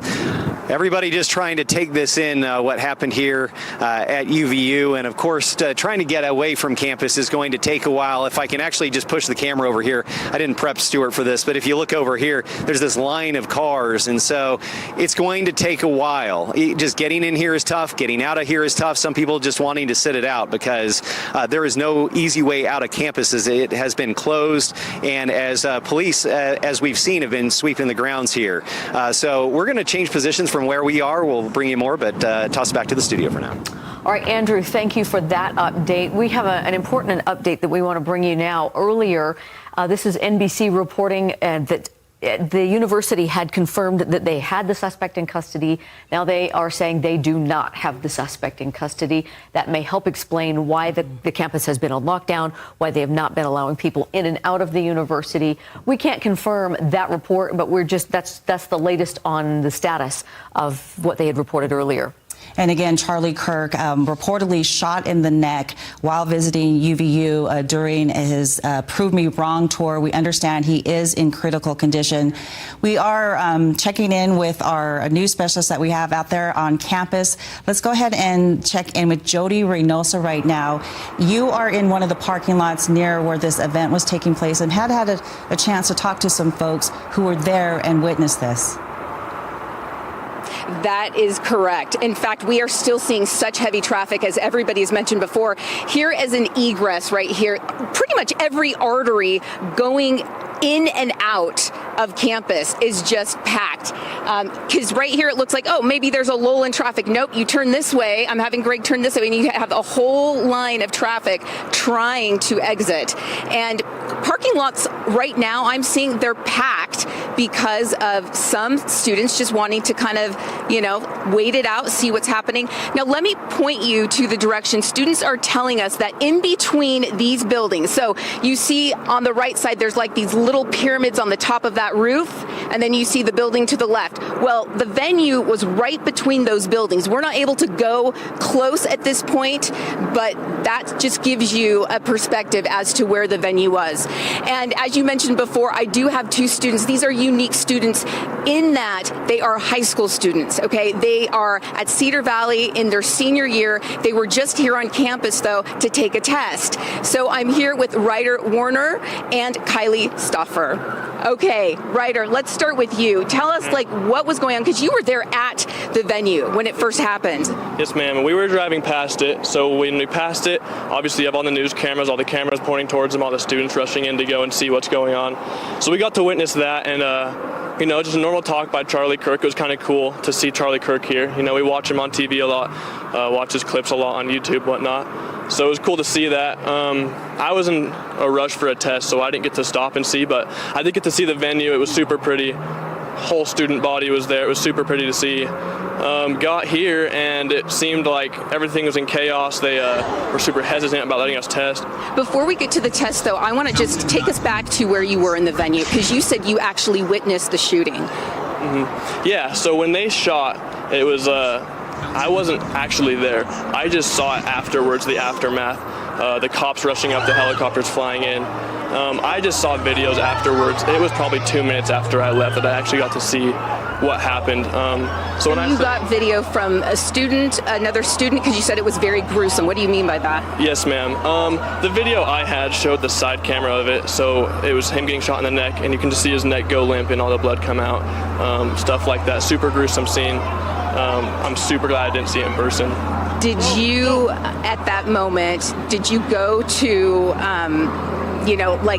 what is going on? I mean, what were you thinking at that point? Definitely panic mode. As soon as I saw that, I knew, well, I'm here on campus. I don't think they're going to let us test, and sure enough, they didn't. Obviously, super panicked. I felt for him, watching him for years. I definitely felt a little bit of sorrow for his family, too. But yeah, state of panic, and definitely just a little bit hurt for him and his family. He is a dad of 2 kids. Now, it's unique being that you're in high school and you watch Charlie Kirk. You said that your dad and grandpa watch him, and last night you were watching a YouTube video, is that right? And you didn't even know he was going to be here. I didn't even know he was going to be here. He popped up on my For You page on TikTok, and I was just scrolling through, and I love watching his debates, especially as somebody who's big into English. I was watching his debates and learning how he argues, and I actually definitely base a lot of what he does into my own life, which is big for me, being a student, especially being in an English class. Now, does he ever talk about violence, or is it, you mentioned he was more Christian-based, and so this seems just out of the ordinary? It is absolutely out of the ordinary. I can't believe that this even happened. He never talks about violence. It's not something he's big into. He's just into the argumentative side. He loves getting other people's perspectives. He definitely can get under people's skin, just because in any argument, you're arguing against somebody or against what they're saying. And I guess that just got to him, and somebody finally decided to act on it. Wow. Thank you so much. Absolutely. Ryder, we're going to be back with Kylie a little bit later, but we're going to throw it back to you. Jody Reynosa reporting live from UVU. Again, if you are just joining us, breaking news, Charlie Kirk shot there on the UVU campus as part of his comeback tour. We understand that as he was speaking here at Utah Valley University today, he was also scheduled to bring his American Comeback Tour to Utah State University, and that was going to be held on September 30th, so the end of this month. He was going to make several stops, Deanie. Yeah, we're getting a word of a Utah-based, it's a change.org petition that basically would keep him from coming, and these are based at Utah State University, where he was scheduled to come later this month. The petition had 3,500 signatures. Students Hundreds reportedly today are joining on that petition to ask board trustees at the university to prevent this Charlie Kirk from coming to their campus. And it's part of a national debate over controversial speakers coming on college campuses and universities' role in balancing the freedom of speech and them hearing these speakers versus protecting the safety of students. And as we just heard from several folks, you know, they wanted to come out. This is what attracts them to Charlie Kirk, because they're able to have this type of dialogue on college campuses. Of course, it does come with some controversy. We do want to check back in with Daniel Woodruff, who is also there on campus. And Daniel, you've had a chance to talk to people there about some of the sights and sounds that they saw. And talking to some bystanders earlier today, they talked about a very calm event moments before they heard a shot. Yeah, in fact, I'm joined by two more Utah Valley University students who told me that they were some of the first actually to arrive this morning for this event. Logan and Raleigh here. Logan, we'll start with you. What kind of set the scene for me? What was it like this morning when you got here, and then tell me what happened? Yeah, we arrived, I want to say, an hour and a half before everything went on, and there's a couple hundred people here, pretty chill. But then as things went on, people just gathered. I would say there's thousands of people here. And we thought things were just a little unsecure. We thought, you know, in terms of security getting in. Yeah, security getting in. There weren't a lot of officers around, police officers. So we just thought things, I don't know, just it didn't seem right from the beginning, in my opinion. Raleigh, as you were there, what did you notice as the crowd was kind of settling in, and who was there? Yeah, so we were all there. We were having a good time, excited to see Charlie. The majority of us were, we support Charlie, and there's a group of other people that were kind of antagonizing us up on this bridge up here. And I don't know, there's definitely some kind of bad feelings towards each other, but we didn't think much of it. Like, we thought the security was a little bit off. Like, there wasn't many people looking around to see if anything suspicious was going on. But I don't know. It was it's a tragic thing that happened, and really sad, and we don't really wish that on anybody. And Raleigh, when it happened, where were you, and what did you see or hear? Yeah, so me and Logan and a couple other my buddies, we were 15 feet away from Charlie, give or take. Like 5 rows back. Maybe 5 rows back. And all of a sudden, after the first questionnaire, the person asked a question, the second guy walked up, he started saying something, and then we just heard a pop. It sounded like a firework, but it just echoed around. No one really knew what was going on, and everyone kind of just got stunned for like 3 seconds, and then everybody just dogpiled on top of everybody, trying to get low to the ground, mass chaos, and it was pretty scary. Everybody was like freaking out, trying to find people they're with, make sure they're safe. And we didn't know if there was going to be more shots fired or anything. We were like, had no idea.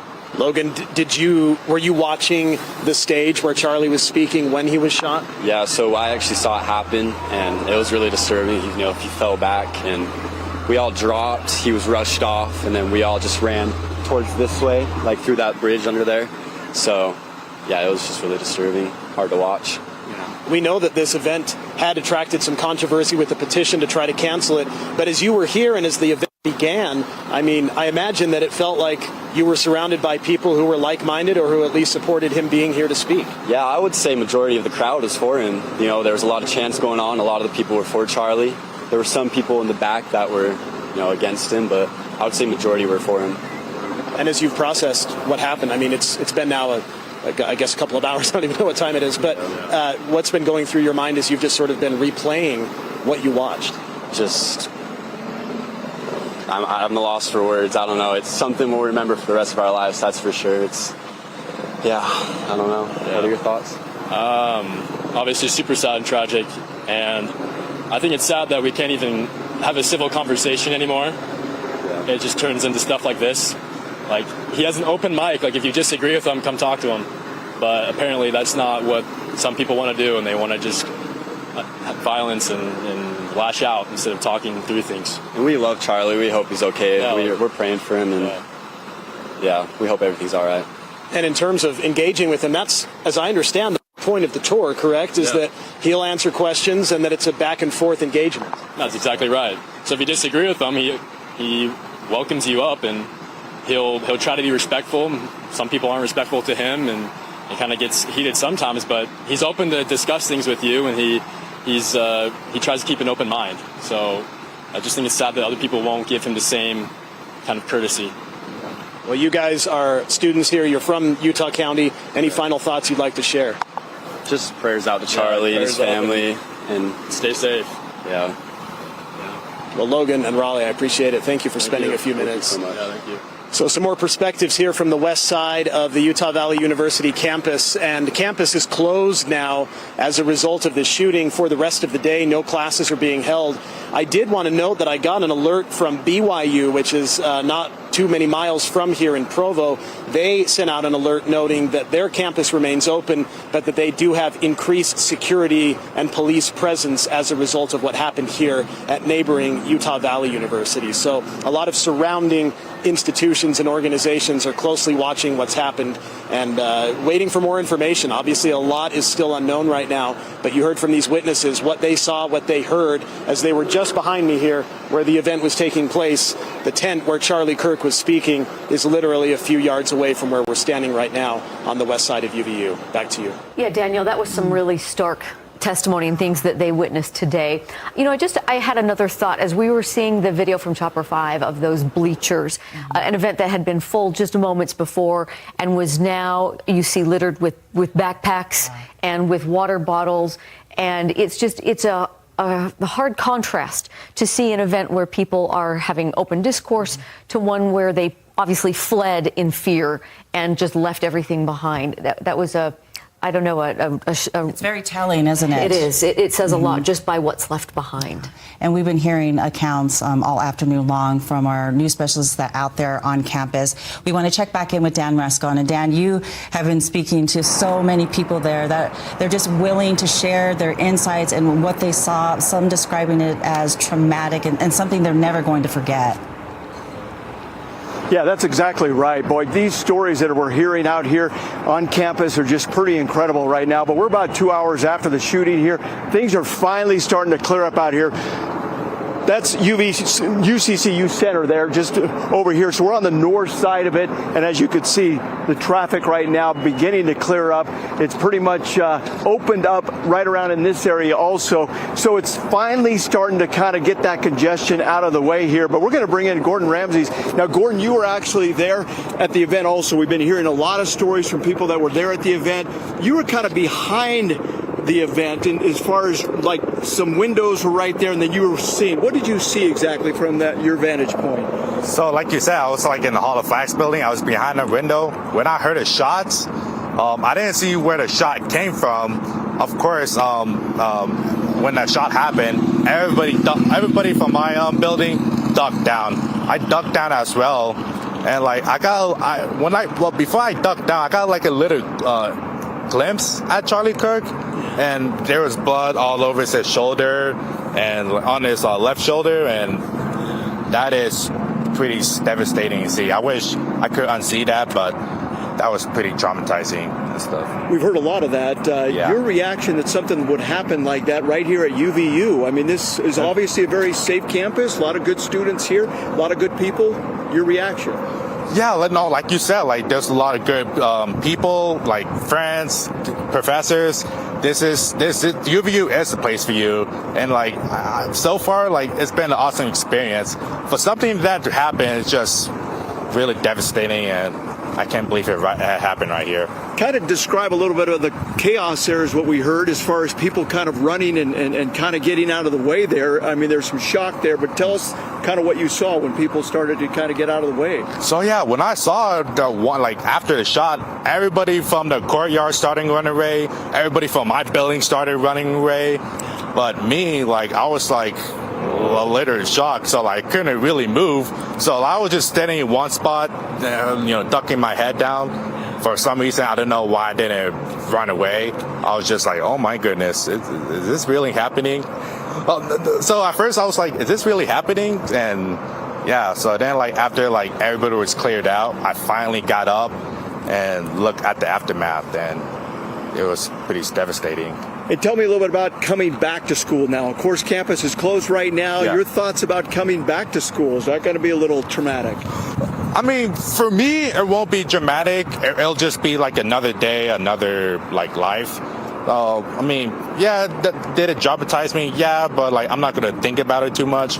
Of course, like, will it traumatize me for life, forever? Yeah, it will. But you know, all this is like keeping positive, having positive minds, and like having like Jesus and God on your side. So, but like for other students, they're probably traumatized to come back here. I can't imagine what other students have to go through, especially something similar to mine.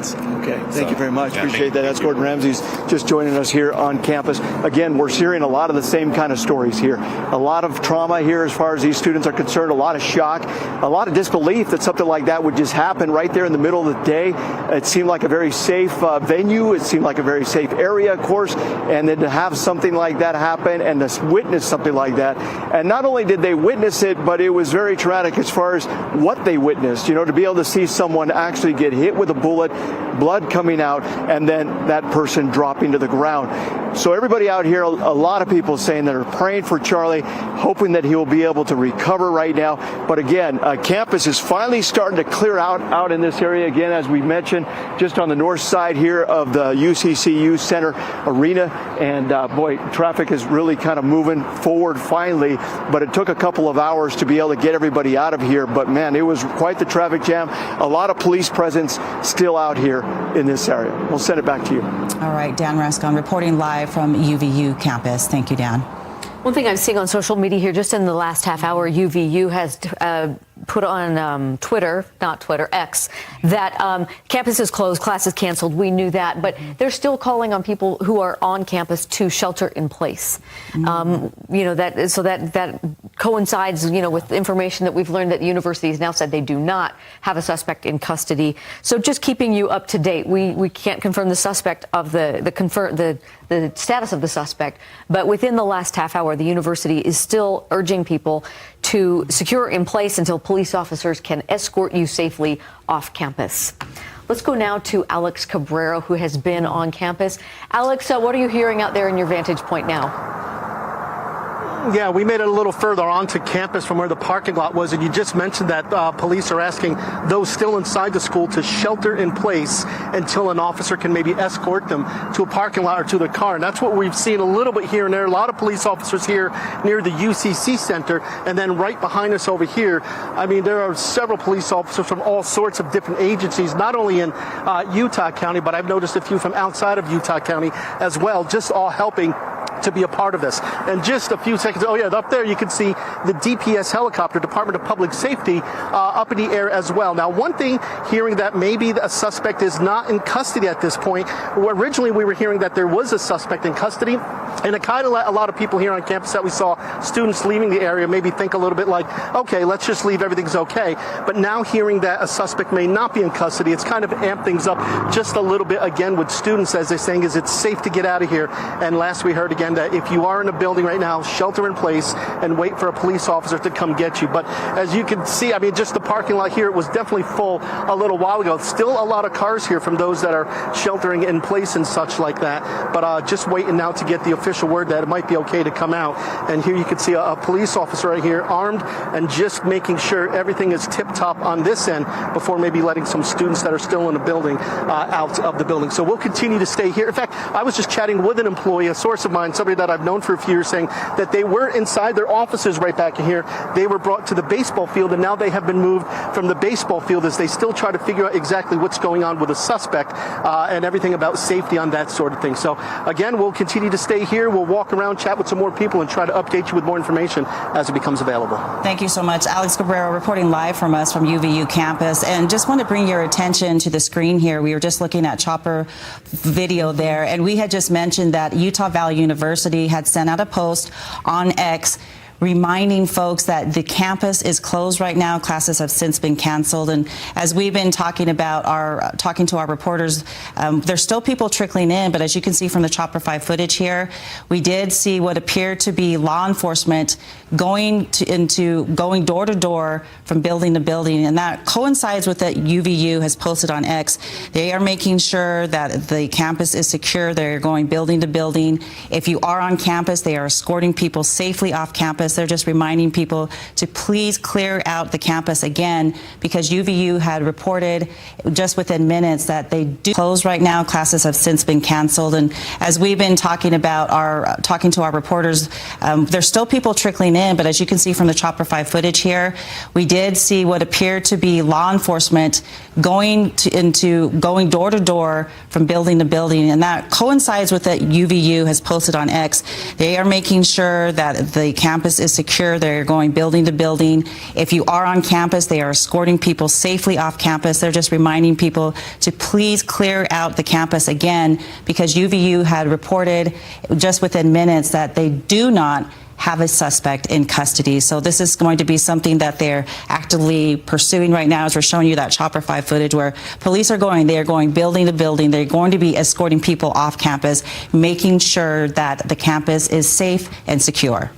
Let's go now to Mike Hedrick, who is on the UVU campus. So, Mike, just within the last few minutes, UVU is calling this an unfolding situation. We're still seeing officers going in. What can you tell us from what you're seeing?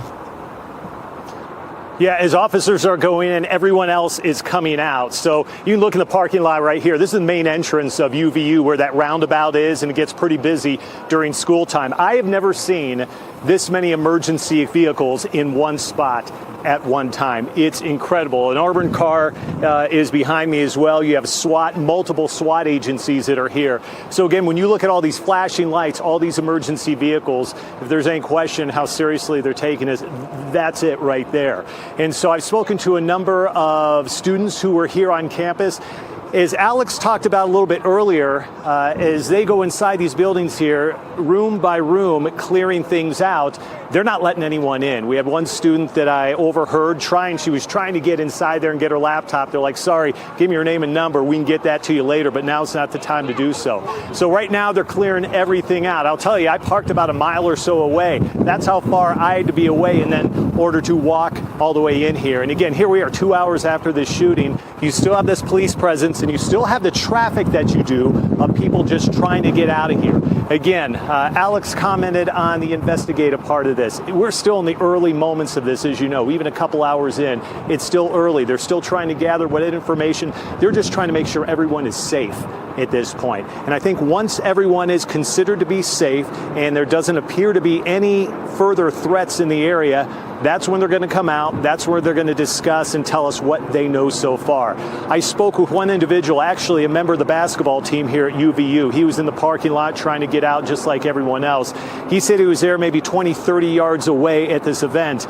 And when he saw Charlie get shot, he said, I've never seen anything like that in my life. And so that seems to be the same thing we're hearing from a number of other people. And as soon as he was shot, he said it appeared he was shot in his neck and then he dropped. Again, these are witness statements. These are things that we have seen, or they have seen, and they're sharing with us. None of this has been officially confirmed, so we're waiting on that. But again, Deanie, as we look at this main entrance here to UVU, what the feel is, it's quiet right now other than you just see all of these lights. And I dare say most of those cars are empty right now. Police presence is heavy on campus right now. We'll continue and follow it, and if anything changes, we'll let you know. Mike, we appreciate that update, and we've got another update. This is from NBC News. President Trump is posting on Truth Social just within the last few minutes. He has reported that Charlie Kirk has died. Again, we are just seeing this as we're reporting it. We got it from NBC News, but it is a report from President Trump on his Truth Social and as media. That is just really some unsettling news, especially based on the accounts that we've been hearing from bystanders who were there, witnesses, students who had gone to this event just 2 hours ago, coinciding with what they saw. Reports also confirmed by AP that he was shot in the neck. Very traumatic for those people that we have been hearing from. And now to get a post from President Donald Trump stating, in fact, that 31-year-old Charlie Kirk has died. We've been seeing all afternoon. It's a sobering update, because we've been seeing all afternoon leaders from the state, leaders from the political parties, even on the national level, sending their prayers, their concerns for Charlie Kirk and for Utah and the students and everybody who was involved in that. It's hard news to process on top of what everybody has already been through down there. And we have been talking about UVU campus as well. Classes canceled today, campus closed. Police saying that everybody needs to clear out to make sure that the campus is secure and safe.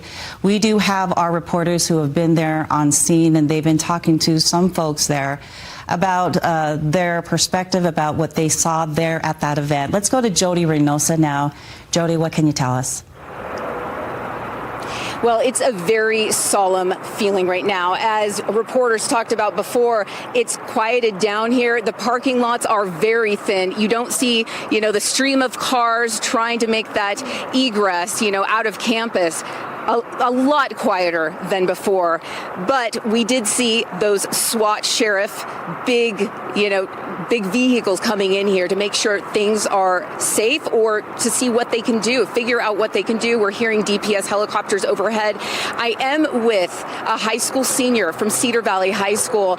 Kylie Stauffer joins me, and she was here. She wasn't expecting to go see Charlie Kirk. She was actually here to support Ryder, who I spoke with earlier. But we're going to go to her and see what was that feeling like when you heard people coming out and screaming.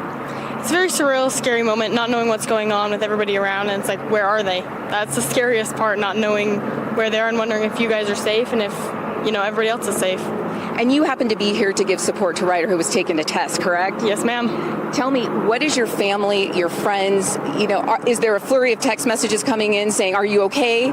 So many text messages, are you okay? What's going on? I heard it on the news. A lot coming in. What is your feeling, though? I mean, not too common that this happens around these parts. No, it's very scary, especially it's very shock. I feel like we're all still in shock. Like it just hasn't set in all the way because we're all just hearing everything as it's coming in. And now hearing that Charlie Kirk has passed from this horrific shooting, what are your feelings? Super sad. I don't even know what to feel at this point because it's all just happened so fast and just very sad, feel bad for his family and everybody else.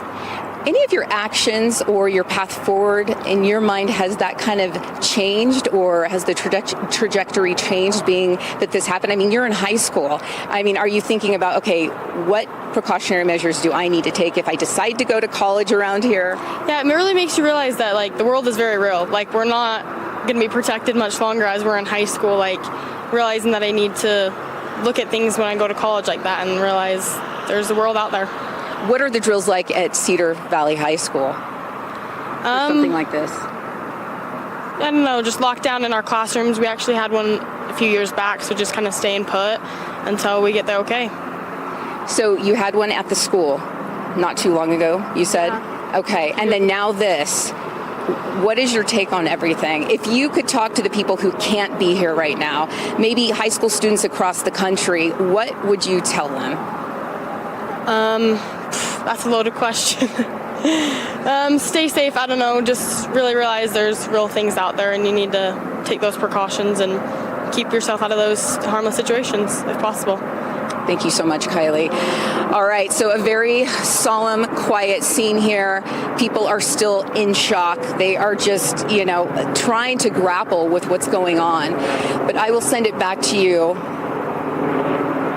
Reynosa reporting live for us from the UVU campus, talking to folks there. Again, just getting the news moments ago. President Trump posting on Truth Social that Charlie Kirk, 31-year-old Charlie Kirk, has died. Yeah. We just are seeing also a post on social media from Governor Cox, who says he just got off the phone with President Trump, working with the FBI and the Utah law enforcement to bring this individual to justice after this tragedy. He and his wife, Abby, are heartbroken. Tough news. Everyone is reeling from this because it's been such a traumatic event to happen in our state, on our campus, to expose so many young people to something like this. And we all are going to be grieving this together. Let's go to this special report from NBC for a moment and see what they are reporting at that level. Life. That someone who engaged, exercised his democratic rights, both encouraged and provoked those to share ideas, and violence has apparently taken his life, according to President Trump. Tom? Yeah, Kelly, we have covered politics, you and I, for a while now, and I don't know if we have seen, as you described it, a season of political violence like this, starting in Butler with the assassination attempt on President Trump that came so very close, just inches away, as we all saw in the photos and the video, and as the president has described, a second assassination attempt on his life. What happened just recently in Minnesota with those lawmakers assassinated literally on their front doorstep. And now you have Charlie Kirk, who was never elected, never held office, a political activist, a young man, now shot in cold blood in front of a very friendly crowd from the eyewitnesses we have spoken to. In a very sick type of irony, Charlie's group was called Turning Point because he thought there was a turning point now in politics with President Trump and where the Republican Party had gone. And Kelly, you wonder if now in his death, there may be a turning point when it comes to politics in this country. I mean, how will political activists, any type of political speech now, happen in America, right? When you have something like this happen in a place where someone thought he was speaking to a friendly crowd. Well, certainly it was a largely friendly crowd. I mean, Utah, which is certainly conservative, a university-based, the kind of group of followers who would know who Charlie Kirk is right off the bat, a figure who lived on their phones and in their social media, ever present in those ways. We have seen over time when there are these wrenching moments of political violence, there are waves of what happens. Initially, there is the shock. There is bipartisan or across the spectrum condemnation of political violence. There are inevitably questions about the availability of guns and questions of security. Obviously, our elected senior leaders have intense security around them. But on a campus, a political actor like Charlie Kirk, you would have basic security, local law enforcement, campus police, that kind of thing. You would not have the kind of screening that would prevent weapons. We're also talking about an outdoor event where you could have long-range kind of ability to assess a situation on the part of a gunman or gunwoman, a shooter. And so there are so many questions to be filled out. But I think there will certainly be a moment to again address what is the place of violence. Are our politics so poisonous that people cannot control the impulse to act out? Those are societal issues. Right now, we're still in the early fact gathering. There'll be a period of acknowledging his life, those who will grieve his memory, and then what are the next steps? Yeah. Kelly, stand by for us. I want to bring in former White House Deputy Press Secretary Hogan Gidley, a friend of Charlie Kirk, who was just texting with him yesterday, and he was on the House floor moments ago during a moment of silence. Hogan, first, I am so sorry for your loss. You knew Charlie. Talk to me about what you remember about him and what this moment means right now. It is so incredibly sad for those people that were close to Charlie Kirk. Yeah, thanks, Tom, for having me. I remember working in the first Trump administration in the White House, and Charlie would come by, and we would all kind of look and say, "Who is this kid? What does he think he's doing?" He's so ambitious, and he's so talented at this young age, and we all kind of gravitated toward him. We watched what he was doing with the youth across this country, not afraid to go into hostile areas and have a debate over ideas. No violence, altercations other than verbal, because that's what the country is all about, disagreeing. And he built a brand, he built an entity, he built a movement based on the ability to come together and have these sensible, honest conversations with statistics, with data. And just watching him do that, it was just awe-inspiring for someone like me who's been in this movement for such a long time, and to watch him at such a young age be able to capture the hearts and minds of so many across the country really was a blessing to me. I will tell you, we were texting just the other day, as you mentioned. He was supposed to go speak at my alma mater at the end of October at Ole Miss, the University of Mississippi in Oxford, and I told him I saw that he was coming, and he knew I went there. He said, "Oh, you have to come to that. We're going to have a great time." And so I was trying to plan a trip down to Oxford to be with him. And now this happens today, and I'm so sad to think of his wife and his children who were left behind after this tragedy. But I'm also filled with rage to think someone would do something like this simply for disagreeing with somebody politically. We don't know the motivations yet, but obviously they didn't like Charlie. But there's no place for political violence in this country. The shooter is grotesque, is vile. is a disgusting person. And as Kelly said, as you said, we're going to wait and see more information as it comes out. But right now, I think a lot of people are in shock. A lot of people are angry. And a lot of people are sad at what just occurred. Hogan, you can never get in the mind of somebody who would want to assassinate a political figure, a public figure, right? Likely they have some type of issues.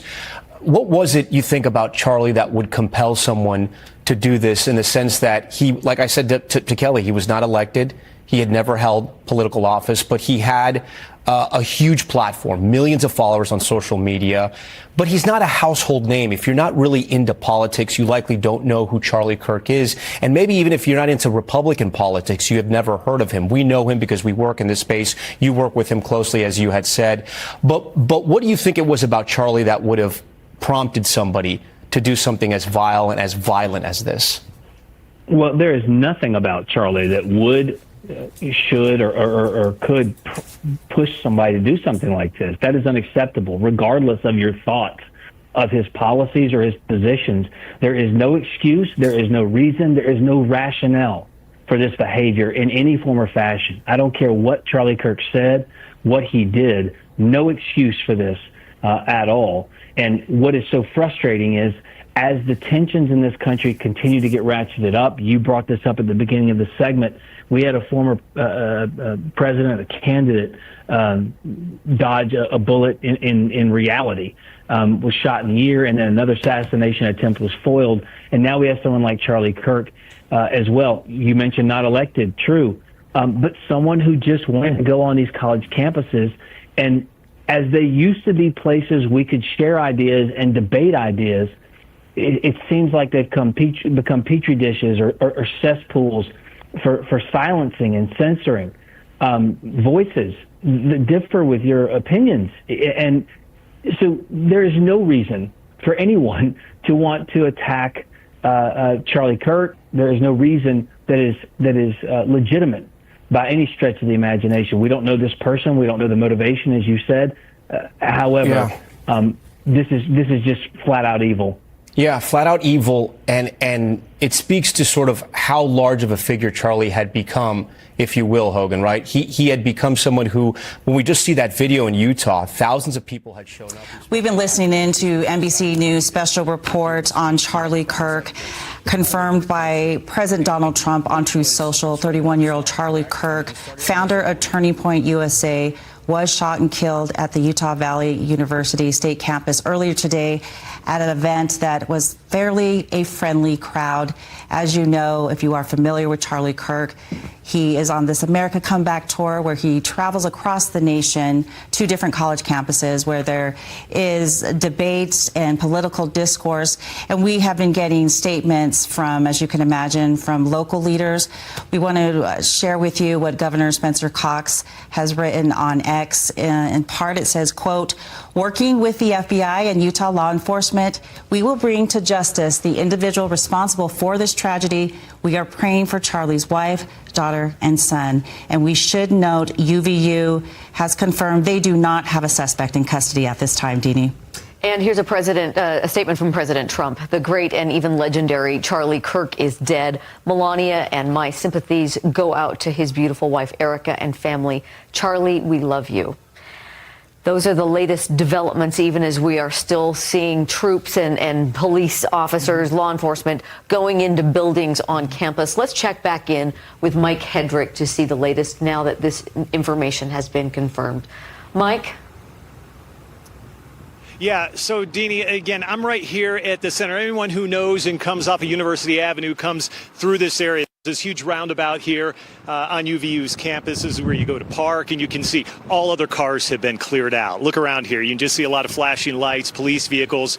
I'll tell you, I tried to count, and I've never seen so many emergency crews or vehicles on a scene. There's got to be anywhere from 50 to 75 of these vehicles throughout the parking lot. And then you can multiply that by whatever number as far as the number of police and other emergency personnel who are here on scene. It's incredible, the presence. but it seems quiet on campus. Other than seeing all of this law enforcement here, it is quiet for the most part. They're clearing room by room many of these buildings right now, the classrooms, to make sure everyone is out, everyone is safe, and making sure that there are no other threats. As far as I have heard or talking to anyone else, it doesn't seem like there are any other active threats, but they can't take that for granted. They can't take that risk, and they need to make sure that everything is cleared before they move forward and continue on with the investigation here. Again, I've spoken to a number of people today who are right up close, probably within 15, 20 yards. I got a couple of guys right here who were actually asking questions before that final question was asked, and that's when Charlie got shot. So right now with me is Henry. Henry, I appreciate the time. You also got Ryan over here, right? So, Henry, you asked a question right before the individual did after you. What did he ask, and then what happened? So, basically, he just asked questions about transgenderism, and it led into like transgender violence and shooters and stuff like that, based off of what's been happening around the country, and it's just been a problem. But I just thought it was very hard to reconcile for a while there. I think I was just in a state of shock, but the fact that it was like 10 to 20 seconds after I walked away, I turned back and I see Charlie just gushing blood from his neck. And after that, you have a random old kook who has no weapon but confesses to the shooting for some reason. And I'm not okay with that, because that took up a lot of cops that were there at the time that could have been searching for the shooter, because the shooter's at large. We don't know where he's at. They're, like you said, they're clearing room by room. And I think a lot of us are super angry. Because it's just a lot. So you're telling me that the person, that older gentleman who we've seen video on social media, who claims to possibly have shot him, you're saying you don't believe he was the shooter? He didn't have a gun. He didn't have a weapon on him. He just confessed to it, and they grabbed him, pulled him over. Because I'll tell you this, I was there about an hour and a half before the thing even started, before everyone showed up, and he was going around and talking to any conservatives and stuff, just bashing Charlie Kirk. Charlie Kirk's this, Charlie Kirk's a racist, Charlie Kirk's blah, blah, blah, blah, blah. And he was just making a scene. And it doesn't surprise me. He didn't, from what I could tell, he didn't have anything on him. If they did, I don't think they would be looking for the shooter, because they would, if it was him, they would have the weapon with him, but it wasn't there. So that's the whole thing. And you've heard since in the last moments, President Trump sent out as well on social media that he passed away. Yes, sir. Yeah, I had a friend actually who just sent me a message. There are a bunch of friends who've seen me already on the news and stuff have been messaging me, telling me like, yeah, dude, he didn't make it. And I think me and Ryan and a whole bunch of us are just fed up with it. We don't know. There's stuff that needs to happen. It needs to change. Opinions shouldn't lead to shootings. I'm sorry. I think most people would probably agree with that. Yes, you sir. hope so, at least. Yes, sir. Thank you very much, Henry. Ryan, let me talk to you a little bit, and you can stay here as well, Henry, if you'd like. Talk to me about where you were. Were you two together when this happened, or where were you standing? No, I was about 50 feet away. I was in the thick of the crowd. I was working my way up to the stand to ask Charlie some questions. At that moment that the shot rang out, I look over and I see Charlie Kirk slump over for just a split second, and the crowd just pushes back. There's a huge stampede pushing back. People are jumping into the fountain. People are running towards the building. I stuck around, tried to stay away out of everybody's way, pulled out my phone, started to take some video. I got down there closer to the stand, and there was very little police presence. However, at that time, I believe that was when they had taken Charlie away. That's when they had already taken the alleged suspect away. But as Henry mentioned, with that suspect, we were talking to somebody from Deseret News who said they recognize this individual, and he goes to political events. He goes to a lot of events with news and with media, and he tries to stir contention. Yep, he tries to gain attention, tries to take credit for what's going on, and here he is jumping up right after the shot saying he did it. So that's really concerning to know, and I mean, hence the police presence that we see here today. It looks like they have not apprehended the actual shooter. Did you see the shot fired? I didn't. It did sound like it came from the right side of me, and I tried to look, but I was getting pushed back by the crowd. I was talking to a professor who works here, and he said with the view that anybody could have had of Charlie, it could have been from 200 yards away. So I think that's why we're seeing drones in the air. That's why we've got helicopters in the air. We have a SWAT response. We're seeing snipers. So I think they're still trying to figure out really where the shot came from. Last thing I'll ask you, you described the chaos. What were you feeling and thinking in the middle of that chaos immediately after shots were fired? I was thinking there is no way that this can be real. Being here in Utah, where it's relatively safe, at UVU campus, where there's a lot of like-minded individuals, you always hear people say you never think it's going to happen to you. I have a different mindset. I think of always being prepared, and it's not a matter of if, it's a matter of when. And I hope that everybody who's seeing this event unfold, I hope that this is their call to action, to speak up, to stand out, to make change, because this is unacceptable. We can't live like this. And I'll ask you, we've heard this a lot from people about there needs to be a change, from people who were there on campus. We hear this from politicians as well. What is that change? What's going to change somebody from doing something like this? Like I said, we were speaking to a teacher earlier, and he was talking about how practically the entire university, the chair, the president, the chair, no one was informed. No one was informed that that there was not going to be enough security or anything. Some people were in class not even knowing Charlie was coming. I don't think that's okay, especially after what happened in Butler in Pennsylvania with President Trump and all this stuff. We know that this violence exists, and we all know that Utah's had a lot of progressives come into the state, and with the same old rhetoric that leads to instances like this.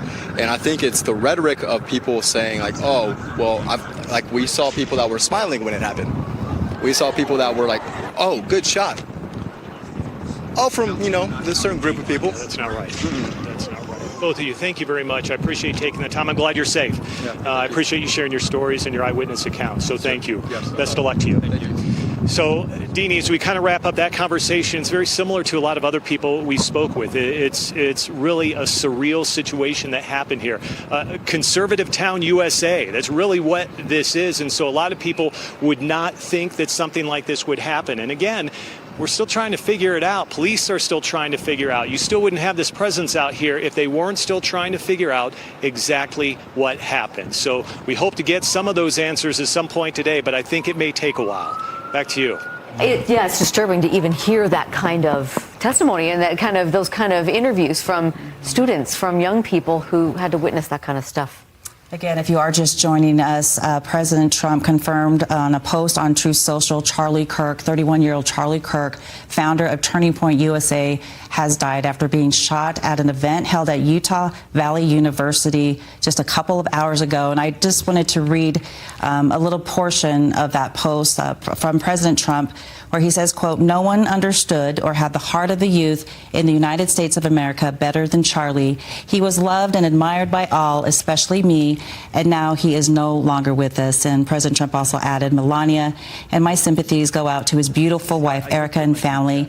And also we are getting a statement from Senator Mike Lee from Utah, who had posted, "Charlie Kirk was an American patriot, an inspiration to countless young people to stand up and defend the timeless truths that make our country great. This murder was a cowardly act of violence, an attack on champions of freedom like Charlie and the students who gathered." So as police on campus continue escorting people out of buildings and off campus, they continue to tell people to shelter in place until they can be escorted off, and presumably they continue to look for the suspect.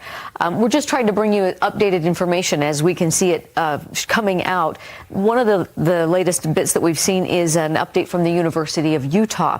They are open, but they did issue a safety alert encouraging people to be extra precautious, but then to also recognize that they have extra security on campus for the events all this week.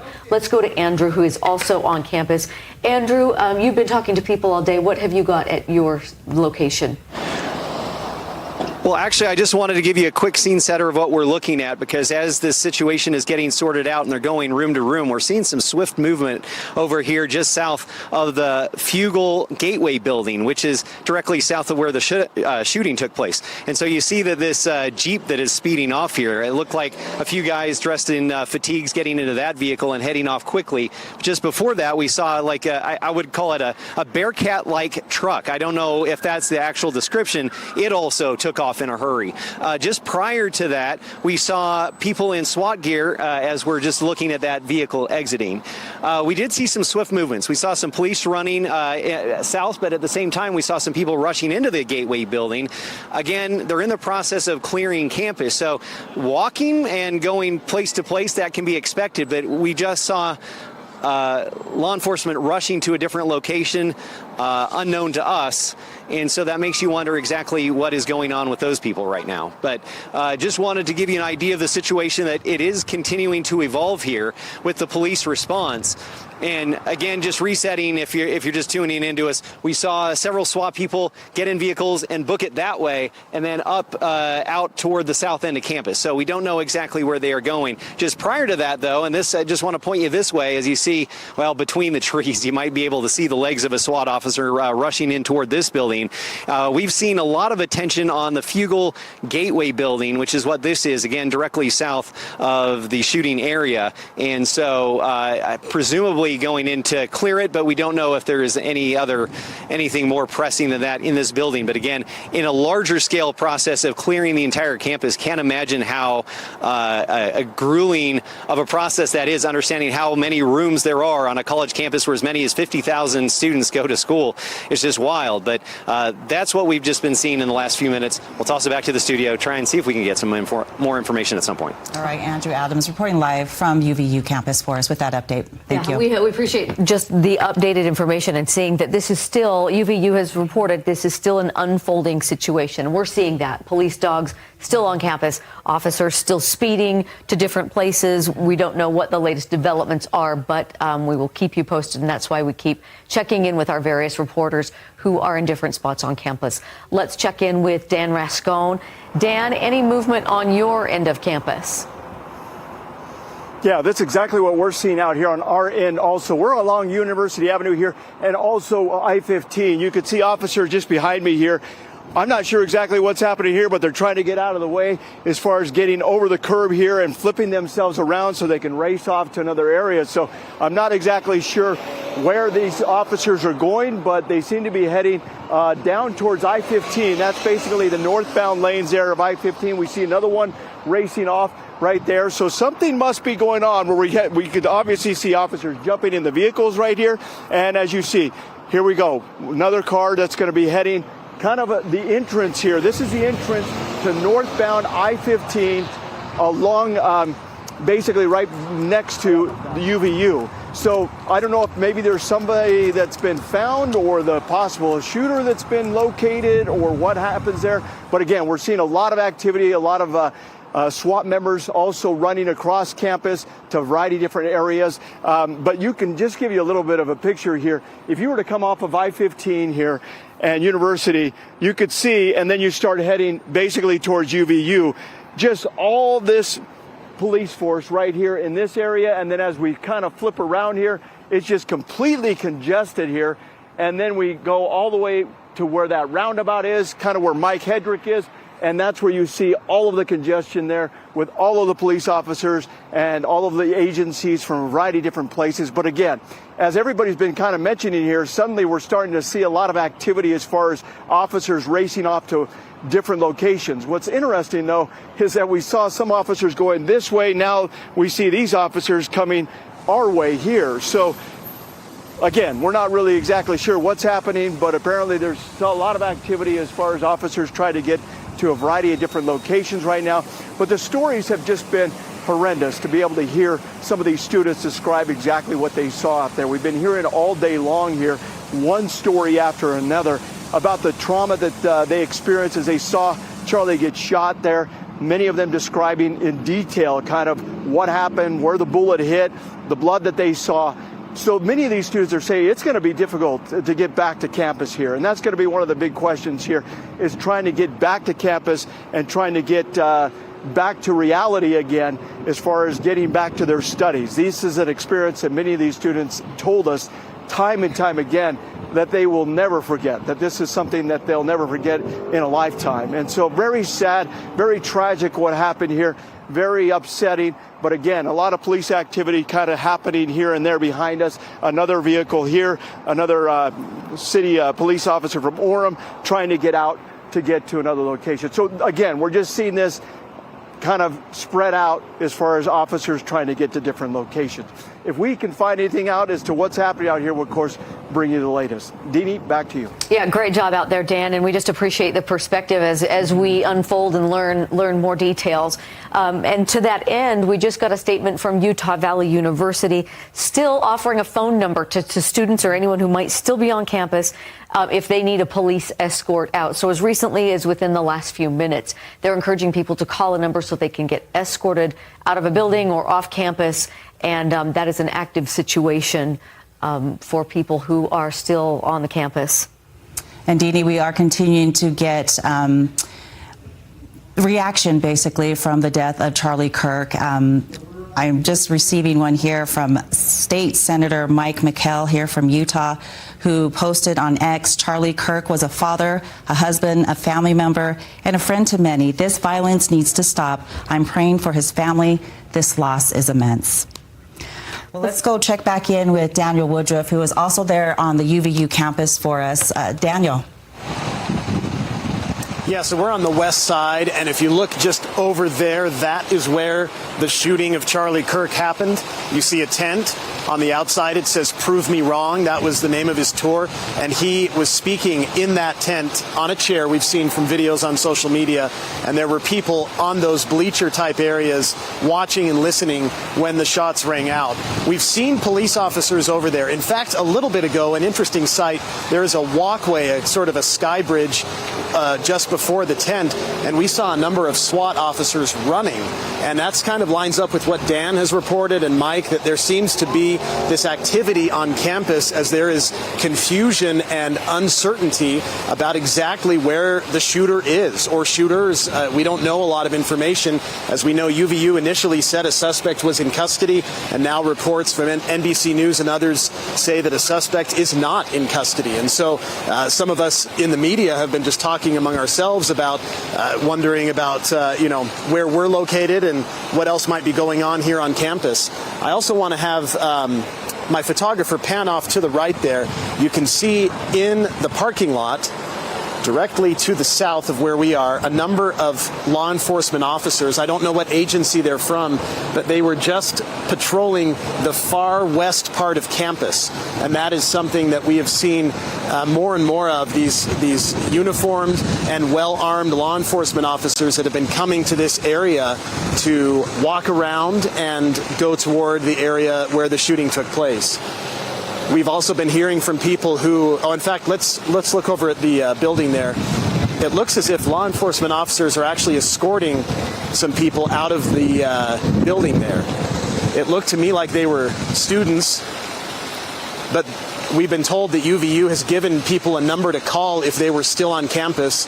People have been told to shelter in place, and I'd like to actually run over and see if I can talk to them, so I'll send it back to you for right now, guys. Okay, Daniel Woodruff reporting from us, UVU. Obviously a very fluid situation. As we were looking at Chopper 5 footage too, showing the police presence there, as we've been telling folks at UVU, the campus is closed and they are escorting people off campus. And let's go ahead. And that's actively happening as we see it. Okay, yeah, see, we are seeing law enforcement in what looks like tactical gear escorting people off campus, I can't tell if they're going into a building or out of one, but they're still a clear presence on the campus, and they are still issuing phone numbers from the university that if you need to be escorted out, stay sheltered in place until someone comes in to get you out and off campus. And it looks like they're going into that building just to either carry some of that out or to investigate. Yeah, there's still ongoing information that we don't have, but things happening on campus. And we've been getting different perspectives from our reporters who are fanned out across the campus there. Let's check back in with Alex Cabrero. Alex, tell us where you are and what you've been able to witness right now. Yeah, we are right at the main entrance to UVU, just off the main highway right here by the Chevron station. And you've seen it from Mike's vantage point and my colleague Dan Rascone, police officers pretty much everywhere. But we just came over here really quickly because we saw a whole bunch of police officers in that tactical gear making their way to this section here. We see a couple of ambulances as well, full lights on and everything. Still waiting for official confirmation on exactly what is happening at this point. But I can tell you, as I know many of us have been saying, I mean, there are police cars from agencies not only in Utah County but Salt Lake County. This is where the cooperation comes in. This is where you see a lot of police training as well. When they do their tactical training, when they enter buildings, when they search for suspects, what they're doing now isn't brand new to these officers. This is something that they constantly train for. They've trained at places like UVU in the past. I know we've done at least one story on some of the training methods that they do. Now it's just a matter really of trying to find the person who did this. We keep hearing that suspect right now is still not in custody. And so where is that person? That's what kind of ratcheted things up here, I'd say, in the past hour or so, simply because first we heard that a suspect was in custody. People seemed calm, seemed relaxed. But when they started hearing that, no, they're still looking for something, that's where a lot of people started saying, well, they look around, you could see them, and just like, well, where might that person be? Is that person still here? That's why police officers, there are dozens and dozens and even more police officers out here just trying to keep things as safe as possible and also escort those students that are still sheltering in place in some of these buildings, bringing those students outside, getting them out to their cars, to waiting loved ones, to friends, so that they can continue on their way. But right now, campus still is officially closed. No classes today. Now it's just a matter of waiting for a press conference or some type of an official statement from UVU. I know that some of the people involved in public communications and such, not only with UVU but with different agencies here, they're kind of chatting right now in one of the buildings, figuring out how they're going to release information, how they're going to do that. And of course, when we get that, we'll certainly pass that on to you. But again, right now, it's just a matter of waiting for official confirmation on what happened exactly. Where is there a suspect? Do they have any information on the suspect? If they're asking people for any descriptions or anything like that, we're hoping to get some of that information soon, and when we get it, we'll certainly air it so that people will have the latest information that they can have for themselves. Alex, we appreciate your hard work. I know the questions that you're posing are a lot of questions that our viewers have as well. And as Alex mentioned, there is going to be a press conference there at the UVU campus at 4 o'clock, and hopefully they can shed some light. But as we talked to former law enforcement earlier, this is going to be an investigation days, weeks ahead. So just a note, 4 p.m., which is going to happen here within the next 30 minutes or so. We should hopefully learn a little bit more, as that suspect is still at large. Yeah, and in the circumstances of that, we're also seeing that there has been notes of a vigil tonight, 7 o'clock, for Charlie Kirk at the Utah State Capitol Rotunda. You know, hundreds, maybe thousands of people witnessed this. Many people just are shocked by this information and that it happened here in Utah. And so there is a chance here to go connect with people and to talk about it and to show your respects tonight at a vigil, 7 o'clock at the Capitol. Let's go to news specialist Jody Reynosa, who is on campus. Jody, what are you seeing from your vantage point? So we've moved locations from the Wolverine Services, which is the testing center, and we're in between the Clark building and the Liberal Arts building. Right here is Fulton Library, and we are seeing that heavy police presence. In fact, we've had SWAT teams, guns in hand, just, trickling in and out of buildings. At one point, I saw in front of the Fulton Library about 20 SWAT members heading into the library. So it is all hands on deck for law enforcement. I did talk to a member of the SWAT team just briefly, and he said, our directive is basically to go through all of the buildings and make sure that either people are out or if they can't get out, they're sheltered in place. He said, we're seeing teams from Salt Lake, from Orem, from Provo, the SWAT, as I mentioned before. Now, unfortunately, it was a date gone wrong for a student that I'm next to, Nick Ekman. He was so excited to see Charlie. And, he's so sad about this news. Tell us, what were you feeling? What were you seeing when all of this happened? Yeah, honestly, the fact that it just happened all quickly, and when it just happened, everything just went crazy. People started running, screaming, shouting, yelling. People didn't know if it was them next. And honestly, for me, I was worried that, I came to see a guy, but this guy was a family man. He had kids. I loved what he was talking about and bringing up that dialogue. And so honestly, my whole purpose in being here and coming today was just to learn a little bit more. And the fact that it ended so quickly, so fast in that way, it scared me because I felt like, what's going on? Like, what does this mean? What does this mean for like students like me? Like, we can't engage in dialogue without, or even come to a place where we can engage in dialogue. Absolutely did not expect it, wasn't prepared for it mentally and emotionally, even physically, still shaking. A lot of people were shaky. Seeing stuff happen that way was insane. The interesting thing is you came specifically to see him. You are not even a UVU student, you're a BYU senior, and you came here for him. So the fact that all of this unfolded the way it is, or way it did, what are your thoughts? He decided to come to UVU, and I really didn't care. My friends really didn't care. We wanted just to come see him, so we were willing to make the travel plans. I had a buddy saving a seat for me too, and I was super excited. And to see it end just like that in that horrific fashion so early in it was unbelievable and completely uncalled for. Nothing like that should ever happen. So you were trying to find a parking spot to go in, excited to see Charlie, and then what happened? People started running out the doors. They started fleeing. People were yelling, not only like obscenities, but they were yelling like run, run, run, run, because they didn't know what was going on other than there was a bullet shot. And so I had people just running in front of me, running next to me, and I was super nervous and I was like, I got to get out of here too. So at the time you were on a date and then you were coming over here trying to find parking. So that's like a date gone wrong, unfortunately. Yes. Yeah. I like I said, I was coming back from a lunch date and I decided to come and running a little bit late. And as I was trying to find that parking spot, everybody just started running and mayhem caused. And my buddy had brought his little sister. And so that was one of the things I was concerned about was, is his little sister okay? Because I knew my buddy was okay, but I was worried that his sister wasn't okay. So I immediately was trying to call him, contact him, and make sure that his sister was okay. Now, you've received an unofficial text, but with the echo chambers that, they're hearing all sorts of things. We're trying to sift things out still. Yeah. What was that text that you did get? Yeah, so I actually just received a text from somebody that is claiming that Charlie Kirk's wife and maybe a kid or both of his kids were actually at the event today. I can't imagine a worse thing for a mother or a child to go through than to see a horrific tragedy like that happen. What are your thoughts, though, going forward as far as Charlie Kirk and maybe following or even watching reruns? I mean, at this point, what is it? This is a man who was an incredible father, an example to me on what it's like to be a father to kids and to be an incredible husband to a wife. He pushed that so hard. And for young men like me, all I wanted to be was just to be a great husband and to be a great potential father one day. He's gone now. That means his kids aren't going to be able to see a dad, and his wife is going to have to, live alone without a husband potentially. For me going forward, I want to see dialogue happen, but it cannot end like this. You can disagree with me, I can disagree with you, but I will never ever wish upon anyone their life to be ended with a bullet, any type of weapon in any way. You deserve to live, you have worth and value. I want to engage in dialogue with you, I want to understand you, but I will not disagree with you to the point where I don't believe you belong here on earth. Unfortunately for Charlie today, that's what happened. Nick, thank you so much for your thoughts. I really appreciate it. Now, again, that was an unofficial text, but that is what Nick was hearing from a friend's text message.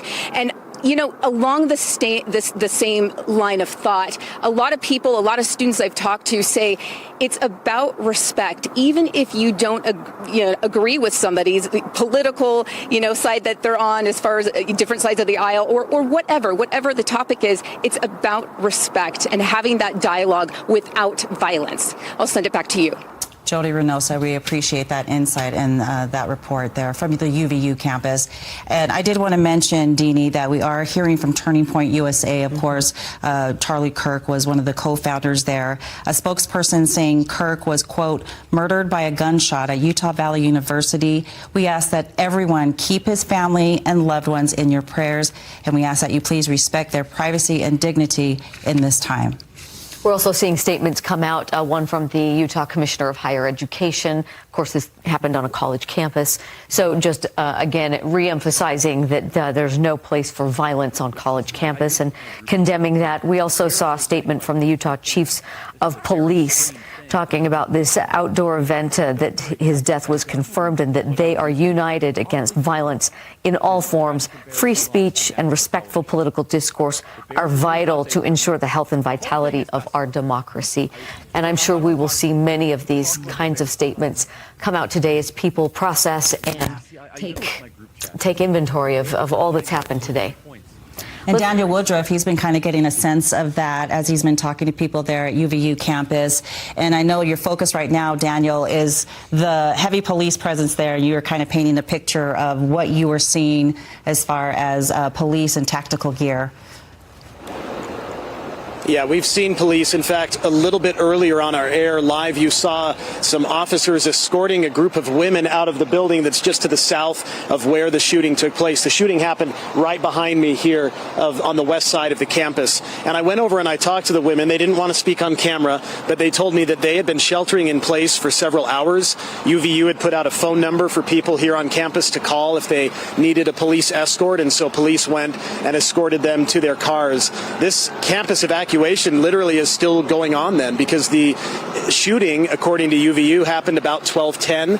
We're now about 3:30, and so people are still leaving campus, individuals who had been sheltering in place for the last couple of hours. As I spoke to the women, I asked them if they wanted to say anything. They didn't want to, again, speak on camera, but they just said it's incredibly sad. They wanted to get to their families and talk about that they are okay and they are safe, but they said their office overlooks the plaza where Charlie Kirk was shot, and as we now know, he died from those injuries. And they said it was a loud gunshot. They heard it very clearly, and the mayhem that ensued as people ran off of the campus after UVU told everyone to leave, and of course after people heard the shots. So we're continuing to look over from the west here to the area where the shooting happened. A lot of people's personal belongings are still there, and we see police officers right now walking around that area. I see at least one uniformed officer. I see another plain clothes. I don't know what agency they're from, but this is in pretty plain view of the west side of campus, and his speech today, his event, where he took questions and answered them from the audience, was in plain sight. It was an outdoor event. We've actually heard from some students today who spoke with us earlier who said they were very critical of the fact that there was basically no security here, that anyone could walk in, anyone with a backpack. You didn't know what was inside. They wondered why there were no security checks of any kind prior to Charlie Kirk's event getting underway, and it didn't take very long through the event because he was only, as I understand, on his second question for the shooting to happen.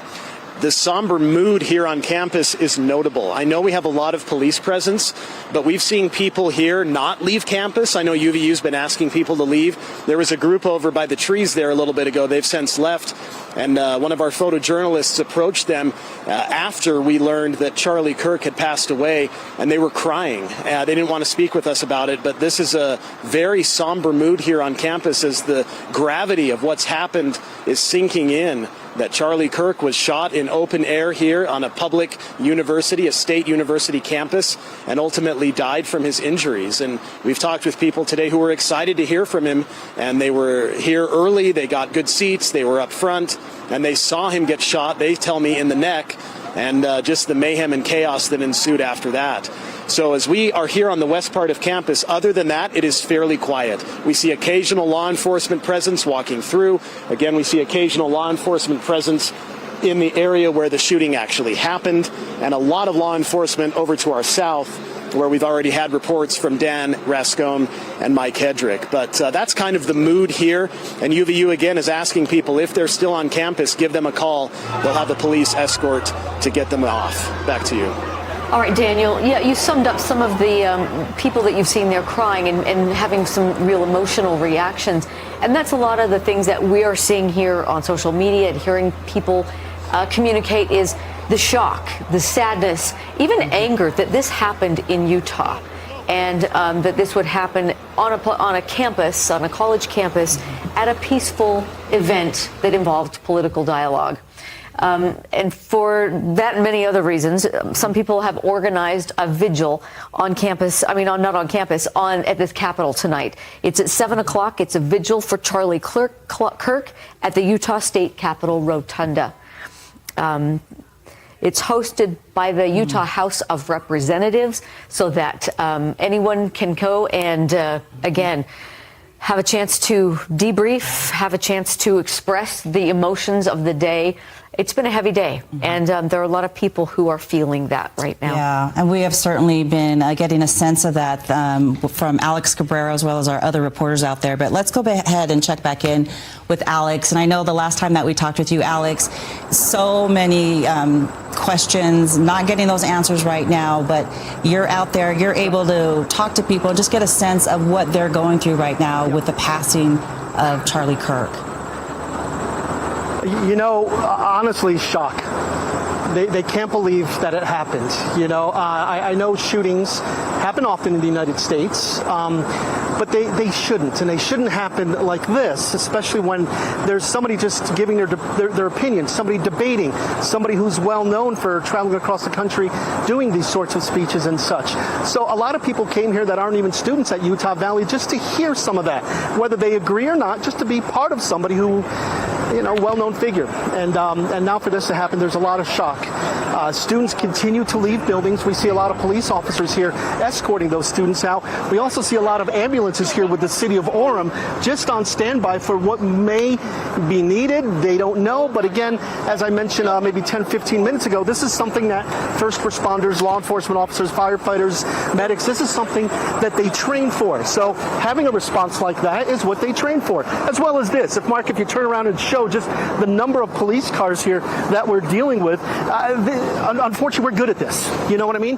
But it's also, thank goodness, that they do train for things like this, law enforcement officers, because when it happens for real, they are ready. There is a plan in place. There is a way to close the schools. There's a way to get students out of the classrooms.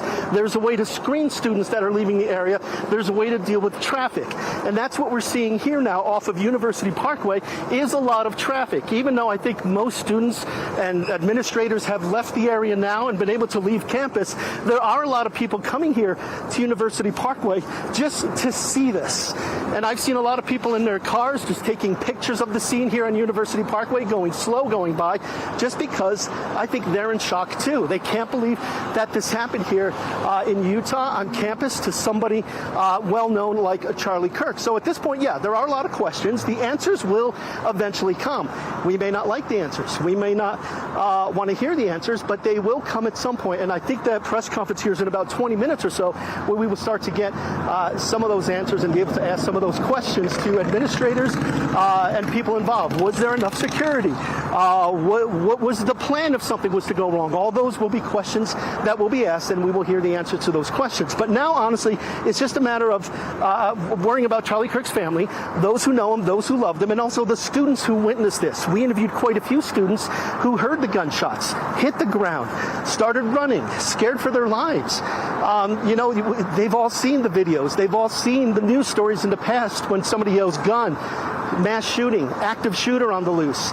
And it's always something we see on the screen, but to be involved with it, to be in the middle of it, a couple people told us they absolutely froze, even though yesterday they would have told you, oh, I would immediately start running. But a lot of people froze. And I think that's completely normal with some people because you just can't believe it's happening. One person told us they thought it was a prank or a stunt or something that is part of the show. And then when realized that, no, this is indeed real, it really hits home. The adrenaline hits you, and a lot of people making it out. Now, the good news in all this is that we haven't heard of a lot of injuries with anybody else. From everything we've heard is that people told us they only heard one single shot. We haven't heard of any injuries as people were running away. But we may hear that. We may hear that maybe some people were injured during the mass fleeing of this general area. That will be a part of the press conference as well. But I think mainly the message right now is why? You know, and that's, you know, I don't mean to be flippant about it, but how in Utah, you know, it's just one of those things that we've seen far too many of these types of incidents. And what is the answer? I don't think anybody knows what the answer is at this point, but it's something that will continue to be talked about. And today, it's Utah's turn for us to talk about it, for us to make sense of it, for us to talk to the people who were involved in this and who saw this. And when those answers come, we'll see if something could be learned, if there's something different that could be happened. But, you know, I got to be honest, something that we've heard from everybody else, from people on the right side, for people on the left side, is when can we all come together? And I think that's something that at some point, I think we'd all love to see that. It's just a matter of how do we get there. The response, as expected, is a big one, and it will continue to be a big one. I think just in the last few minutes, we noticed more police officers showing up. So as we continue to hang out here and get more information, we will pass it along to you, knowing that press conference here is in about 20 minutes. So let's send it back inside for now. Yeah, Alex, you so well summed up the emotions and it's the disbelief. It's heartbreaking that this happened. Heartbreaking that it had to happen in Utah. There's just it's beyond hard to express how so many people feel that way. That this happened in our state.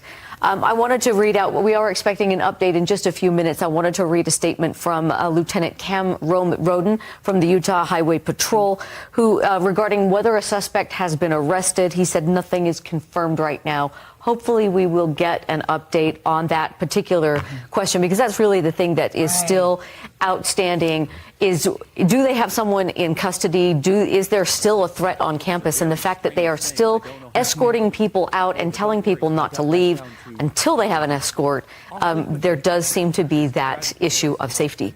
We also want to mention that President Trump had announced that flags will be flown at half-staff in honor of the death of Charlie Kirk through September 14th. So we wanted to pass that along. We are checking back in with our news specialist that we have there on campus. Let's go back to Dan Rascon and find out a little bit more about where you're at and what are you seeing right now.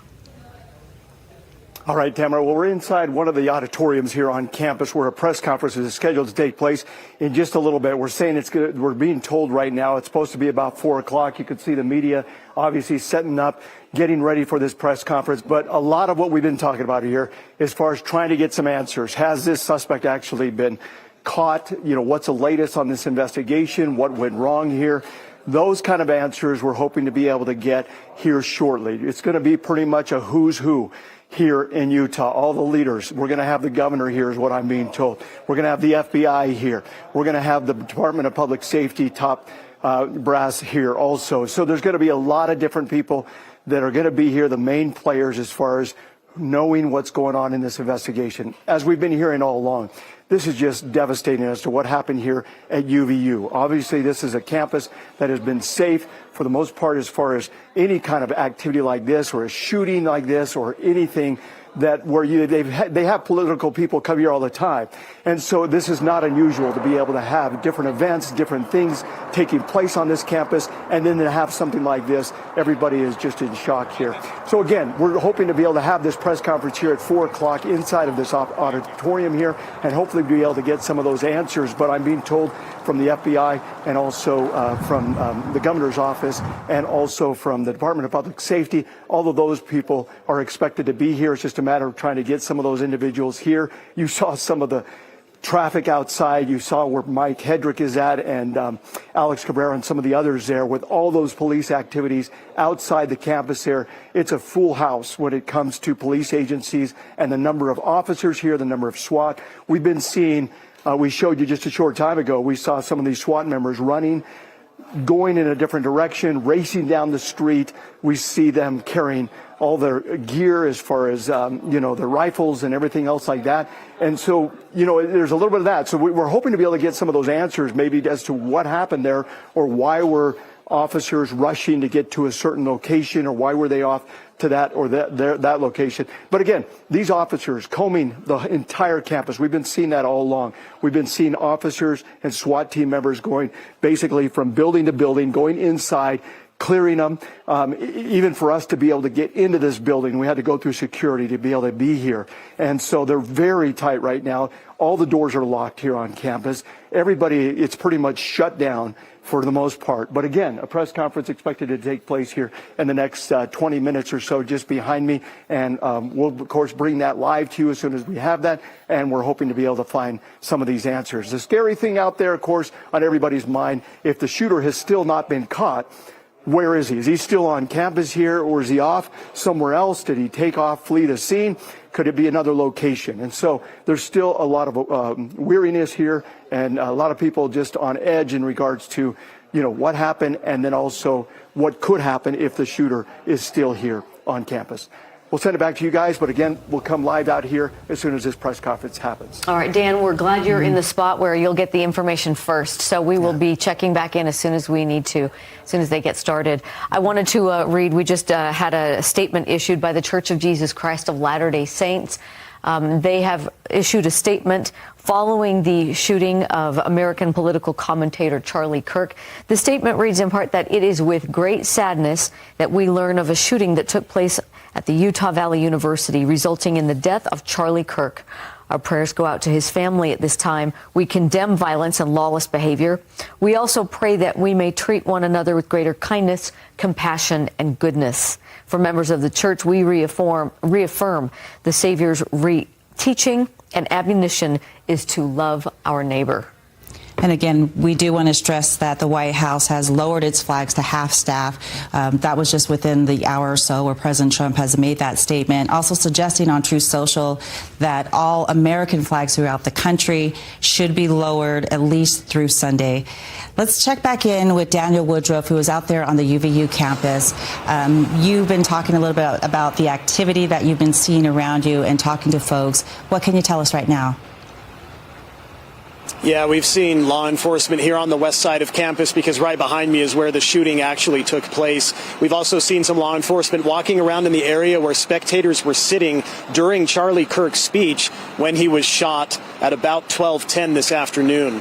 And it's been really, I think, compelling to hear from some of these people who were watching what they thought was an innocent political event, a safe event, in the middle of a beautiful September day here in Utah County, of all places, when all of a sudden shots rang out. We want to hear what some of those witnesses had to tell us just a little bit earlier. I heard the gunshot. I was the last one standing because I couldn't quite believe. I thought maybe it was a stunt.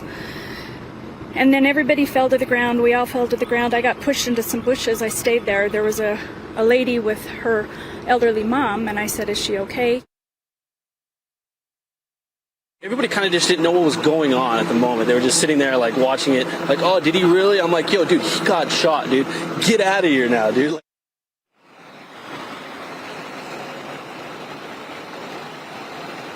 Those were some of the witnesses, and really, in talking with one individual in particular, really has stuck out to me. He was so close to the stage. He saw it exactly happen. He saw Charlie Kirk get shot, as he put it, in the neck, and blood come out, and just a really horrific scene to witness. These are tough details, but that's what happened here at UVU. And then, as they described it to me, they took off running. In fact, 3 people that I interviewed said that they ran through this fountain here behind me just to try to get to safety, because at that point, nobody knew what was going on. They thought it was a firecracker. Some people thought it was part of the show, and it turned out that it was anything but that, and Charlie Kirk was shot and later died from his injuries. I also wanted to make reference to the statement from the Church of Jesus Christ of Latter-day Saints that was read a little bit earlier. As we've been reporting on, President Russell M. Nelson of the church turned 101 years old yesterday, and as part of that, he released an op-ed in Time magazine, and actually in that, he essentially called on his followers and others on the followers of Jesus Christ and others to turn down the temperature, online and such. And nobody, of course, comes to an event like this expecting that there will be a shooting. And I think it was obviously a shock to everybody. And people have echoed today what President Nelson has said, and that is that differences of opinion, of course, are inevitable, but we cannot allow it to become violent. We cannot allow ourselves to dehumanize each other. And that's been very difficult for people here, as I've talked to them today, to think about, that they came to an event on a public university campus and ended up running for their lives because they heard a shooting, they heard shots fired, and Charlie Kirk, the speaker, the main event, was shot and killed. So a lot to process today, but it's been interesting to talk to those who were there, and they've had to share with me just what they have to now go through. The one woman, a UVU student, said she planned to go seek out a therapist and counseling because of how much she saw and what she's trying to process now. She said she'd been crying for a long time, and even an hour after the event when we talked to her, more than an hour, her heart was still racing. So a lot to unpack here at UVU campus today. Back to you. We appreciate that, Daniel, for that update. And it's so hard to watch this video because, and you alluded to that as well, to see the fear and the reaction from the thousands of students that were there. The violence The heartache, it's a flood of emotions as you see people scrambling here, and it's really hard to watch and know that happened in our backyard. That happened anywhere, but that it happened here in Utah. Let's go right now. Who have we got standing? Oh, we got Jody standing by. Jody, what have you been seeing in your area? We're expecting an update in about 10 minutes, and there has been some police action on campus. There absolutely has been, Deanie. They just keep flooding in more teams of SWAT. They keep going into each building. Right now, I'm here just outside of the Fulton Library, in between the Clark Building and the Liberal Arts Building. Now, just to give you a reference point, the Liberal Arts Building, the venue where the shooting took place, it was just beyond the Liberal Arts Building. Now, one of the things that Daniel Woodruff said totally reminds me of the president of the Church of Jesus Christ of Latter-day Saints. His message last conference 6 months ago was to be a peacemaker. And so I think everybody is just very shaken here on campus and throughout the world, knowing that this is the message that he disseminates to the Church of Jesus Christ of Latter-day Saints. It again was his 101st birthday yesterday, and we're coming up on another conference in October, and I'm sure that line of thought is going to continue. Now, I'm here with 3 young men. They came to see Charlie Kirk, and the turn for the worst happened. I'm going to start with Nick. Nick actually was there in a middle row. Nick, tell us a little bit about what happened. Tell us your last name first. Nick Call. Tell us exactly what happened, what you saw. So, I was just watching him speak, and he was talking about gang violence, and then I just hear like a loud pop, and I'm looking at him, and it doesn't even look real. I'm only 18 years old. I've never experienced a lot of death in my life, but this is like the first time I've ever seen somebody die, and my heart was just racing. It was so scary, and I was just appalled. Like, everybody just flopped to the floor, and I just tried to do what everybody else was doing. It was really scary. Oh, I can't even imagine how scary that would be. Did you drop to the ground as well? Were you waiting to see, is there going to be another shooting? I mean, what was going through your mind? Yeah, I instantly just dropped to the floor. I didn't know if he was a mass shooter, like he was there to shoot everybody there. But when I was on the floor, there were some group of people at the top. They cheered when he got shot, and I was just appalled. I couldn't believe the lack of human life that some people have. The lack of empathy there. Oh, that's appalling. I agree. Now, when you saw what you saw, did you have a certain direction that you heard the shot come from, or did you think it was just one shooter? Yeah, so I was facing towards him, and it looked like the shot came from my left, so his right, and it just went through his neck and out the other side. It was gruesome. Now that we're still trying to parse through information and we know that the shooter is at large, what are your thoughts now? I hope they catch this guy. Nobody deserves to die, no matter what your political beliefs are. And I just think that if you do something like this, you deserve to go to jail for life. Thank you for sharing. I'm going to move on now to Jack. We have 2 Jacks here, so I'm going to start with you, Jack. What's your last name? Jack Stevenson. And tell me, where were you? How did you hear about this? What are your thoughts now? Yeah, so I was just kind of like on the middle left, farther away from Nick. But I just heard about it through social media, and I came to hear Charlie Kirk speak just because I thought it would be interesting and see what he had to say, and yeah, so that's why I came. So now, in the aftermath, we're trying to piece things together. What are your thoughts now? Just prayers for his family is honestly just what I've been thinking this whole time. Like Nick said, no one deserves to die, especially with a wife and 2 young kids at home and all of his extended family. I cannot even imagine what they're going through right now. Thank you so much, Jack. All right, Jack, what's your last name? Watkins. Okay, you were there and you specifically came out to see Charlie, correct? Yeah. What were your thoughts at the time? Well, so I was with Jack Stevenson here, and we were kind of just like, we should just go like for fun, just to see. We don't really care like about Charlie Kirk, but like, you know what I mean? Just go, and just to be there, like, And like it was good, like it was really fun, but just like it's just crazy that chaos just happened so quickly. And I mean, that's kind of all. I don't know. Do you have second thoughts about going to something like this in the future? I mean, I don't know. Yeah, a little. Like it's pretty traumatizing, but I don't know. I mean, this doesn't really happen. Like he's gone to colleges all over the world, and it's just crazy that it happened at my college. You know what I mean? Like I just signed up to go here, just enrolled, and it's crazy to see that like the one thing that I go to, something has to happen, and it's just horrible. But I don't know. Thank you, gentlemen, for sharing your thoughts. So as we just heard, a traumatic experience for them and for, students here that they know.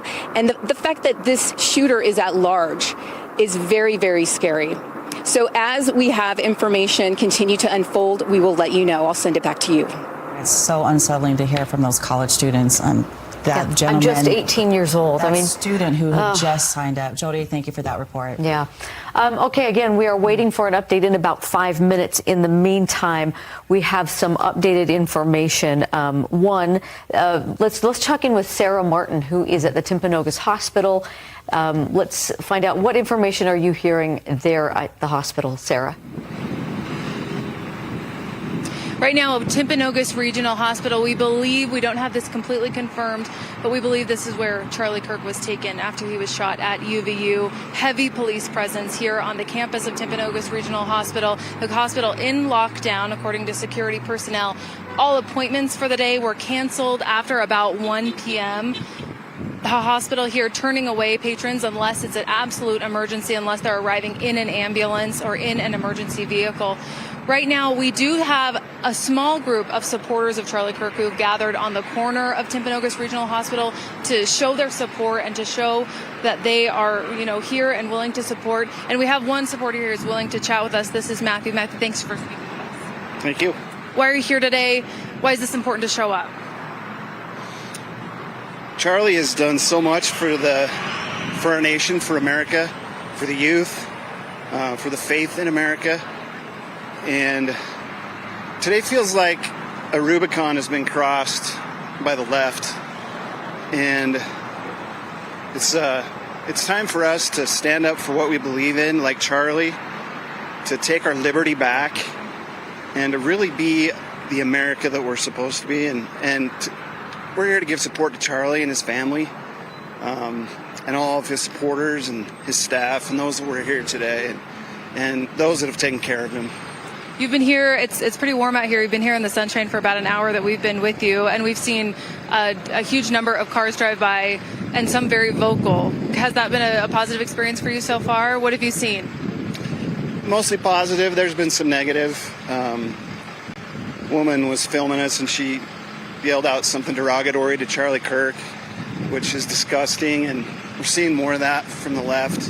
What we don't see enough of from the left is condemnation for what's going on.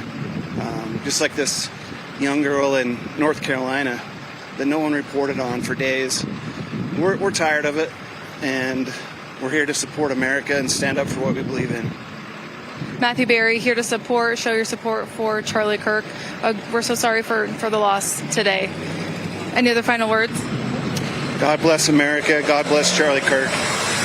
We've seen firsthand a significant number of people shouting out in support and also against Charlie Kirk today. Lots of political division on the street corner here in front of the hospital where we believe he was treated and now confirmed that he has died. Reporting live from Timpanogos Regional Hospital, I'm Sarah Martin, KSL 5. Sarah. Broadcasting from the Mountain Home Services Studio, this is 97.5 KZNS FM Colbert, 1280 KZNS AM Salt Lake City, and 102.7 KSL FM HD2 Salt Lake City Midvale. This is 97.5, the KSL Sports Zone. 7 o'clock at the Capitol Rotunda. And we are showing you a live look now on the campus of Utah Valley University, where they are lowering the American flag. As we had mentioned, President Trump had lowered the flag at the White House and has called on all states to do so through Sunday in honor of Charlie Kirk, 31-year-old Charlie Kirk, who was shot dead at the campus of Utah Valley University. 31 years old, a political activist, a husband, a father. So many outpouring of support has been coming in. Governor Spencer Cock earlier said on X that he is being briefed on the situation, posting in part, quote, "Those responsible will be held fully accountable. Violence has no place in our public life. Americans of every political persuasion must unite in condemning this act. Our prayers are with Charlie, his family, and all those affected." Daniel Woodruff has been there on campus for the last couple hours or so, talking to folks out there, getting a sense of what the campus has endured. Although the campus is closed, he has been seeing a lot of police activity. So let's go ahead and check back in with Daniel now. Daniel? Yeah, Tamara. So here on the west side of campus, it is very quiet. Really, the people that are left are media and law enforcement. And we know that law enforcement has a major presence here on the campus of Utah Valley University as they have evacuated the campus, told people to go home. Law enforcement has been escorting people out. We saw that a little bit ago. Anyone who was sheltering in place here in buildings or whatnot after the shooting of Charlie Kirk. We've seen on social media so many condemnations of political violence. We've seen it for... Oh, sorry. We came out of that live shot a little bit early.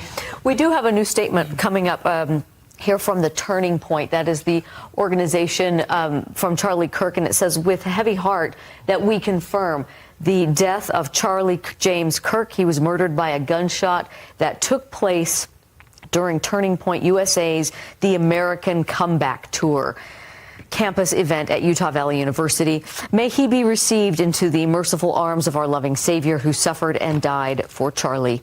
We ask that everyone keep his family and loved ones in your prayers." And again, a vigil coming up to do that at 7 o'clock tonight. We want to reiterate, some people are talking and speculating about what may have happened, why it may have happened, their thoughts of motivations behind today's shooting. Sure. We don't know, and we haven't been able to verify any of those. We're hoping that we will get some more information coming up any minute here at a briefing that will take place at the university in one of their halls. We're told the governor will be there, several people from law enforcement.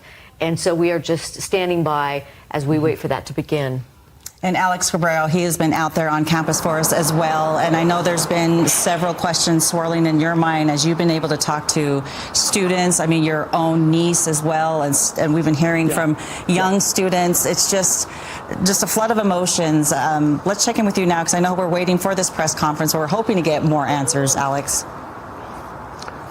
Yeah, well, that press conference is set to begin any minute now, right here inside the Keller building on the campus of UVU. There was a lot of officials, important types, law enforcement heading that way as well. And about 15 minutes ago, we did see Governor Cox come out this way as well and head into the Fugal Gateway over there. It's on the other side where Charlie Kirk's event was happening. The governor wanted to see that for himself and getting briefed as well before heading toward the Keller building with a lot of other administrators to have this press conference that we know is coming up. But you're absolutely right. Shock, surprised.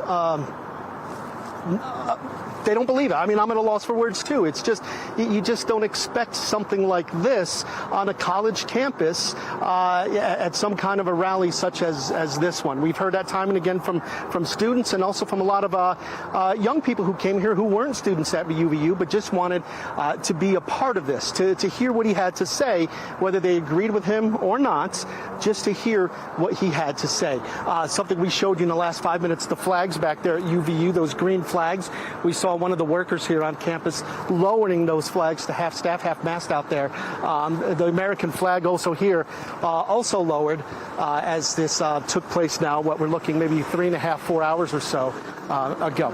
But again, it's just a matter now of waiting for the press conference to begin. We'll hear from plenty of officials in there and try to get some answers to a lot of questions right now, such as security, such as a suspect. I've been hearing all sorts of rumors that maybe they know who a suspect is, or we're chasing the suspect. Did the suspect get away? Do they know who the suspect is? Is there a description of the suspect, or a car or vehicle or something like that? All questions we hope to get answers to, because one thing I think both sides agree with is that whoever whoever did this, that person should be caught, deserves to be caught, and face justice that is coming their way. So it's just a matter now of finding out who that person is, where that person is, and really what went down here at this event. So hopefully we get some of that information here soon. I know that a lot of officials heading into the Keller building. We should have that press conference coming up any minute now. We'll send it back to you. Alex Napoles reporting live for us. We really appreciate your insight. I know, as you mentioned, just so many questions right now. Thank you. And let's go into that news conference, the side of that news conference at least. Dan Rascone is standing by. Dan, any news or any imminent start for the information there? Right now, we're still waiting for the governor to arrive here, and other key players are going to be coming up to the pulpit right here to be able to have a press conference. But we're inside an auditorium right now on campus, and boy, there's a lot of unanswered questions still out there, especially if the shooter is still out there. We did see a picture that somebody sent me of some SWAT team members out in an Orem neighborhood there.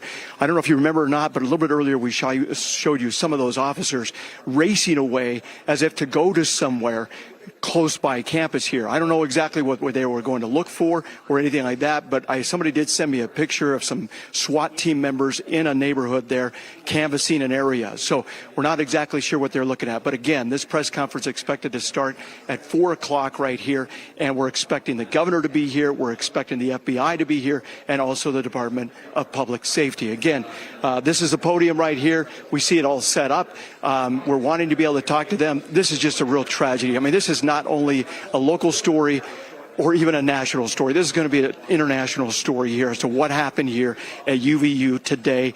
I did talk to a public affairs individual here on UVU campus. He said that Charlie had about 8 security personnel there with him at that event. They also had several other security personnel from UVU that was also at that event. And so we're still trying to get details exactly what happened there. But he told me that there was about 1,500 people gathered together at that event, and when this all went down. And so again, we're still trying to find out from the Department of Public Safety and also the FBI as to what they're going to be looking at. So we're hoping that this press conference will get underway. But again, we have not seen the governor pull up. We have not seen the FBI pull up, the lead players in that area. Here on campus, it's completely locked down right now. We had to kind of go through security in order to get into this building here, just because they have everything locked down. The doors were locked, and in order to be able to get in here. So they're sweeping all the buildings. So it's very clear that maybe they still have not found the shooter, or that they're still making sure that he may not be hiding here on campus. I also saw some video of someone that sent me some video of possibly someone up on a roof. Now, again, we're not able to confirm any of that. We're not able to say what exactly that was. But again, somebody shot some videos, some cell phone video of somebody up on a roof. And I don't know if that had anything to do with this or not. It appears as though everyone we talked to that was so close to this, what was unusual, everyone that saw this happen, nobody saw the shooter. I couldn't interview anybody or find anybody that actually saw the gunman. And so there's a lot of questions there as to where he or she may have been when those shots were fired. But everybody telling me they heard one shot, and then that's when Charlie went down. And so, again, still trying to find out a lot of questions here that we're still trying to get to the bottom of, but we'll keep you posted as soon as we know any more, and as soon as the governor walks in and we're getting closer to starting this press conference. Back to you guys in the studio. All right, we appreciate that update, Dan. Yeah, Dan, we're seeing some of the same things. You're getting a lot of information now that's hard to confirm, things people have seen, people making speculations, and so it's hard to sort out that information, and hopefully momentarily we will see that. I know our reporters on the scene have seen Governor Cox on campus, so hopefully that will happen soon. Let's check in with now Jody Reynosa, who is outside campus. Jody, what are you seeing on your end? So I'm in front of the Fulton building. I'm going to have Greg pan around. We see a team of law enforcement here. They definitely have weapons on. They are ready to go. It's been all hands on deck here today. Now, we've heard from dozens of people today, primarily students, as you know, and the feelings have been shock, appalled, angry, sad, worried, scared. Things that people just should not have to hear about. One of the things that I discovered today was a gentleman who he did something very honorable. He's a professor here at UVU, but he also used to be in law enforcement. He was at the time in a building far away from the venue and the scene where Charlie Kirk got shot. And he came running, he said, toward the scene because he said, I wanted to help students. I wanted to make sure that they were safe. So his law enforcement instincts kicked in. Now, I wasn't able to talk to him on camera. He said, I need to figure out UVU's protocol with the media first, so give me a call tomorrow. So hopefully we'll have him, and just kind of what was going through his mind at the time. The fact that somebody is running into danger, that's heroic to me. It sounds like press conference might be starting. We're going to pan over to the SWAT team right here, and I'm going to take it back to you in the studio. Thank you for that update. Yes, we are standing by to get answers to the outstanding questions. Number one being, what's the status of the suspect?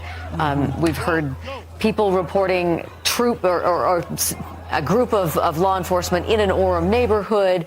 We've heard a lot of different things, and so hopefully they will let us know if they know who the suspect is. And right now they're not confirming that there's anyone in custody. All right, we want to check back in with KSL's Sarah Martin. She has been at the Timpanogos Regional Hospital, where you are telling us that they have since canceled all appointments moving forward this afternoon. That's right. Timpanogos Regional Hospital is on lockdown. All of the parking lots surrounding the hospital are closed at this time. Security guards and law enforcement personnel are telling people to go home. Their appointments are canceled and to reschedule those appointments at a later date. UVU is just about 2 miles away from this hospital campus. At about 12:30 in the afternoon, that might have been a 5 to 8 minute drive here to this level 3 trauma center. We believe that Charlie Kirk was taken here just after that shooting at UVU, though that hasn't been completely confirmed to us. There is a large police presence here. All of the doors are barricaded with police, and those sirens are flashing, those lights are flashing. Behind me here, we do have a small group of people who are here to show support for Charlie Kirk, who have shown up to show their love and support.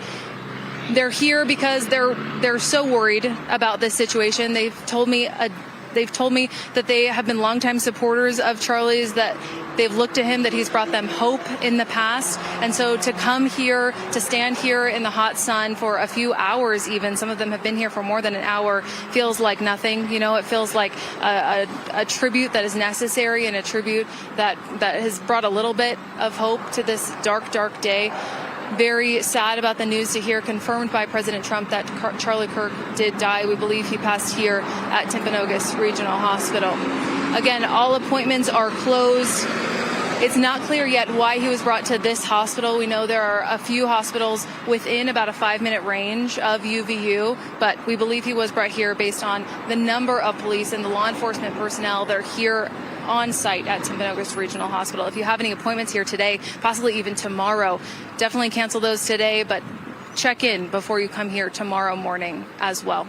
Reporting live here in Orem, I'm Sarah Martin, KSL 5 News. All right, thank you. Thanks for that update and for the information for everybody else at that hospital. We've heard, at least from one University of Utah, still open, but they will have an increased police presence for all of the classes and events that are still scheduled for the remaining of the week. As we stand by for a news update that should start any minute, I wanted to read a statement from Congressman Blake Moore. Utah Congressman, he says, Charlie's passing is devastating. Above all, he was a father and a husband. My heart goes out to Erica, his children, and his whole family. Yeah, the sentiments continue to pour in. Let's check back in with Andrew Adams, also there on the UVU campus. Andrew, what have you been, from your vantage point, what have you been seeing and experiencing right now? Well, some interesting things, and albeit it's really like the guys in Army fatigues, basically SWAT gear, that are garnering all the attention. But low-key interesting is what we've been watching going on in this parking lot, which some officers, I believe, got into that pickup truck over there, and you see it driving that way. But basically, they're going like car to car. So, Stuart, if you can like point on me, but basically, some with their cell phones kind of going around the cars remaining in the parking lot. And then I don't know if they're recording video. I don't know if they're taking pictures. But maybe presumably they're thinking if there's not a shooter in custody, maybe one of these cars might have a connection. I don't know. But it makes you wonder what they were doing out in the parking lot with their phones, seeming to document the remaining cars here is what it looked like just from a lay perspective standing here. So obviously we've seen a lot of movement still. It's, I would say, very much an evolving situation. The last time you came to me, SWAT was basically rushing to somewhere. We tried to figure out where that was. We weren't able to figure out exactly where they went, but there was definitely some urgency in where they were going, and that was a little while ago. But still, even around on campus, where we're seeing sweeps, as I can point you over here, we see some more officers making their way out this way. So still, I would presume an active sweeping operation going on here, and certainly was of interest what we were watching going on here in the parking lot with those cars, as it seemed that police were documenting the cars remaining here in the parking lot. Would they have a connection? Hard to say, but if this goes long down the road of an investigation, something like that, even a small thing, we talk about this with even up to cold cases, sometimes the smallest clues will lead to a big break in the case. And so perhaps that's what they're hoping for. Back to you guys. Yeah, certainly a lot of questions that will be asked at this press conference that hopefully will get underway shortly. They're testing the microphones. We're keeping an eye on it, so you won't miss anything. We're keeping an eye on that situation and just trying to bring updates as we get them. An update from Representative Candace Perucci, who says she is heartsick and devastated, shocked by the murder of Charlie Kirk. He dedicated his life to engaging young people in political discourse. Same reaction that we're hearing from so many, whether in public life or just private students who were there and described what they had to witness today. Let's go now to Jody Reynosa, who has been speaking with some of those young students there on campus. Jody? Yes, students are still milling around. They're still trying to grapple with what's happened today. I don't have somebody with me, but I did just talk to police, and they did confirm that Governor Cox is here on campus. And so it's just a matter of, within minutes, even less than that the press conference is going to start. But, to go along with what Andrew Adams was saying, we're seeing the exact same thing here in this part of the parking lot. Law enforcement going around taking pictures of license plates, trying to find clues, trying to connect the dots with, who the shooter could be. And the fact that he's still at large, I think it's very unsettling for them as well. So I'll let it go back to you. You can take it from here.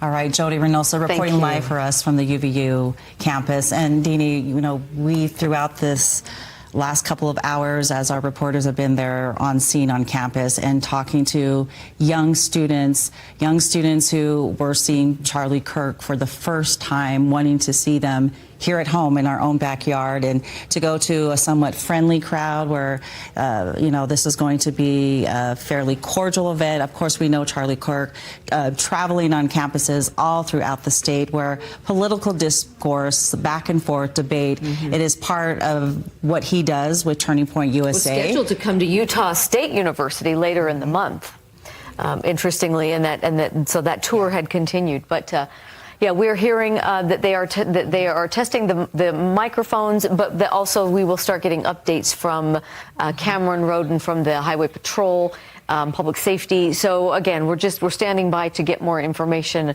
that is updated. We've been here now reporting for a couple of hours and have heard a lot of eyewitnesses. Statements that have been heartfelt, that have been shocked, and we want to play those. I think we have some of those for you to hear. We hear all the time that we're the problem, we're the violent ones, we're the issue, and yet this is the second mass shooting attempt on a political figure. First Donald Trump, now we have Charlie Kirk, but yet we're the problem. We were sitting next to each other, we just heard an immediate pop. We're like, what's going on here? And then after that pop, we just saw him in his neck. We saw him fall backward, blood shooting out of his neck, hit the floor, and we just had to bolt it out of there. I just started booking it. My friend threw her drink, and we just got out of there as fast as we could. None of us believed it at first, and then we still just got out and saw the hordes of people running. I was in a room fairly close to where it happened, and then some people just ran in and yelled active shooter, so we all just got out. I'm still shaking, and I'm still crying. I love Charlie Kirk. He's awesome. And I pray for him and his family. And I pray for everybody that was here to witness this. It's awful, and I don't understand why we can't have something like this that is truly innocent. You know, there were the non-believers, the ones that didn't like him, and that's fine. But to shoot him, he doesn't deserve this. Certainly some raw emotion there from supporters of Charlie Kirk this afternoon to witness such a traumatic event, a shooting there on the campus of UVU. Let's go to news specialist Andrew Adams, who has been on campus. Andrew, what's happening over that end of the campus? Well, again, the clearing seems to continue, as well as evidence gathering. As we mentioned just a few minutes ago, officers were passing through this parking lot seemingly with their cell phones. It appeared taking pictures of individual cars. Again, it's unclear. Perhaps it's even unclear to them at this point whether that will have bearing in the investigation. But you could see a logical benefit of that. Perhaps if a car was left here, at longer than everything else, or perhaps that gives them an idea what has left, what has come and gone, then perhaps there's a tie there to a potential shooter. So, again, without knowing exactly what they were doing, it did look like they were photographing individual vehicles and going through and essentially sweeping this parking lot. And, of course, these are left here much longer than a lot of people who cleared out a campus quite a while ago now. As you can see, things have quieted down here. I think we saw some students up over at this end milling around, but a lot of the students that were out here earlier have cleared. Understandably, it's a warm afternoon. I don't know the exact temperature, but certainly at least mid-80s, if not hotter, and that's taking a toll. In fact, I wanted to mention that a sheriff's vehicle came by, gave us bottled water. I greatly appreciate that. It is a hot day out here, but again, it's interesting what investigative steps are taking place, while at the same time it seems to be that there's an active effort going through, sweeping buildings. We've seen lots of people in SWAT uniforms going, as we understood, they were going room to room, and even potentially leaving campus a little bit earlier. We saw a SWAT vehicles, something that I'm not sure if it was a Bearcat. I think that's what sometimes those armored vehicles are called, but it left at an accelerated pace, and then we saw some SWAT officers get into a black unmarked Jeep, also literally sped off. And so it makes you wonder what they were going to investigate at that time. But again, an investigation, at least to the lay eyes, leaves more questions than answers, but of course they're doing what they can to get those very important answers right now. Well, Andrew, what you've had to report today, a gesture of a bottle of water, hang on to that. That's the positive thing and the thing you want to keep in mind on a day like today. Thank you. All right, we want to check back in with Dan Ruscon, who has been standing by. We have been awaiting a press conference from the Utah Department of Public Safety, hoping to get some more answers. Let's go ahead and check in with him now. Dan? Yeah, that's correct. We're inside an auditorium here on campus right now, where a press conference is expected to take place any minute now. We just got basically about a 7-minute warning that the press conference will be starting here shortly. This is where it will be happening up here. All the major players, of course, will be here for this press conference. We're expecting the governor to be showing up, along with also the FBI and the Department of Public Safety. So again, this is a case that's going to go international, of course. A lot of people wanting a lot of answers as to what went wrong here, what happened, and just a lot of fear, of course, on campus from students as far as what they saw and the trauma they experienced, and then also coming back to school, what this is going to be like. And so, again, I think the main questions we want to be able to try and answer right now is, do they have any idea where this shooter may be at this time? Or if they have any indication as to if he's still on campus or not, or what they're finding and those kind of things. Also, as far as the security goes, I did talk to somebody from the UVU Public Affairs Department. They told me that Charlie had about 8 security officers or so, personal security officers with him, and then they also had UVU security officers there. And so what exactly, obviously from the video that we see of what happened there, they weren't standing necessarily right next to him there. but he was open enough to where somebody could shoot and fire those gunshots. Now, where that gunfire came from is the other big question. Everyone we've been talking to here, nobody seems to have seen an actual gunman or somebody that actually fired that gun and where that shot came from. All they say is that they heard that gunshot go off and then they saw Charlie drop. So again, we're getting video, as you guys have been mentioning there at the station and other things. We're starting to see video merge in of people showing somebody possibly up on the roof or somebody in another location. And so again, that's all speculation right now, but those are videos that police are going to be looking at. We're hoping to be able to get some answers to from FBI. And again, we're hoping probably within the next 5 minutes or so that this press conference will be starting. We do start to see some people starting to file in here, and so we might be getting something here pretty soon as to when this may start. But we'll go ahead and get it back to you guys, and of course, as soon as this takes place, we'll take it live here, and hopefully we can be able to get some of these answers. Back to you guys. We appreciate you being there and giving us those minute-by-minute updates. Dan, thank you. Yeah, we got the 2-minute warning, I think, for this news conference. Just a few updates of things happening coming forward. There's the vigil tonight at 7 o'clock at the State Capitol building. And Sarah Martin joins us live from the hospital, where the repercussions there, Sarah, had been that everything was canceled on that hospital campus. That's right. All appointments canceled here at Timpanogos Regional Hospital since about 1:30 this afternoon. So roughly maybe an hour, 45 minutes after we believe Charlie Kirk was brought here, all appointments canceled. Police and security blocking all entrances to the hospital and telling patrons to come back another day to reschedule all of those appointments. So if you have an appointment at Timpanogos, make sure you reschedule that. Back to you in the studio. All right, Sarah, thank you for that update. Looks like they are getting started with this news conference. Good afternoon, ladies and gentlemen. We will listen in and hear the information. Thank you for being here. At this press conference, we will first hear from Utah Department of Public Safety Commissioner Bo Mason. Then we'll hear from the FBI Special Agent in Charge, Robert Bowles. We'll then hear from Utah Valley University Vice President Val Peterson, who's been in touch with President Jimenez. And then we'll hear from Governor Cox. I'll turn the time over to Commissioner Mason.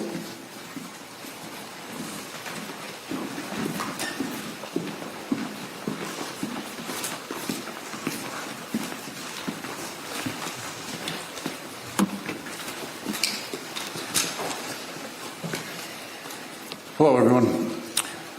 I'm Bo Mason, Commissioner for the Utah Department of Public Safety. Today at approximately 12:20 Mountain Standard Time, political influencer Charlie Kirk was shot in an event at the Utah Valley University. He was taken by private vehicle to Timpanogos Hospital, where he later passed. The Utah Department of Public Safety will be co-leading this criminal investigation to find this killer, along with the Federal Bureau of Investigation. We are working in unison with the County Sheriff's Office, the local police department, and the University Police Department, all of which have been very cooperative and fully engaged in this process. Shortly after the shooting, we did have a suspect in custody, George Zinn, but he was released from custody after we identified that he did not match the shooting suspect and was not an accurate person of interest. However, he has been booked into the county jail by Utah Valley University Police Department for obstruction of justice. We do still have an active investigation for the person of interest. This incident occurred with a large crowd around. There was one shot fired and one victim. While the suspect is at large, we believe this was a targeted attack towards one individual. This is a tragic moment in our state and in our country. As we heal, we encourage everyone who is struggling with news of the incident to call 988, our state mental health crisis line.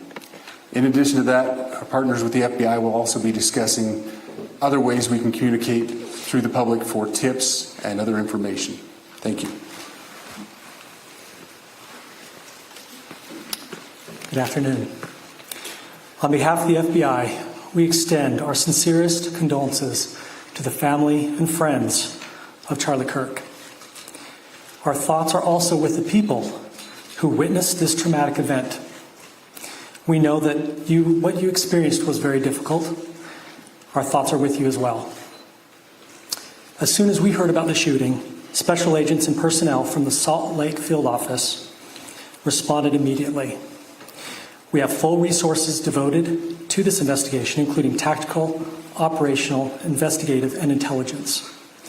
To be clear, the FBI will fully support and co-lead this investigation alongside with our partners. We are working on setting up a digital media tip line, and as soon as it's established, we'll get that information out to everyone. I know there's a lot of questions. This is very much an active case, and this investigation is in its early stages. We are following all the leads and all the evidence. If anyone has any information, please report it to the FBI or local law enforcement. Thank you. On behalf of President Tubanez, who we've been communicating with, and she's on her way back right now, I say that on behalf of Utah Valley University, we are shocked and saddened by the tragic passing of Charlie Kirk. We express our sincere condolences to the Kirk family.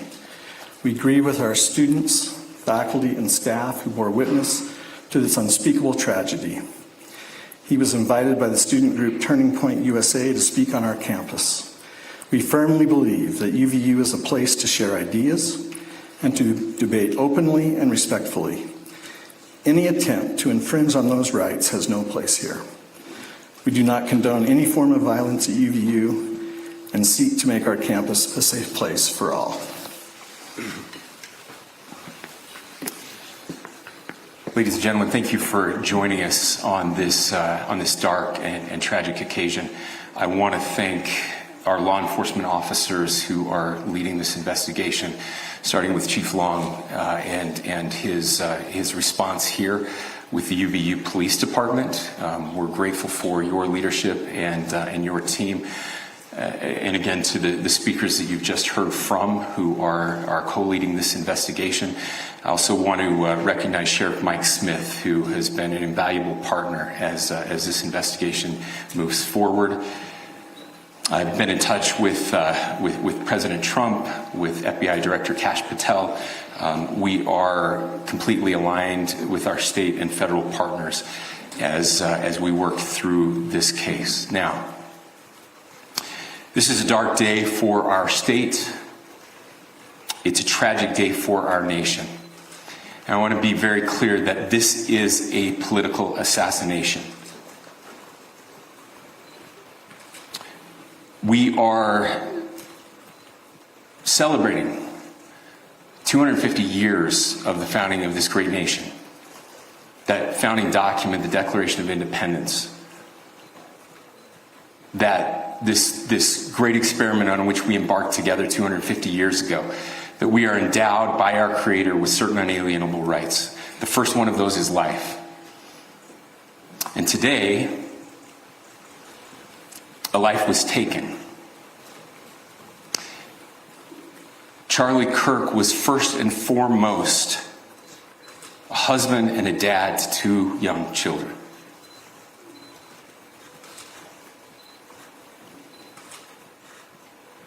He was also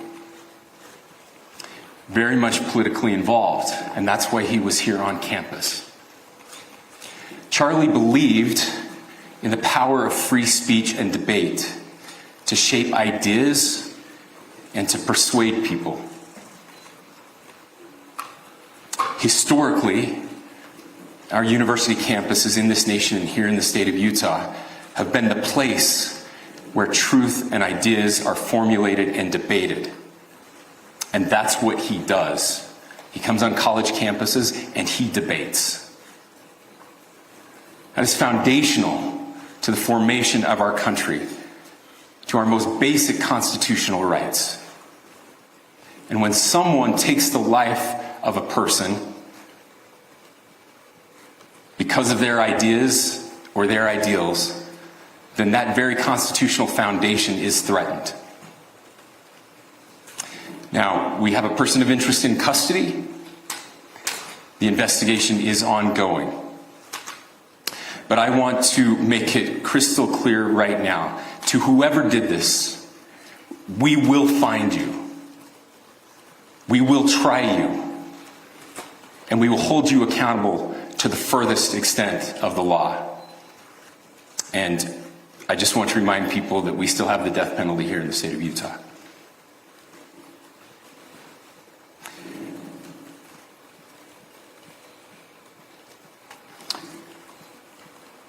Our nation is broken. We've had political assassinations recently in Minnesota. We had an attempted assassination on the governor of Pennsylvania. And we had an attempted assassination on a presidential candidate and former president of the United States, and now current president of the United States. Nothing I say can unite us as a country. Nothing I can say right now can fix what is broken. Nothing I can say can bring back Charlie Kirk. Our hearts are broken. We mourn with his wife, his children, his family, his friends. We mourn as a nation. If anyone in the sound of my voice celebrated even a little bit at the news of this shooting, I would beg you to look in the mirror and to see if you can find a better angel in there somewhere. I don't care what his politics are. I care that he was an American. We desperately need our country. We desperately need leaders in our country. But more than the leaders, we just need every single person in this country to think about where we are and where we want to be. To ask ourselves, is this it? Is this what 250 years has wrought on us? I pray that that's not the case. I pray that those who hated what Charlie Kirk stood for will put down their social media and their pens and pray for his family, and that all of us will try to find a way to stop hating our fellow Americans. With that, we're happy to take a few questions. The FBI director is posting that a suspect is in custody. I would just like clarification. Do you or do you not have a suspected shooter in custody? We have a person of interest in custody that is being interviewed right now. That is not George Zinn. That is not George Zinn. Okay. That is correct. Are you still searching or looking for another shooter or anybody else related to this? Yes, we are actively looking for anyone and everyone who has any possible information relating to this shooting. Can you tell us details about the suspect being taken into custody? Where? How long ago? We cannot at this point, but we will get you that information when we can. Is there believed to be a second individual involved in the shooting? At this point, there is no information that would lead us to believe that there is a second person involved. Do we have a description of the possible shooter?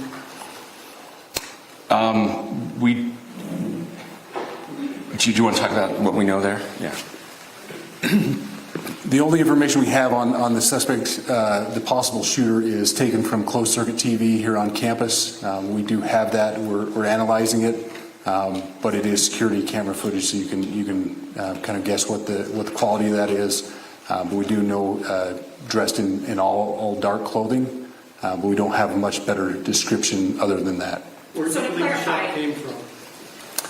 The shot came from here on campus, from a location at a fair roof.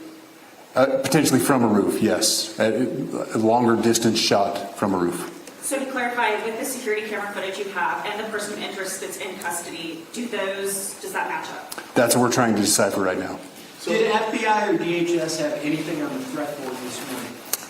I can't speak to that. I'll just say that the investigation's ongoing, and as soon as we have further information, we will be sure to release it. Any indications of foreign intelligence involvement? As of now, I can't comment on any of that. Thank you. Can you talk a little bit about the security of the event itself? Who was there security-wise, and what happens on these kind of events? Chief Law. So my name is Jeff Long. I'm the police chief here at UVU, and I'll tell you right now, we are devastated. We're a small police department. We have a very large campus. We have over 40,000 students, and we love our students. We love our visitors, and we're devastated by what happened today. This is the police chief's nightmare. I'm very saddened for the Kirk family. I know his wife and parents found out about this. You know, obviously he's away from home. He's here in Utah. They find out by a police officer that visits their home. That's tragic. Nobody wants that. But I can tell you about our venue today. This was an open venue. This was outside. We did have 6 officers working that event. We had probably over 3,000 people that were in attendance.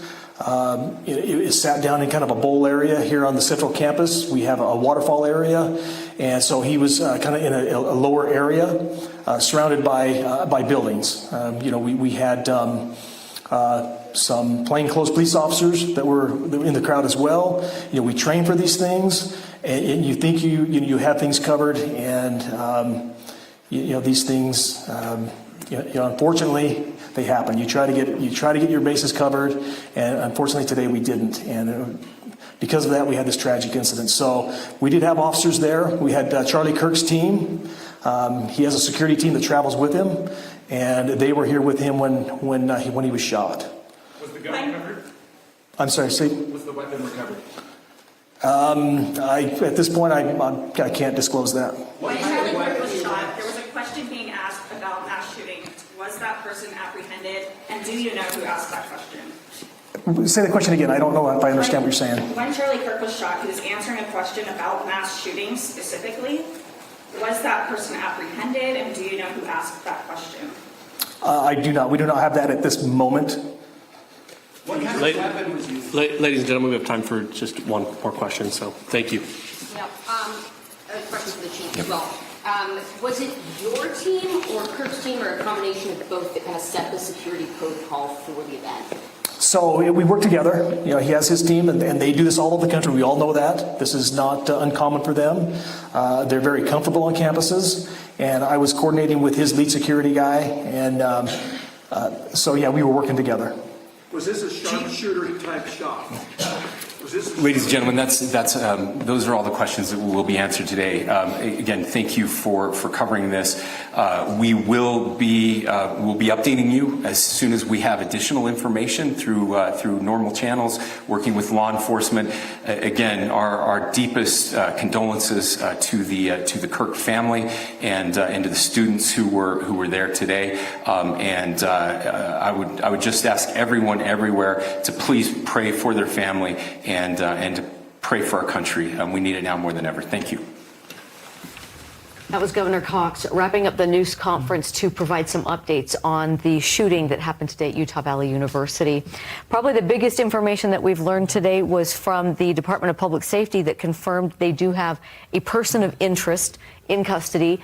They don't have a reason to believe there's more than one shooter, and they talked about how they had campus security video from a roof of someone dressed all in dark clothing. They were trying to see if that matched up with the person that they have in custody. And they did talk about a suspect that they had in custody initially who they thought had matched the description, but that person had since been cleared. However, they were charged with obstruction of justice. We do have our Dan Rascon, who was there inside of that press conference. Let's go to him now live.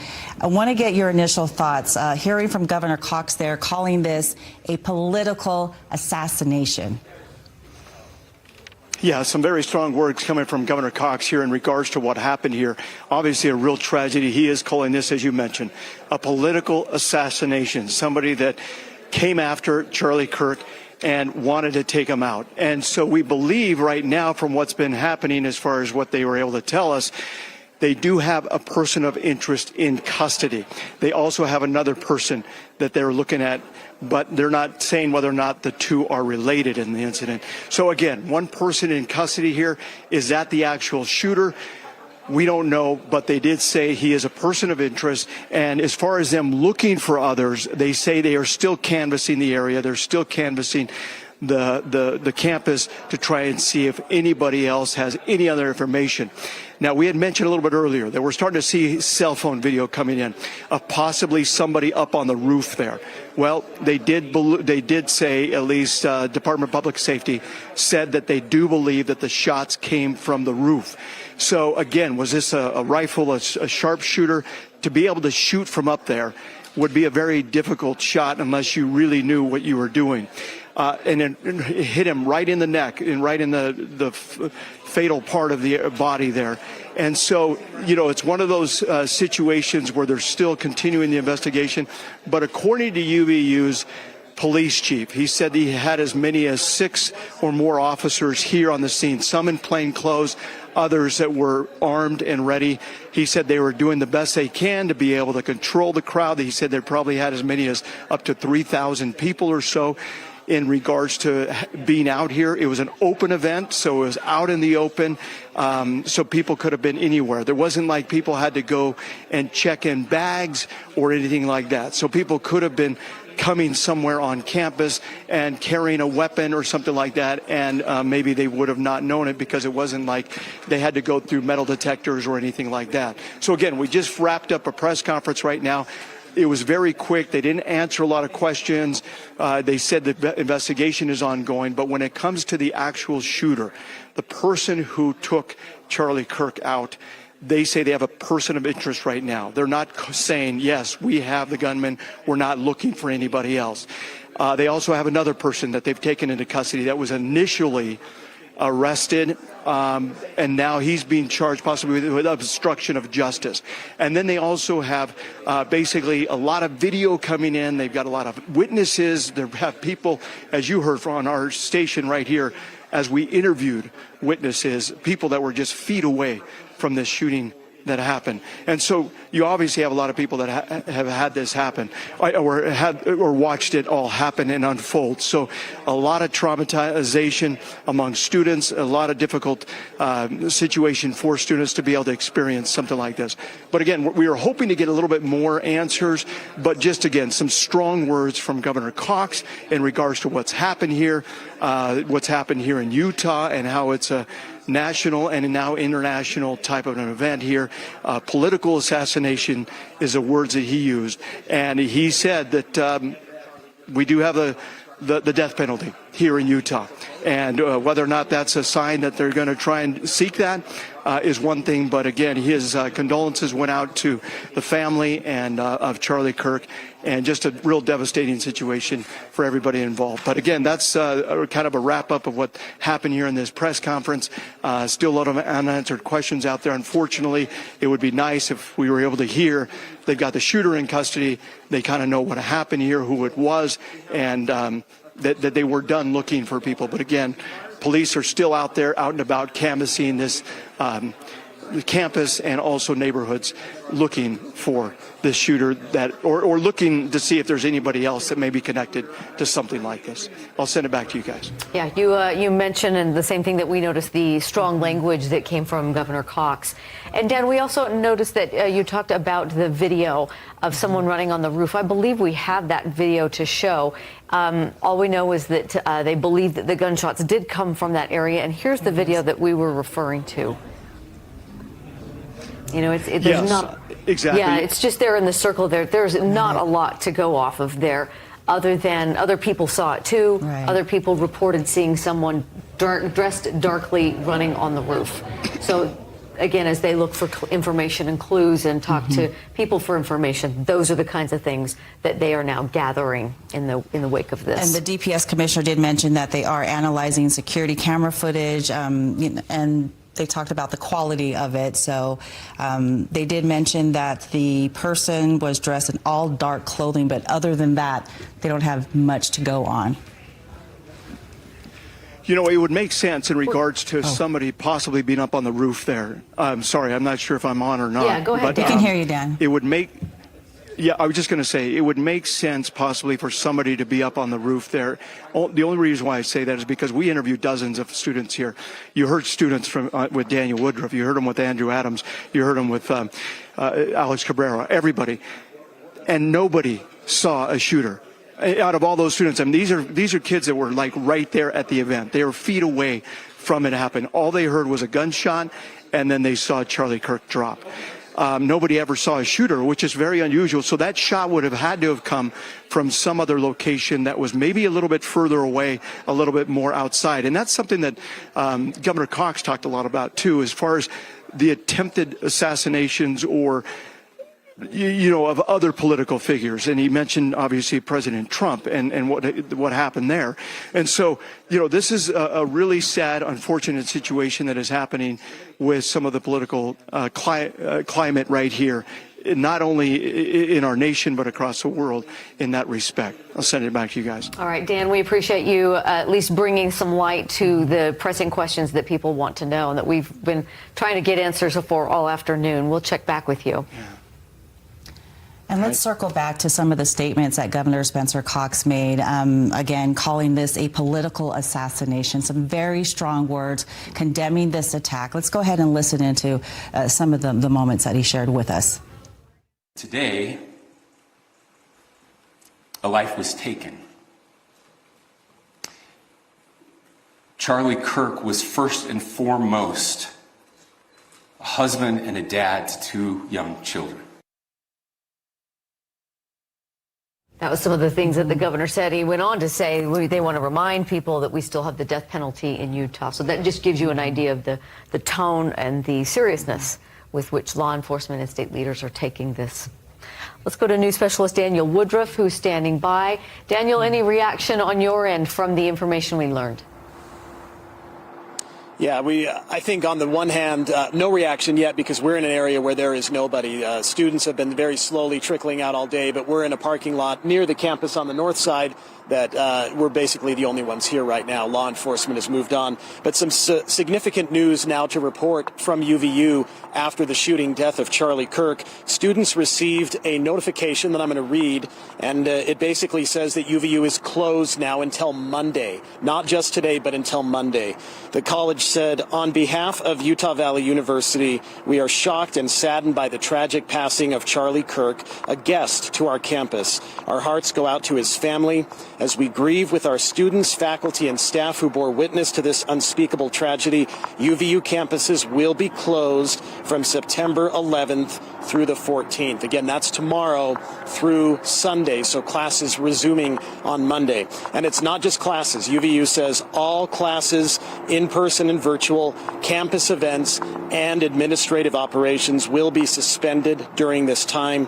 Please plan accordingly. So obviously UVU taking significant steps in the aftermath of this tragedy to, take care of the issue, take care of the investigation, and allow students and those who were there to have some time to process it. And I haven't been able to stop thinking about some of these students today that we interviewed who watched this happen, who, as one put it, saw the blood pouring from the speaker, Charlie Kirk's neck, and just horrific things that nobody should ever have to see. And now they have to go and process those emotions. And so UVU will be closed beginning now through Sunday night, and then classes resuming on Monday. So some significant developments here.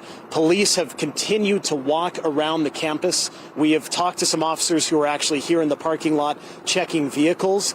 But then again, you heard in that news conference a little bit ago, a person of interest has been taken into custody.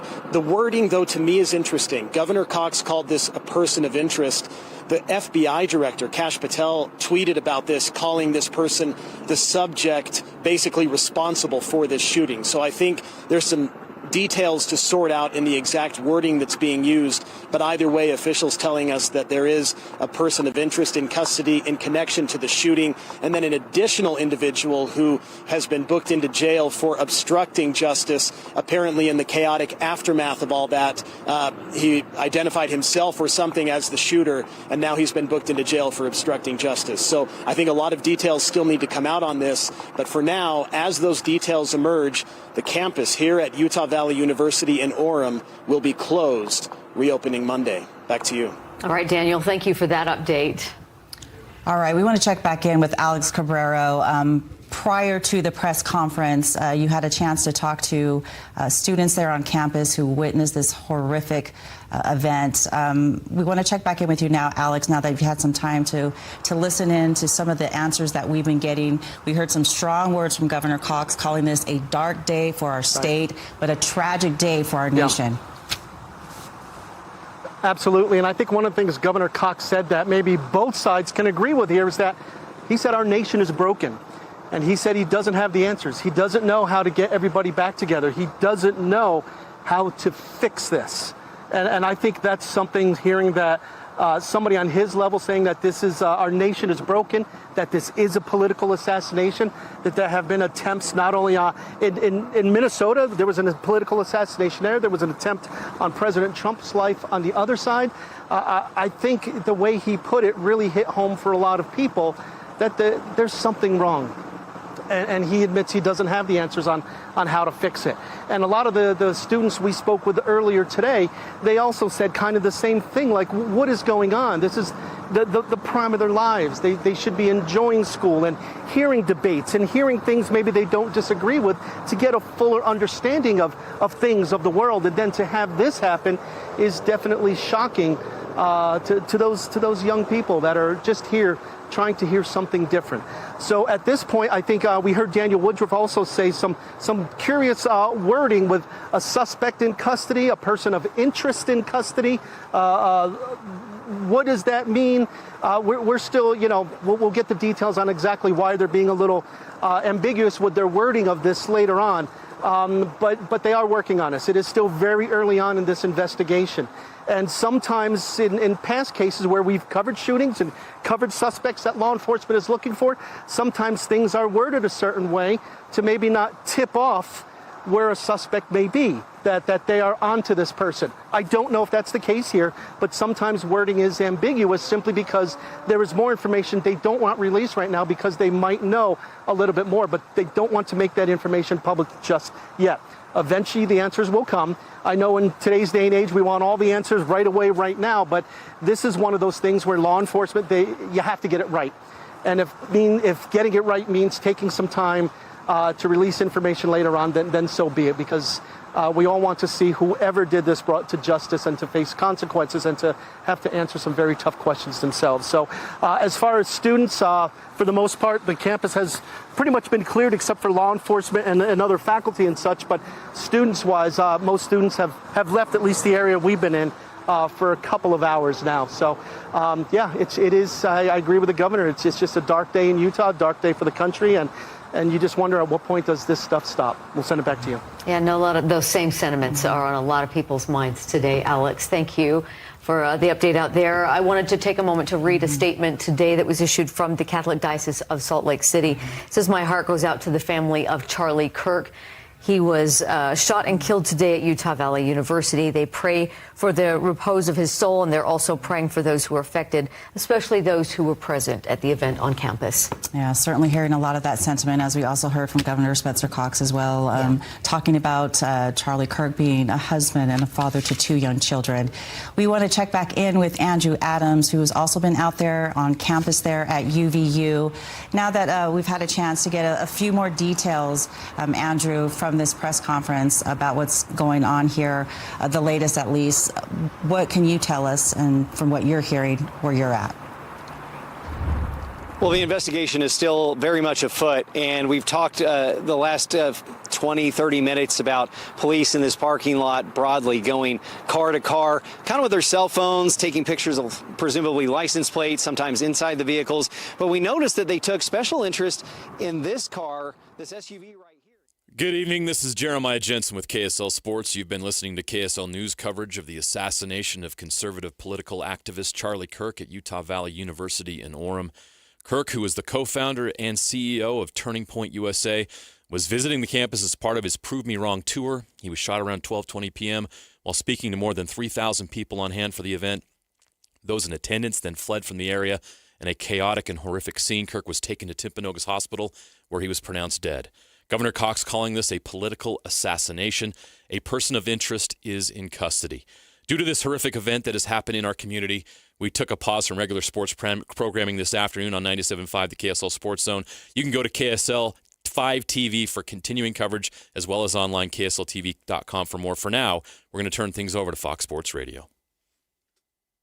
97.5 KZNS FM Colville, 1280 KZNS AM Salt Lake City, and KSL FM HD2 Salt Lake City Midvale. This is 97.5, the KSL Sports Zone.